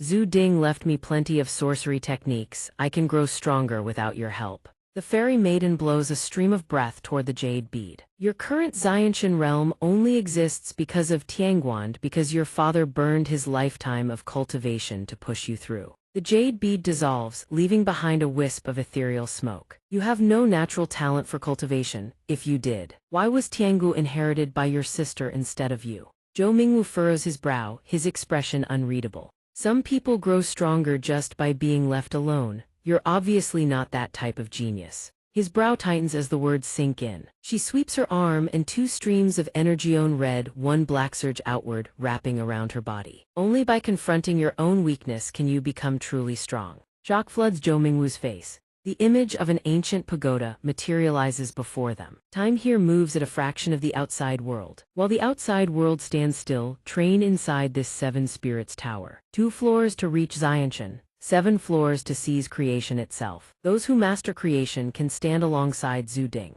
Zhou Mingwu raises his hand in astonishment, sensing the changes rippling through his body. One standing, one sitting, the 2 figures sink into heavy silence. The mortal body can barely withstand the power of creation. The outcomes are two: either you sprout wings and ascend, or your flesh becomes a sacred vessel. The fairy maiden savors a sip of her hot tea. Few sorcerers of this era can match that, she continues. Reach the 5th floor and you'll be unmatched against everyone except Jin Danzi. He turns to her. What about Jiangzu? The fairy maiden answers flatly. Her fateth heavenly secrets cannot be revealed. Silence blankets the space between them. She turns to him, her reminder gentle. You forged a no-kill chain around yourself to keep from falling into the abyss of desire. Admirable. But power is never absolute. Those chains will break sooner or later. He gazes up at the tower and says offhandedly, Fairy maiden, if the sorcery lineages across the world all die out before I do, your grand project of mending the heavens becomes pointless. Hearing this, she's visibly surprised but still offers Zhou Mingwu words of comfort. Then that would simply prove my Tao is no more remarkable than yours. He turns back to her, curiosity piqued. One more question, do you call me Scholar Lin? Without hesitation, she answers him plainly. Your birth surname was Lin. When you went into hiding with your father, it was changed to his. The Lin family has carried Tiangu for 4 generations. Each bearer carries my mark, which is why I've been able to appear beside you through my avatar, time and again. Zhou Mingwu is stunned by the revelation. What? I thought the fairy maiden could appear anywhere at will. Hearing this, she breaks into a sweat at his assumption. I'm not Sun Wukong, I'm human, not a god. The fairy maiden extends her hand toward him. Before you enter the tower, let me help you break your father's seal. Instantly, Zhou Mingwu's body lifts into the air, unleashing both him and Tiangu completely. He thinks to himself, no need to fear, has already learned to control the beast. A powerful gust of wind catches him off guard. The fairy maiden presses her palm against his chest, and he can't help but grimace. Even without your father's dog prison core, it will be fine. His brows clench tight with pain. He grits his teeth, his eyes turning bloodshot. At this level, Tiangu sees itself as the dominant forces trying to crush him. Threads of blue and red energy erupt from Zhou Mingwu's body, violent and immense, coalescing into a new vortex before him. A torrent of past images floods his mind. These are the memories of that year when Tiangu devoured him. His eyes widen in disbelief, as if witnessing something utterly impossible. Images of the dead bodies drenched in blood, lying across an ancient road. Have you found the Tiangu clan? They must be hiding here. A group shouts, go sis, I'll hold them off. Ming Ka yells, Mingwu with yin and yang energies this intense your body can't handle it. Hearing this, the young Mingwu still running turns back. A reflection in the mirror shows him as a small child. Little brother, you're shrinking again, keep this up and you'll regress into the womb. She smiles gently, Mingwu, do you like this drum? Your body may be a child's but your mind is still an adult's. An image of Mingwu's adoptive father chatting happily with Ming Ka flashes past. He's found the way to break the dual yin-yang energies. The backlash that kept reverting Mingwu to his original state can now be purged. Zhu Ding wears a smirk. You are after all my brother-in-law. He beams, his smile just as radiant. Come now, why don't you address me as your foster father? Get lost. Abominable. Visions of their clash flicker into view. Return the heavenly dog to me. Mingwu wonders who exactly is this man. He answers gently, I am your father and you are my son. Floating midair before the tower, Chu Mingwu radiates a surge of overwhelming power as he descends to the ground. Mingwu collapses in agony. The chaos of his own memories nearly distracts him, making him almost forget to suppress the heavenly dog. That was too close. He clutches his head, seething with frustration. The 5 elements as one, the myriad dharmas without traci can actually decompose techniques. Furthermore, this backlash allows one to alter their physical size. The immortal maiden hovers in the air and commands him, enter the tower. Mingwu waves his hands desperately. Wait a moment, let me catch my breath first. She studies him and replies, looking back at your memories, you seemed quite composed just now.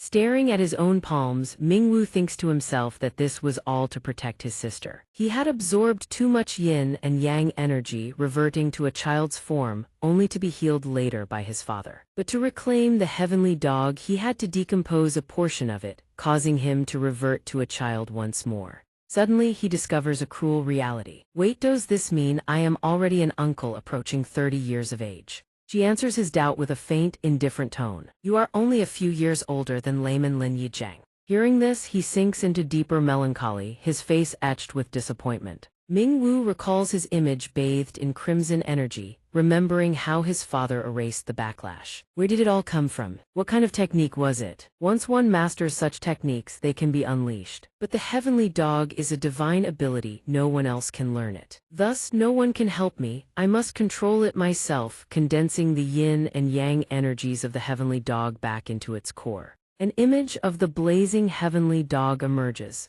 His father had used his life's cultivation to forge a cage, locking away both the dog and the yin-yang energies, allowing him to grow normally. The heavenly dog devours origin chi, yet even after all these years it has failed to breach the cage. He cannot help but exclaim, "Father, your cultivation base is truly profound." She adds joyfully, Layman Chu is a genius who ignored the rules, yet he grew stronger by the day. Her expression is full of disdain. "Forgive me, immortal, I am a fool. Without your guidance, I would never reach the standards required to patch the heavens." Mingwu remembers Yun Fei, Qing Feng, and Jai Yu and asks, "How were you able to break the backlash of that lustful demon fire?" She could not possibly know which techniques she had absorbed. She answers impassively, "I simply helped her transcend the heavens and traverse the earth." His expression remains blank, like a duck listening to thunder, understanding absolutely nothing. An image of an old man with red eyes appears. There is a way to break the 5 elements as one, but even with his father, Uncle Zhu, and his sister's heavenly dog, it is still impossible to handle the golden core Earth Immortal. Mingwu breaks into a cold sweat thinking, with modern firepower alone, can we really kill him? He looks up at the tower. Ju cannot kill the golden core Earth Immortal, even though I have reached the 7th layer of the fate-seizing realm. Perhaps even I cannot finish him off. Mingwu turns to the immortal and asks, then, what if we force him to consume a golden core? She points out the method, return to the immortal path, ascend and fuse with the great Tao. She adds with a dark tone, but I have no use for him. If you try to make him ascend and ruin my plans, I will intervene personally. Hearing this, he knits his brows and shouts in anger. Then what way is there to actually kill him? She waves her hand, creating a gust of wind that lifts him into the air. That has nothing to do with me. Mingwu is pushed a great distance behind her. She closes her eyes and walks away with graceful ease. I can only tell you this, even gods can die. The two sit in the room in total silence. The atmosphere becomes awkwardly stifling. He drops his head to the table, lost for words. She takes a light sip of her tea. Layman Lin, I look forward to your growth. A figure walks down a long corridor, passing room after room, finally stopping before a locked door. Sect Master Ma and Miss Yi have returned. Please provide your instructions. A voice emanates from behind the complex locks. Have Ma Keo take Wen Wu and Qing Feng to execute the blacklist. Xuerong, take Yun Fei to Lingnan to wipe out the remnants of Chu Ming Wu's demonic sect. The face behind the door is full of malice, eyes gleaming with sinister intent. Chu Ming Wu, let me lend you a hand. You should thank me. 2 figures walk up the stairs toward a vast and imposing structure. The younger one looks up and asks, Senior brother, whenever the sect master is here, the sky turns gloomy. When he is away, the weather is much better. It is indeed strange. The other replies, previously, the sky was always overcast because the sect master was performing a formation to gather the origin chi of heaven and earth. He adds, leaving the other stunned, without the sect master, do you think your cultivation speed could be this fast? Suddenly Makeo and Xuerong appear. Makeo speaks, you two are almost late. Do you still want your final exam credits or not? Cut the pay, save the budget. Their eyes shine as they shout, Brother Ma, when did you get back? And Sister Yi. We missed you to death. Makeo holds 2 items, saying happily, just got back today. Here are souvenirs from Tibet for you two. Take them. Then hurry upstairs to check the 12 laws of the Yintu Imperial Palace. They accept the gifts with joyful faces, showering him with thanks. Thank you, Brother Ma. They reach out toward Xuerong, hoping for gifts as well. Sister Yi, where's our souvenir? Sister Yi, give us the local specialties. Xuerong offers a faint smile. The 12 laws of Yintu. The Yintu branch Yi Xuerong. She playfully slaps her hand into theirs. They look at the cigarette packs in their hands, breaking into a cold sweat. Are cigarettes really considered a local specialty? Minors shouldn't be smoking anyway. A crowd of people is hunched over, working diligently on their tasks. The Yintu headquarters is actually a massive cultivation site with over 10 disciples. The majority are orphans. Within the circle of thaumaturges whose parents have long since passed.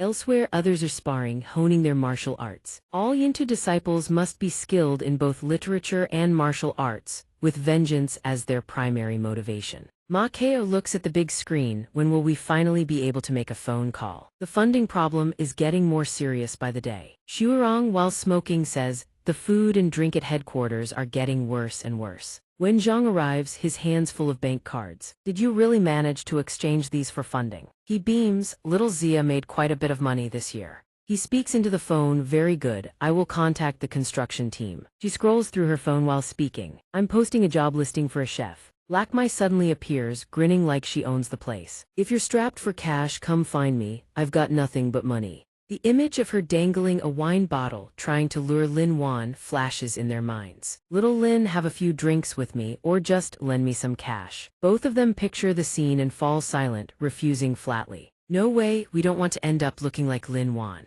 As if Lakmai's mention jinxed her, she sneezes violently. Lin Wan turns to Jai Yu. So you actually managed to piss off that big shot? The young girl standing there answers. Maybe not, she even helped me purge the backlash. Exactly. King Feng chimes in from the side. That big shot actually seemed pretty pleased. She lowers her eyes, tapping a finger. The sect master's power is sealed right now if Zhu Ding doesn't wake up. That big shot might be the only person in the world who can break the seal, but whatever you don't provoke her. Jai Yu scratches her cheek, utterly confused. What kind of person is she really? Is she actually Zhu Ding's master? She waves her hand. I don't know, the sect master only said she herself didn't choose us. Images of ancient architectural buildings materialize. Master, why did you choose us as your disciples back then? Yi Chan, disguised, asks her master in a somber tone. It was only because of my spirit-connected physique, wasn't it? The old man replies with visible effort, a spirit-connected physique is no ordinary thing. Out of millions, only one was chosen.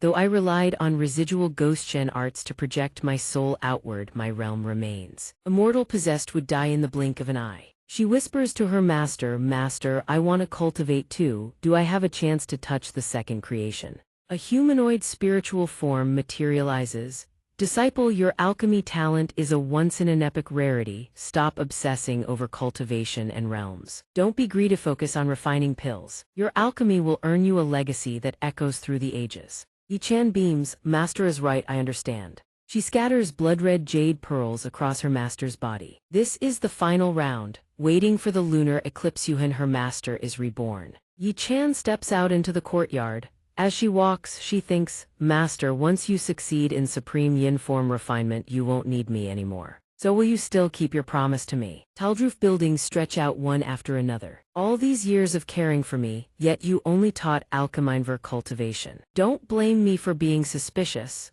From within those compartments, a hidden camera lens emerges. After all, you're no saint, and I'm just a mortal. I have to be careful to survive long enough. A towering building looms against the Kingping skyline. Why did she leave on her own? With technology this advanced, she couldn't hide her tracks even if she tried. Aunt Jo crosses her arms, confronting Yi-chan. Yi-chan grins confidently. The time has come, I never planned on hiding forever. Sister Zhao watches her computer while talking on the phone. Confirmed that Yi-chan has arrived at the compound. We've planted wireless data transmitting cameras across the 100-odd alleys of the Imperial City. They're solar charged, no wiring needed. Completely covert. She pulls the phone away from her ear, looking utterly bored. I have zero interest in your tech toys. From the phone, investigations outside the Imperial City are your department. 2 days later, Liu Yi and Sister Zhao sit waiting. A practitioner approaches them. Fellow cultivators, you've been sitting here so long you're about to grow roots. When can Lady Zhou come out? That's not for me to decide. She waves her hand dismissively. Then let us go see that immortal lady. The practitioner waves his hands frantically. The immortal lady's affairs, none of us dare interfere. Sister Zhao turns back with a proposal. Taoist, your accent doesn't sound local, you're from out of town, right? How about I help boost your merit points? He coughs, changing his tune, and invites them in. Please, honored guests, step inside. I'll stick my neck out to recommend you. Inside the room, Mingwu lies slumped over the tea table, while the immortal lady stands gazing at something. A 7-story tower materializes. Cultivator Lin, someone's here for you. You're done, get out. Mingwu punches the wooden dummy, yelling, I'm still on the 2nd floor. He's on high alert. Mingwu leaps into the air, just let me stay a little longer. A massive fist rockets toward him. It slams into him with bone-crushing force. He grits his teeth in rage. It's just a damn wooden dummy, who's afraid of who? From high above, Mingwu conjures a massive ring of power. Day, if I can't beat you, I'll change my surname to Wood. He clasps his hands together. A red circle appears, expanding larger and larger. A blazing red sphere forms. Mingwu roars. Vajra force, third layer gathering rain into rivers. He channels everything into the punch. Erlang divine art's signature force radiates from behind him in a massive wave. Stacked with his self-invented rocket fire blast technique. I refuse to believe I can't smash you to pieces. Mingwu plummets with terrifying momentum, an enormous force descending. I'm xianxia realm, there's no way I can't even clear the second floor. He screams with fierce determination. The wooden dummy is sent flying. Mingwu's vortex of power obliterates it completely. He raises his fist triumphantly, grinning wide. I won. Get me to the third floor now. A massive hand reaches for Mingwu. Next time you'll definitely be the one leaving first. He lies slumped on the table, hands bandaged. From within the teacup, a stream of water flows upward, reversing into his body. Mingwu rubs his eyes and sits up. I was full of energy just now. Why am I this wiped out the second I step outside? The immortal lady looks at him and explains flatly, 3 days pass outside the vase. Inside, it's 1 month. Soul and spirit won't fatigue inside the 7-soul tower. But once you leave, the exhaustion floods out all at once. She closes her eyes, meditating. The ordinary dummies draw you into reckless combat. Once your blood runs hot, you end up like an egg smashing against a rock. But the large dummy is a body cultivator at your same realm. Use finesse, and you can topple it easily. He stares blankly. Even that counts as advice. The immortal lady lifts her teacup gently. The first layer scales from 1 to 10 dummies. Overpower the weak with brute strength. Maximize force for maximum effect. But ultimately technique conquers raw power. Her gaze sharpens. Rotten wood cannot be carved back into shape. The immortal lady notices 3 people filing into the room. She turns back to him. You should head back first. You can return anytime. The space is serene sunlight bathing everything in poetic beauty. Sister Zhao sits in the car looking effortlessly cool. Why are you still standing there? Get in. He stares at the black car license plate ending in 8888 and his jaw drops. What? This car is ours. She grins. The company car got blown to smithereens, remember? So I had to borrow Old Zoo's personal ride. They chat animatedly in the car. Old Zoo doesn't even have a driver's license. This car's been parked behind the compound the whole time. The compound out back is ours too. Did you know that? Chu Mingwu looks on with astonishment. Are we actually this wealthy? As Xiangu arranges her tea set, she muses, he has been tempering his Tao heart in the pagoda for a month. Why is his growth so limited? Is his talent truly that abysmal or? She takes a light sip of tea but suddenly drops the cup. The taste of this tea is peculiar. From the teacup, the liquid glimmers with a celestial blue, like a galaxy in the vast cosmos. The sudden disappearance of the 7-soul pagoda makes her jump in shock.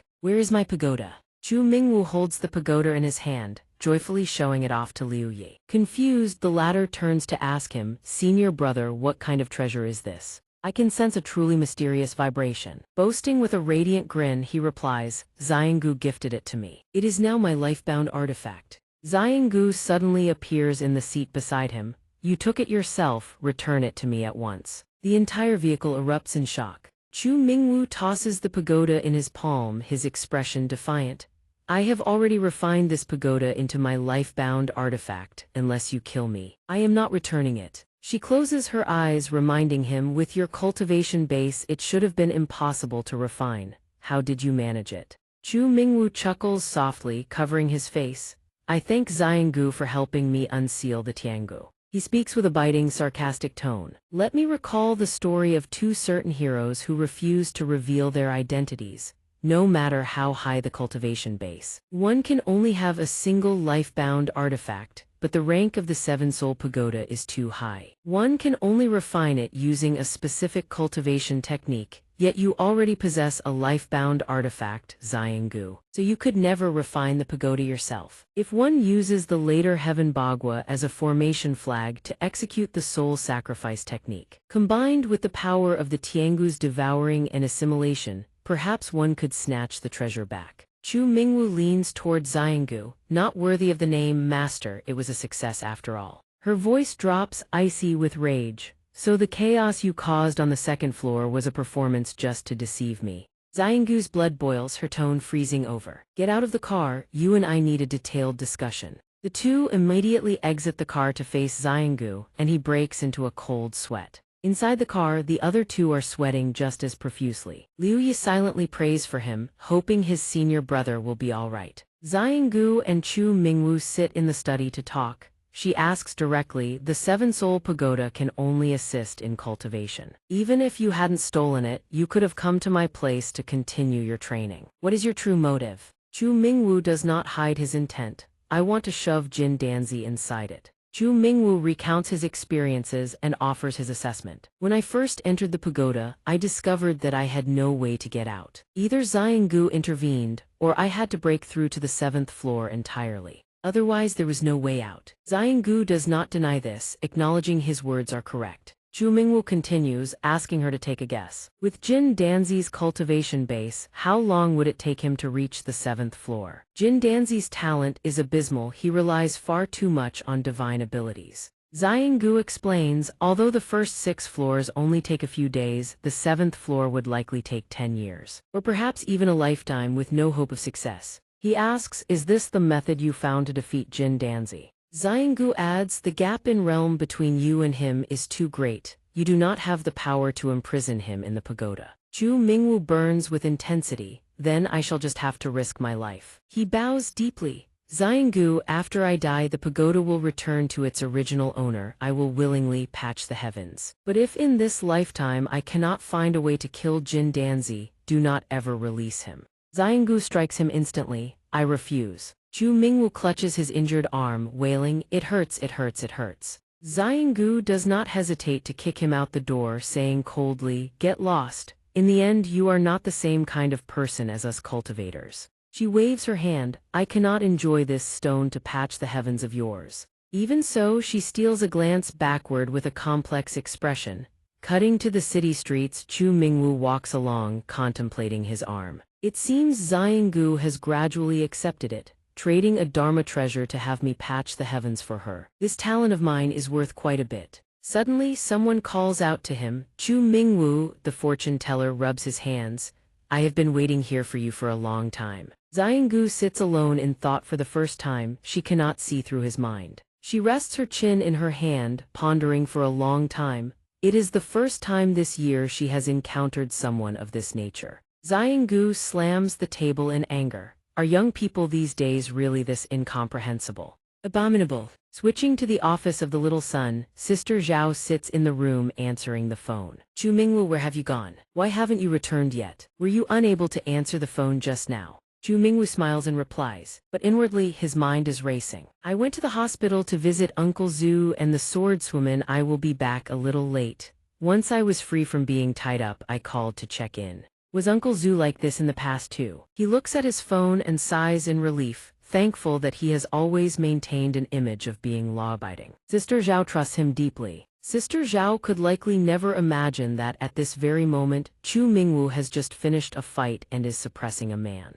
He stomps the man's head into the ground. I heard you sent people to the hospital. Chu Mingwu asks coldly, can you tell me what you intended to do? The man chokes, struggling to surface from the water to beg for mercy. President Chu, I was wrong. I was possessed by a demon. I shouldn't have gone to kill Zhu Ding. Chu Mingwu cannot bear to hear anymore, raising his leg. You shouldn't have gone to kidnap Jiang Zhu. He immediately stamps down hard on the assassin's leg. Possessed by a demon, you say? Every single time it's possessed by a demon. The bone snaps, causing the man to scream in agony. Chu Mingwu yells in a rage, killing people, does a day go by without you killing someone where you wouldn't die? The man is terrified but cannot escape, only managing to repeat, I was wrong. Behind them lies a ruined construction site. The fortune teller, who had been sitting there for some time, says cheerfully, Chu Zhang, perhaps you understand now that our yin tu and you are not enemies, right? Chu Mingwu turns to reply, you went to the hospital to save people. I thank you for that. Tell me the mastermind standing behind this.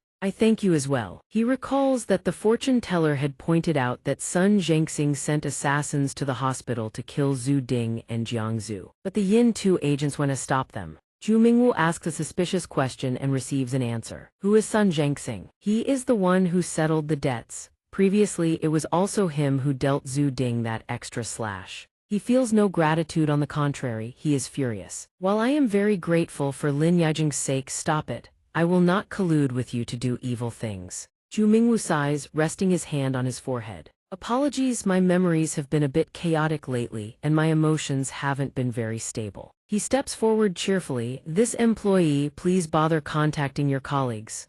Zhu Mingwu grinds his teeth in threat. If you dare do anything detrimental to Sun Tit and Jiangzu, then you are as good as dead. The fortune teller sweats, asking, what do you mean? Zhu Mingwu immediately summons the power of the Tiangu. The fortune teller retreats in panic. We consider you a friend, yet you return kindness with enmity. He responds coldly, you are nothing but my hostage now. Cutting to the hospital parking lot, Ma Keo listens to the situation update over the phone and asks, so you're saying Zhu Mingwu remains ungrateful, and furthermore you couldn't get away? The fortune teller says in a low voice, the feeling of the Tiangu now is very similar to our sect master. The pressure is extreme, and it's insane. Ma Keo turns to Jiangzu and Sun Tit. Zhu Mingwu has captured my brothers, so I must go. He instructed, please keep this matter secret from the Gong family. We don't want any involvement with the Gong family for now. Sun Kiki waved goodbye. Before leaving, Ma Keo didn't forget to relay one last thing. Oh right, your aunt asked me to remind you, Zhu Ding isn't here, so people from the family might come looking for you. Watch your back. Upstairs, Jiangzu lay in the hospital bed. Downstairs, Sun Kiki diligently kept up her cultivation. She lay in the hospital bed while Sun Kiki sat beside her, taking care of her. The downstairs was actually our heroine's illusion. In reality, they were just two dummies. Sun Kiki let out a huge breath. Holy crap, that scared me to death, they're finally gone. Sun Kiki asked nervously, do you think he figured out that everything downstairs was my illusion? Jiangzu crossed her arms. He probably noticed. He just deliberately chose not to say anything. Jiangzu lay back on the bed.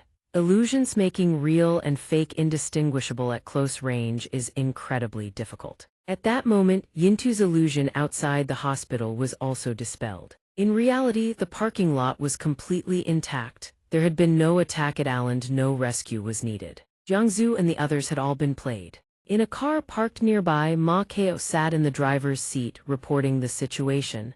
Zhou Mingwu couldn't easily strip Sun Zhengxing of his cultivation. His strength is beyond question, but he refuses to cooperate with us. But Lin Wan said cheerfully, he didn't go to the hospital first, went straight to Sun Zhengxing for payback. That means he's already agreed to cooperate. She observed, there are things you can't do, but you also can't say them, can't acknowledge them. It's not just his handsome man doesn't even want to dirty his mouth with the act. On the other side, the fortune teller probed, so, Chairman Zhu, may I take my leave first? Mingwu raised a hand. Actually, I should head out first, you still have unfinished business, don't you? The fortune teller watched him leave, completely speechless. Is this kid seriously using me? He shot a glance at the assassin behind him, borrowing a blade to do the dirty work. The fortune teller stepped closer. The assassin panicked and screamed, wait, the deal was that I cooperate and play along and you'd spare my life. This was not what they'd agreed on. 3 days earlier, a prison cell, Yi Zheng made a proposal to Mingwu. Zhou Mingwayu and I both despise sorcerers equally.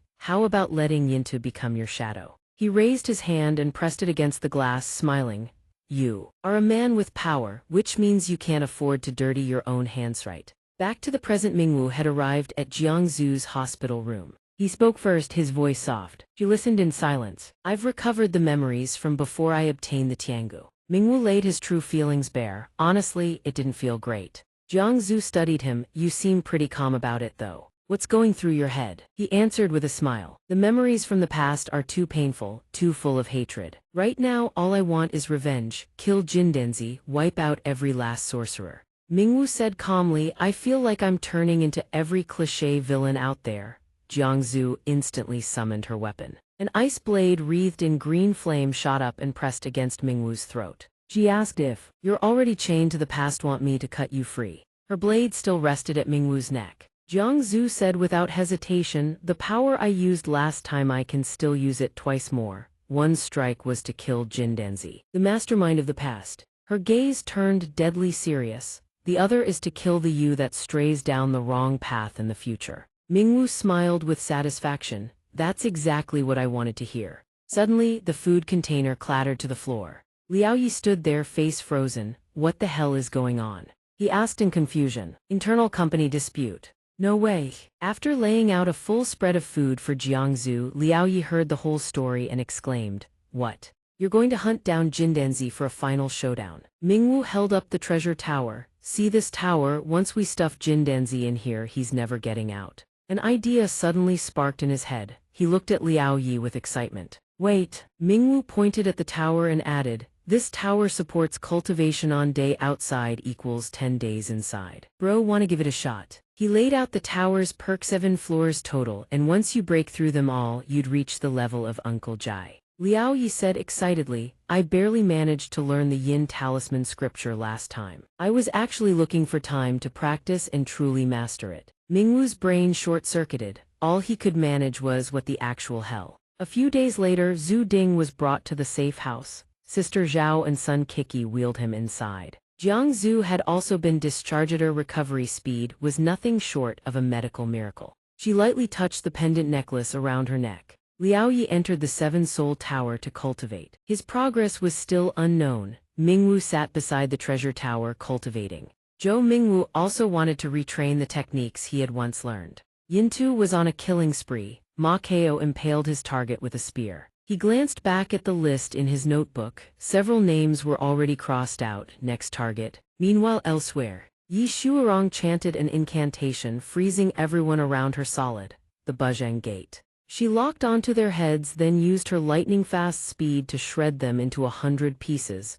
Ice shards rained down everywhere. Pathetic. Sister Zhao slammed her hand against the glass. "Spreading your teachings everywhere is one thing, but why kill you Daiking and the others?" They'd already joined the association. Yi Zheng flashed a sinister smile. "Eliminating unnecessary sorcerers. Isn't that what you asked for? For us and Zhou Mingwu, those old fossils are no longer needed." Mingwu gradually channeled his power into a yin-yang formation. 5 elements unity. It found the feel. The circle started out hazy, then gradually solidified into a clear shape. The power seemed to be merging with a fraction of the Tiangu. Mingwu silently assessed himself. His qi mastery was steadily leveling up. After all, he hadn't been weak before. He channeled his power to also learn the Tiangu's signature body refining technique. Then Mingwu clenched his fist and threw a devastating punch forward straight out of Erlang Shen's playbook. His fist unleashed a massive wave of energy, absolutely devastating. He didn't stop there. Mingwu spread his arms wide, condensing power. Vajra force transformation, multiple layers condensed in a flash. He nearly morphed into a monstrous form, the intermediate ultimate state of the Tiangu divine art, the heavenly piercing technique. Finally, Mingwu completed his cultivation. A strange halo of light appeared above his head. Liao Yi asked in surprise, "Senior brother, why is there a ring floating above your head?" Mingwu scoffed. "Ring? It's called a divine halo, the fully released form of the Tiangu divine art." Suddenly sensing something off, Mingwu whipped around to check again. He looked back toward the treasure tower. Mingwu blinked. "It's only been 10 days. How the hell are you already out?" He immediately grabbed Liao Yi by the collar and demanded, "I haven't even released you yet. Don't tell me you already cleared every single floor." Liao Yi shrugged. 10 days outside equals 100 days inside. If I couldn't clear it in that long, wouldn't that be pretty embarrassing? Mingwu heard that and immediately sprinted to the wall, repeatedly slamming his head against it. Liao Yi tried to stop him. "Senior brother, what's wrong?" G deviation, his skull splitting from the pain. "Why the moaning and groaning? I just hate how useless I am, that's all." Then Mingwu turns to him and asks, "Saw the Yin Talisman scripture, how far can you push it?" Liu Yi raises one finger, just one finger, "But if I amplify its power, you can feel the pressure of heavenly Tao even more clearly." Mingwu's eyes light up like stars. He practically beams. "A hero sent down from the heavens. You're incredible." He scratches his head and recounts when he broke through to the 7th layer, an illusion of that red-robed Xiangu appeared. When he was stranded inside the treasure tower, Liu Yi saw a massive illusion of Xiangu. She spoke of mending the heavens. "I hope I can help her create a perfect world where good is rewarded and evil punished." Mingwu trembles with rage. "Damn itch left a strand of divine sense inside the tower. The sigil she planted in my body, I still haven't found it. Even the one Yinta left behind, nothing." He grabs Liu Yi by the shoulders. "Bro, that Xiangu is a con artist. She didn't rope you in, did she?" Liu Yi blinks. "Maybe she did."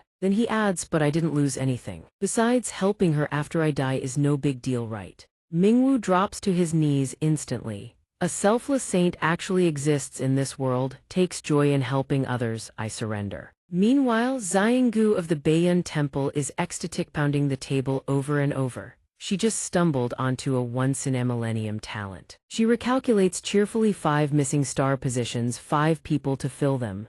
Done. At the little sun's office, a group of people are wailing and begging for help. The occult world has gone on a killing spree. We've never done anything wrong in our lives. I've always supported the association, please stand up for us. While the occult world descends into chaos from Yintu's rampage, Zhou Mingwu and Liu Yi head off to investigate the imperial city. Mingwu walks and talks. Liu Yi seems to have noticed something. Yi Xian carries Jindanzi's soul within her, you can't touch her carelessly. But the reason she's come here twice needs to be figured out. There's definitely something shady going on. He happily picks up a plastic bottle and tosses it in his bag. As for Mingwu, he just shakes his head in exasperation. You still haven't ditched that scavenging habit. We're gonna be rich, though I'm not sure we can cover the bus fare. A man in a suit announces that the unopened section is inside. Take the second courtyard on the left. Mingwu pushes the door open and steps in. This is it. Both of them look around, dark as hell in here. An unopened section, this rundown, they didn't even bother renovating, are they that broke? Suddenly, Mingwu slams into an invisible barrier. He gropes around, something's hidden in here.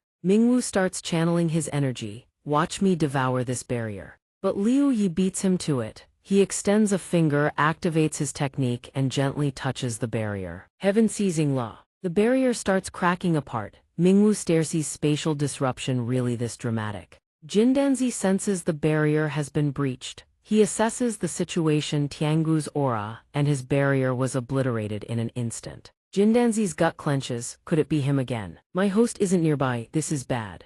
Mingwu channels the Tiangu power and raises his hand. Tiangu devours raw essence. Any spellcraft triggers a response. It's perfect for reconnaissance. The energy radiates outward, probing the surroundings. As it approaches a well, traces of residual power seem to surface. Mingwu spots spellcraft traces near the well. Both of them peer down. Jindanzi surges up in a fury. You found Methan, let's fight. Zhu Ding. He squints, looking more carefully. It's not him. Mingwu and Liu Yi are utterly stunned. But Jindanzi quickly regains his composure, thrusting his hands toward them both. Just 2 juniors, then the Tiangu came knocking on my door, I'll take it. Mingwu and Liu Yi bolt in sheer terror. Holy shit, it's Jindanzi, why is he here? Mingwu asks in disbelief. What? That's Jindanzi. He waves it off frantically. Terrible luck, Jindanzi the invincible, not even with Yi Xian. What the hell is he doing here? But then Mingwu freezes. Wait. He reassesses. No, Yi Xian means he's in soul form. That means there's nothing to fear. Mingwu channels his energy, activating Tiangu's corrosion incantation and devouring properties. Mingwu roars. Tiangu transforms into a colossal maw, jaws gaping wide to swallow Jindanzi, whole specialized in devouring souls. It snaps its jaws shut, gulping him down. But mere seconds later, Jindanzi shatters free. Turns out he'd managed to erect a defensive barrier just in time. He grins wickedly. I never imagined you could wield the Tiangu. Taking it from you will require some effort. This radiance is the spatial divine defense called Heavenly Society, sharing the same star official divine power as Tiangu. In this world, nothing can breach it. Surrender now, children, unless you want to suffer. Mingwu flashes a cunning smile. Zhou Qi isn't here, but that doesn't mean no one else can pull it off. Liu Yi moves in sync. He charges forward to shatter Jindanzi's barrier, heaven-seizing law. Jindanzi screams in shock, a third person who knows this technique. Liu Yi breaks through the barrier and pierces Jindanzi's soul. The old man howls, who the hell are you? You've touched the second creation. Liu Yi lands gracefully. He smiles and introduces himself. Liu Yi, at your service, please go easy on me. Jindanzi channels his fury into a blast aimed straight at Liu Yi. You little brat, where the hell did you crawl out from? I trained for 100 goddamn years just to barely graze that threshold. But before he can act, Tiangu's jaws appear right behind him. Tiangu devours his soul fragment whole. Mingwu grins triumphantly. Jealous of a prodigy, losing your mind, how's that ego doing? Jindanzi's soul fragment begins to dissipate. He wails, the Tiangu is corroding my soul. Damn it, if I still had my body, how could I end up this pathetic? Mingwu sneers, heaven-seizing law requires a physical body to activate, serves you right for not sticking with Yi Xian. He pulls out the treasure tower, grinning. Goodbye, Jindenzi, you're staying in here for me. He's still fighting against Tiangu. But hearing that, he looks at the tower. Jindenzi's eyes widen. What kind of treasure is that? It radiates creation-level pressure. He struggles to free himself from Tiangu's jaws, lamenting 100 years of hardship. Tiangu's maw slowly closes. Jindenzi does the math, just a few more days, and he'd have achieved true immortality. Then he suddenly unleashes his power. His physical body is yanked upward. How can it end here? Jindenzi successfully hauls his corpse up. He forces his soul back into the old body, snarling, "Forcing me to puppet a half-revived corpsethis ruins my entire immortality plan." Tiangu are staying right here. Jindenzi draws his sword and lunges. Mingwu is horrified. That's his corpse, seen a dead body can still move. Liu Yi rushes in to intercept, shoving him back. Broth. Jindenzi flings them violently into the building behind. Mingwu grabs Liu Yi's arm. Run, Jindenzi has his body, can't fight him. Jindenzi rises from the rubble, glaring. Not only did they interrupt his Taiyan body, refining the damaged his corpse. Jindenzi sits down and channels his power. Arcs of lightning begin to radiate outward. None of you are leaving here alive. Heavenly Society domain, an enormous barrier materializes, engulfing the entire area. Mingwu and Liu Yi are cut off, no way out. They turn to look back at Jindenzi as he begins his incantation. Heaven and earth, vast and boundless disciples, pay reverence. Hongzhu, immortal master of Tue Mountain. A golden blade and a massive jade scissors materialize on either side of him. 4 directions, 8 corners, iron walls seal the perimeter. No spell can breach the sanctum. Jindenzi hurls both weapons down at Mingwu and Liu Yi. Golden blade, jade scissors, 5 thunders crash. Wicked sorcerer, dark arts turn to dust. Strangely, the 2 weapons start to break apart. They splinter into thousands of miniature blades and scissors, all attacking in unison. Mingwu shouts, "Liao Yi, get over here, I'm going in to break their formation." Liao Yi scrambles over, pressing in tight against him. "Senior brother, you got a plan." He raises his hand, chi condensing in his palm. Obviously is going to blow every last one of them to hell. Mingwu concentrates with everything he's got. Chi clusters swirl around him, multiplying by the second. He strikes, diamond force launches. Red chi blasts shooting skyward, detonating the flying blades and scissors hurtling toward him. But it doesn't stop, they keep hammering at the barrier. Suddenly, the golden blade and the jade scissors crash to the ground at once. Mingwu and Liao Yi snap into high alert, scanning their surroundings. He glances up at the sky. Jindenzi is nowhere to be seen. Mingwu exhales. This formation was only meant to trap us, not kill us. He was buying time to slip away. He pieces the situation together. Jindenzi is scared. His power is limited right now. He needs Yi Chen. Meanwhile, Jindenzi rides a massive blade, slicing through the sky at full speed. He seethes inwardly. If this body had fully resurrected, would the great Jindenzi ever need to run? The bastard lost one of his lifebound treasures. His body still hasn't fully recovered. 4 days from now there's a solar eclipse. He can't help wondering if these injuries will compromise his indestructible golden body. Jindenzi keeps flying. First, he'll head to the secret base and wait for Yi Chen to find him. With her spiritual body, no one will dare come near. The barrier shatters completely. Liao Yi collapses to the ground, gasping for air. The heaven-seizing law demands too much, has overused it today. Mingwu tries to reassure him, then pulls out his phone and dials. "Rest easy, Jindenzi. Enjoy it while you can. Once we've recovered, we hunt him down and finish this for good." He speaks into the phone. "We ran into Jindenzi here, which means he's not near Yi Chen. Make your move now." Liao Yi frowns. "Who are you calling?" "The heroine who's been tailing Yi Chen. This is the perfect window to take her out." Mingwu grins. He never expected Yi Chen and Jindenzi to split up. What a lucky break. He surveys the surroundings. They went through all this trouble to stay hidden. There's definitely something behind it. Meanwhile, the laboratory on the other side gradually freezes over. The fake Yi Chen lets out a terrified shriek as a sword presses against her neck. Her wig falls off. Jiangzhu calls back with a report. The Yi Chen on this end is a total fraud. Mingwu examines the area while talking to her. Figured they'd leave themselves a back door. Good work, hero. He adds, "There's a mole in the association." Yi Chen knew about the surveillance planches, probably long gone by now. "Pull out now." Mingwu's foot catches on something. He stops, crouches down, and brushes away the dirt. Beneath a layer of wood, his blood runs cold. A coffin. Buried underground, the scene shifts to a distant mountain range. Jindenzi sits in meditation inside a cave. He broods with regret if only he'd managed to extract the immortal escape talisman in time. This Taiyan body refining would have succeeded. Meanwhile, Mingwu has pried the coffin open. He sees the body inside with perfect clarity. His breath catches. How is this possible? Inside the strange coffin lies the corpse of Mingwu's father. The two faces are cast from the same mold. The only difference is that one is alive, and the other is dead. The body is ice cold. Hatred boils up inside Mingwu, fierce and unstoppable. Jindenzi, you are dead. Liaoyi groans, oh no, oh not, that move was way too big, I ripped my pants.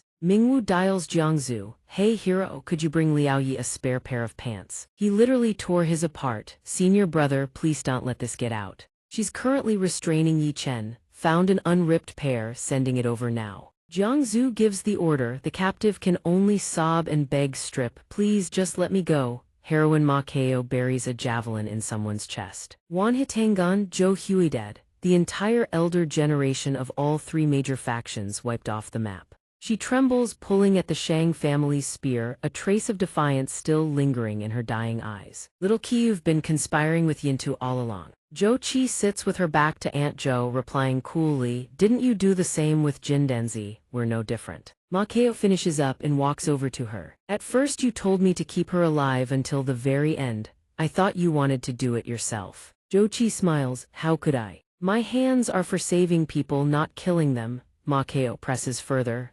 Truth is, you hesitated, didn't you? She's your blood aunt after all. Zhou Qi takes off her glasses. She doesn't deny it. Some things you keep in your heart. No need to say them out loud. Doesn't that just prove I'm indecisive? Ma Keo taps her lightly on the head with the butt of his javelin. It's just basic humanity. Your conscience runs deeper than mine. As he starts to leave, Zhou Qi calls after him, but he turns her down. Heard there's a lunar eclipse tomorrow night. Stay and watch it with me. What's so great about that? Besides, a lunar eclipse is prime cultivation time. I need to train. She pouts, no wonder you're still single. Deep in the forest, the silhouette of a figure bundled in heavy clothing flickers between the trees. Recognizing who it is, Jindenzi immediately starts complaining. It's been 2 days, what took you so long? Yi Chen pulls off her hat and hood, explaining quickly, the moment I discovered something went wrong at the retreat, I came straight to find you. Master, she shrugs off the large backpack from her shoulders. She opens it up, had to dodge surveillance cameras on the way, that's what ate up the extra time. Yi Chen dumps all the money and valuables onto the ground.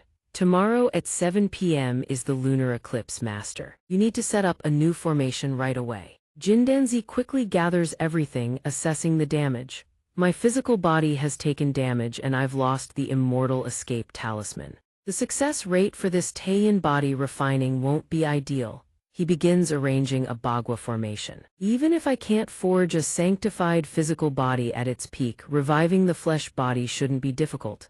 He nods to himself this time. Just get the body to revive first, strengthen it later. Jindenzi fumes. If I had my original physical body, would those two brats have even scratched me? In the days that follow, funerals big and small are held one after another without pause. Zhou Mingwu, representing the newly established association, attends to offer condolences. Sister Zhao and son Kiki accompany him. Meanwhile, Yi Chen's whereabouts remain completely untraceable. In the conference room, Mingwu sits at the center seat, analyzing the situation. Yintu is slaughtering people left and right. Jindenzi, the alchemist who refines pills from living humans, remains at large. For everyone's safety, I recommend consolidating into one location so the association can provide protection. Tang Yan, seated beside him, speaks up. Per the chairman's arrangements, our corporation has a vacant hotel on the outskirts. It can house 300 people-decent facilities. Meals and lodging all free of charge. Mingwu adds a few more perks. A vast collection of technique scrolls and cultivation texts has been brought to the hotel. Anyone with free time can study and research at their leisure. The room buzzes with excitement. Free room and board, plus life-saving techniques from the chairman himself, that's what really matters. Mingwu lays out the next phase of the plan. Yintu has numbers and moves in the shadows, catching them won't be easy. So the association will prioritize taking out Jindenzi first, then hunt down Yintu to avenge the fallen families. Any objections? Tang Yun speaks without hesitation. As long as my grandfather is avenged, everything follows the chairman's orders. Zhou Qi nods in agreement. Wanhitang will fully support the association. Master Ma stands to speak on behalf of his faction. As long as Jindenzi and Yintu remain at large, the cultivation world knows no peace. The National Martial Hall answers only to the association. One by one, the cultivators begin confirming their registration. Mingwu sits in silence, lost in thought. No one knows what's going through his mind. Then he gives the order, put on the wristbands. These are the association's identifiers. Even if Yintu encounters you, they won't attack. Mingwu explains further, bolstering the confidence of those registering. The association is your shield. We will not let a single member die at Yintu's hands. Long live the chairman, long live the association, wipe out Yintu. Suddenly, a loud bang summons slams the table. Sister Zhao erupts in fury, barking at the culprit. The poor guy shrinks back and stammers. Chaotic Sky Leopard, what kind of name is that? Write your real name. What's your real name? Where's your ID card? Hand it over now. Stone Big Dog. On the flip side, Chi was super helpful, walking everyone through the process. Here, take it. If you don't know how to use it, just go ask. Ask the pretty lady over there. Over on this side, Jiangzhu was demonstrating the bracelet's functions to those who had registered. The fitness, exercise, and timer features are all straightforward. Just remember the button on the side is for emergency calls. Liu Yi was responsible for directing everyone into line, carefully reminding them, no pushing, keep it quiet, don't disturb the residents. Everyone gets a turn. The once-in-many-years lunar eclipse had finally arrived. That night the sky blazed with light. Inside the room, Mingwu's adoptive father and Ding looked like their life force was being drained away. He could only stand by and watch, consumed by helpless anxiety. Ancient eclipses were moments of strange, supernatural power, and sure enough, even his father and uncle Shi were affected. Jindenzi was probably seizing this opportunity too. Too bad they had no idea where he was, nothing they could do. Uncle Shi's library had mentioned the Taiyan body refining technique. Hopefully that wasn't Jindenzi's target. While Mingwu was worrying about a technique he'd once read about, over on the other side, Jindenzi had nearly completed it. He grinned with satisfaction as his plan approached success. I can already feel it, me flesh is regaining its vitality. Yitian sat beside a coffin, watching Jindenzi's ritual with eerie calm. She smiled at the coffin. Don't worry, little brother, you'll be brought back to life soon enough. The eclipse had begun, the moon slowly fading into shadow. Streams of light began coalescing around Jindenzi's body. He started absorbing them into himself. Jindenzi felt the surge of raw life force and shouted with glee, not enough, not enough, not even close. His hair began growing back. Not enough, still not enough. Jindenzi's body gradually filled out, his gaunt face softening with restored flesh. Younger, make me younger. Yi Tian mused that only the combined forces of heaven and earth could forge an immortal body, but after losing the celestial shell, the earthly chi was no longer sufficient. The darkness receded, yielding its place back to the moon. Moonlight flooded back, spilling across the mortal world. The aura swirling around Jindenzi's body began to dissipate. He descended slowly. When Jindenzi connected with the earth, when his feet fully touched the ground, a massive shockwave erupted, rippling outward and shaking everything around it. A portion of heavenly law energy, impossible to contain, dissolved into the earth. The shockwave cracked the ground wide open. Trees in the distance buckled, bending to their knees. Jindenzi looked around. In an instant, his body began reverting to its withered, ancient state. He stared at his hands. So that's how it is, forcibly absorbed power, impossible to hold on to after all. Strength drained from his body like sand through his fingers. Still in disbelief, Jindenzi reached up and pressed his hand to his chest. His heart was still beating slow, steady. He felt it pulse. Jindenzi burst into laughter, the sound of a heartbeat magnificent. He tested one of Ding's techniques, then declared with satisfaction, even an incomplete immortal body can endure creative forces far surpassing Ding's own. Jindenzi threw his head back, taunting the heavens. The three supreme arts, immortal body, creative power, who could possibly match me? He was still basking in the glow of victory, paying no attention to Yi Tian approaching from behind. Who on this earth could stop me from achieving immortality? She clasped her hands and bowed. Congratulations on your rebirth, master. Jindenzi praised her warmly. All thanks to you, my dear disciple. Without your pills, I might have needed another 100 years of cultivation. He reached out to pat her head. Wait a few days for your master to get used to this body, then I'll go reclaim the celestial shell and forge the perfect vessel. Yi Tian asked excitedly. Then when can you summon my brother Zai Yin Jian's soul so you can help him rebuild his body and come back to life? Jindenzi explained, I need to wait until the boundary between life and death, yin and yang, becomes blurred. Only then can I use the summoning technique to bring him back. The soonest would be early March next year. During the San Shangjai festival, then his eyes suddenly turned vicious. However, your master has another plan. Jindenzi pointed at Yi Tian's head, his hand already charged with power. If a second person in this world masters the immortal body, my unique position might not be so guaranteed anymore. She frowned. Master, you want to kill me? He sneered. Blame yourself for being too talented. Besides, pulling a soul from the underworld defies the laws of nature. I won't take that risk. As if she had already predicted this outcome, Yi Tian spoke calmly. So I was right all along.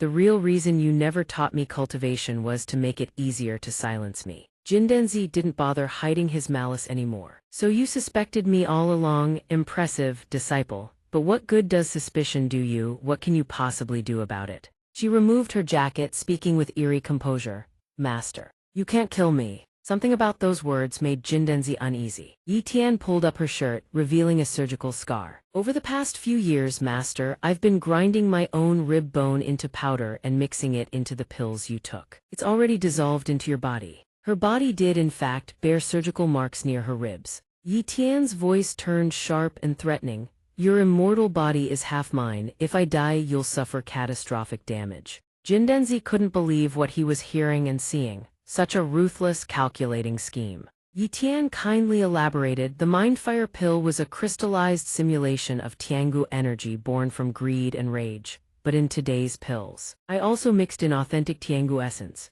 An image flashed in Yi Tian's mind, a man sitting among ruins, cradling a small incense burner. That was something I paid a fortune to have collected. He refined the Tiangu energy into that burner for me. Yi Tian asked coldly, just now, Master, you released a massive burst of energy. Do you think anyone might detect the lingering scent of Tiangu Qi? Over on Mingwu's end, he seemed to have picked up on it. His fighting spirit surged. The golden fire pill, I've found it. Jindenzi snarled, dark energy radiating from his body. You dare use the Tiangu to blackmail your master? He laughed arrogantly. But what can they do to me now? Yi Tian calmly drew a blade and pointed it at herself. How about this? Jindenzi never expected her to go this far. Yi Tian grit her teeth and drove the blade into her own abdomen. As one of the sources of your immortal body, hurting myself is the easiest thing in the world. This time, it was her turn to smirk. If I kill myself, half your body goes with me. Still feeling invincible, Master? Don't forget you were the one who lost and had to flee here in the first place. Jindenzi's body bore an identical wound in the exact same spot as Yi Tian's. He screamed, You're insane, what do you want? Your master will give you whatever you want. Yi Tian stated her demand immediately, her eyes blazing with resolve. I want you to resurrect my brother. He's the only family I have left. If he can't live, I don't want to either. Jindenzi gritted his teeth, staring at the wound. His dantian and meridians were rupturing. The immortal body was this fragile. He quickly backed down, his tone shifting to placate her. Calm down, all right. Your master will listen. Good disciple, I was wrong, okay. But then Jindenzi's demeanor flipped without warning. He activated the heaven-seizing law. I shouldn't have let you operate alone, gave you too much room to plot against me. He struck at his disciple without mercy, aiming straight for her head. Yi Tian, no one threatens me. Even if it costs me 100 injuries, I will never let a piece of my core essence fall into someone else's hands. Jindenzi watched coldly as the fatal wound bloomed between Yi Tian's brows. She collapsed. I'll refine your body, fuse the two core essences into one. In the end, the weaker half simply fades away. But then his aura began to falter. Before, he could have just hidden deep in the mountains and avoided detection. Jindenzi's body buckled, dark energy billowed from him, growing stronger by the second. He snarled, just 2 rib bones and they managed to damage an immortal body this severely. If those 2 brats show up now, I might not survive. Jindenzi channeled his internal energy. First things first, use external provision to repair the body, then get the hell out of here. The external provision barrier begins forming around his body, but unlike every other time, it barely takes shape before cracking apart and dissolving into nothing. What the? The external provision divine art actually has no effect. He's furious. He channels his internal energy again. And yet no miracle happens. The wound stays exactly the same. The external provision art can restructure physical matter, so does that mean an indestructible body isn't something of this mortal world?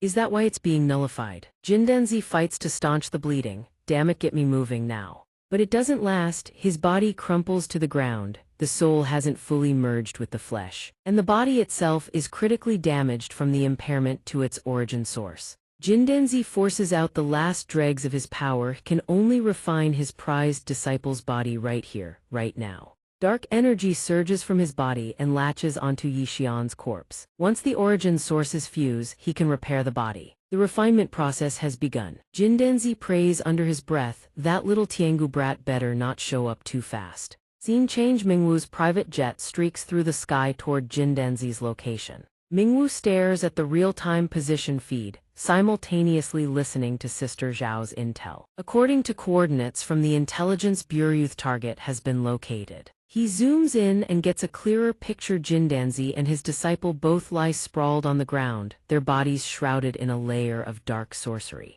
Sister Zhao analyzes as she briefs. The situation on site is bizarre, no idea what happened. They seem to be performing some kind of ritual. Mingwu, Jiangzu, and Liao Yi leap from the jet and touch down. She cautions Mingwu carefully. Once they find Jindenzi, they can scout and verify the situation, but absolutely no forcing a confrontation. He hates it, but he agrees with Jiangzu. I know, whether Jindenzi has possessed Yixian's body or actually achieved a sanctified physical body, we're no match for him either way. Mingwu radios in, Sister Zhao, keep requesting the Dung unit to maintain cover for our extraction. Everyone stay sharp. He recalls what Yi Zheng once told him. There are 4 methods to achieve a sanctified body: sacred fire immolation, divine artifact bodyguard, 9-turn golden core, and Taiyan body refining. Mingwu thinks as he moves. Uncle Zhu's notes confirmed it. 2 sacred artifacts no longer exist in the modern world. And the 9-turn golden core is ancient legend at best. That leaves only Taiyan body refining as the path to an indestructible body. He figures Taiyan refining to resurrect the flesh is only step 1. The real crucial part is the soul reuniting with the body. Even if the body is perfected, if soul and flesh haven't fully merged, this is the moment Jindenzi is at his weakest. A plan clicks into place. Mingwu immediately raises his hand. Everyone stops. He lays out the strategy. Jiangzu and Liao Yi move into position without hesitation. I'll draw his attention. You 2 hit him from both flanks. After a long sprint, Mingwu reaches Jindenzi, who sits cross-legged in cultivation. He smirks coldly. Well, if it isn't the great Jindenzi, all he does is run. Small world, huh? Jindenzi's eyes snap open, wary, calculating. I've recovered most of my strength overnight, but if this kid actually forces a fight, it'll still be trouble. Jindenzi closes his eyes and resumes his cultivation. Mingwu keeps poking, pointing skyward. You know, everything you do here, we can see it all from up above, crystal clear. Then he glances at Yixian's body, asking with mock curiosity, so did you and your little disciple have a falling out? Or is this just some freaky cultivation technique I'm too normal to understand? Mingwu plays dumb with a casual point of the finger, but the grin on his face screams schadenfreude. Jindenzi remains perfectly calm, still cultivating. Fellow Taoist Zhou, there must be a misunderstanding between us. I think perhaps, but Mingwu doesn't let him finish. He cuts him off instantly. Then it looks like I showed up at the perfect time. He summons Tiangu immediately. Between us, this is a blood feud. Irreconcilable. What exactly do you want to talk about? Isn't Tiangu what you wanted? Come and take it. The moment Tiangu materializes, it lunges and tears through the dark energy, tethering Jindenzi to Yixian. Mingwu roars his challenge, his aura crushing, overwhelming. Show me what a sanctified physical body can do. Tiangu severs the sinister link between Jindenzi's body and Yixian, then immediately moves to devour him, but Jindenzi erects a barrier just in time to shield himself. Strangely, this time Tiangu's power vanishes the instant it hits the barrier. Jindenzi sneers, brat, don't you dare underestimate me. Mingwu is stunned, the attack got absorbed. He remembers Jiangzu mentioned something like this back in the hospital. There was a golden light around Jindenzi's body that compressed the surrounding space. Any close-range attack would be swallowed by that light. Unable to reach him, But seeing it firsthand, Mingwu finally understands the golden aura around Jindenzi is a spatial type spell. His attacks aren't being absorbed, they're being shunted into an endless void they can never escape from. Mingwu racks his brain for a countermeasure, recalling his earlier clashes with Jindenzi. He shouts, "Liao Yi, close in on me, I need you to break this technique." The Vajra force barrier looked identical to that golden light at first. I think it was called Heavenly Society, but back then my attack caused it to detonate. Jindenzi rockets toward him from above, striking without warning. Even if you brought an ambush squad, what do you have to rely on? This old man has a mortal body, but it is invincible. He unleashes the heaven-seizing law, bellowing, "Tiangu comes knocking, I'll be happy to collect."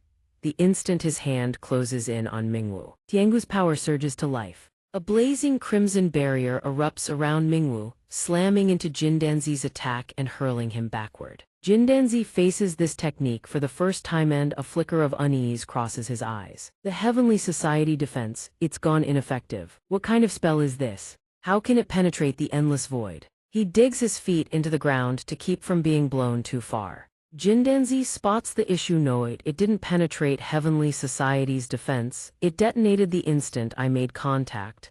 But moments later, panic floods his face. As the dust settles, Jindenzi sees a strange ring of light. Mingwu condenses Tiangu's power into a massive sphere in his palm, winds up, and hurls it straight at Jindenzi. Lucky for me, your cultivation is sloppy. The Vajra force self-destructed with just a tiny disruption. Mingwu slams his fist down on Jindenzi's position, but Jindenzi leaps clear in the nick of time. The impact sends shockwaves through the terrain, rocks shatter, the ground craters and sinks. Jindenzi finally snaps, screaming, "What the hell is that ring on your head? You've already mastered Star Official Arts 2 and you still claim your cultivation isn't refined." But Mingwu barely seems to care. Blinking innocently, "So why does my Vajra force explode every time it hits you?" Jindenzi is speechless. He screams in pure rage. "How the hell should I know, you bastard?" Mingwu recovers his composure in a flash. "Either way, right now I've got reactive armor against Vajra force detonations. You can't get close to me anymore." He can't resist twisting the knife. "And you look like absolute garbage right now, still groggy from your resurrection." Seeing Yi Xian's body still motionless, Mingwu presses further. "Or did you and your little prodigy tear each other apart? Mutual destruction." Jindenzi seethes. "If my own disciple hadn't betrayed me, how could I have been critically wounded the moment I resurrected? I certainly wouldn't be struggling against a junior like you." He reads the situation and a smug edge creeps back into his expression.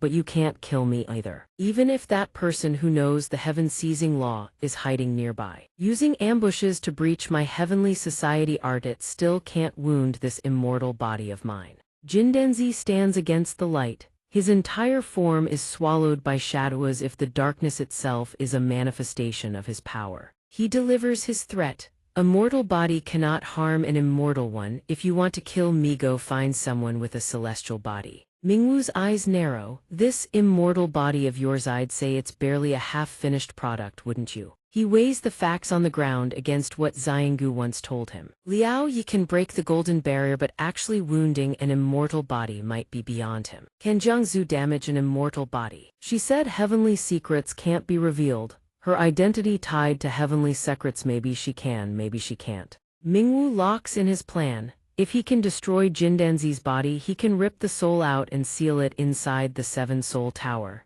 Either way, tree him first. He charges straight in. "I don't care what kind of immortal body you've got, once I've had time to power up, killing you will only get harder, so let's settle this now." Mingwu calls for backup. Female HI letter 1 EC7 TCOVE army. Jiangzu has been standing there the whole time. She asks calmly, "How's Yi?" Jindenzi never saw this coming. How the hell is she here? He can't sense any aura from her at all. But in that split second of distraction, Mingwu closes in with a kick. "Stay put, don't move." He notices something off. Was Jindenzi scared of Jiangzu? Jindenzi's pupils shrink to pinpoints. The little bastard is probing him. Instantly, he whips out a razor-sharp jade shard. Before Mingwu can strike, Jindenzi hurls the jade shard straight at him. The two attacks collide, unleashing a massive explosion. Jindenzi seizes the opening and bolts out of Mingwu's sight. He's fought Jiangzu before. He knows exactly how bad his situation is right now. That girl is unpredictable. He's gravely wounded. Avoiding conflict and running is the smart move. Mingwu scrambles to his feet, still dizzy from the blast. He immediately shouts for Liao Yi to cut Jindenzi off. Liao Yi leaps down from a divine pillar with a thunderous battle cry. Order received. Liao Yi intercepts Jindenzi's escape route just in time. Jindenzi unleashes the heaven-seizing law to attack. You rotten brat, get out of my way. Why do you people keep getting in my face? What the hell do you want from me? Liao Yi doesn't hesitate for a second. He counters with the exact same technique. But his strength can't match up. His fingers start taking devastating damage. He look almost broken. Liao Yi grits his teeth and endures. Jindenzi sees he has the upper hand and laughs with contempt. Even gravely injured, I'm not someone a kid like you can touch. Liao Yi trembles. Clutching the bleeding arm, he just used to channel the heaven-seizing law. We're here to stop Yaonat because we want something from you. He clenches his fist tight. His entire hand slowly crystallizes. Liao Yi presses the attack with unwavering conviction. I'm sure this is the right thing to do. He drives his fist into Jindenzi's body, slamming him headfirst into the ground. Stop trying to measure everything in this world with brute force. The devastating blow tears through the surroundings. The scene is spectacular. Ganeth protective barrier around Jindenzi's body shatters. Mingwu doesn't waste the opening. The golden barrier is down. Oh hero. Jiangzu springs into action on command. She leaps into the air, tears off her necklace and summons her great sword. Her body rapidly transforms into her immortal form. She swings the blade straight at her target. Jindenzi won't go down without a fight. He instantly crystallizes both arms. I've roamed the world for 100 years. I won't die here. Jiangzu brings the blade crashing down. He raises his crystallized arms to block it. But it's not enough. He clenches his brow. His cultivation realm is completely outmatched. Her attack is so powerful it splits the ground apart, carving a massive trench. After the strike, Jiangzu rises to her feet. Jindenzi's body lies shadow-red beyond recovery. Even the immortal sovereign's divine arts can't restore an indestructible body now. This time, it's truly over. His soul fragment abandons the body immediately, desperately seeking a place to hide. If only he had a normal body and could borrow the power of the celestial artifact to reconstruct, I wouldn't need to fear this girl at all. Fury boils inside him. He pins all the blame on Yi Chen, that damned disciple of his. If that brat hadn't betrayed him, he'd be the one holding everyone captive, not the other way around. Jindenzi's soul fragment darts toward the trench, planning to escape through it, but before it can get far, a wave of power blocks its path. He recognizes it instantly. Tiangu, it's over. Mingwu, however, has already repositioned right where Jindenzi's soul is. He channels his power to trap it, grinning smugly. Tried fleeing skyward? I already knew ages ago you tried to burrow underground. Meanwhile, Liao Yi notices the 7-soul tower summoned by the Zhao family already hovering high in the sky. He asks with childlike innocence, making Mingwu scramble for an excuse.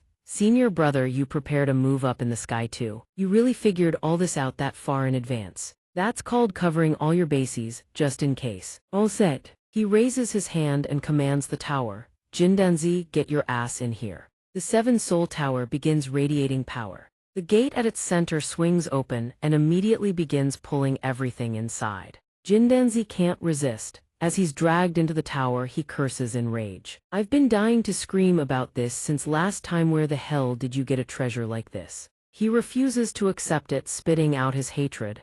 Even Zhu Ding is dead. I obtained an indestructible body, and yet this is how it ends. Heaven above, why? Heaven above, why have you been so cruel to me? Mingwu can't stand the self-pity any longer. He raises his fist.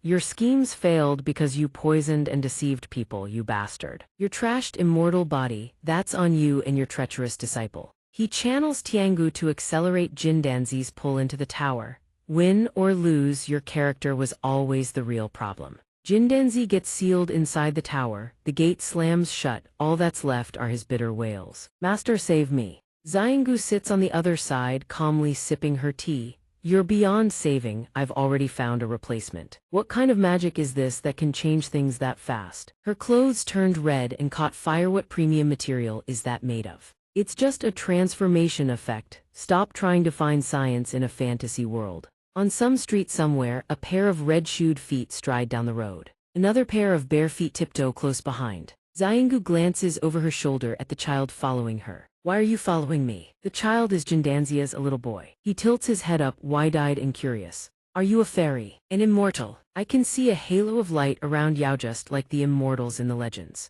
Xiangu turns back to look at him. You can see the immortal aura, that means you have a connection to the celestial path. Jindenzi's eyes light up. Really? Then can I become an immortal too? She asks, why do you want to become an immortal? His eyes shine bright, voice trembling with excitement. I heard immortals don't need to eat and can't die if I become one. I'll never starve again, I'll never die from hunger. Xiangu says you have the connection to the celestial path. Unfortunately, you lack the aptitude. She turns and waves her hand. Whatever, follow me. Xiangu walks ahead and instructs Jindenzi. This path means severing all ties to the mortal world. Go say goodbye to your parents and loved ones first. He chirps back cheerfully, no need, they starved to death a long time ago. 50 years later, atop Baiyun Peak, Jindenzi springs onto the mountain summit with agile grace. He lands softly inside. Jindenzi bows deeply. Disciple greets master, please offer your guidance. She turns to face him and asks gently, 10 years apart and you've aged considerably.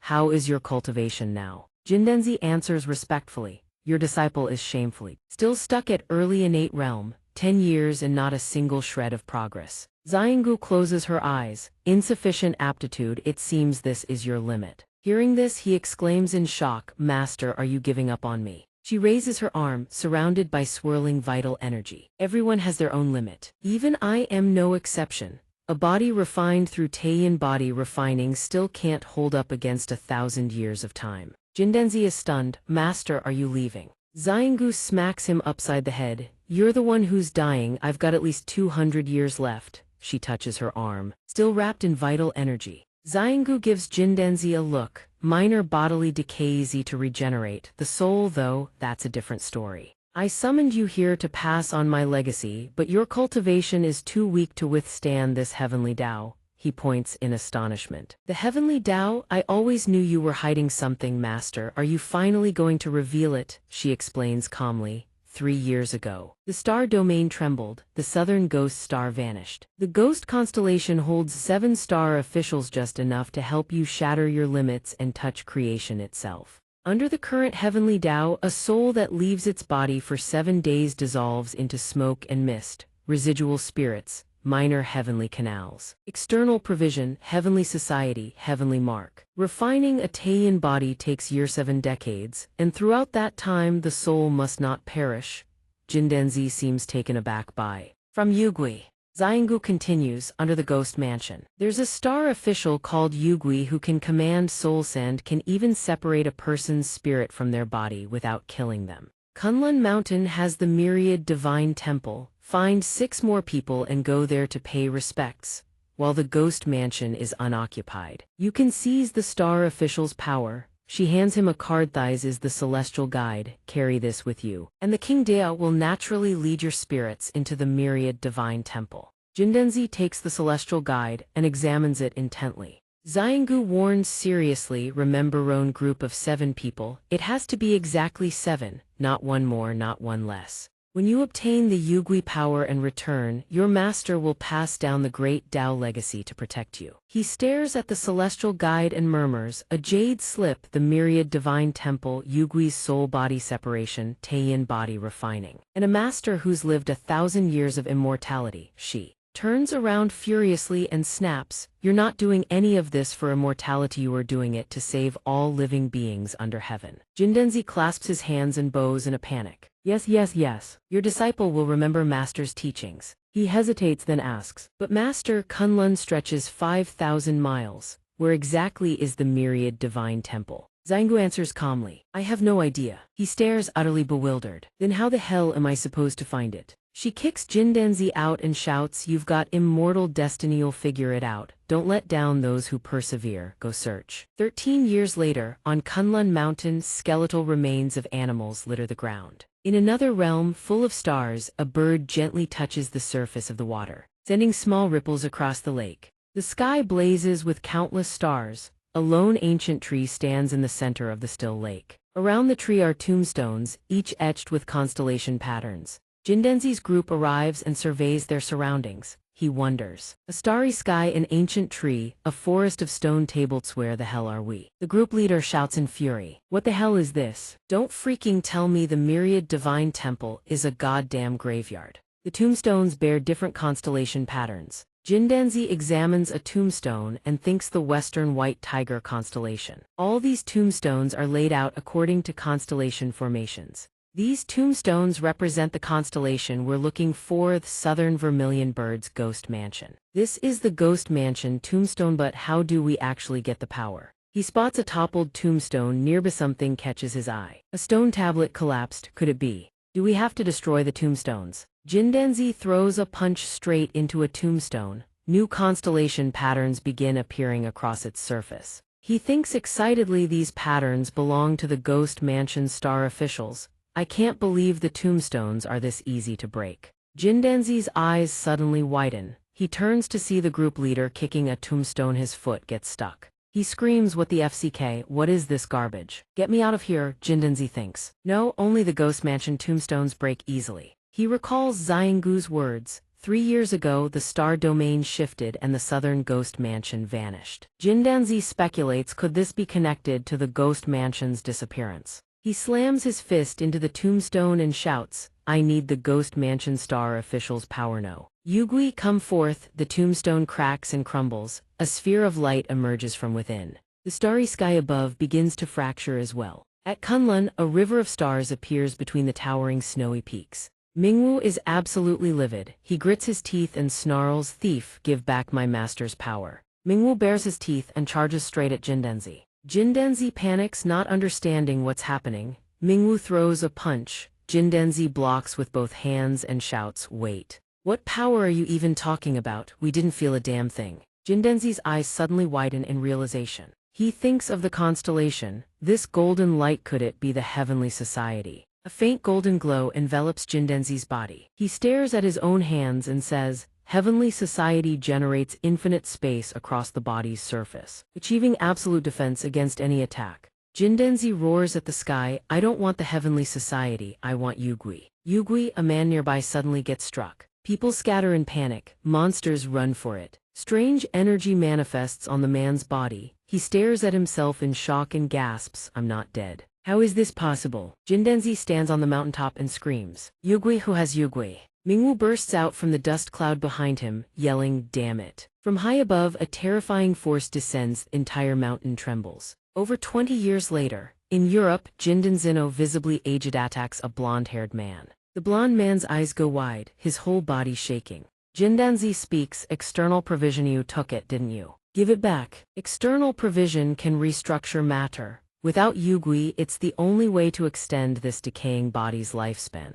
"Yugui, I will find you. I absolutely refuse to die like an ant chasing immortality." He steps outside, calculating silently. Even with external provision, physical reconstruction is limited. It only extends life by another 100 years. Only by obtaining Yugui can I practice Taiyan body refining, inherit my master's legacy, and reach 1,000 years of life. 30 years later, Jindanzi walks down a street muttering non-stop, "Yugui, Yugui, Yugui." 50 years later. The world has changed, but his obsession hasn't. "Yugui, Yugui, Yugui." 80 years later, Jindanzi is ancient now, but still muttering the same damn thing. "Yugui, Yugui, Yugui."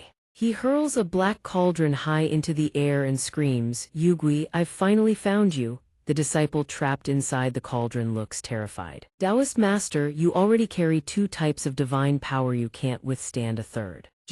Danzi doesn't care. He declares excitedly, "Over the past 100 years, I've long since figured out how to merge multiple divine powers. Just fade away, become part of me." Brown liquid pours from the cauldron, consuming the skeleton. Jindanzi shrieks with excitement, "Yugui, Yugui. Master, I've finally obtained Yugui." Jindanzi looks at his own body. 3 divine powers are clashing violently within him. He clenches his fists and declares, "Father, mother, brother, sister, I will live for all of you. Master, your 1,000-year legacy, I will carry it forward. Under this cruel sky, no matter how many innocents I must slaughter, immortality is my rebellion." Jindanzi lowers his head in silence. Yugui is suppressed. Now I just need to obtain Tiangu through devouring and invasion to harmonize all the divine powers. then I'll achieve immortality as a soul. Inherit my master's legacy, forge an indestructible body, and seize the creation of heaven and earth. He grins confidently, Tiangu, here I come.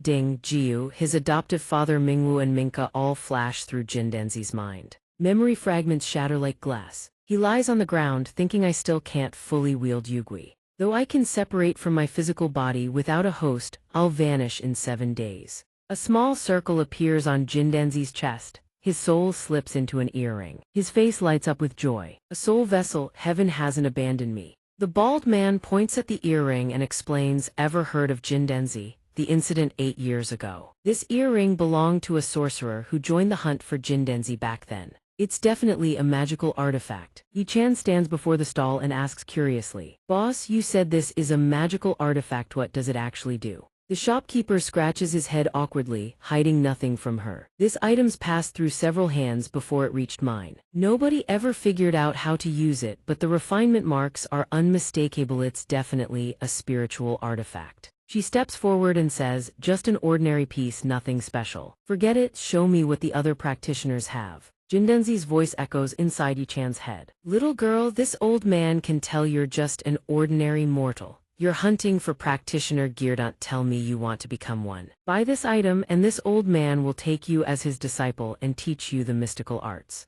His soul follows behind her. Jindenzi makes his pitch as long as master and disciple weather every storm together, they'll surely fulfill their shared destiny. Yi-chan smirks deviously, obeying her master's order. San, now look, she's lying flat on the ground, knocked out cold. A pair of white shoes steps closer to where the earring lies. Mingwu stands above, looking down with the treasure tower in hand.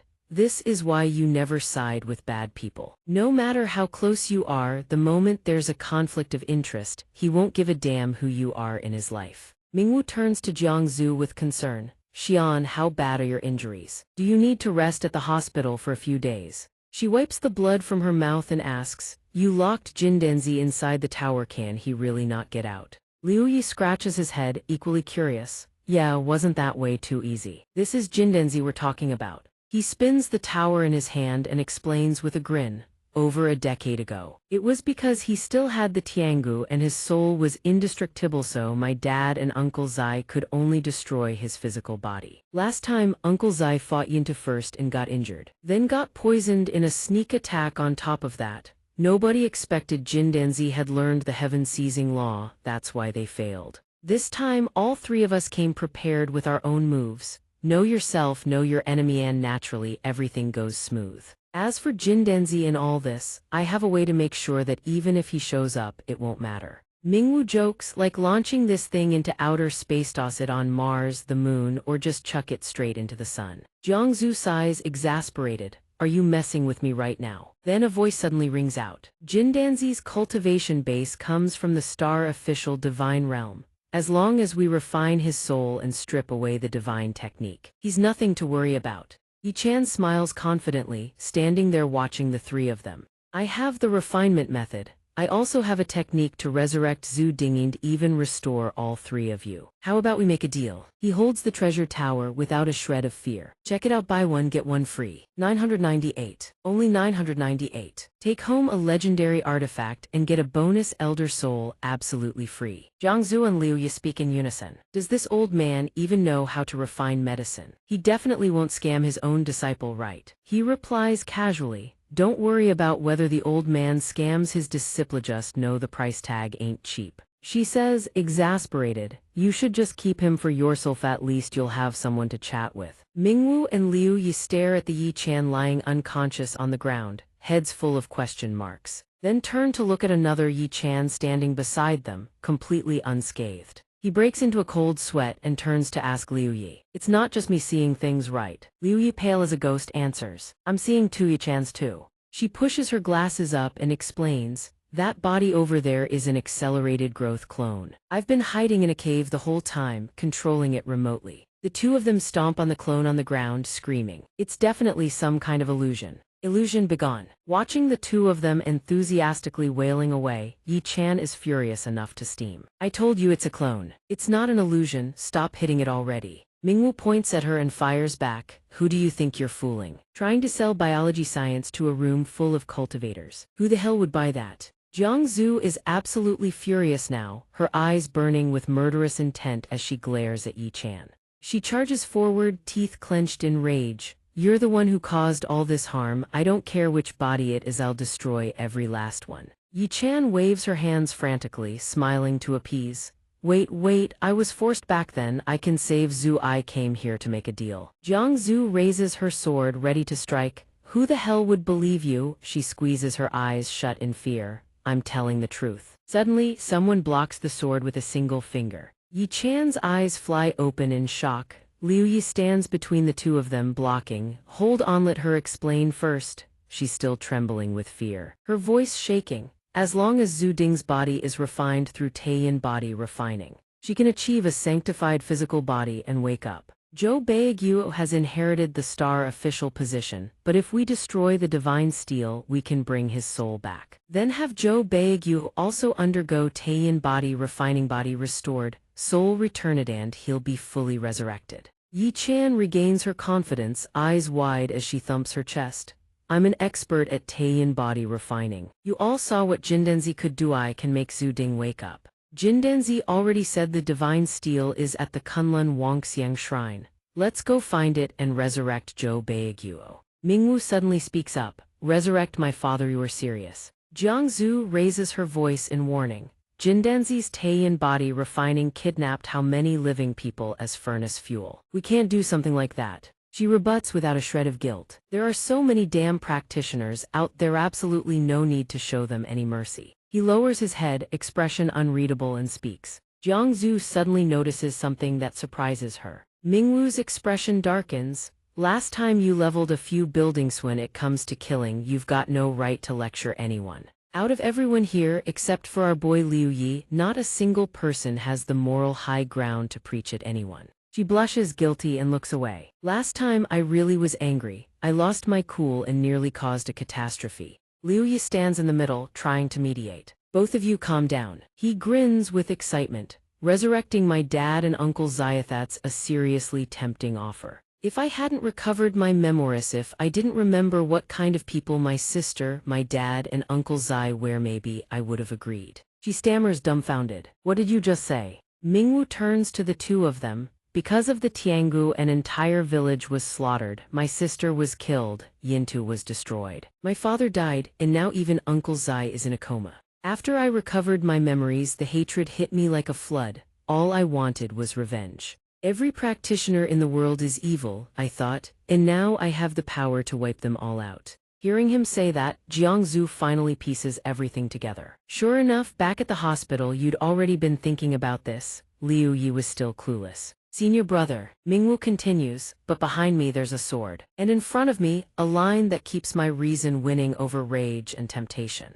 Yi Chan speaks up. "That temptation is the chance to resurrect your loved ones. Your friend's nobody can refuse that." He smiles. "Maybe you can't understand this, but sacrificing others to life for my dad and Uncle Zai, that's something they'd never accept. They had ideals. They knew something was impossible but did it anyway. They had principles. They knew something was possible but chose not to do it. That's what made them worthy of respect." Mingwu looks toward Jiang Zhu and Liu Yi. "Xian, surely you think the same, don't you?" She nods in quiet agreement with his words, and Liu Yi nods vigorously alongside her. Mingwu looks at her and speaks slowly. "I don't know what desires you have, but anything gained by sacrificing your principles is meaningless." Yi Chan staggers back and drops to her knees, unable to believe her ears. "You're saying resurrecting my brother is completely meaningless?" She freezes in that moment, as if struck dead. Yi Chan bursts into tears, clutching her trembling body. "There's clearly a way to bring the dead back to life. Why not? Why? I can't comprehend the original ideal.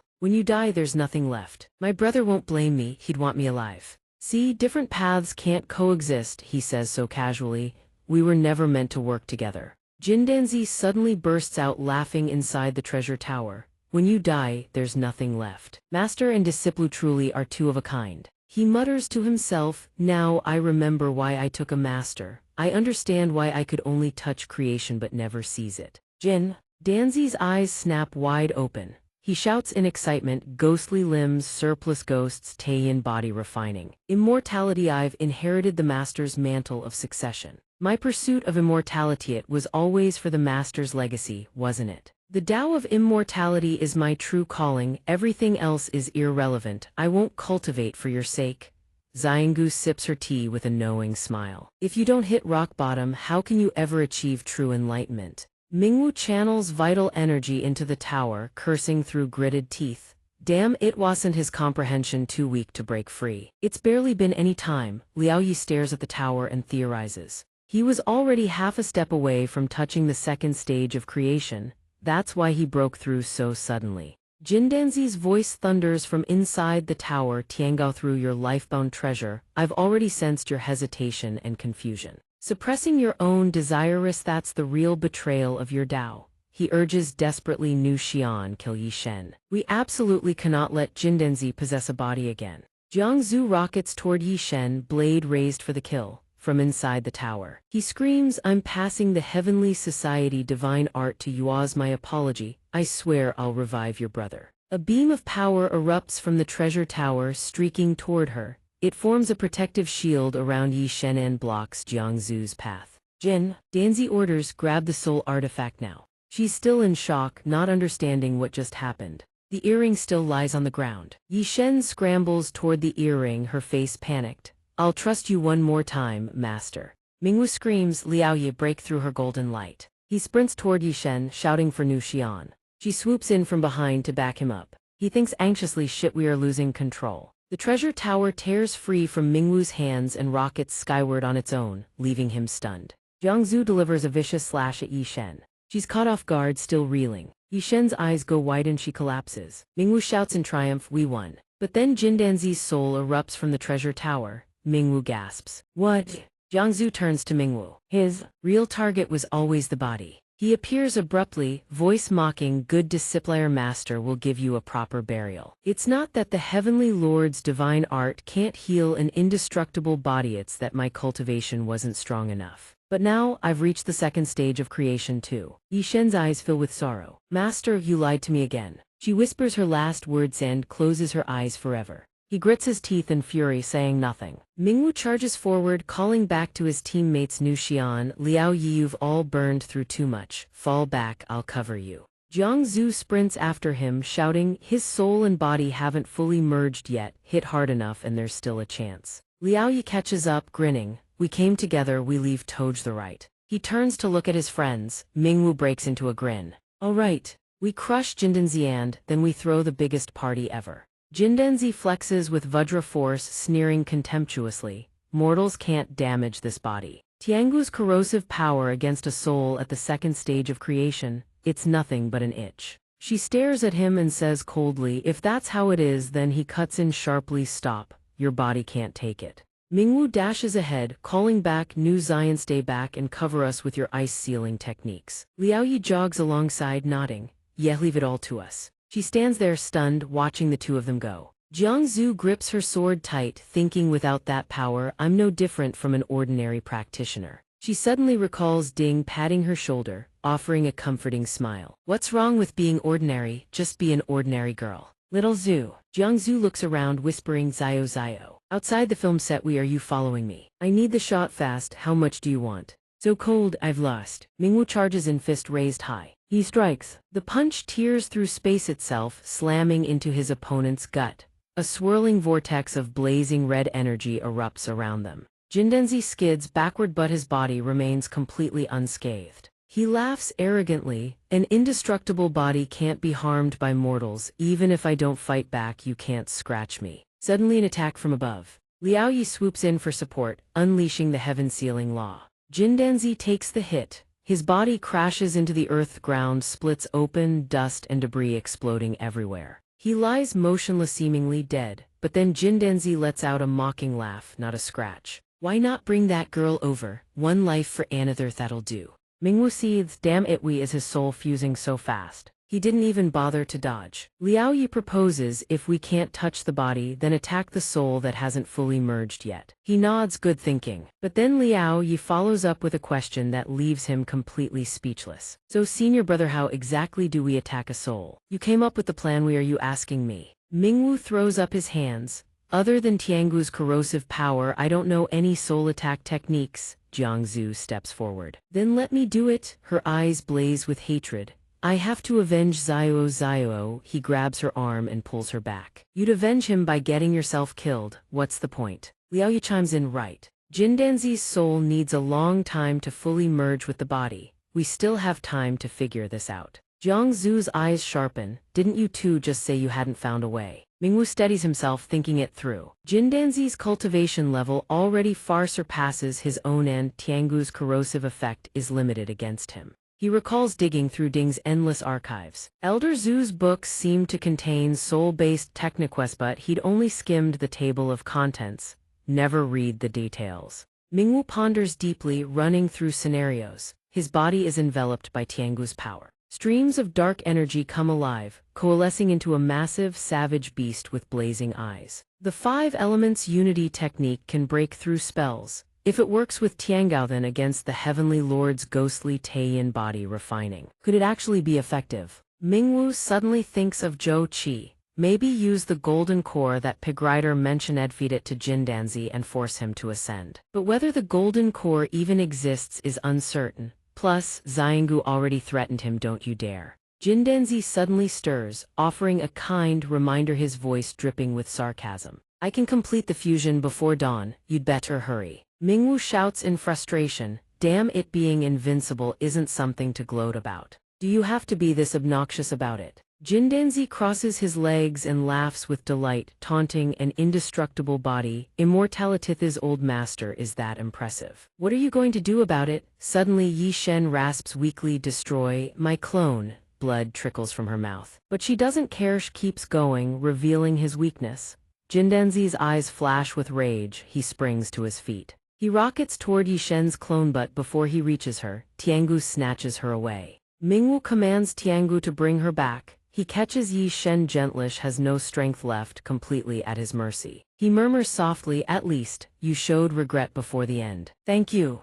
Jindanzi shrieks in panic, desperate to rush over and reclaim his prize from this old man. Liu Yi intercepts him instantly, freezing his legs in place with a surge of power. Do not even think of crossing. Glacial bind. His hands, still cradling Yi Chan's body, begin to channel the power of the Tiangu. I may not know how these are connected, but obliterating them will surely suffice, correct? Instantly she is engulfed by roaring red flames. Jindanzi falls into despair, utterly helpless. My essence, it is too late. Yi Chan's true self is dissolving like ash. He cannot believe his eyes. Jindanzi's body begins to experience agony as bloodstains manifest on his skin. You. Before closing her eyes, Yi Chan gazes up at his impending doom. She sneers, her vision blurring, her consciousness slipping away. Our lives, yours and mine. Preposterous, I am the boundary itself, the supreme invincible sovereign fist. Your fist looks unsightly. Only a few months have passed in this new timeline, and now. I have studied the martial arts. Do not underestimate the complexity of this technique.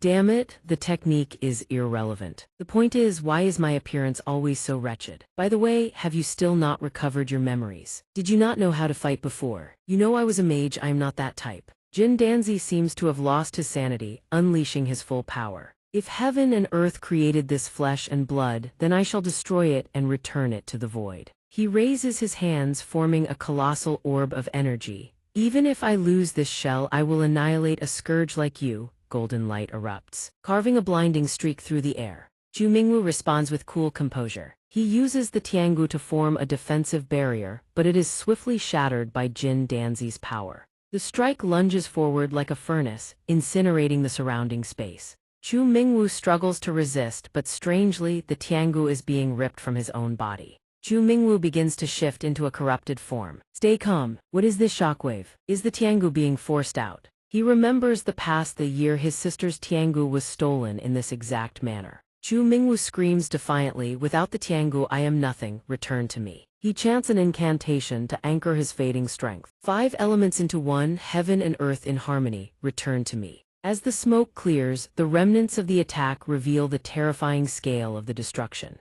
Jin Danzi launches a second assault, all of you must die. This time he sweeps it in a massive arc. Chu Mingwu barks an order, Liu Yi, protect the lady. Jiang Zhu leaps to dodge. Liu Yi charges in front of her, immediately unleashing the law of heaven execution. He manifests a massive crystalline shield to intercept the technique. Liu Yi hastily pulls her hand to flee. Before they can move 2 steps, the attack pierces directly through their bodies. All of Jin Danzi's power seems concentrated into this single strike. A thunderous explosion ripples out, leaving the surroundings in ruins. Liu Yi manages to land, though his body suffers heavy trauma as he coughs up a mouthful of blood. Both collapse, their strength failing them. Chu Mingwu stands unsteadily, wobbling as if to fall, yet he wears a defiant smirk, gathering his energy. He laughs triumphantly, you have no golden light and no body, the advantage is mine now. From the dust 2 figures slowly rise. We are.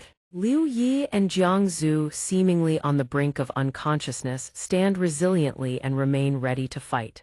The spirit of Jin Danzi mocks them. You need time to recover the Tiangu, but I still possess the Heaven Society. He glances at Yi Chan's corpse and sneers, having cast the divine technique, I can naturally retrieve it. Jin Danzi jeers, Heaven Society returns, the Tiangu is useless. Only the law of heaven execution can break me. With that, he begins to withdraw the Heaven Society he had planted inside Yi Chan's body. The Heaven Society flies toward Jin Danzi. He laughs wildly, tell me, you stone-headed fool, how many more times can you use that? Liu Yi's body trembles, but his gaze is sharper than ever. Liu Yi responds with supreme confidence, who? He continues, the law of heaven execution does not require hands. I can manifest it with my feet, if 1 time is not enough. I will do it twice, if twice fails, I will do it 4 times. Jin Danzi succeeds in reclaiming the Heaven Society and begins to mock him. Then you truly are a genius. Chu Mingwu struggles to recover his strength as quickly as possible, never losing sight of his enemy. Liu Yi, buy me some time. He says firmly, it is merely a restoration divine technique.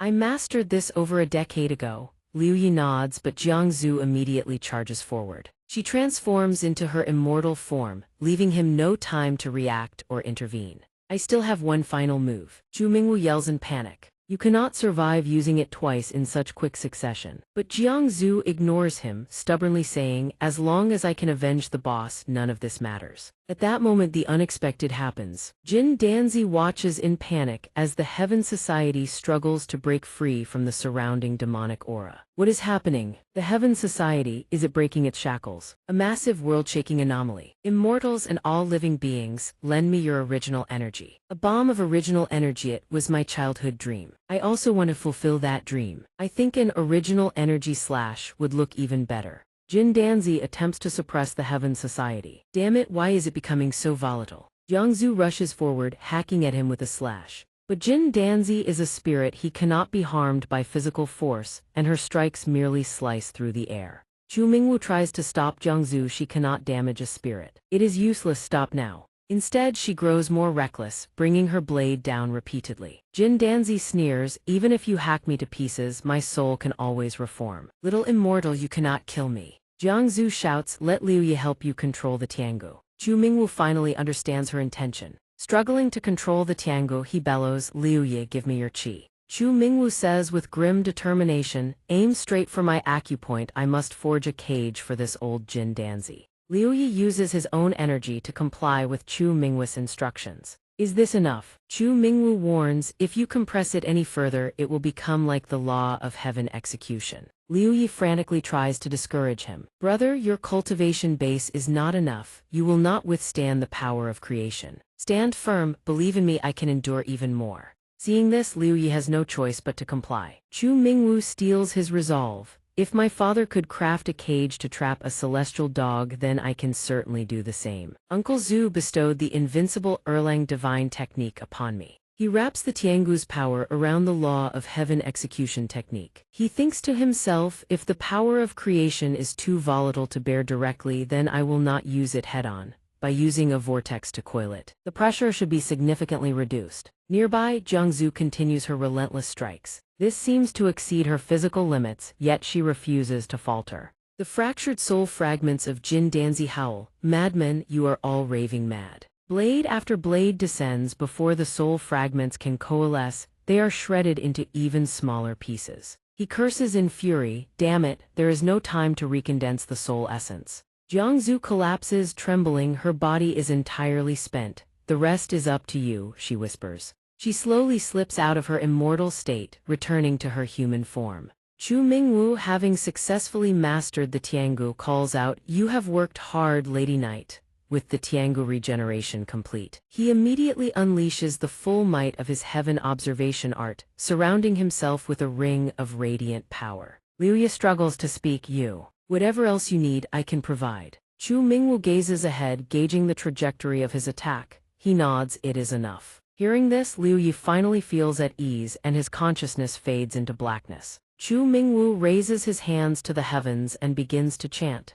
Using creation as his prison and the Tiangu as his karmic fire, he merges the law of heaven execution technique with the Tiangu into a colossal vortex, surging directly toward Jin Danzi. "Let our grudges end here." The villain snarls, "Even if I cannot escape your vortex of creation, do not think it will be easy to erode me entirely with that Tiangu." Jin Danzi attempts to stall for time to recover, but from behind him the Tiangu strikes. "When did it get there? Open your maw wide. Before I am scattered to the winds, your own body will be consumed by the power of creation." Who would want to compete in endurance with a boss? The beast immediately devours the entirety of his soul. Chu Mingwu exerts his full control.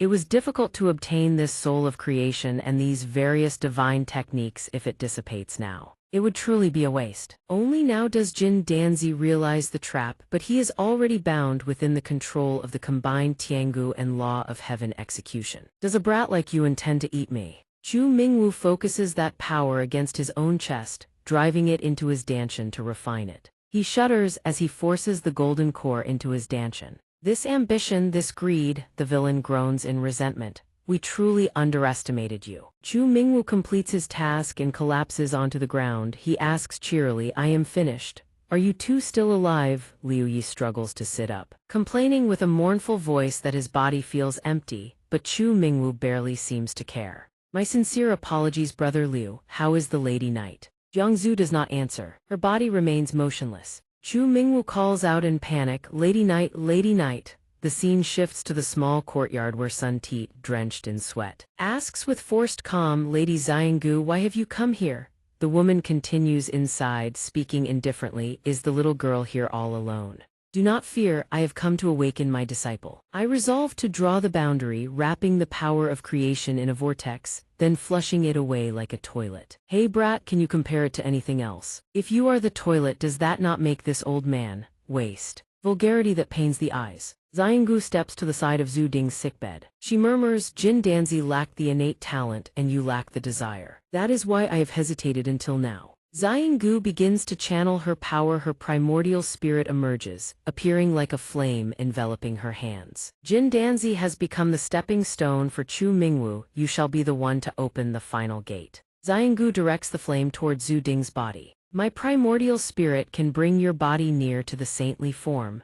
While not a true physical apotheosis, it is enough to withstand your soul," she says as her spirit gradually enters Zhu Ding.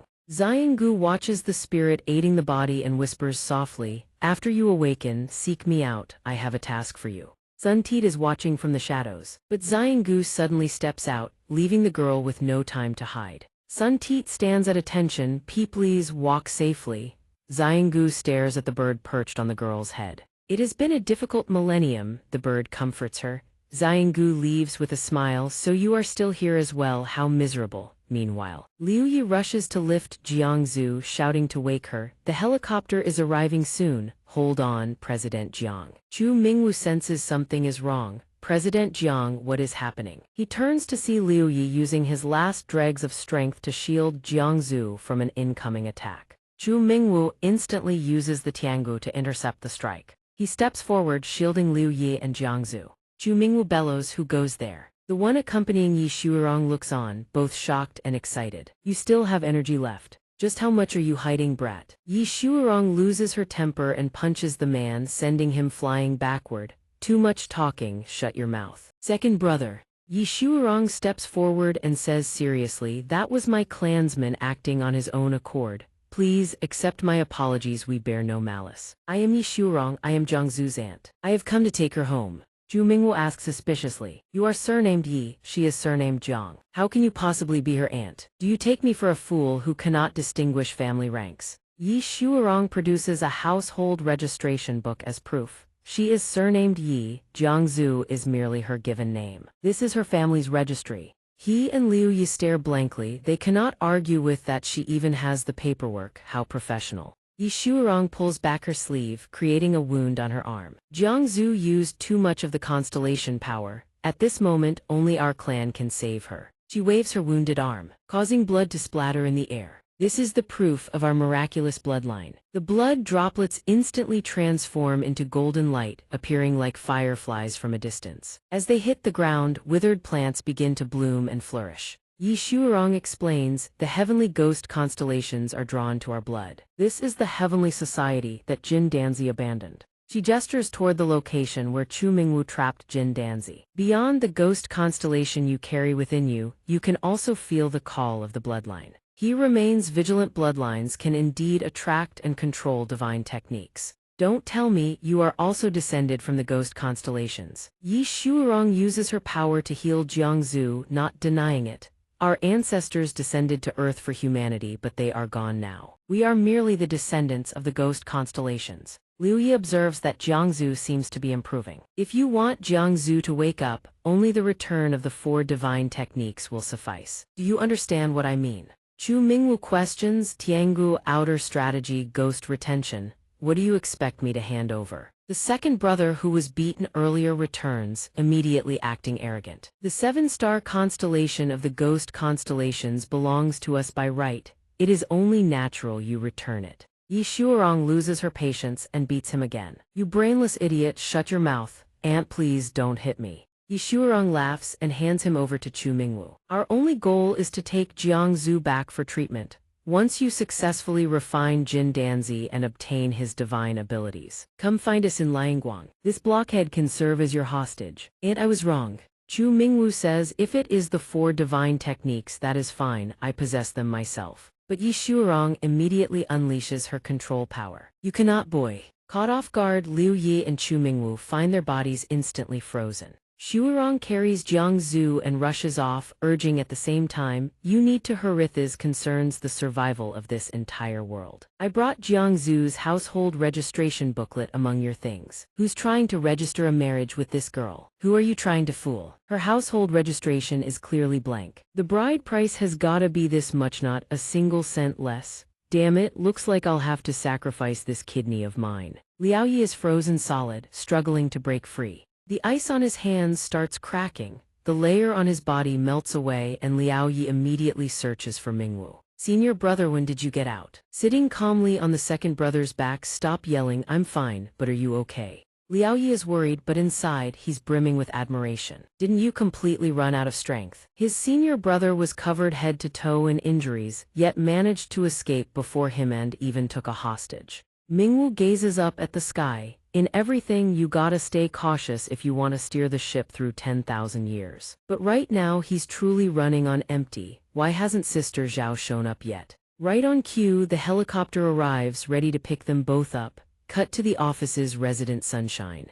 Mingwu and Liao Yi stumble in, battered and bruised. We're back. In stark contrast to their wrecked state, Ding practically radiates a blinding aura of light. Welcome back, everyone. You guys were amazing. So how did you take out Jin Danzi? Mingwu and Liao Yi are stunned, speechless. He can't believe his eyes. Ding is awake. He scoffs, Kiki, I know you studied illusion tricks, but trying to fool me, you're way out of your leg. Kid. Kiki cheerfully skips over with a lollipop, sending Mingwu and Liao Yi into even deeper shock. Oh really? Ding waves goodbye. Go check on Kiki first if there's anything. I need to step out for a bit. I'll explain everything when I get back. Sister Zhao, despite being busy restraining the hostage, sprints over, sobbing, literally dragging him behind her. Buddy, she throws her arms around Ding, overjoyed. You're finally awake. I thought I was gonna become a widow. Do we even have that kind of relationship? Kiki happily fields everyone's questions. Zhanggu came by and rescued our gorgeous hunk here. Everyone erupts, rushing over to cling to Ding's legs, wailing dramatically. Uncle, you finally woke up. Do you even know how insanely hard it was to defeat Jin Danzi? Ding tries to break free but everyone clings on tight. Boss Director Jiang was snatched by bad guys. I'm sorry. Hey me pants, my pants are falling off. Only then does Zhu Ding learn about Jiang Zhu and the ghost foot star, his expression darkening. So she's a descendant of Gui Fu. I should have figured it out sooner, when her parents hid her away. It must have been related to the mending the heavens intel. But still nobody lets go of Ding. One grabs his left leg, another his right, and Sister Zhao keeps draping herself over his shoulders.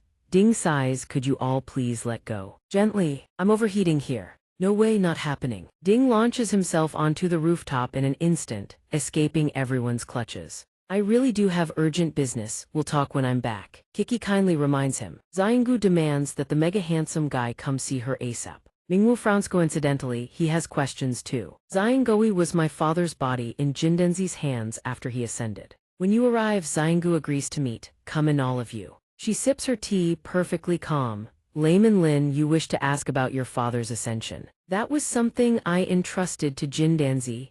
Mingwu bristles at her nonchalance. Well, that was a quick confession. Why would you hand him a weapon to use against us? Xiangu doesn't bother hiding it. He was the successor I originally chose, but his innate talent fell short, needed external supplementation. Your father's immortal remains were the perfect material. She slides teacups toward Ding and Mingwu. This tea can help heal your wounds. Drink it. Xiangu continues, you never could have killed him. Hai's malevolent obsession was too deeply rooted to dissolve. Before all this, he made enemies of your family and Jiang Zu's, even deceived his own disciple. In the end, body destroyed, Tao extinguished. She frowns, of course, I never imagined there'd be a second kid like you in this world. Mingwu asks in surprise, you mean Liao Yi? Xiangu turns to Ding. Jindenzi is dead, Liao Yi is still too young. And my lifespan has been drastically cut by the heavenly Tao. I have no choice but to pass my mantle to you, kid. Ding questions suspiciously, even you are suppressed by the heavenly Tao. What exactly are you trying to do? Isn't it simply mending the heavens?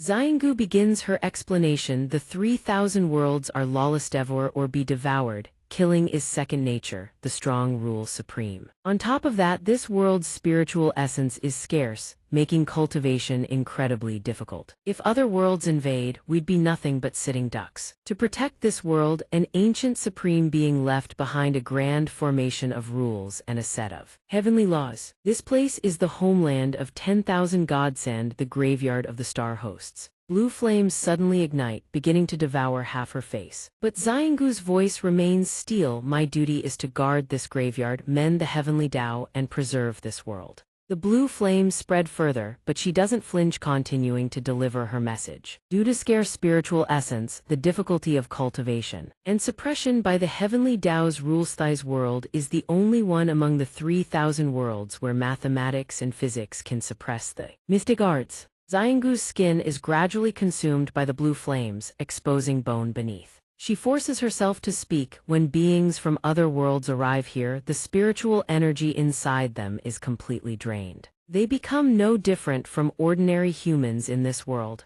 Their cultivation can't recover, so science is enough to deal with them. Ding frowns. So you want me to keep guarding the graveyard, mend the heavenly Tao, and block the invasion? Mingwu shuts it all down. Hold on. Hold on, there are supposedly tons of parallel universes out there. And we're the only ones who went the science route while everyone else cultivates immortality. That's absurd. I don't buy it. Xiangu closes her eyes, letting the blue flames ravage her body. You don't need to believe. She remains perfectly composed because outside the city, a celestial archipelago has appeared in the sky, slowly descending. The enemy is here. Fighter jets scramble to intercept, seemingly intent on attacking the invaders. Her final words barely leave her lips before her body is almost entirely consumed by the blue flames. The remnants gradually transform into butterfly wings, drifting mournfully into the sky. Golden Core is just their starting point. They also have God Kings, Supreme Sovereigns, Immortal Emperor's works. Wait, none of us have even reached core formation. Their combat power is way too over the top. How the hell do you fight someone who outclasses you by that much? That's why I've already prepared my escape route. Good luck, damn it. End credits. Cue the confetti. And thus concludes part 1 of Above the Heavens. Thank you all for your support. Big Boss S, we are counting on you from here on out. No need for more words, Civrione. Remember to like and subscribe to the guy who reviewed this series. That's a wrap, folks. If you want to keep following this series, smash that subscribe button and throw a like while you're at it. Thanks for watching all the way to the end. Bye bye, loves.